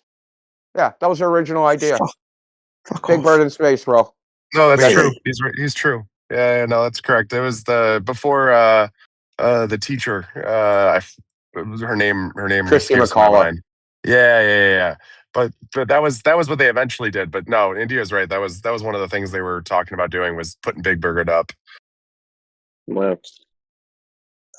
Seriously, I palmed my face then. What the fuck? That's That would have been the most crazy. serious, unbelievable mission to date. Do you believe in snuffleupagus, Josh? Do you have an imaginary elephant, hairy elephant friend? Wait, you can see him too? Oh yeah. We're only when Big Bird's around. So they were gonna. How are they gonna get snuffleupagus in the space shuttle? In the cargo bay, maybe, right? Yeah. They probably have to do the cargo bay, or have it as like a ride along on the outside. Just a tow cable. You just hanging from the No, 100%. end. Yeah, exactly. You got me. Yeah, then he accidentally swings into the jet wash and freaking. Then we have roast freaking elephants. Oh, and then it'll freeze dry once you get up there, right? So you cook it, you sear it on the way up, right? And then you it becomes shelf stable after you cool it down and get all the moisture out. Oh, dude, then you got snuffleupagus jerky. What about Beaker?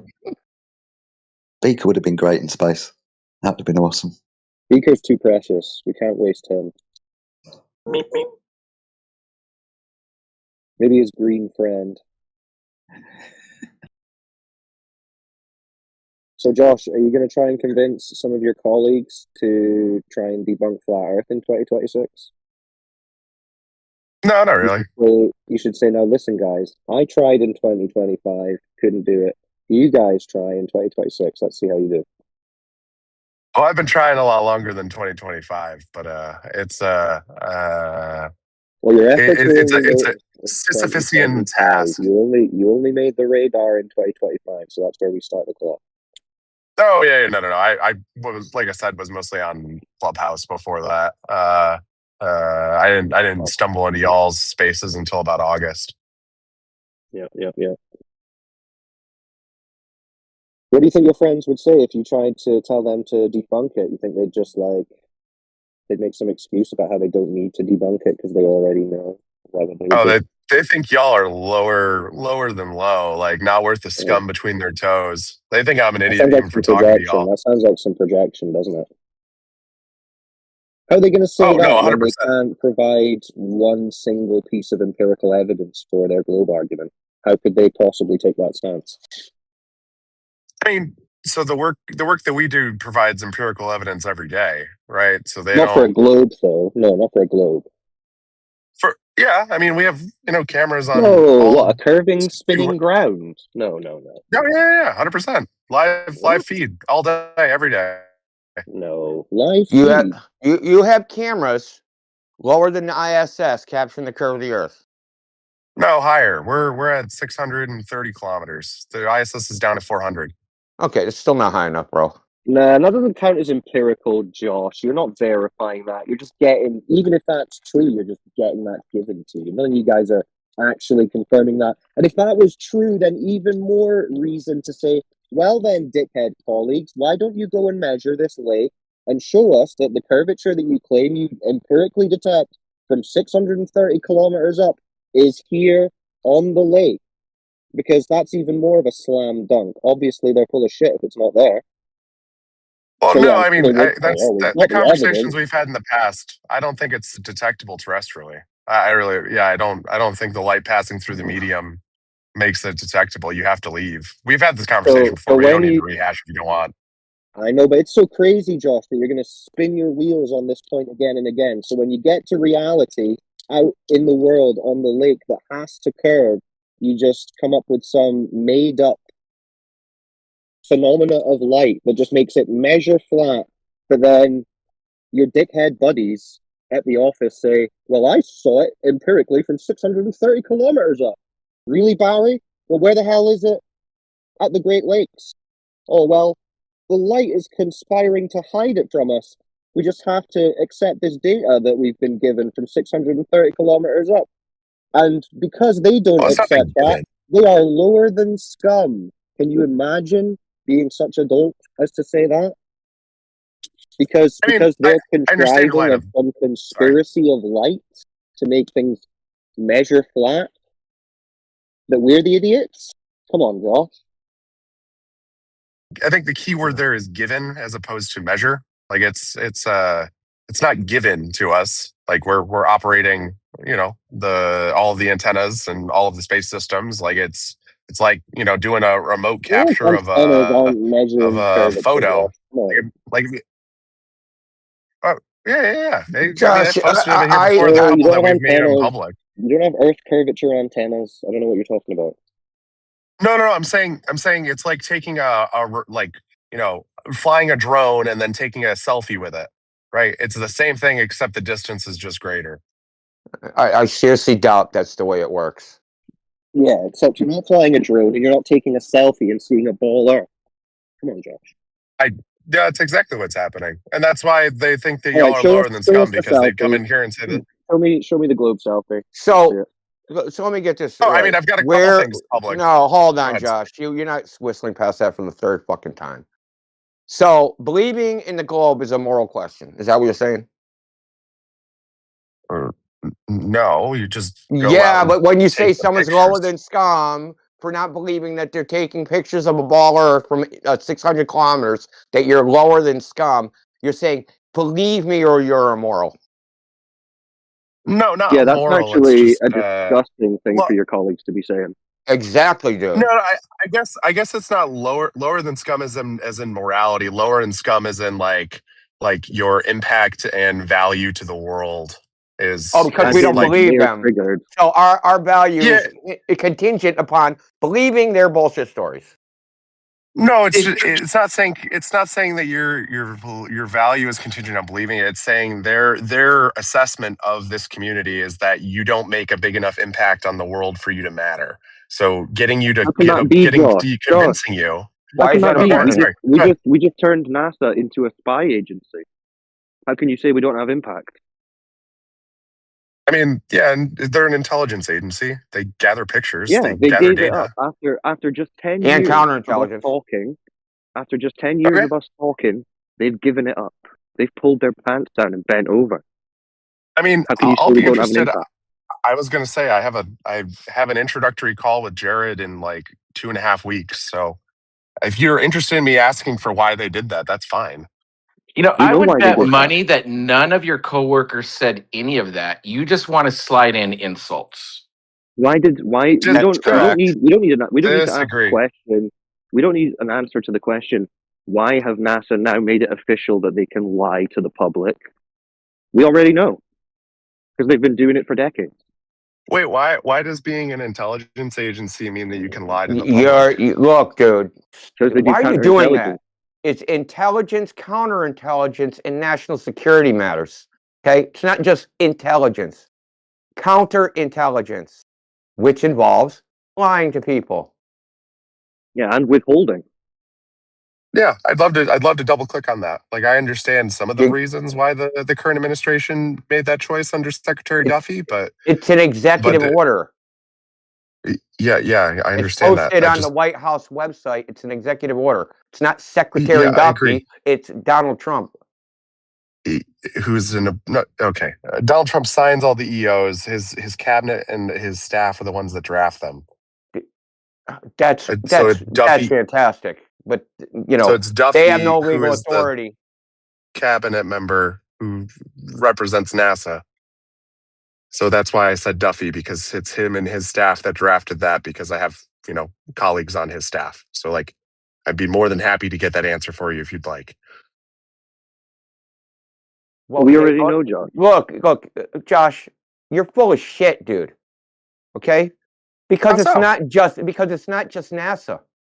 It's the National Oceanographic Administration. It's the U.S. NOAA, Patent. correct. It's also the U.S. Patent Office. Did they consult about the U.S. Patent Office?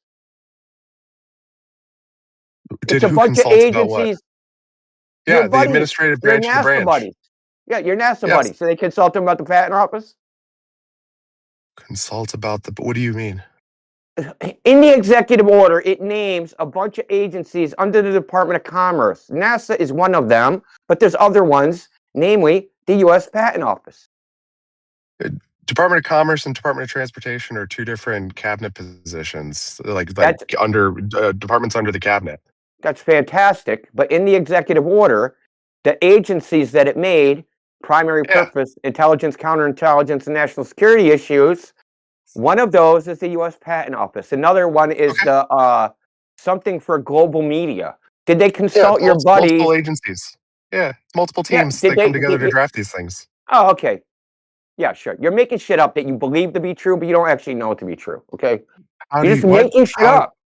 Okay, I disagree. But why would they have to when did they meet? When did they meet, Josh? When did they meet? I have no idea. Exactly. You're making I don't have the calendars. No, but I understand that I folks. What? Look, listen. You don't know they met. You don't know what they did. You have no idea how the executive order was formulated. For all you know, it came directly from Trump's brain. You just made up that shit about they all come together and decided upon it. You don't know that. It's interagency review. Hold on. Can I ask a larger question here, Josh? Should the public not be concerned that this agency that they've essentially been relying on for their entire worldview for decades now is officially confirming that it can just lie legally to them? I think that almost every agency lies in some capacity, and it Well, has been lying in some capacity. The public? Well, how are the public supposed to know if what they've been shown is true if they can legally propagandize and deceive? Yeah, it's part of the social contract of operating within the society. Right. So should the public be concerned about that? If you want to be, yeah, you can submit a FOIA request or should they? A FOIA request to a spy agency. Yeah, and you can get told that this means they can decline FOIA requests. Yes, this is true. So what's that going to do? All right, go to the polls. Josh, I'm sorry. The obvious answer is it's a rhetorical question. Obviously, the public should be concerned. If you're basing your worldview on information from a counterintelligence agency, then you could just be basing your entire worldview on propaganda. That should be a concern. That is a concern, surely. Is it even raining diamonds on Uranus, Josh? How do we know? That's funny. Oh, Jesus. Did they really find a diamond planet? Now everything's in question. Well, everything's always in question.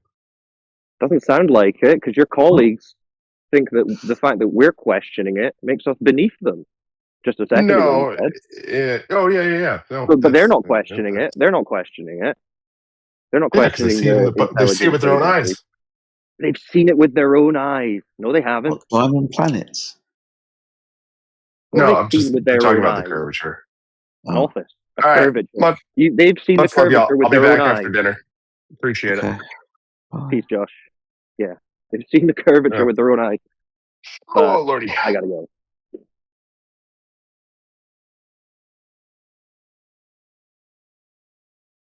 So does I he love work that. for like a space company? Because he talked about like him actually having like connection with these Yeah, satellites. he works for Amazon, and they do satellites. So he thinks he's seen the globe. So Which he hasn't. 2 weeks before he said that, well, they decided to go a different way with the project and they're going to rename it and rebrand it and all this. 2 weeks before that, I had said, we can probably find it on a live stream. I said, yeah, I think you're full of shit and there's not really a project going on anyway. They're just going to do something else for you because you're getting so close now. And then that's when he came in and said, well, we're on hold and they stopped it and this and that. So it's pretty funny how that's working for him. Wow. It's funny because we're asking him, well, should the public be concerned, trusting their worldview with a propaganda agency? He's like, well, I guess if you want to be, you could be concerned. Maybe if you ask questions. Like what? I'm a little confused on the NASA being a spy agency because everywhere I look online, it says no, NASA's not a. It's a not a. Yeah, they cope about everything. I mean, because as soon as we pick up an argument and start presenting it, then a million cope little articles come out saying, no, that's not what it means. But yes, technically they are an intelligence agency who do counterintelligence, and counterintelligence includes propagandizing, lying, deceiving, and withholding information. Wasn't it Donald Trump that said that? Yeah. Like he signed it. Like wasn't he signed it like an executive order issued designating NASA and like some other agencies as having Yeah, they intelligence, redesignated them. counterintelligence, investigative, and national security work. Yeah, now we can't come after him with pitchforks. Yeah, so you guys, the Globe side have played defense for so many years now for NASA. They're managing to come up with some kind of plausible deniability scenario where they can just be like, oh, well, if we can legally lie, then by the time they've actually figured out that we've lied, we'll just say, well, that's what we do.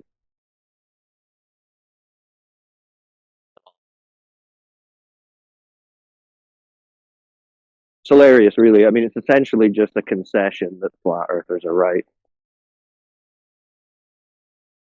NASA being the only source of quote unquote direct evidence that we have of a ball Earth. There's other space agencies. It was like what, like 7 of them or something. It's the same thing. All right. All those private ones, they go through NASA. Means like SpaceX. Yeah. You use NASA facilities, take government money. They get like funding from NASA. Yeah, they're funded. Yeah, exactly. So it's the same thing. For this conversation. Elite boy. Interesting person. So what do you think? What about my question? Are you concerned that the primary source of globe evidence has now come out saying that they're legal liars? Does that concern you at all? Yeah. I mean, I know NASA has always had classified things like. No. Yeah, No, why would they have to classify anything anyway? I thought they were for all people. If nothing had changed, why would they have had to make a change? What do you mean? Like make a change to not make a change? What? Well, you're like, oh, well, they've always had classified things. Like, what does that even mean? As if you're saying, well, they're just the same as always. But then it's like, well, if that's the case, why the need to redesignate them? I don't know. Maybe it was to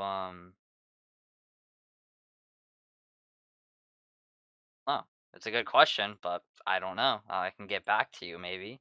Well, that's not the question I'm asking you, though. I'm asking if it makes you consider the information that you've taken from NASA and presumably believed about, hey, look, we went to the moon. There's the Earth. Hey, we're flying little boxes around a globe Earth in space. Here's the Earth. Does that not make you think back to those things and think, well, if they're now an intelligence agency, all this could just be propaganda? Maybe, Does that cross your mind? I guess I'd have to look more in depth on it. Like, Well, what more do you need to know? research. Like, I don't want this to be my only source of information. You know, I want to do my own. No, of course. But in terms of this specific point, an agency that does counterintelligence. Do you know what counterintelligence is? Like the FBI, CIA, things like that. Yeah. It's like propagandizing and lying. It's like, intelligence is generally you're gathering intelligence. Counterintelligence, you're putting out bullshit. Disinformation. Yeah. So that's part of NASA's remit. I guess I would be a bit worried what that could detail for the future of NASA, but Well, it should even make you consider the past. the past. Well, you just said it did it just now. Yeah, the legal designation has been changed now. But what if that's because in the past they've done things that they wouldn't necessarily want to have to disclose honestly? Well, it was Which is why they've done NASA it. who gave us the pictures of the weapons of mass destruction to go ahead and attack. So it was NASA that provided all that information at that time. So they've been at least doing intelligence shit since then, at least. So I'm going to assume before then too. Remember, they took pictures of the weapons of mass destruction that were found not to exist. Well, So, come yeah, on now. No, they probably just moved them really fast. As soon as we showed everybody in the world the pictures on the news, they moved them really fast. that's what it was. Yeah. Yeah. Am I right in saying that Colin Powell used that claim at the UN to justify their invasion? So think about that, new guy, because you're probably not considering that NASA are a key component in the pointless foreign wars and invasions that are going on, where they go and bomb some poor country. NASA was the one who supposedly gave them justification for doing that. And then what happened with that? Oh, didn't find any. Never mind. Whoops. NASA just got millions of people killed and displaced. Do you know that? Sorry, are you talking to me still? Yeah, man. Yeah. Oh, did I know that NASA allowed for bombings? The U.S. government used supposed NASA satellite imagery to justify their invasion of Iraq concerning weapons of mass destruction, It's interesting. which were never found. It was untrue. And NASA were the claimed source of the evidence that justified it.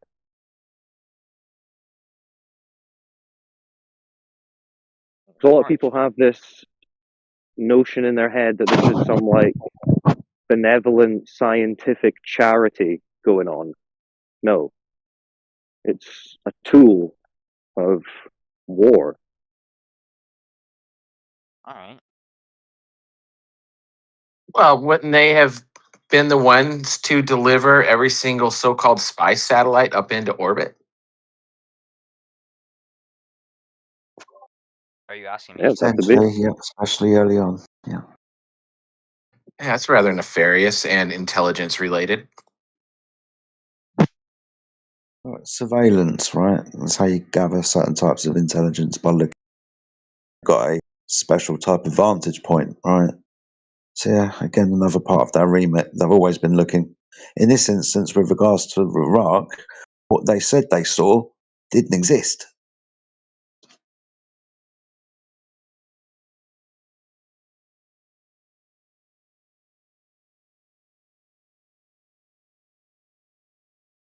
Yeah, so you could argue that not only are NASA taking $70-odd million a day in exchange for absolutely nothing of real world value to the public, but they're also complicit in the deaths and displacement of millions. Unjustified.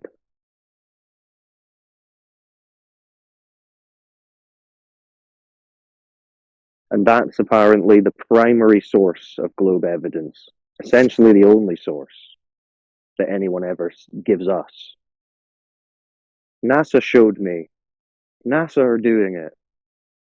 What the war criminals, the liars, that's the source that justifies disbelieving your own senses. Hold on. Wasn't NASA started by a load of German scientists and spies and shit? They started off. Yeah, but that's different. That's different. They were the good ones. Oh, They were the okay. good So ones. they were the good ones. Gotcha. No worries. Yep. Everything's They fine were the then. good Carry on. They were the good Nazis. That's why we said, yeah, for sure. Come on over. Yeah. The whole organization's nefarious from start to right now. All of it. Yeah, von Braun was using human slave labor to build his rockets in Nazi Germany. And now they've got people standing on the shore applauding these little rocket launches. Yay for rockets. Whee! You go up, honey. And they're so happy. People are just, they jump up and down and hug each other and cry and all kinds of weird shit. Did anyone see that video? What was it? It was like a compilation of rocket launches, but it had one video where it was like the dad was filming it or something. The kid was like, "Daddy, it's going down. Why does it look like it's going down? It's going down." And then like the dads are like, "Oh, it just look like it's going down. It's going around the globe, kid." Just getting flat smacked by their honest children.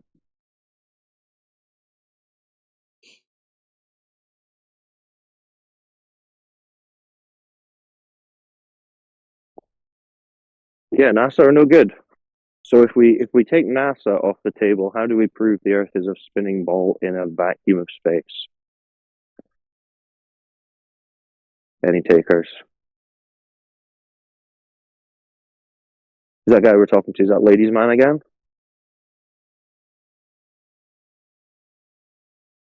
You still taking Maybe notes? we should trust the Indian Space Agency. Oh, what? Sorry, what? I'm sorry, I'm like doing it right now. What were you saying? I was saying, wow. If we take NASA off the table because they're nefarious, as we've just described, how do we know that the Earth's a spinning ball in a vacuum of SpaceX. space? We can use SpaceX now. Don't give them the answer. Yeah, just say SpaceX, dude, and then I'll tell you why it's no good too. I posted a SpaceX one. Look at the rocket landing on the pad in the water. Look at in 1959 they did it too. Isn't that amazing? Yeah, add to your notes, ladies, man. NASA equals no good. My notes. Y'all think I'm still taking notes? Why would you have stopped taking notes? You've only just started. Just started. You've only just Oh. you only just got here. Did he lose his passion for writing about us? Hope not. I mean, well, I wrote as much as I wanted to. Because that would have been a good note to take. NASA equals intelligence agency, question mark. So when Can you they be first trusted wanted to with write that? about us as how mean and bad we are and how stupid we are, and now what did it really turn out to be? What did it really turn out to be? Yeah, I never said that. But what did it really turn out to be like? But I never said that is the thing. You just put words in my mouth that I never said. I never said you were mean. That's like, do you still beat your wife? You did say I Indio was a bit mean, but that's fine. I got him to give some examples of his notes yesterday. It's fine. It was all Yeah, right. don't you know how to answer that question, dude? You were Listen, like, Indio's mean. what you say is, hold on, Cyclone. What you say is, yes, I beat my wife every night at chess. Or try to. Yes, these flat earthers make a mean burger. There you go. We're mean at making burgers. Got it. Yeah, it's not a bad thing to be taking notes. It's okay that you're taking notes, but your notes should focus on the points being made, right? As I was telling you. So those would have been some good notes to take about NASA. Because now you need to go and research and say if NASA are no good, what's the globe evidence? Well, I Which probably was the researched question why I is NASA intelligence agency? How did it become intelligence agency? What happened? Why did Donald Trump do Okay. There's a lot of things I would want to research. And what's that going to tell you about them being an intelligence agency that can lie to you? I need to research the topic more. Like, They've what's the basically just information been given permission to lie. Well, what bit don't you No understand questions about them asked. being able to lie? Yeah, like I mean, if they can lie, then how are you going to trust them? How much can they lie? Just everything? According to you, Whatever they want. Yeah, There's they're nothing they can intelligence do to agencies. them now. There's no going to court because they've been naughty and someone needs a smack on the wrist. That's all out the window now. They can do what they like. There's no like legal definition of how much or how little they can lie. They don't define it for a reason, because they want to be able to just lie about anything. So they could lie about anything. But even the fact that you've got that question, how much could they lie, means you just can't trust them at all. You don't even know how much they can lie. So could be everything they told you, could be one thing. You just can't know, so you can't just take any of it on faith, surely. How could you do that? Alright, hold on. I'm sorry. I'm just like doing something. Okay, what did you say? How much can they lie? No, that's what you said.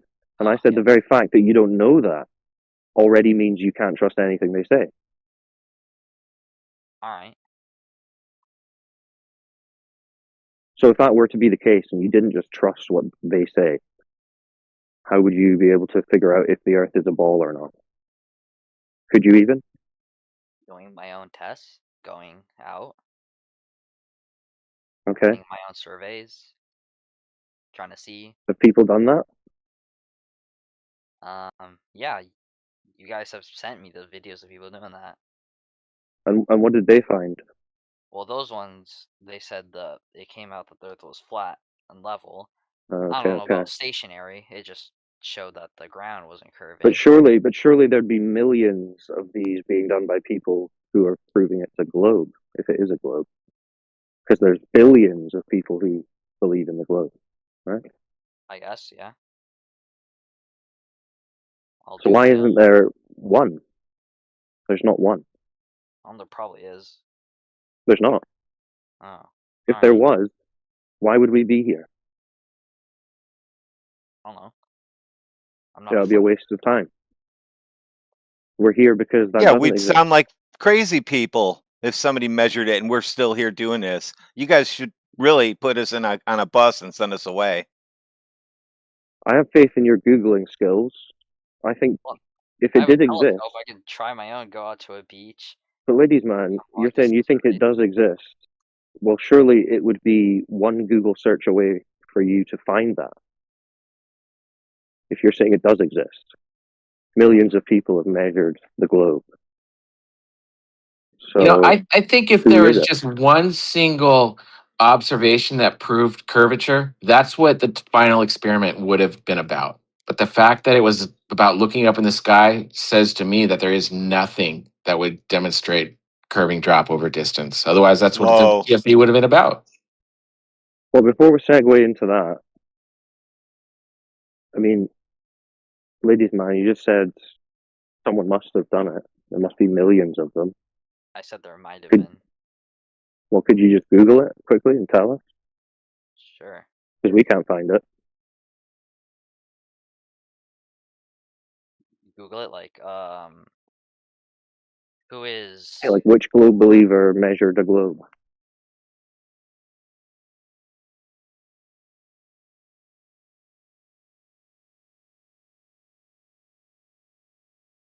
Alright. It has to be verifiable, remember. It can't be one of these. I don't want Oh, the somebody from spaceman said so. 5,000 years ago or 100 million years ago wrote it on a cave wall and all this weird shit. I want who did it, so they can put satellites up around and make sure that orbital mechanics is exactly right, because otherwise people die. You got to understand how this shit works. Yeah, but on that note, Wallace, 1870 Bedford level, a flat Earth. Bedford level. Oh, no. Wow, yeah, that so measures something flat that's water, level. though. Yeah, level Yeah, things. that's level. Anyway, with this, someone keep it on this. Radwin, keep him on this. So, Measured sure. Surface curved Good away luck. exactly as the globe predicted, about 5 feet over that distance. No, it wasn't. It was level. Yeah, level. Right. Yep. Level. Do you know Yeah, level as in lacking curvature. So, like when you go there now and you do the same shit, you still get it's level. Level is just every point is the same distance from the center or whatever you're. No, that's the made-up globe head definition. It's not having one side higher or lower than another. Wow, who would say that weird stuff? So you guys, well, I was told. Hold on. All right, what?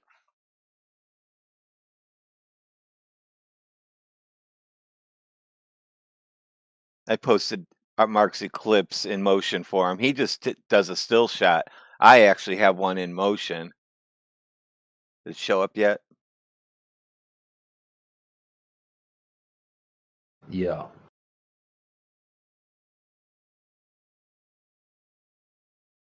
Yeah, that's how flat Earth in space eclipses the moon.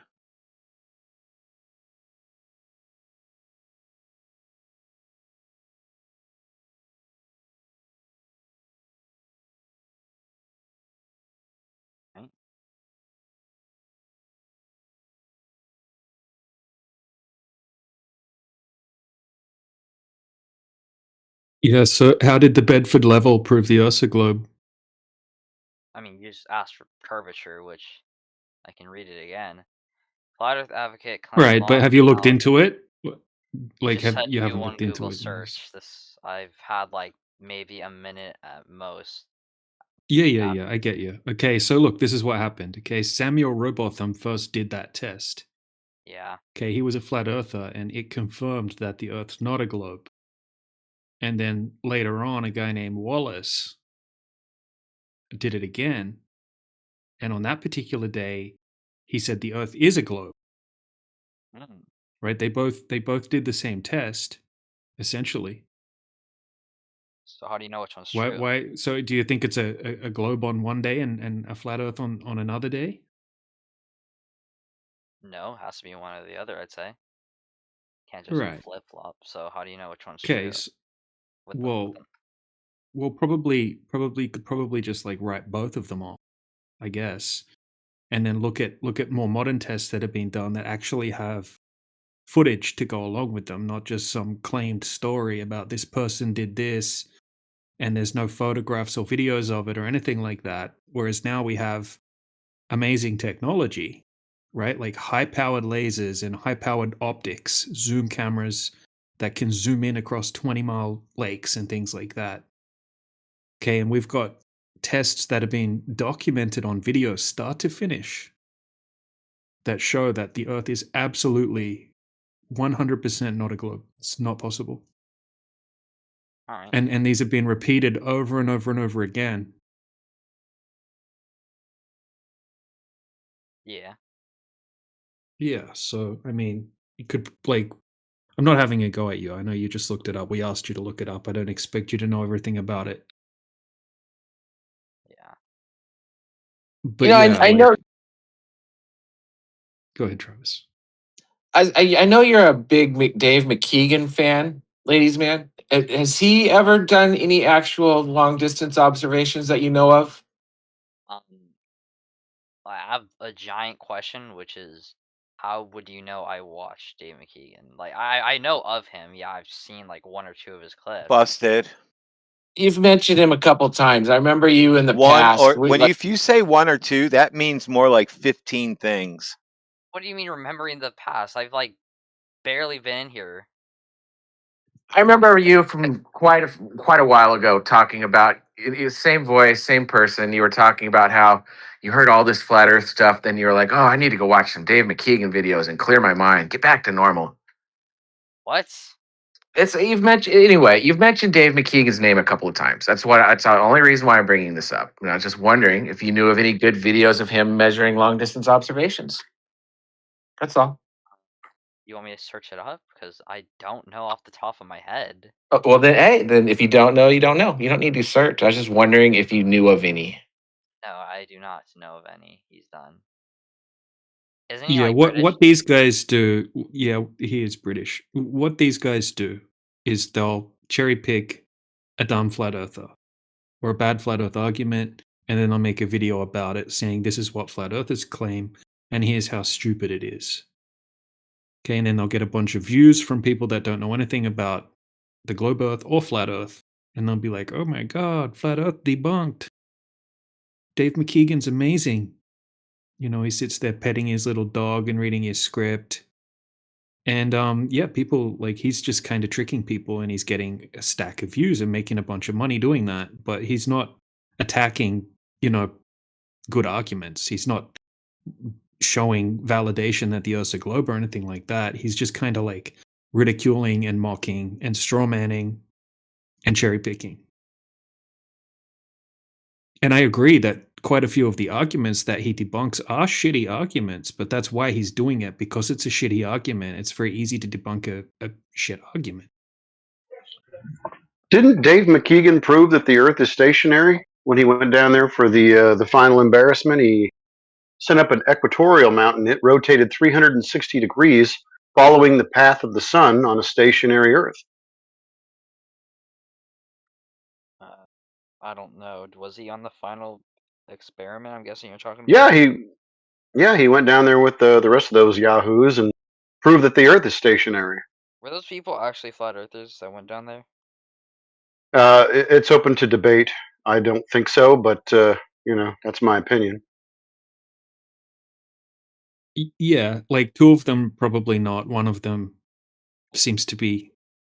Yeah, I mean, like Whitsitt. Yeah, I would say he's a flat earther, or has been for many years. But Jaren's just a stoner retard, and whoever that girl was, who cares? She didn't Did any really of them contribute change their much. mind? And yeah, Jaren did. He's the stoner retard one I just mentioned. Oh, he's a stoner. Why? Because he's like he believes he lives on a 3,000. Well, he believes that he lives. He believes that he lives on a azimuth or equidistant globe projection map with a little tiny little sun and moon that circle around the center of the globe map. Okay, so that was his flat Earth model. That's what he referred to as the flat Earth model. And in his little silly model that people have been trying, well-versed flat earthers have been trying to get him to stop doing for years, right? He said, "Oh, you can't have a 24-hour sun on the flat Earth model," what he called the flat Earth model. And then he went down there, and who knows what happened exactly, but he even said before he went, whatever happens in the sky doesn't prove the shape of the Earth. But yeah, he went back to the globe. Thank God, actually, right? Because it shuts down. We've been cleaning up his mess for years. Yeah, right? he was like an embarrassment, wasn't he? That's like you have to He walk was behind him and like, hold on. Yeah, he's an idiot. Wait, everybody. That's what we were doing anyway. If you type into YouTube, Flat Earther debunks himself, it comes up with a bunch of videos just with close-ups of Jaren's dopey-looking face, basically. Yeah, So he's that's been his in other job. things. Isn't Jaren Yeah, the that guy? seems to be his job. Didn't what was his name? Something Dave. Didn't he debate him? No, he didn't debate. He doesn't really debate. Professor Dave. That was his name. Didn't Professor Dave debate him? No. Oh. No, that was Austin Whitsitt. Is that? I don't know which one that is. Yeah, that's the redhead guy. Oh, I know. Pretty smart guy. Pretty good arguments. Very, very good at debating. Don't agree with every single thing he says, but yeah, he absolutely Did he win the Professor destroyed Dave debate? Professor Dave. Yeah, in that debate. I'm gonna have to go and give that a look. Yeah, I recommend watching the breakdown as well. There's a guy called Bruce Maguire, also known as Mindshock, who does a logical analysis of debates like that. And he's unbiased himself. He just goes through and he basically stops the video when someone makes a fallacy. He explained why it's fallacious and what fallacy it was, and what happened. And you'll find that Professor Dave gets hundreds and hundreds and hundreds of fallacies in these debates because that's how he's like a little snake, little slimy little snake that like strawmans, and he's just constantly begging the question and dropping all these fallacies. Very dishonest. Very dishonest. It's like a tactic. Yeah, I think he holds the record for the most fallacies in a debate. So you guys don't like? I know you guys don't like Professor Dave, but how about you guys don't like Dave McKeegan, like as a person? Or I know you. No, you said well, these guys strawman.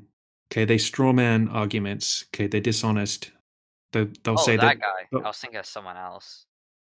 So Yeah, who are you thinking posted of? the guy. I No, thought. that's yeah, no, that's not him. That's a different debate. That's Professor Dave against David Weiss. So yeah, David Weiss isn't that popular amongst 24/7 Flat Earth community. He's a bit like Jaren in the sense that he believes that he lives on a pizza map, the AE map, and makes a bunch of kind of outlandish claims about ice walls. What's that? I gotta go. Who's that? Who is Oh that? yeah, you're right, bro. Flat Earth Dave. Catch you later, man. Flat Earth Dave. Yeah, Flat Earth Dave. Yeah, Flat Earth Dave. He lives on a watch. A watch. Yeah, it's a sun, moon, and zodiac. Yep, that's where he lives on a watch.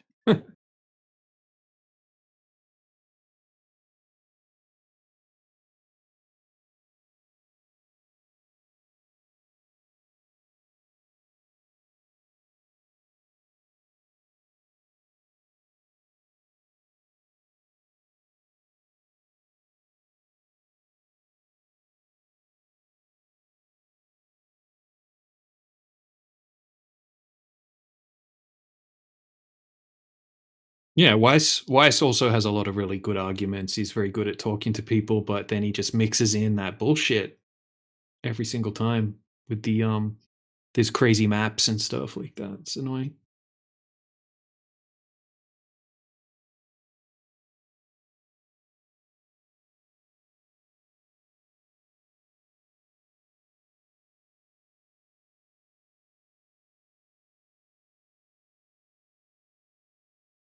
Yeah, Blue Jumper, he does talk about those maps being speculation sometimes when he can remember.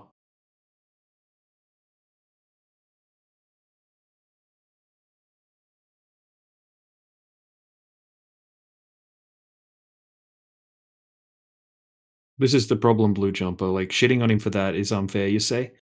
No, he makes a bunch of good points, and then he'll bring out the dumbest maps you could ever imagine. Right? That just it's kind of like what a controlled opposition would do. Okay, they'll make a bunch of good points, and they'll say something so stupid and outlandish that it dismisses everything else good that they said, and they'll be like, okay, this guy's ridiculous making these points. Like, so yeah, he does a good job at going over some of the basic points, and then he kind of ruins it with his script and his AE map and his Zodiac clock app as well. Right? It's a globe map that he's using. It's a globe projector. It's literally a globe projection. So he's always talking about, but he also uses arguments that he knows about arguments. I've heard him admit that some of the arguments he uses are bad, but then he still puts them in his script, right? Like saying, oh, look, NASA, we caught NASA lying because look how big America is on this 2002 blue marble. And then look how small it is on this other blue marble. He's like, busted. Like, he knows that's a terrible argument, but he still uses it every debate. And then he'll use other bad arguments. He'll say, the global will say, oh, what about a ship disappearing over the horizon bottom up as it goes out? And he'll say, oh, you can just zoom back in and you'll bring the whole ship back to view again. That doesn't fucking happen. You can't. If you see a ship and it's half hidden, you can't zoom in and bring the whole ship back to view again. Okay, you can bring a ship back to view if it disappears due to the angular size becoming too small to see. At no point in any of those videos does the ship disappear bottom up, and then you zoom in, and then all of a sudden you bring the ship back in. Right? So he's using arguments like that. They're like old ass arguments that they're annoying to listen to.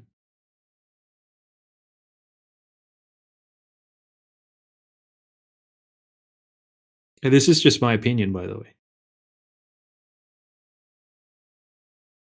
He definitely he doesn't. I look. Blue Jumper. I watched all of his interviews. He absolutely doesn't say it's speculation every single time. And fair enough if he forgets to sometimes because he says he's dyslexic. I do believe him when he says that. So sometimes he probably forgets he's doing a live presentation on a podcast. Sometimes he forgets things. That's fine. Brings a lot of people into Flat Earth as pizza mappers. Still better than nothing, I guess. But yeah, there's a lot of bad arguments, right? He's zooming in, showing these out of focus stars, these bokeh stars, and saying, "Look, this is what stars really look like.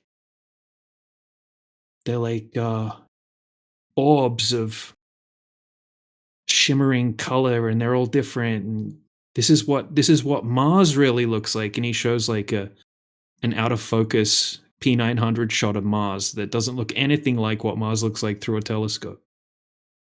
Okay, through a high-end telescope, Mars looks like a little blurry sort of red dot.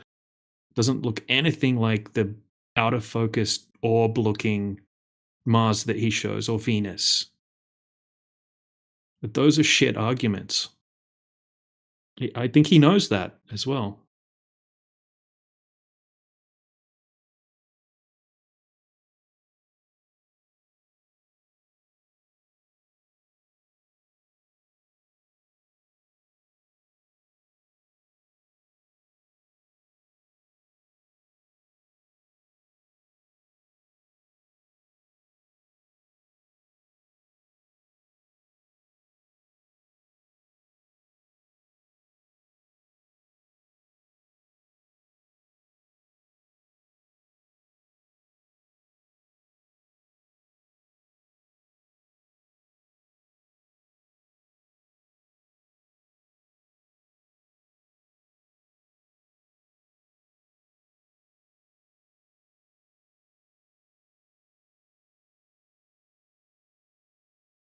Like if you have a look at what I posted in the side chat, this is from his clock app. This is what he's posting as how the stars work. Right? Does he forget that when we're in the south, we have a southern point of rotation that we see when we look south? Like that doesn't work with this shitty little clock app that he's put out. It doesn't work. It's not what we observe. It's ridiculous for him to suggest that this is what's happening in the sky when it's literally not what we observe. So he's basically saying all the stars everywhere rotate east to west around Polaris. And that there's a big ice wall that surrounds the Earth. Which there could be, but if he wants to make the claim, he should be able to back that up. I don't know what happens when you keep going south. He doesn't either.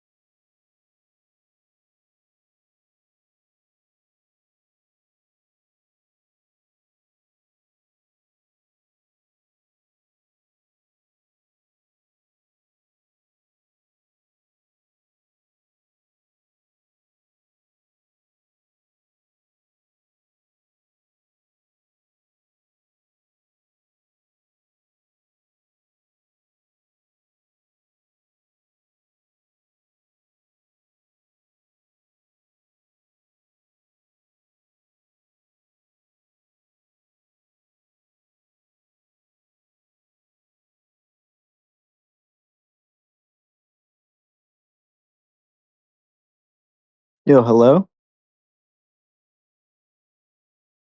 Hello there. What's up, Mark? Not much.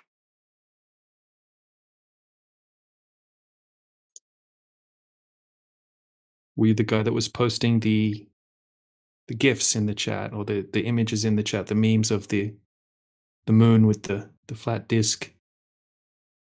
Yes, that was me. Okay, so we don't claim that the Earth is a flat planet, like a flat disk in space. Wait, That so would it's be a not flat? No, Earth is flat, but it's not a flat planet floating around in the globe Earth version of outer space. I don't know what that means.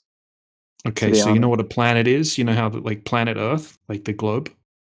Sure, I guess. I mean, Yeah, and then when you have an eclipse, they say that the sun, the moon, and the Earth line up in a certain way, and it casts a shadow of the globe Earth onto the moon.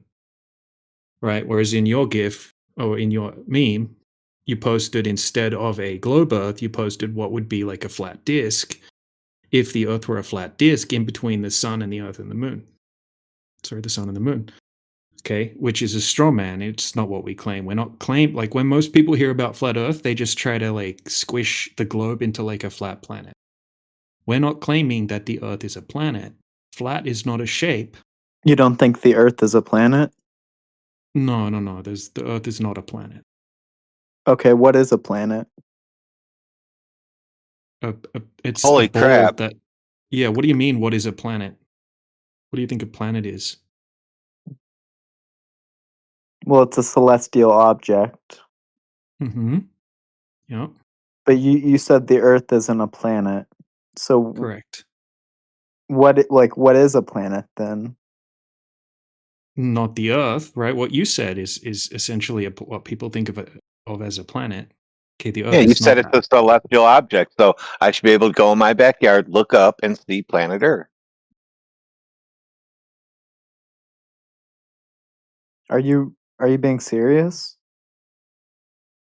Yeah, are you? You being serious? Don't sound like you are. Well, yeah. Right. So what we're claiming is exactly what we all experience every day of our lives, exactly what we experience and what we can go out and measure. Okay, what you're claiming is the opposite of what we experience and the opposite of what we go out and measure. Okay, and you just believe it because that's what you were taught while you were growing up. And I know it's shocking for you that something that you thought was true your whole life might not be true. And it's going to cause a bit of like a freak out or something like that. But I you mean, seem to probably have. not, but Well, that's fine. You know, each person's different.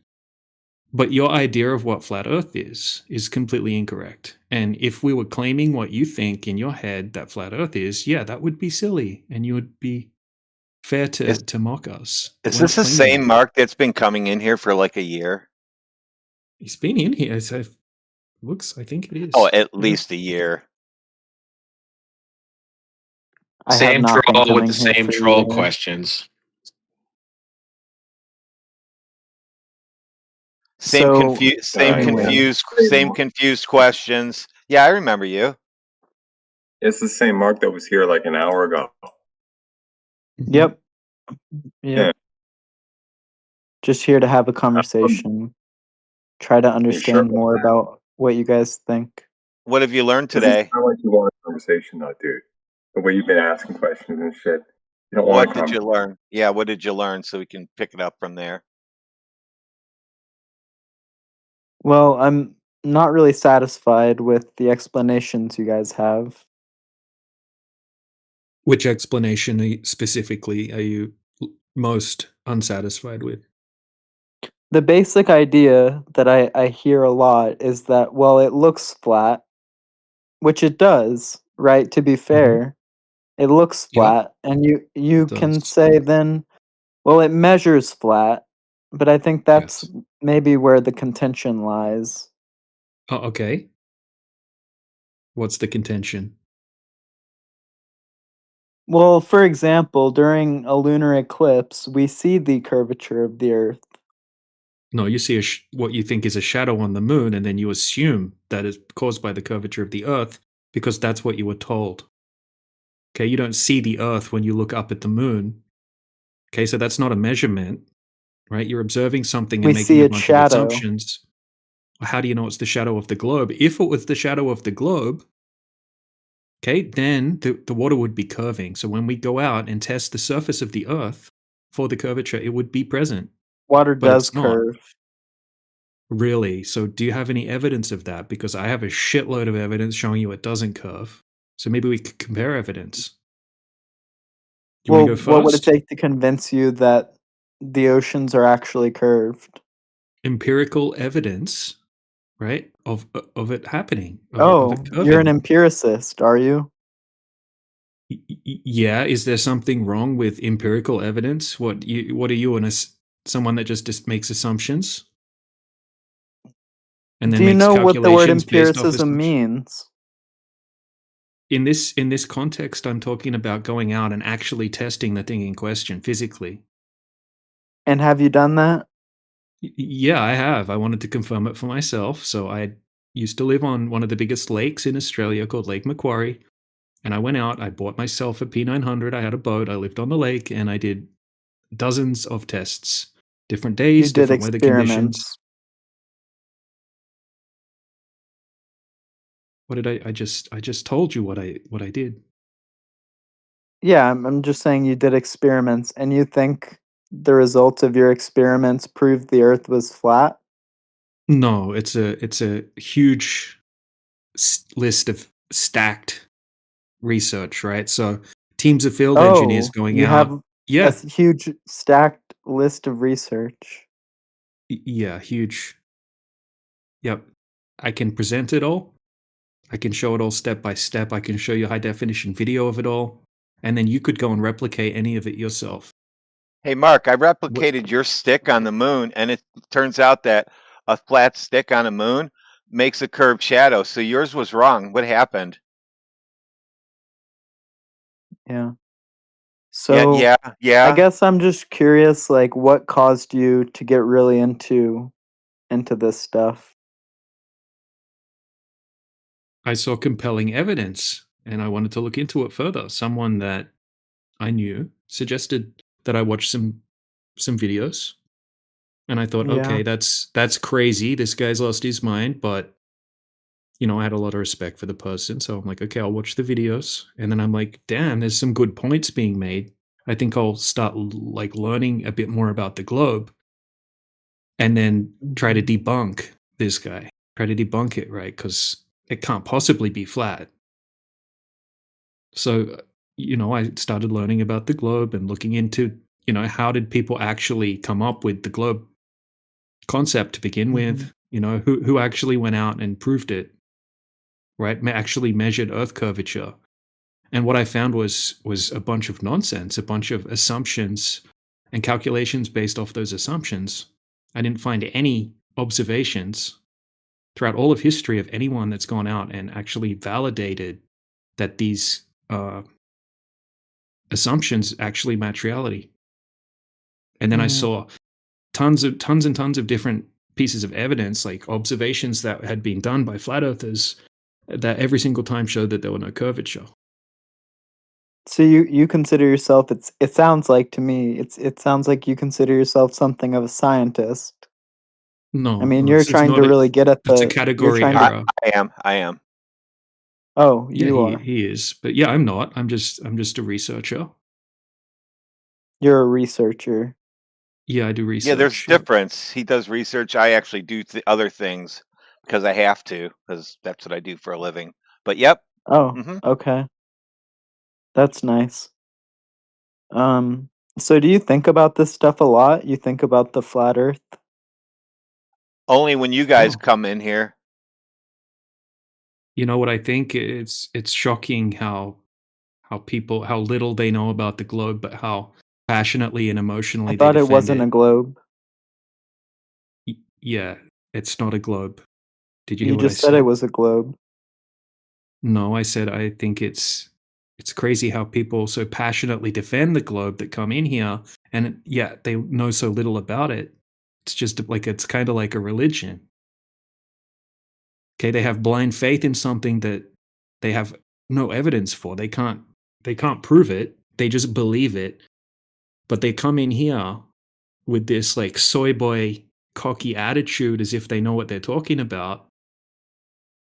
Mhm. But you could ask them basic questions and they fail every time. Can I ask Okay, you some and basic questions about what? about science? Well, this isn't a question of science, is it? This is geometry. This is a geometric claim.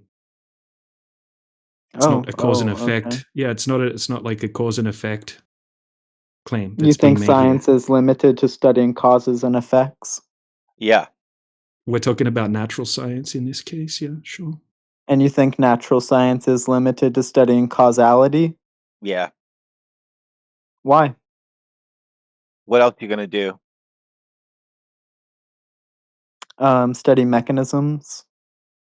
All right. How do you study the mechanism for your globe gravity? What is globe gravity? You got me. We ask you guys the same question every day, and nobody can answer. Okay. So, anyways, could I ask you some basic questions? Because Anti-Glober, you said a lot of people just don't know what they're talking about, but you do, right? Yeah, I know what You I'm know. talking about when it comes to the relevant questions Well, yeah, relating you've done to the this experiments, topic. right? Well, they're not necessarily experiments, they're just observations, yeah. That Well, I you've did made the personally. observations. Yeah, I've made the observations. Do you want to ask me about the observations? Yeah, sure. Yeah, go ahead. Are you a phenomenologist? I don't know what that is. Okay. What kind of epistemology do you use whenever you make these What does observations? what does that have to do with the actual observation that's being done? Well, it I've would give spoken. me Now some I kind of remember who you framing. are, bro. A Now I whatologist? remember who you are. A Oh, yeah, this whatologist? guy. A Okay. whatologist? So, do you have an ontology that you use? Oh, this is your little game, isn't it? What's the ologist you asked him if he was? We're gonna clarify that real fast. Which one? You said some kind of ologist. Are you this ologist? What'd you No, say? no. Ology means means What the did you study ask of. him? Yeah, what did you ask him? Phenomena? Which, yeah, phenomenology. Are you familiar with phenomenology? No. So go ahead and explain to the room what that is, so we all know. The study of phenomena. Example: Well, it could be anything. my The phone sitting on my movement. desk. Yep, you could have a phenomenology of sitting at your desk if you like. Whoa. Maybe it wouldn't be a very good one, but you could. Wow. Anyway, that's great. So that's what you Yeah, do. so- You sit around and think about your phone. No, that was your example. Hang on a second. Mark, can I ask you a quick question? Wait, I'm not done asking I know, Anti-Glober. I know, but it's just a quick tangent to, well, not a tangent, but a quick point to what you're talking about. No, I wasn't done. I know, but answer this, okay? Is a shoe a phenomena? No, a shoe is an object. Thank you very much. Is Please my continue. phone a phenomena? Nope, that's an object. My phone on my desk is a phenomena? It is an appearance, but it's an object. Oh, so you changed your that mind. helps. Yeah, I'm glad you changed your mind. We're starting to think I- you're just absolutely a nut job that comes in here for whatever crazy reason you come in here. Hey, Professor Triangle, can I ask you a question? PhD? Only if you can answer triangle questions. Okay, do you actually have a PhD? Yep. And what? Triangles. Okay, so you don't. Why not? DJ gave I it don't to know. me. Probably because you don't have the ability to get one. I That would be my passed. guess. I studied triangles for 4 years. longer than that. Actually, like 10. So I have a PhD So you in studied them. trigonometry? No triangles. Do you know what trigonometry means? Uh-huh. What does it mean?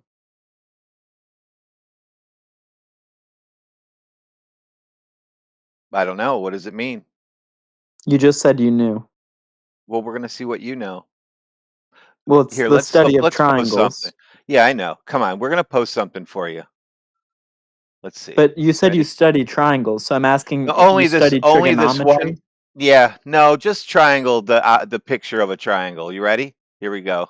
This is the one I study. Ready? I don't think you're a very serious person. Are you mad at me because of this? No, I'm not mad. All right, answer this question. Which of the Okay. figures below are not triangles?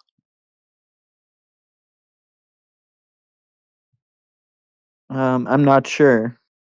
What do you think? There we go. I don't know. What do you think? I don't Which know. of them aren't triangles? You tell me. Well, I suppose D wouldn't be a triangle because it doesn't have interior angles equal to 180 degrees.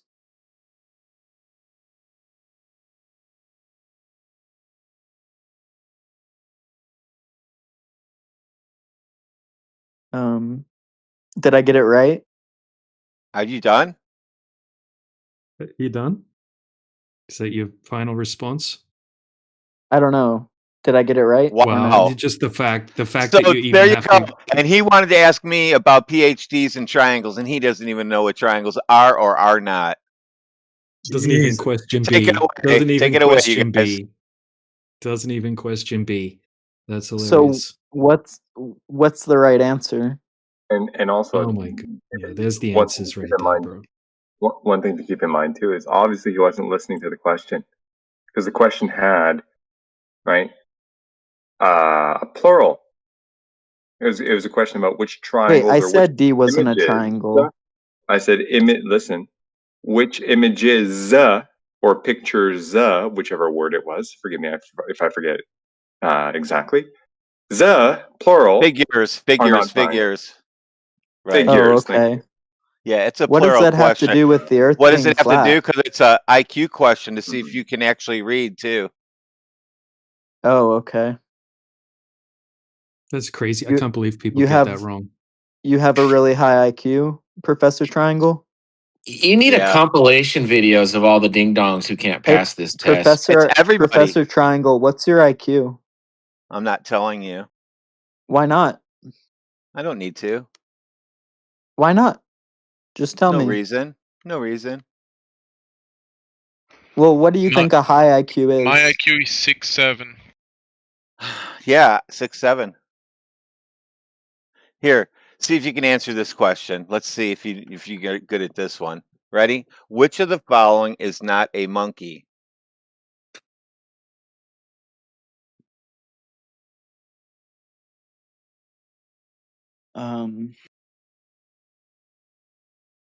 Oh my. Is this like a quiz? You think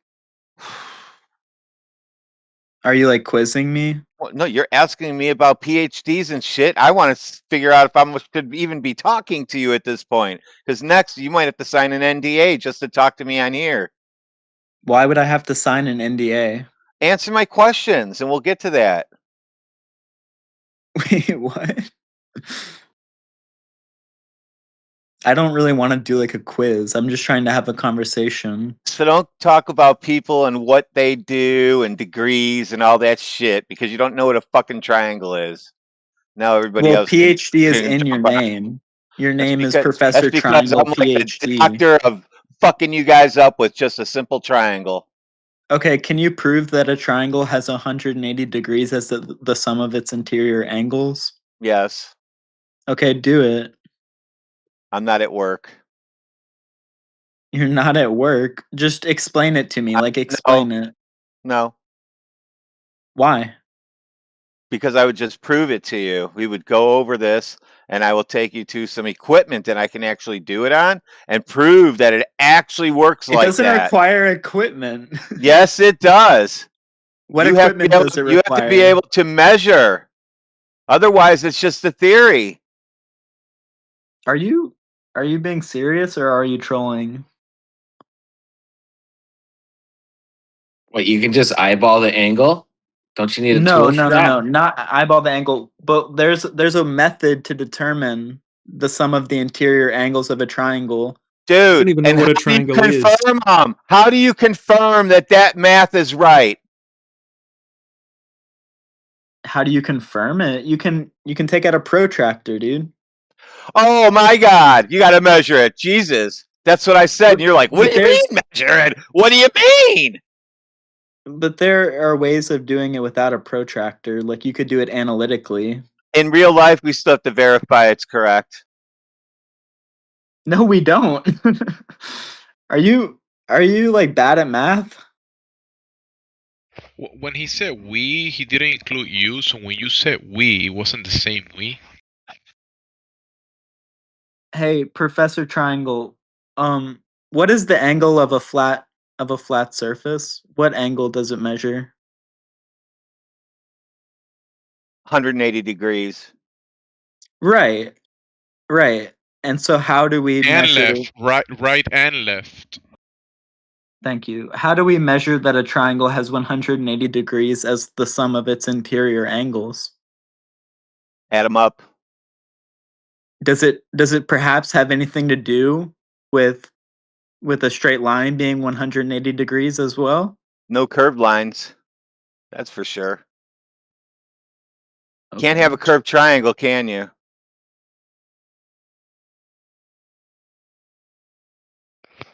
I Curved don't think you triangle. know. I don't I think you think know you very know much where I'm about going. All triangles. right, let's see if you know this one. Since you want to ask about the sum of straight lines, what's the sum of the angles of this triangle I just presented?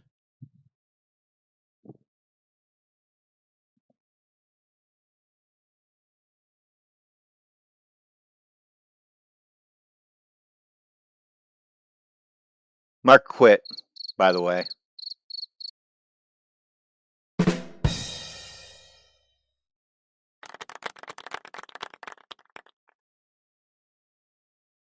Good shit. Professor Triangle strikes again. Yeah, that was a good Amazing. one. Too bad that the guy has to come in here and sound like he's on sedatives or some shit each time. He's done this many times when when you can finally get him to talk. Yeah, I figured he would like that since he wants to talk about what the flat line angle is. Let's see what the sum of that triangle I just presented is. And he just said, I quit. And he left.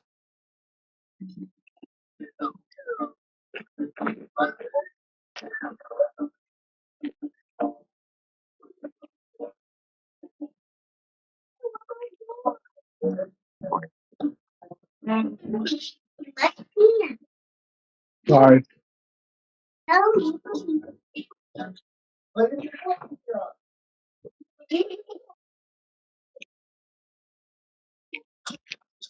I did it. I did it. Wasn't me.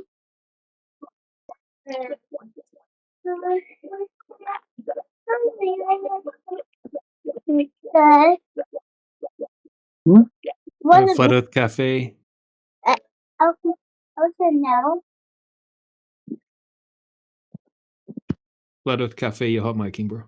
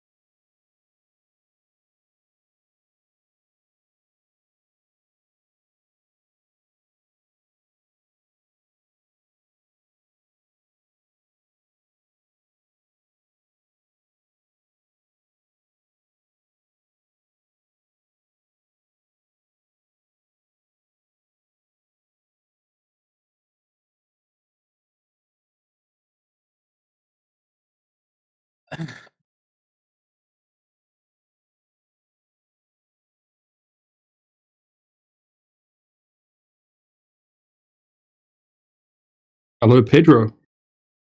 Hello. Welcome to the channel. Yeah, thank you, bro. What brings you in here? I'm just interested. Okay. What interests you about this topic, my friend?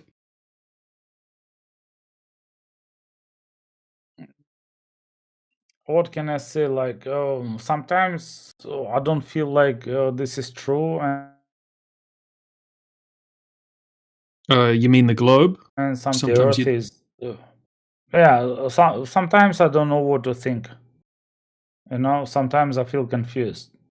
Right, because maybe because you experience the Earth as a flat, motionless plane, but we get told that it's not. We get told that really it's a ball that's flying through space that's covered in water.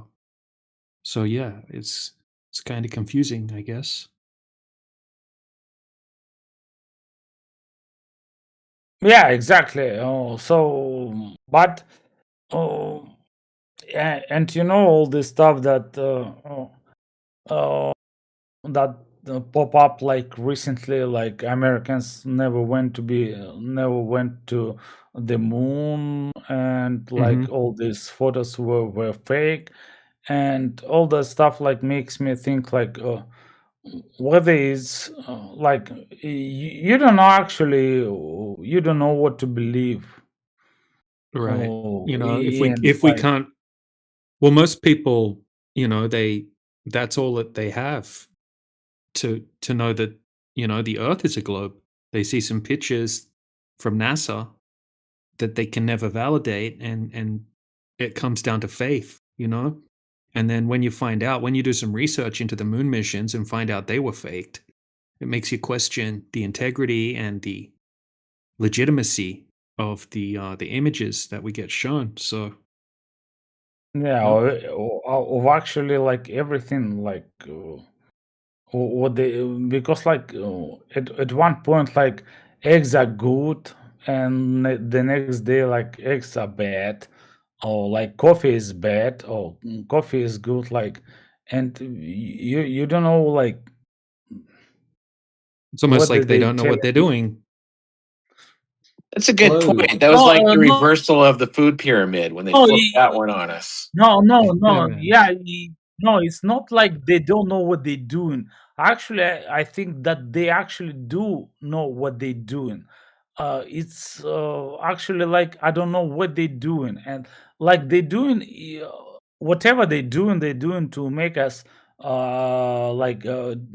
confused, and like to be like like this herd of sheep, that they can like manipulate and do whatever they wish to do to us, like to use for Yeah. fur, like for meat, and whatever. Like I That's a just great don't to point. be yeah, I don't want to be that sheep, who's been like manipulated or used in someone's interest, because I'm feeling like in every days like this AI stuff, cell phones, and like everything, like it like it's appearing like it's like just a big scam, that is happening to us.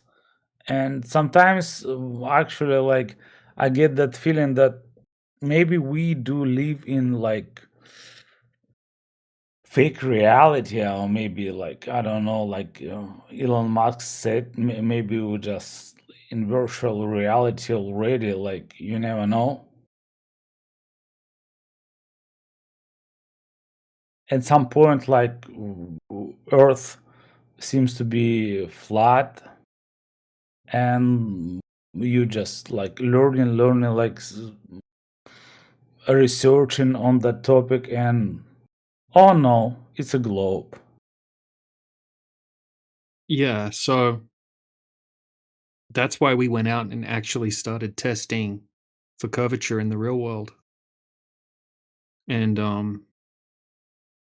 if the Earth is a globe, then most of the surface of the Earth is covered in water. Okay, they say that over 70% of the globe is covered in water. So that means that because of gravity and because of the size of the globe, that water would have to be curving over distance. And most people don't realize how much it should be curving. So if you had, say, like a 15 kilometer section of water, there should be about 60 feet, 22 meters, about 20 meters of curvature over that distance, over just 15 kilometers. Do you use metric system or imperial? Metric. Yeah. So like 15 kilometers, 16 kilometers, that's like 10 miles. Okay, so over that distance, there should be 60 feet of curvature, or about 20 meters. Yeah, okay. Yeah, so we can go and test for that very easily. Okay, because things that go off into the distance should start to become hidden behind the curvature of the Earth. Do you know what I mean? Like, I'll give you an easy example to follow along with. Let's say we went to a lake and it was 15 kilometers across the lake, and I was standing on one side of the lake and you were standing on the other side of the lake. Right? There should be 20 meters of curvature over that distance. So I shouldn't be able to see you. You shouldn't be able to see me. Oh, 20 meters of like, are you taking in, like, are you considering like the actual size of the Earth, right? Yeah, taking into account the size of the globe. yeah. So if we have a Yeah. radius So, value, of 6,371 kilometers, that's what they tell us the radius value is. Then we can. so you're telling me, like, for example, if I'm like, I'm on the lake, that is 15 kilometers wide, right? And Yep. you on the other side of that lake, right? And Mhm. I'm trying to see, like, to look at you through binoculars.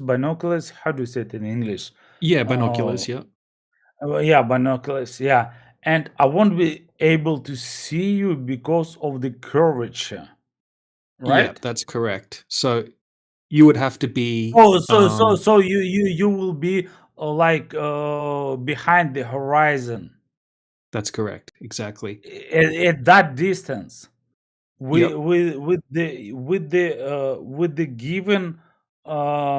With the given parameters of the Earth globe that we have right now, right? That Correct. like the scientists like tell us, like I'm not sure what Exactly. they Yeah, man, are. you got it. I'm not sure. You got it right. Um, So yeah, you can check it yourself. I mean, if you go on Google, you can type in okay. Earth curvature calculator, and Okay. it comes up with calculators. There's a bunch of different ones. You can choose any one, and then you can put in the distance, and it will tell you how far away the horizon should be on a globe. Man, I've never thought of that. Like, because it doesn't seem like 15 kilometers like is that far. Yeah. Most people think that there wouldn't be much curvature over that distance, but yeah, there actually is quite a bit of curvature over that distance. So what actually happens if I'm trying to see you through binoculars? I will be able to see you, right?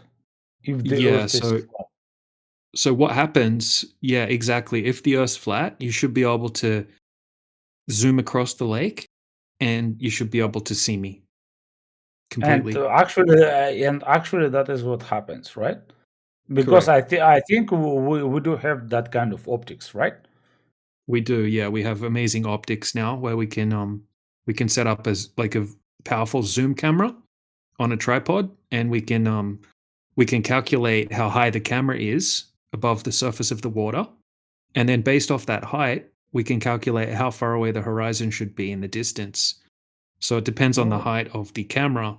So if the camera is say the camera is 1 meter high. That means the horizon Like, should be let's take like an average height of an average person, like 1.5 180. meters. Let's say 1.5 meters because I have an observation that's taken from No, 1.5 it's meters. It's not an average 1 point. Like it's a midget No, one, bro. I know Like, it's not. It's we're yeah, not that it's short, like but 1.8. Okay. I think. Yeah. Oh, 6 foot tall. 1.7.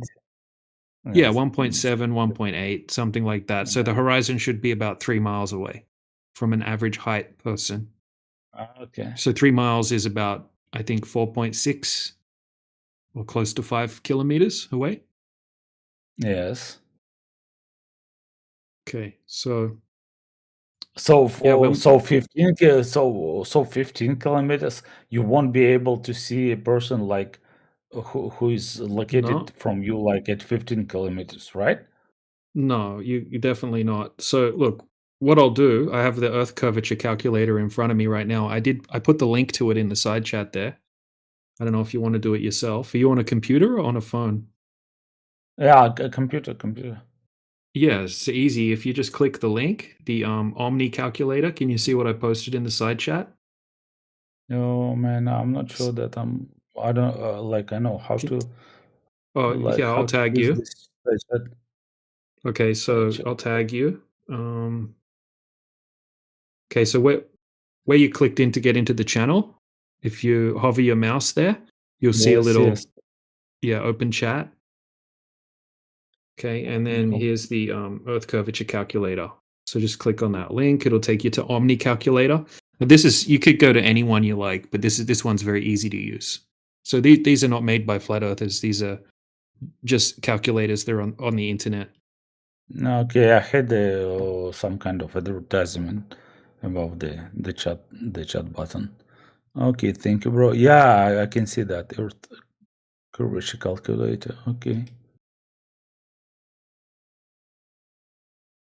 So we had a lake. Okay, so just in this hypothetical example, I put in distance to object 15 kilometers. Okay, and then eye height level in meters 1.8. And then it tells me how far away the horizon should be,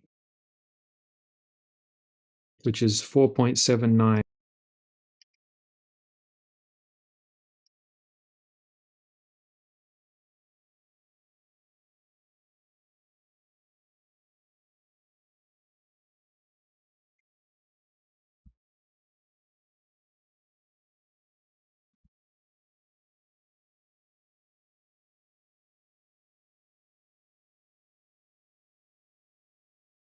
Hello? Like, Hey, yeah, what's up, man? Did you go into the calculator? yeah. Okay, So so distance to horizon it's like 4.79 kilometers. Yep.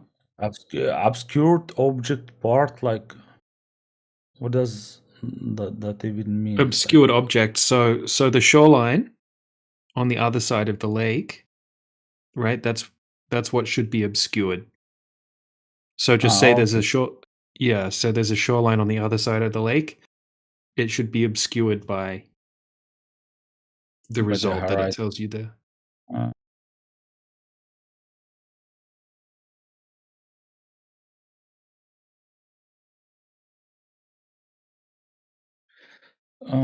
So, man, I'm getting confused.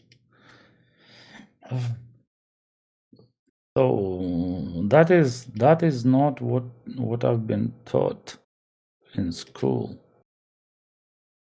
That's what I was taught in school. If you're 6 foot tall, the horizon's about 3 miles away, which is 4.7 kilometers. You could even go on to ChatGPT or anything like that, and ask.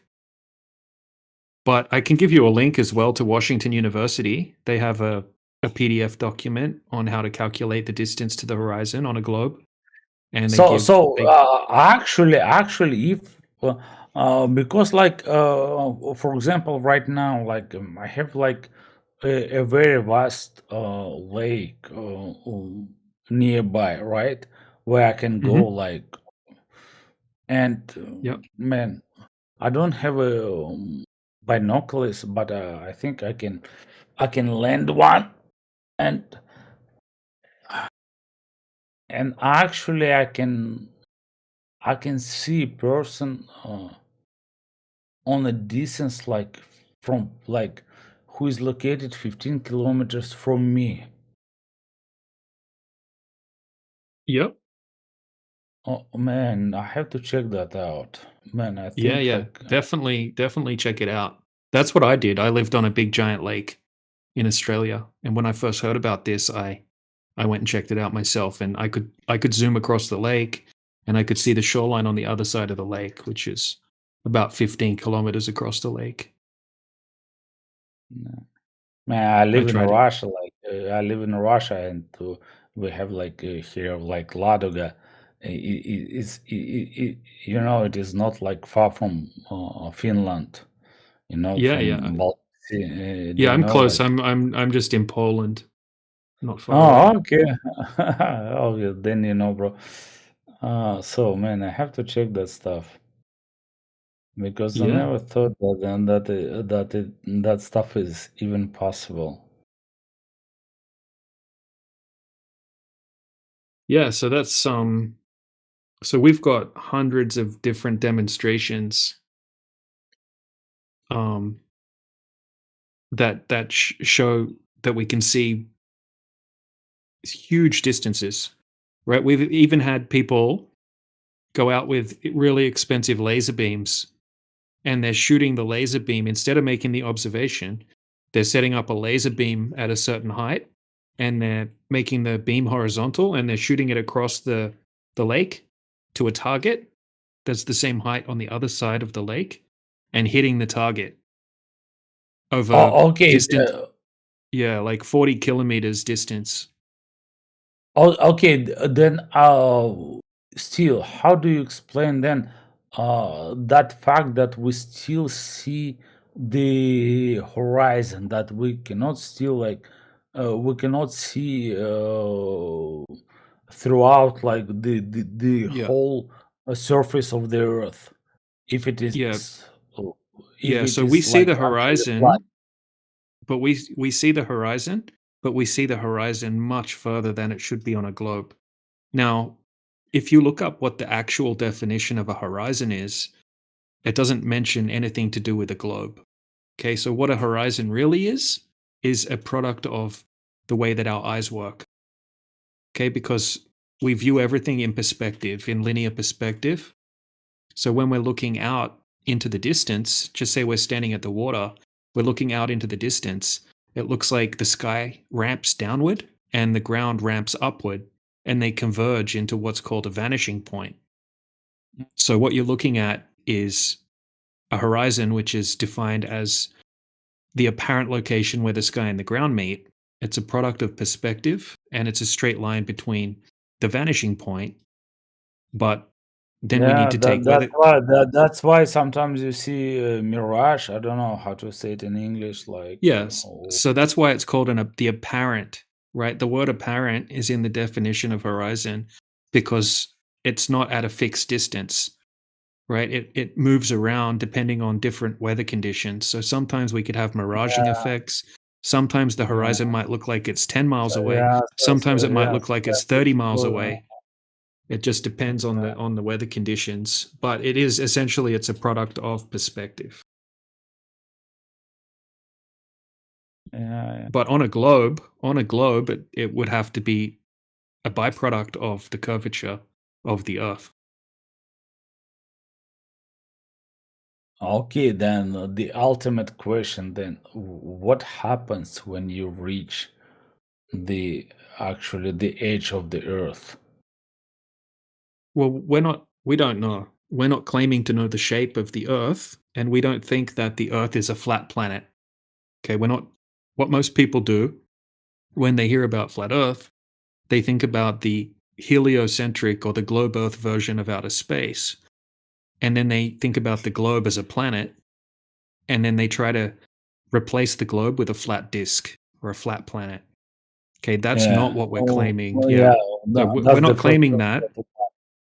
Yeah, Okay. exactly. That's something that we're not claiming. There would be a lot of problems with that. So this is a completely different system. This is a different way of thinking about the Earth system that we live in. And an easy way of thinking about it would be that the Earth is kind of like the foundation or the floor of the system that we live in. And because we have gas pressure, we're in some kind of contained system. And you could think of the oceans, the world oceans, kind of like a large lake. And then the continents kind of like islands coming out, as islands inside the lake. So the water is flat. The water needs a container, which is the low spot in the ground. Makes sense? Right? So you have a lake. Yeah, kinda, Yeah. but yeah.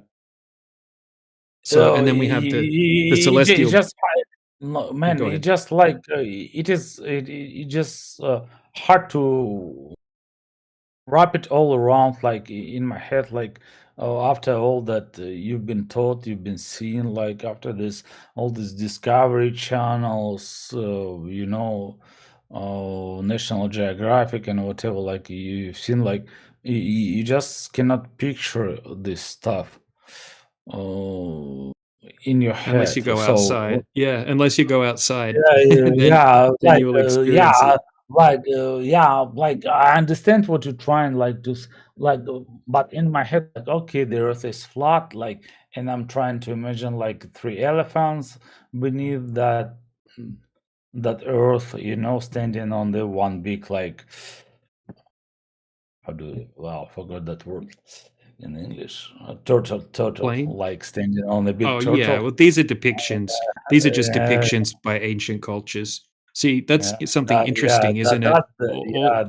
That's what is popping up in my head, like when I'm thinking about like flat Earth. Yeah, see, that's just so all of the ancient cultures, which is interesting, all thought that the Earth was a flat, stationary Earth inside a contained system. So can you see what Blue Jumper posted in the side chat? Just to give you we're not saying that's the perfect map of the Earth or anything like that, but that's just to give you a general idea. No.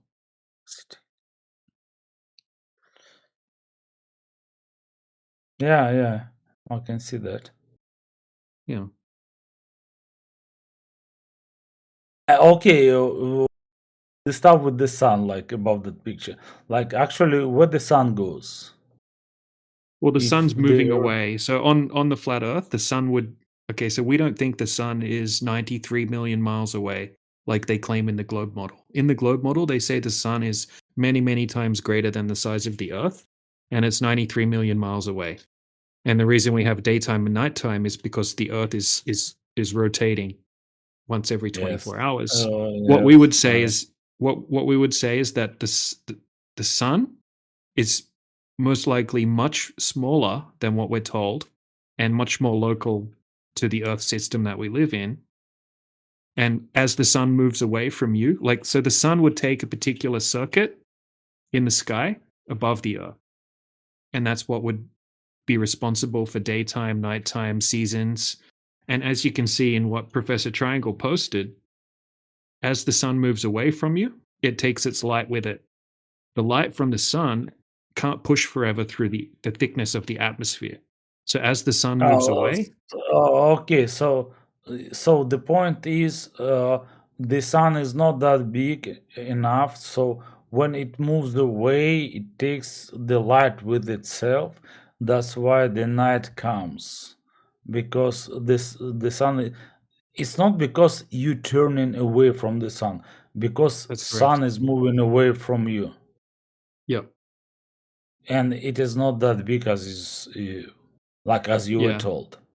Yeah, we're not claiming to know the exact size or anything like that. but the sun and the moon, they both appear the same size, and they take a particular circuit or path over the surface of the Earth, and they reset, right? They go in cycles. So when it's, for example, when it's that's why eclipse happening, right? The moon just right the size of the sun. Yeah, well, I don't know. We try to stick to not making definitive claims about things when it comes to sky phenomena. But yeah, there's a lot of speculations about No, really, how yeah, you eclipses just could said work. that. You just said that they the same size. Yeah, they But just happen to yeah, be the man, same size. it makes sense because like it would be like strange. Uh,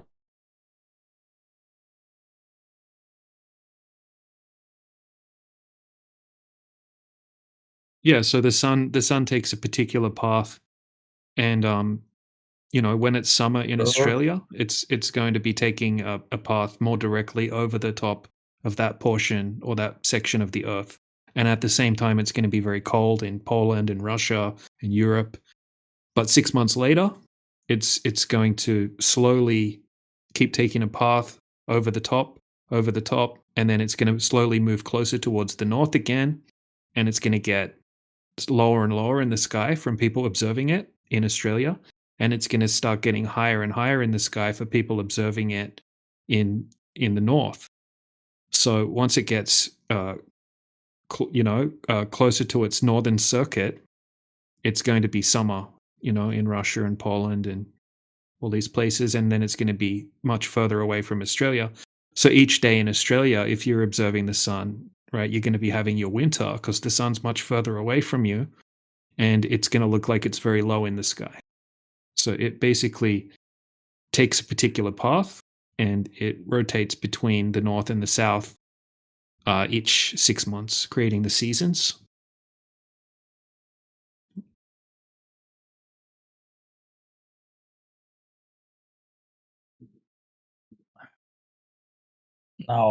now I am even more confused than I used to be Mhm. before. You know Yeah, sorry about that. the saying like the less you know, like the better the sleep. Uh, man, what about like glacier stuff? You know, glacier periods through the Earth's history. Is it like Well, somehow connected with the Earth or with the sun activity or Earth moving or like whatever? Like, do you yeah. have like any Well, we don't theory think the on? Earth. Yeah, not really. I mean, we don't have any evidence that the Earth is in motion. As far as anyone can tell and experience and test, the Earth is not in motion. It's stationary. And then we have everything moving like a big clock in the sky. The sun, the moon, the planets, the stars, right? All taking particular cycles. And those cycles, right, because these celestial bodies aren't millions of light years away, like it's claimed in the globe model, it's all connected in some way with the Earth system. And I think everything moves in cycles. So I think we have different cycles with the weather. You know, some cycles take a long time, and I think a lot of the things that change over the years when it comes to the climate and glacial areas and things like that is due to these cycles. And I think that it's very much unknown how the entire sky system works as a whole. But that's just my opinion. I think everything sort of goes in cycles. So different glacial patterns and things will happen over different periods of time. It's probably been cycling for quite a long time. Bruh.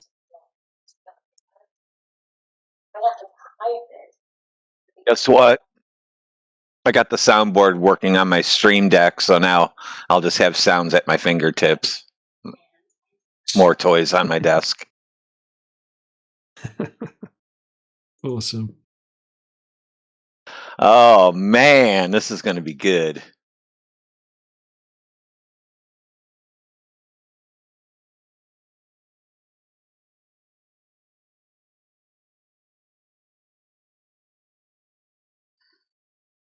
Yeah, any more questions, Pedro?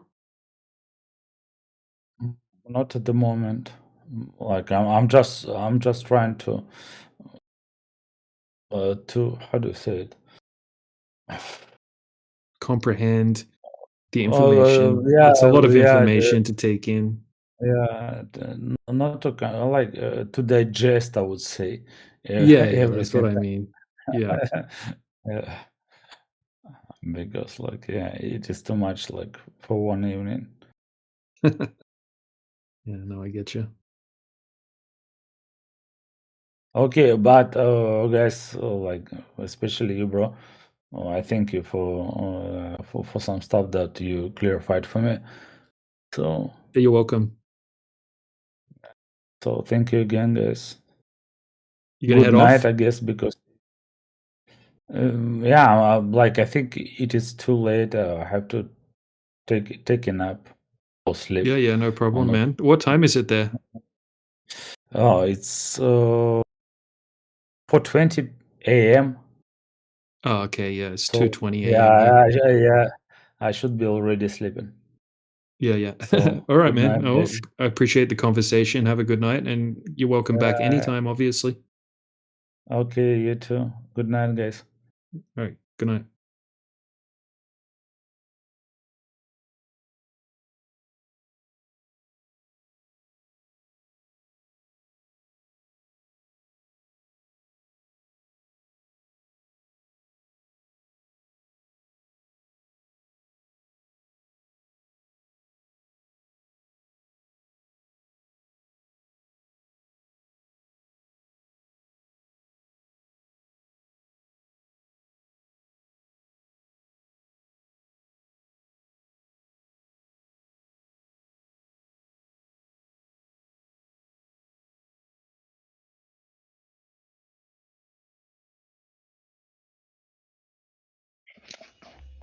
Is it Jasmine or Jasmine?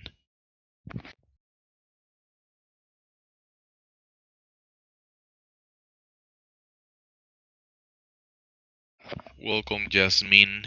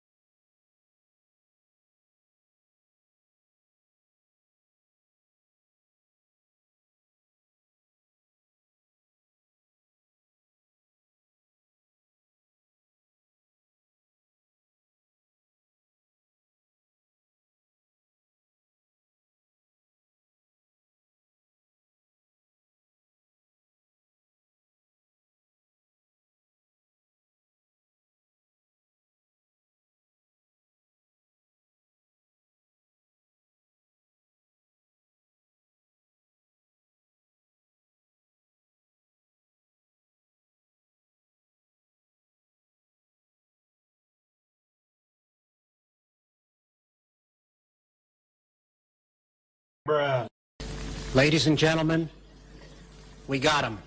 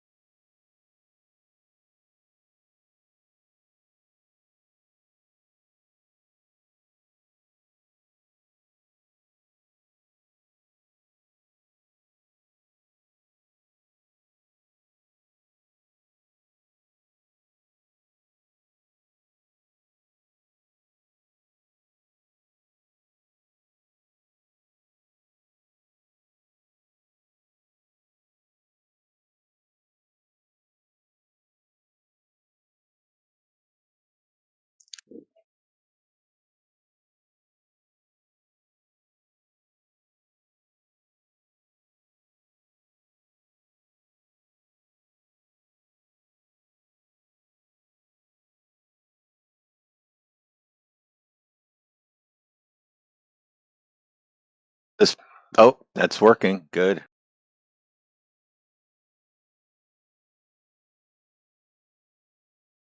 I have both push to talk and the mic thing working at the same time.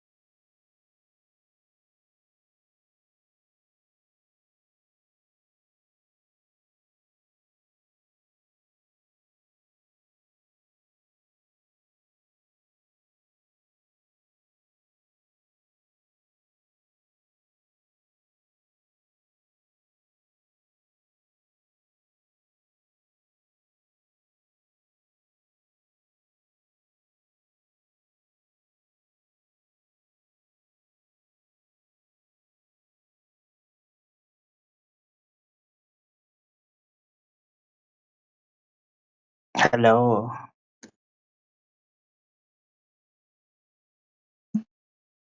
Hello. How are you? Very good. And you? I'm good too. So, do you believe flat is Earth? Earth is the flat? Looks pretty flat to me. Okay, so why are you trying to convince people it's flat? I don't We're not. understand. You came in here. We didn't come over to your house and start trying to convince you of things. You came into our living room. They say it's round. What is the difference? Who said it's round? The scientists. No, you can't even name one scientist that says Earth is round. So what? I cannot name it. That's right. Just because you're just generalizing and just saying, "Oh, people just say that, and that means it's true." That's. Do you see what you're doing? But doesn't change the reality though. Doesn't affect people.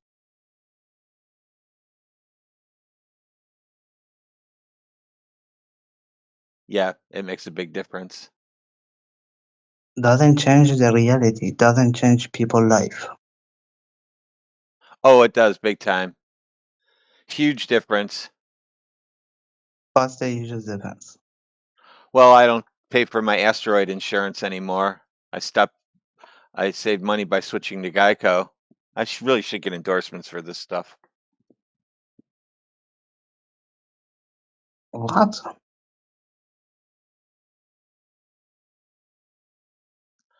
I said I don't have to buy asteroid insurance anymore. You know, like an asteroid's going to come and hit my house.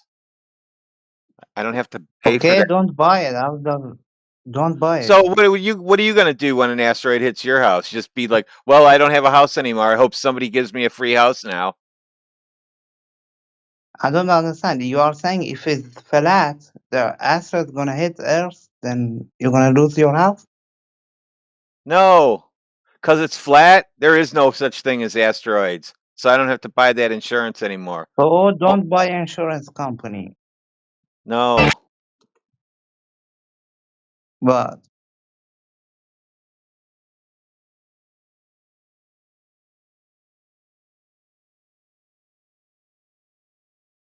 there is no such a thing as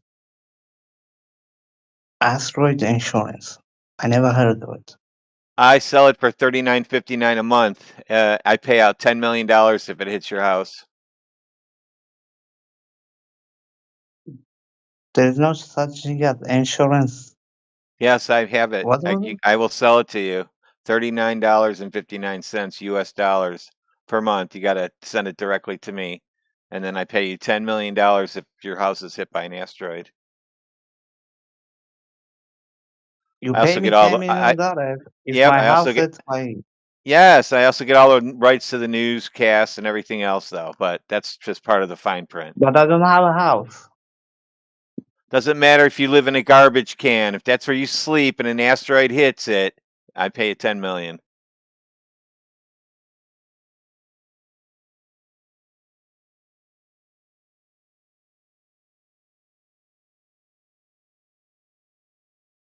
I mean, this would be good. Some people should take advantage. What they should do is go where people look for meteors and asteroid shit all over Australia's deserts. They always find meteors out there and all that cool shit. What they should do is set up little tents out there and just live out there. Just all the Globers should just live out in the middle of the desert out in Australia and take advantage of it. Pay me $39.59 a month to live there, but your insurance is covered. So, like, if two people get hit by the same one, you both get paid. So it's kind of like being in a casino.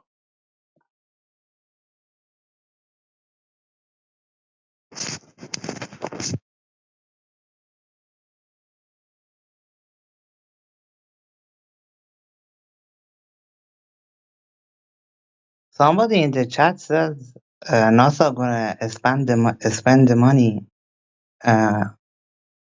on planet instead of give it to the poor. But if the Earth was flat, they're not gonna give it to the people. They're gonna keep them the money. Keep the money. No, No no. government gonna help people. NASA got 24% of their budget reduced this year because of us, because of flat earthers. And they also got reclassified as an intelligence agency. They're no longer a space agency. Now they are But a they didn't give the money to people. I don't know what they did with it. I can't control those guys. I live in Even Ohio. the Trump government cut the food stamp. So they keep the Oh. money for themselves. They're not gonna give it to people. Oh, I don't know. I wouldn't know anything about What do that. you know? I don't know anything about that. How would I know? But it's there in the news. The rich keep the money for themselves. They're not gonna give it to people. Oh So yeah. it doesn't make the difference. I don't watch the news. That's part of the problem. I didn't know there was a Okay, crisis. so- Yeah, I didn't know that we were in a crisis, that we had to start giving everybody food stamps. Wait, people watch the news? Well, he said everybody's dying and starving because of NASA. Oh, everybody No, is you dying? said if Oh, we didn't It's give the end of the the money to world? NASA, somebody said in the chat, if we don't give the money to NASA, they're gonna help the poor in Africa with a child, black child. But they're not No, gonna give the money to people. if we don't give the money to NASA, we're going to give the money to the people, the tribes in Africa, so they can build rockets and go to the No, moon. give it to your people. I don't want it. That's always, there's Give always strings. There's always strings attached. I'll make my own. Don't worry about me. You guys just do what you got to do.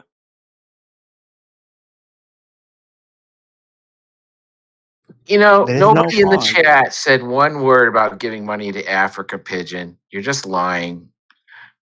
No, it was in the chat. No, No, I it's didn't not. say give it No, it's to not. African It's people. not Why? one word. Africa's not mentioned anywhere. Okay, the child, I thought it was a black. It says, meanwhile on Earth, okay? I didn't pay attention. Meanwhile, on Earth, that's in your front yard. That's in your, your little brother. What? Nothing. But you specifically said Africa. You lied, man. You got to be honest. Work on that. Okay, I lied. Sorry. What? Oh It's wow! okay. Just don't do Well, it again. Globers always do lie. I Flat didn't pay Earthers. attention. Okay, I know bro. I that's don't part care that's if the part of Earth being is a flat or Glober, round. sir.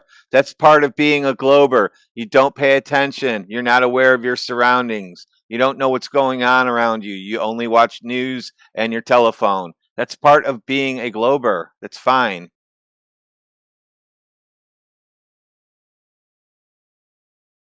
Where do you get your?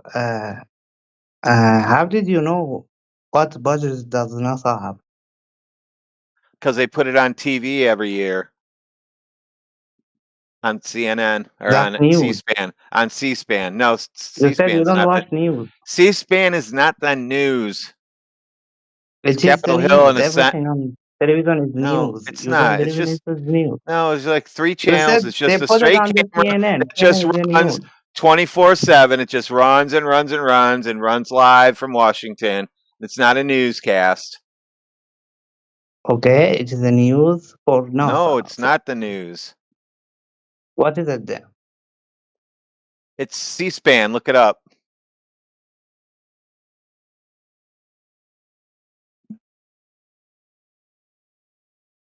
How do you type it? Here, let me find it.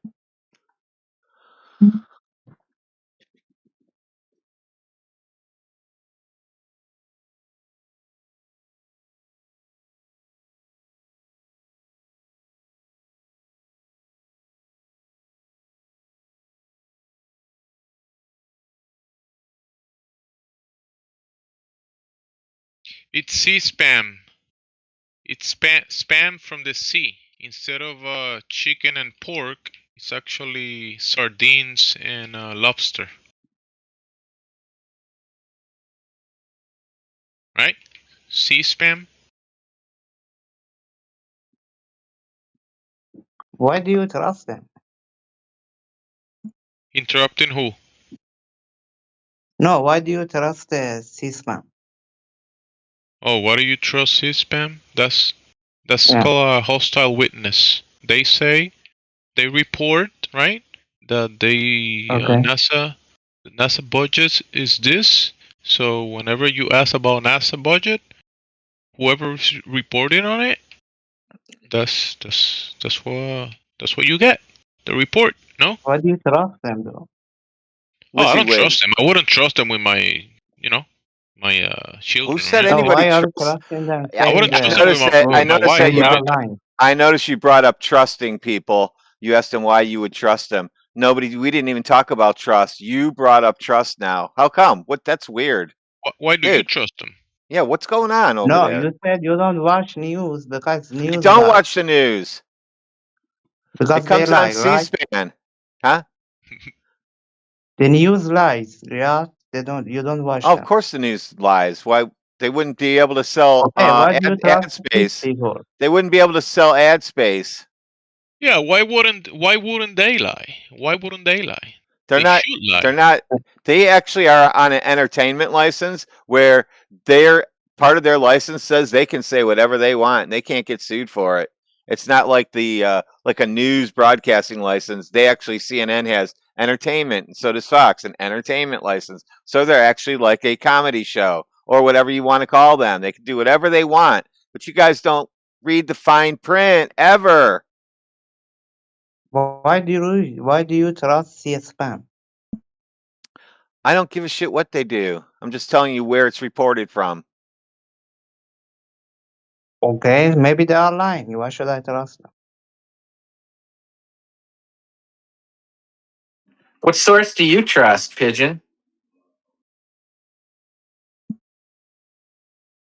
I don't trust the government. Nobody. That's a good first step right there. I don't trust you either. Wow. Do you trust water? What do you mean? Do you trust a glass of water when it's sitting on your table that the top of that water is flat and level when it's not moving?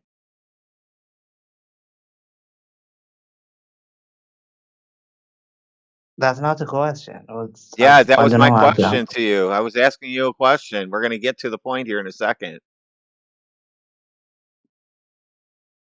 Listen, there's always, I'm always doesn't have setting, I'm conscience, always so throwing I can bait out there and trapping people. I'm always throwing bait and setting traps all the time. Just remember that. Do you mean gotta I trust it doesn't have a poison in it or what? Oh boy. Why would I poison anybody? That I'm doesn't not even saying make you are sense. poison. You're saying, do you trust a glass of water? I told Yeah, you. when you look at a glass of water on your kitchen table, what's the top? doing? Is it, and you're not shaking it around? Is it just sitting there still and flat and level on the surface? Yes. All right, that's perfect. So So now that we know that, let's look in the side chat at this one. Now we know water does that. Now does it do this? See this one I posted? Is it flat in a bathtub? Is it flat in a puddle?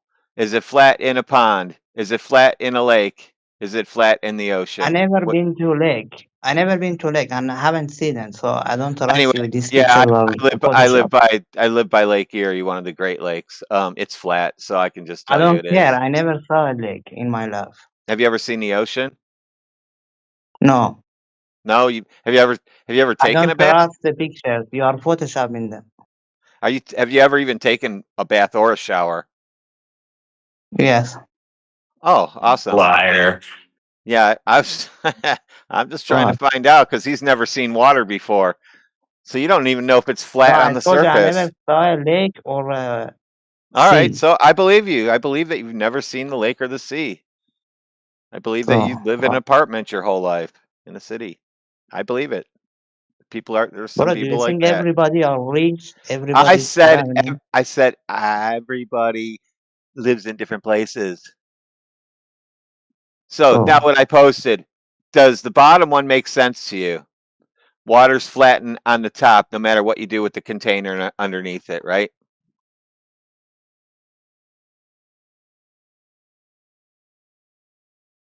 Which one? The last picture? Yeah, last one. What is it? Explain it to me. Okay, so there's a globe in the middle of a fountain, and next to that on the right are How do I flat know Earth. that's the globe? Okay, so on the flat Earth facts are water, like the very top one under flat Earth facts. That's how water would sit in your cup on your table, right? Just sit there, right? It wouldn't sit like the one next to it called Globe Earth Fantasy, would it? Would it stick up out of it like that? Hump out?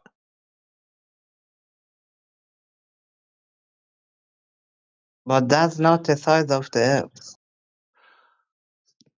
What's that got to do with anything?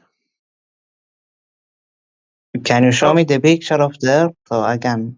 Yeah, on the bottom one of the Globe Earth Fantasy, bottom is the Earth.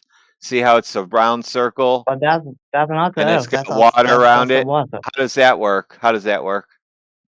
Okay, That's let's just the look at water. That's let's not the look at Earth. the globe. Let's look at the globe in the fountain. How does all that dark blue water stick to a globe when it's But floating in that's outer not the space? globe. Yeah, no. How does that stick to a globe in outer space? That's not the globe. Yeah, it's just floating in there. It moves It's around. not the globe. Yeah, that's not the globe. That's just a picture of the globe. Not picture. What do you call it? A picture? A statue of the globe. That's not the globe. What's a globe then? I don't know. I never saw it. You say Oh, so you don't know what globes NASA is are now? lying, so I never saw it. Perfect. So NASA is lying, so you've never seen it. We win again. No, you didn't prove it's flat.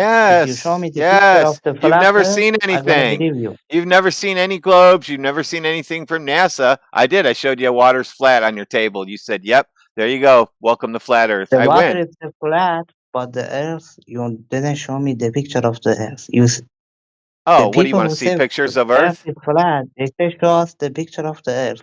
Now you What show kind me of? the picture of the Earth, so I believe it's flat.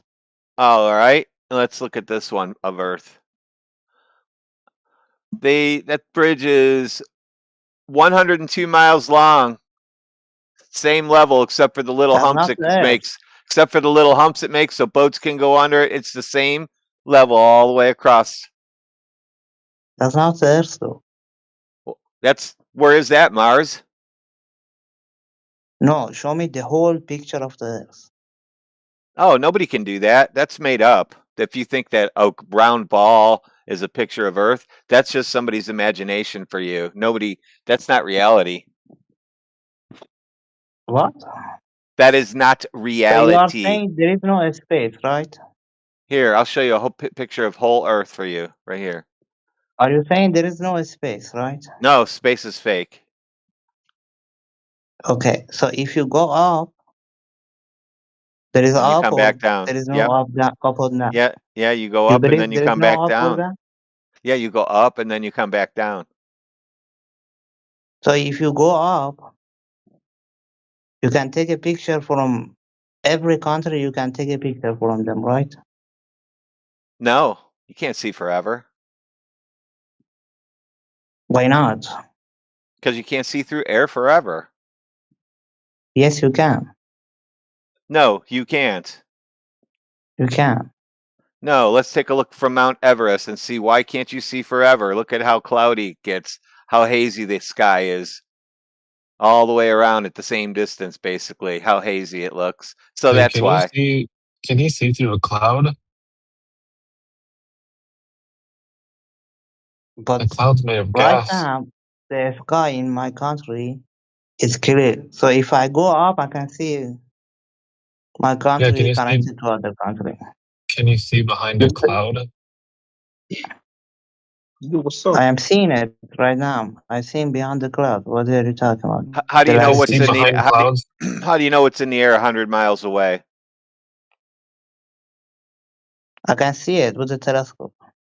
You There, don't believe in telescope either, you right? just proved the Earth was flat because you can see 100 miles with the telescope. On a ball, you wouldn't be able to see 100 miles at all. You'd be looking out into outer space. Show me Welcome the to Flat picture Earth. from the Welcome to sky, Flat Earth. I did my every job country again. that is Thank you flat. very much. And that concludes my show, everybody. Well done, well done.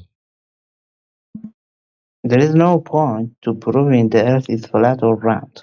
You already proved it for us. You No, said I you can see didn't. 100 miles with a telescope.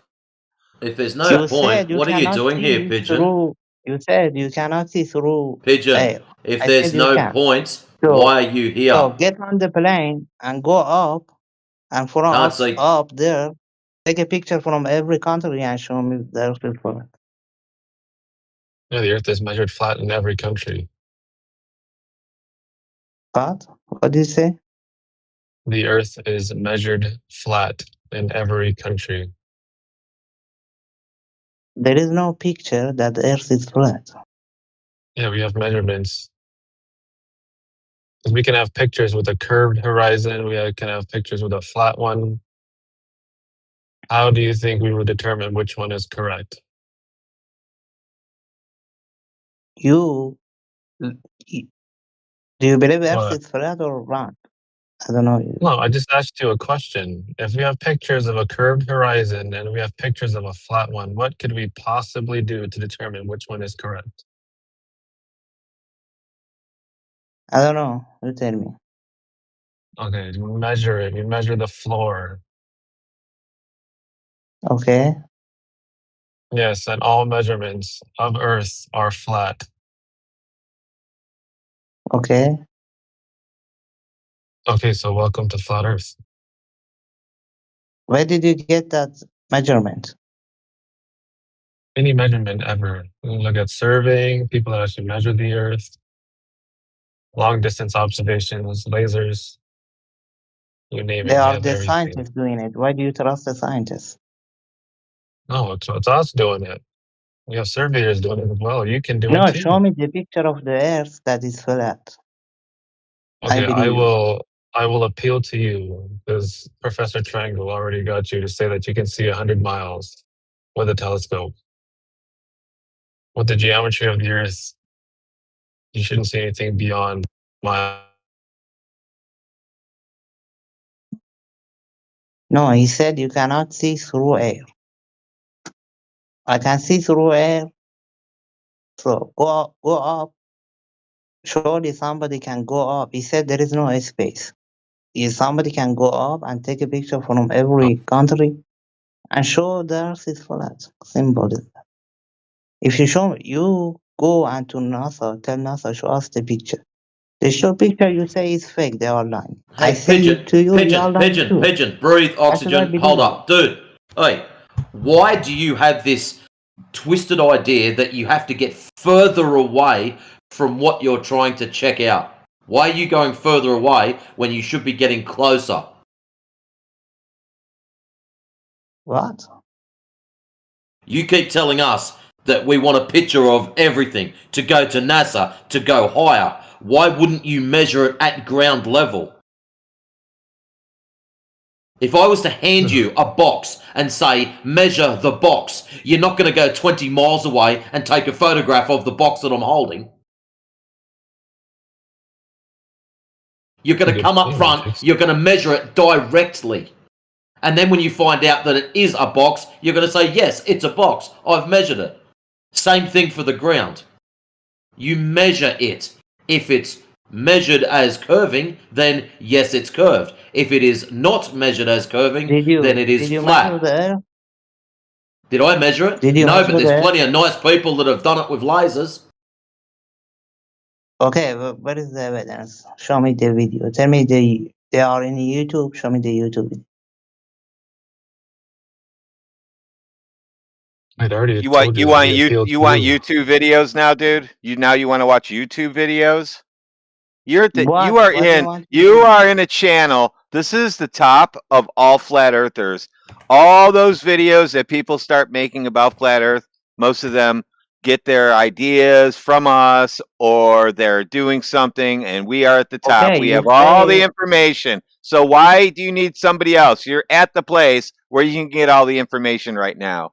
okay, bro. Show Okay, me the pigeon, evidence. You went and pigeon, measured the Earth. pigeon, let's yap yap. More listen. In the What? side chat, I've just spammed it with laser tests. Please enjoy yourself. That's the YouTube. You said don't go to YouTube. I never mentioned You anything about YouTube. you asked for YouTube, dude. You Dan, the wanted all other the guy said don't go to YouTube. But how are you going to show me a NASA live stream of Oh. the Earth then?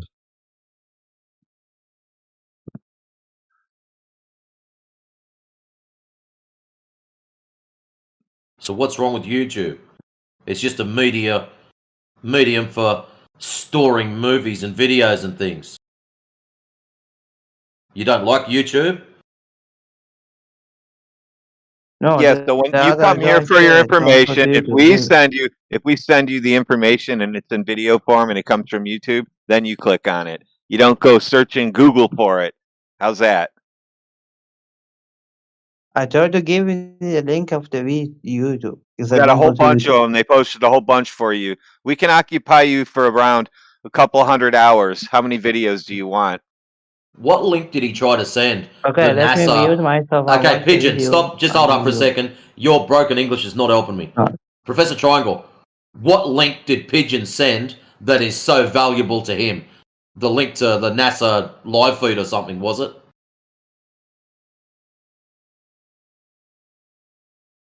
Because for some reason he's got this this idea that his YouTube has been invalidated because someone has gone, nah, we don't accept shit from YouTube.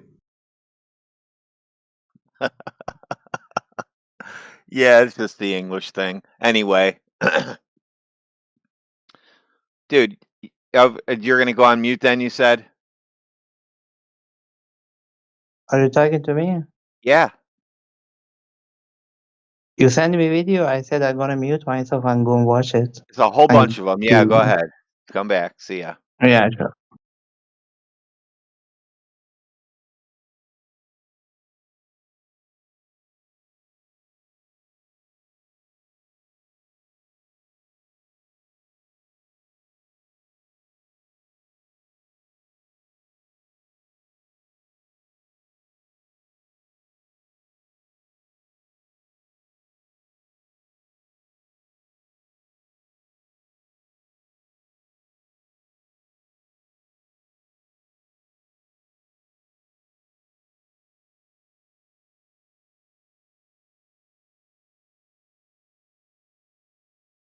Did he leave already? Oh my god, I got a phone call again. No, he's gone watching one of the, or maybe all of the laser videos that are posted. Oh wow, shocked.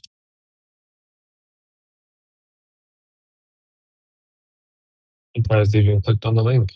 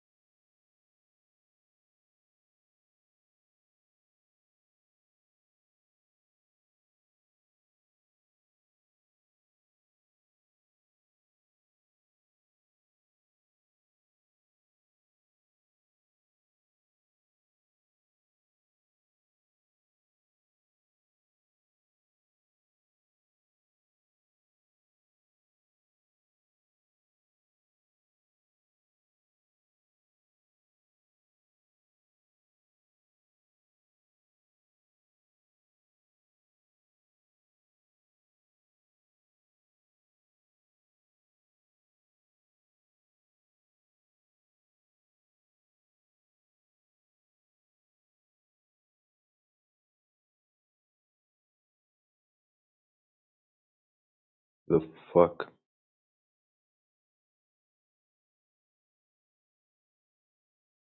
Guys, are you listening to me? Okay.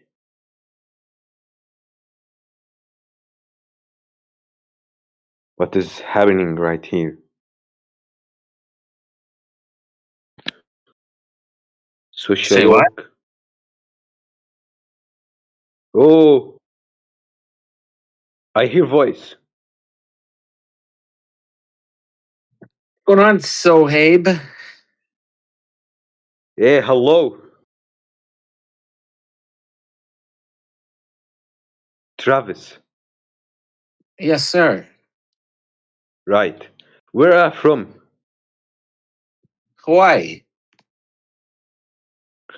I just asked. No, Hawaii. Because I The, know the I can get. islands. The islands. Hawaii. I didn't say why. I said Hawaii. The islands. Hawaii. Yeah. Okay, I understand now. I'm from Egypt.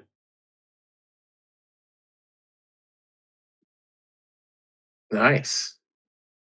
Can you explain what is happening here? What is Earth Discord? Well, this is a flat Earth Discord. We discuss. Flat. Yeah. Mm. The world, the Earth you live on. It's flat. It's not curving. It's not zipping through space. It's not going around the sun. Why you say that? Are you Muslim? I am not. But I know the Quran is a flat Earth book. No. The Quran Oh, yes. says. By the way, can you give me a proof?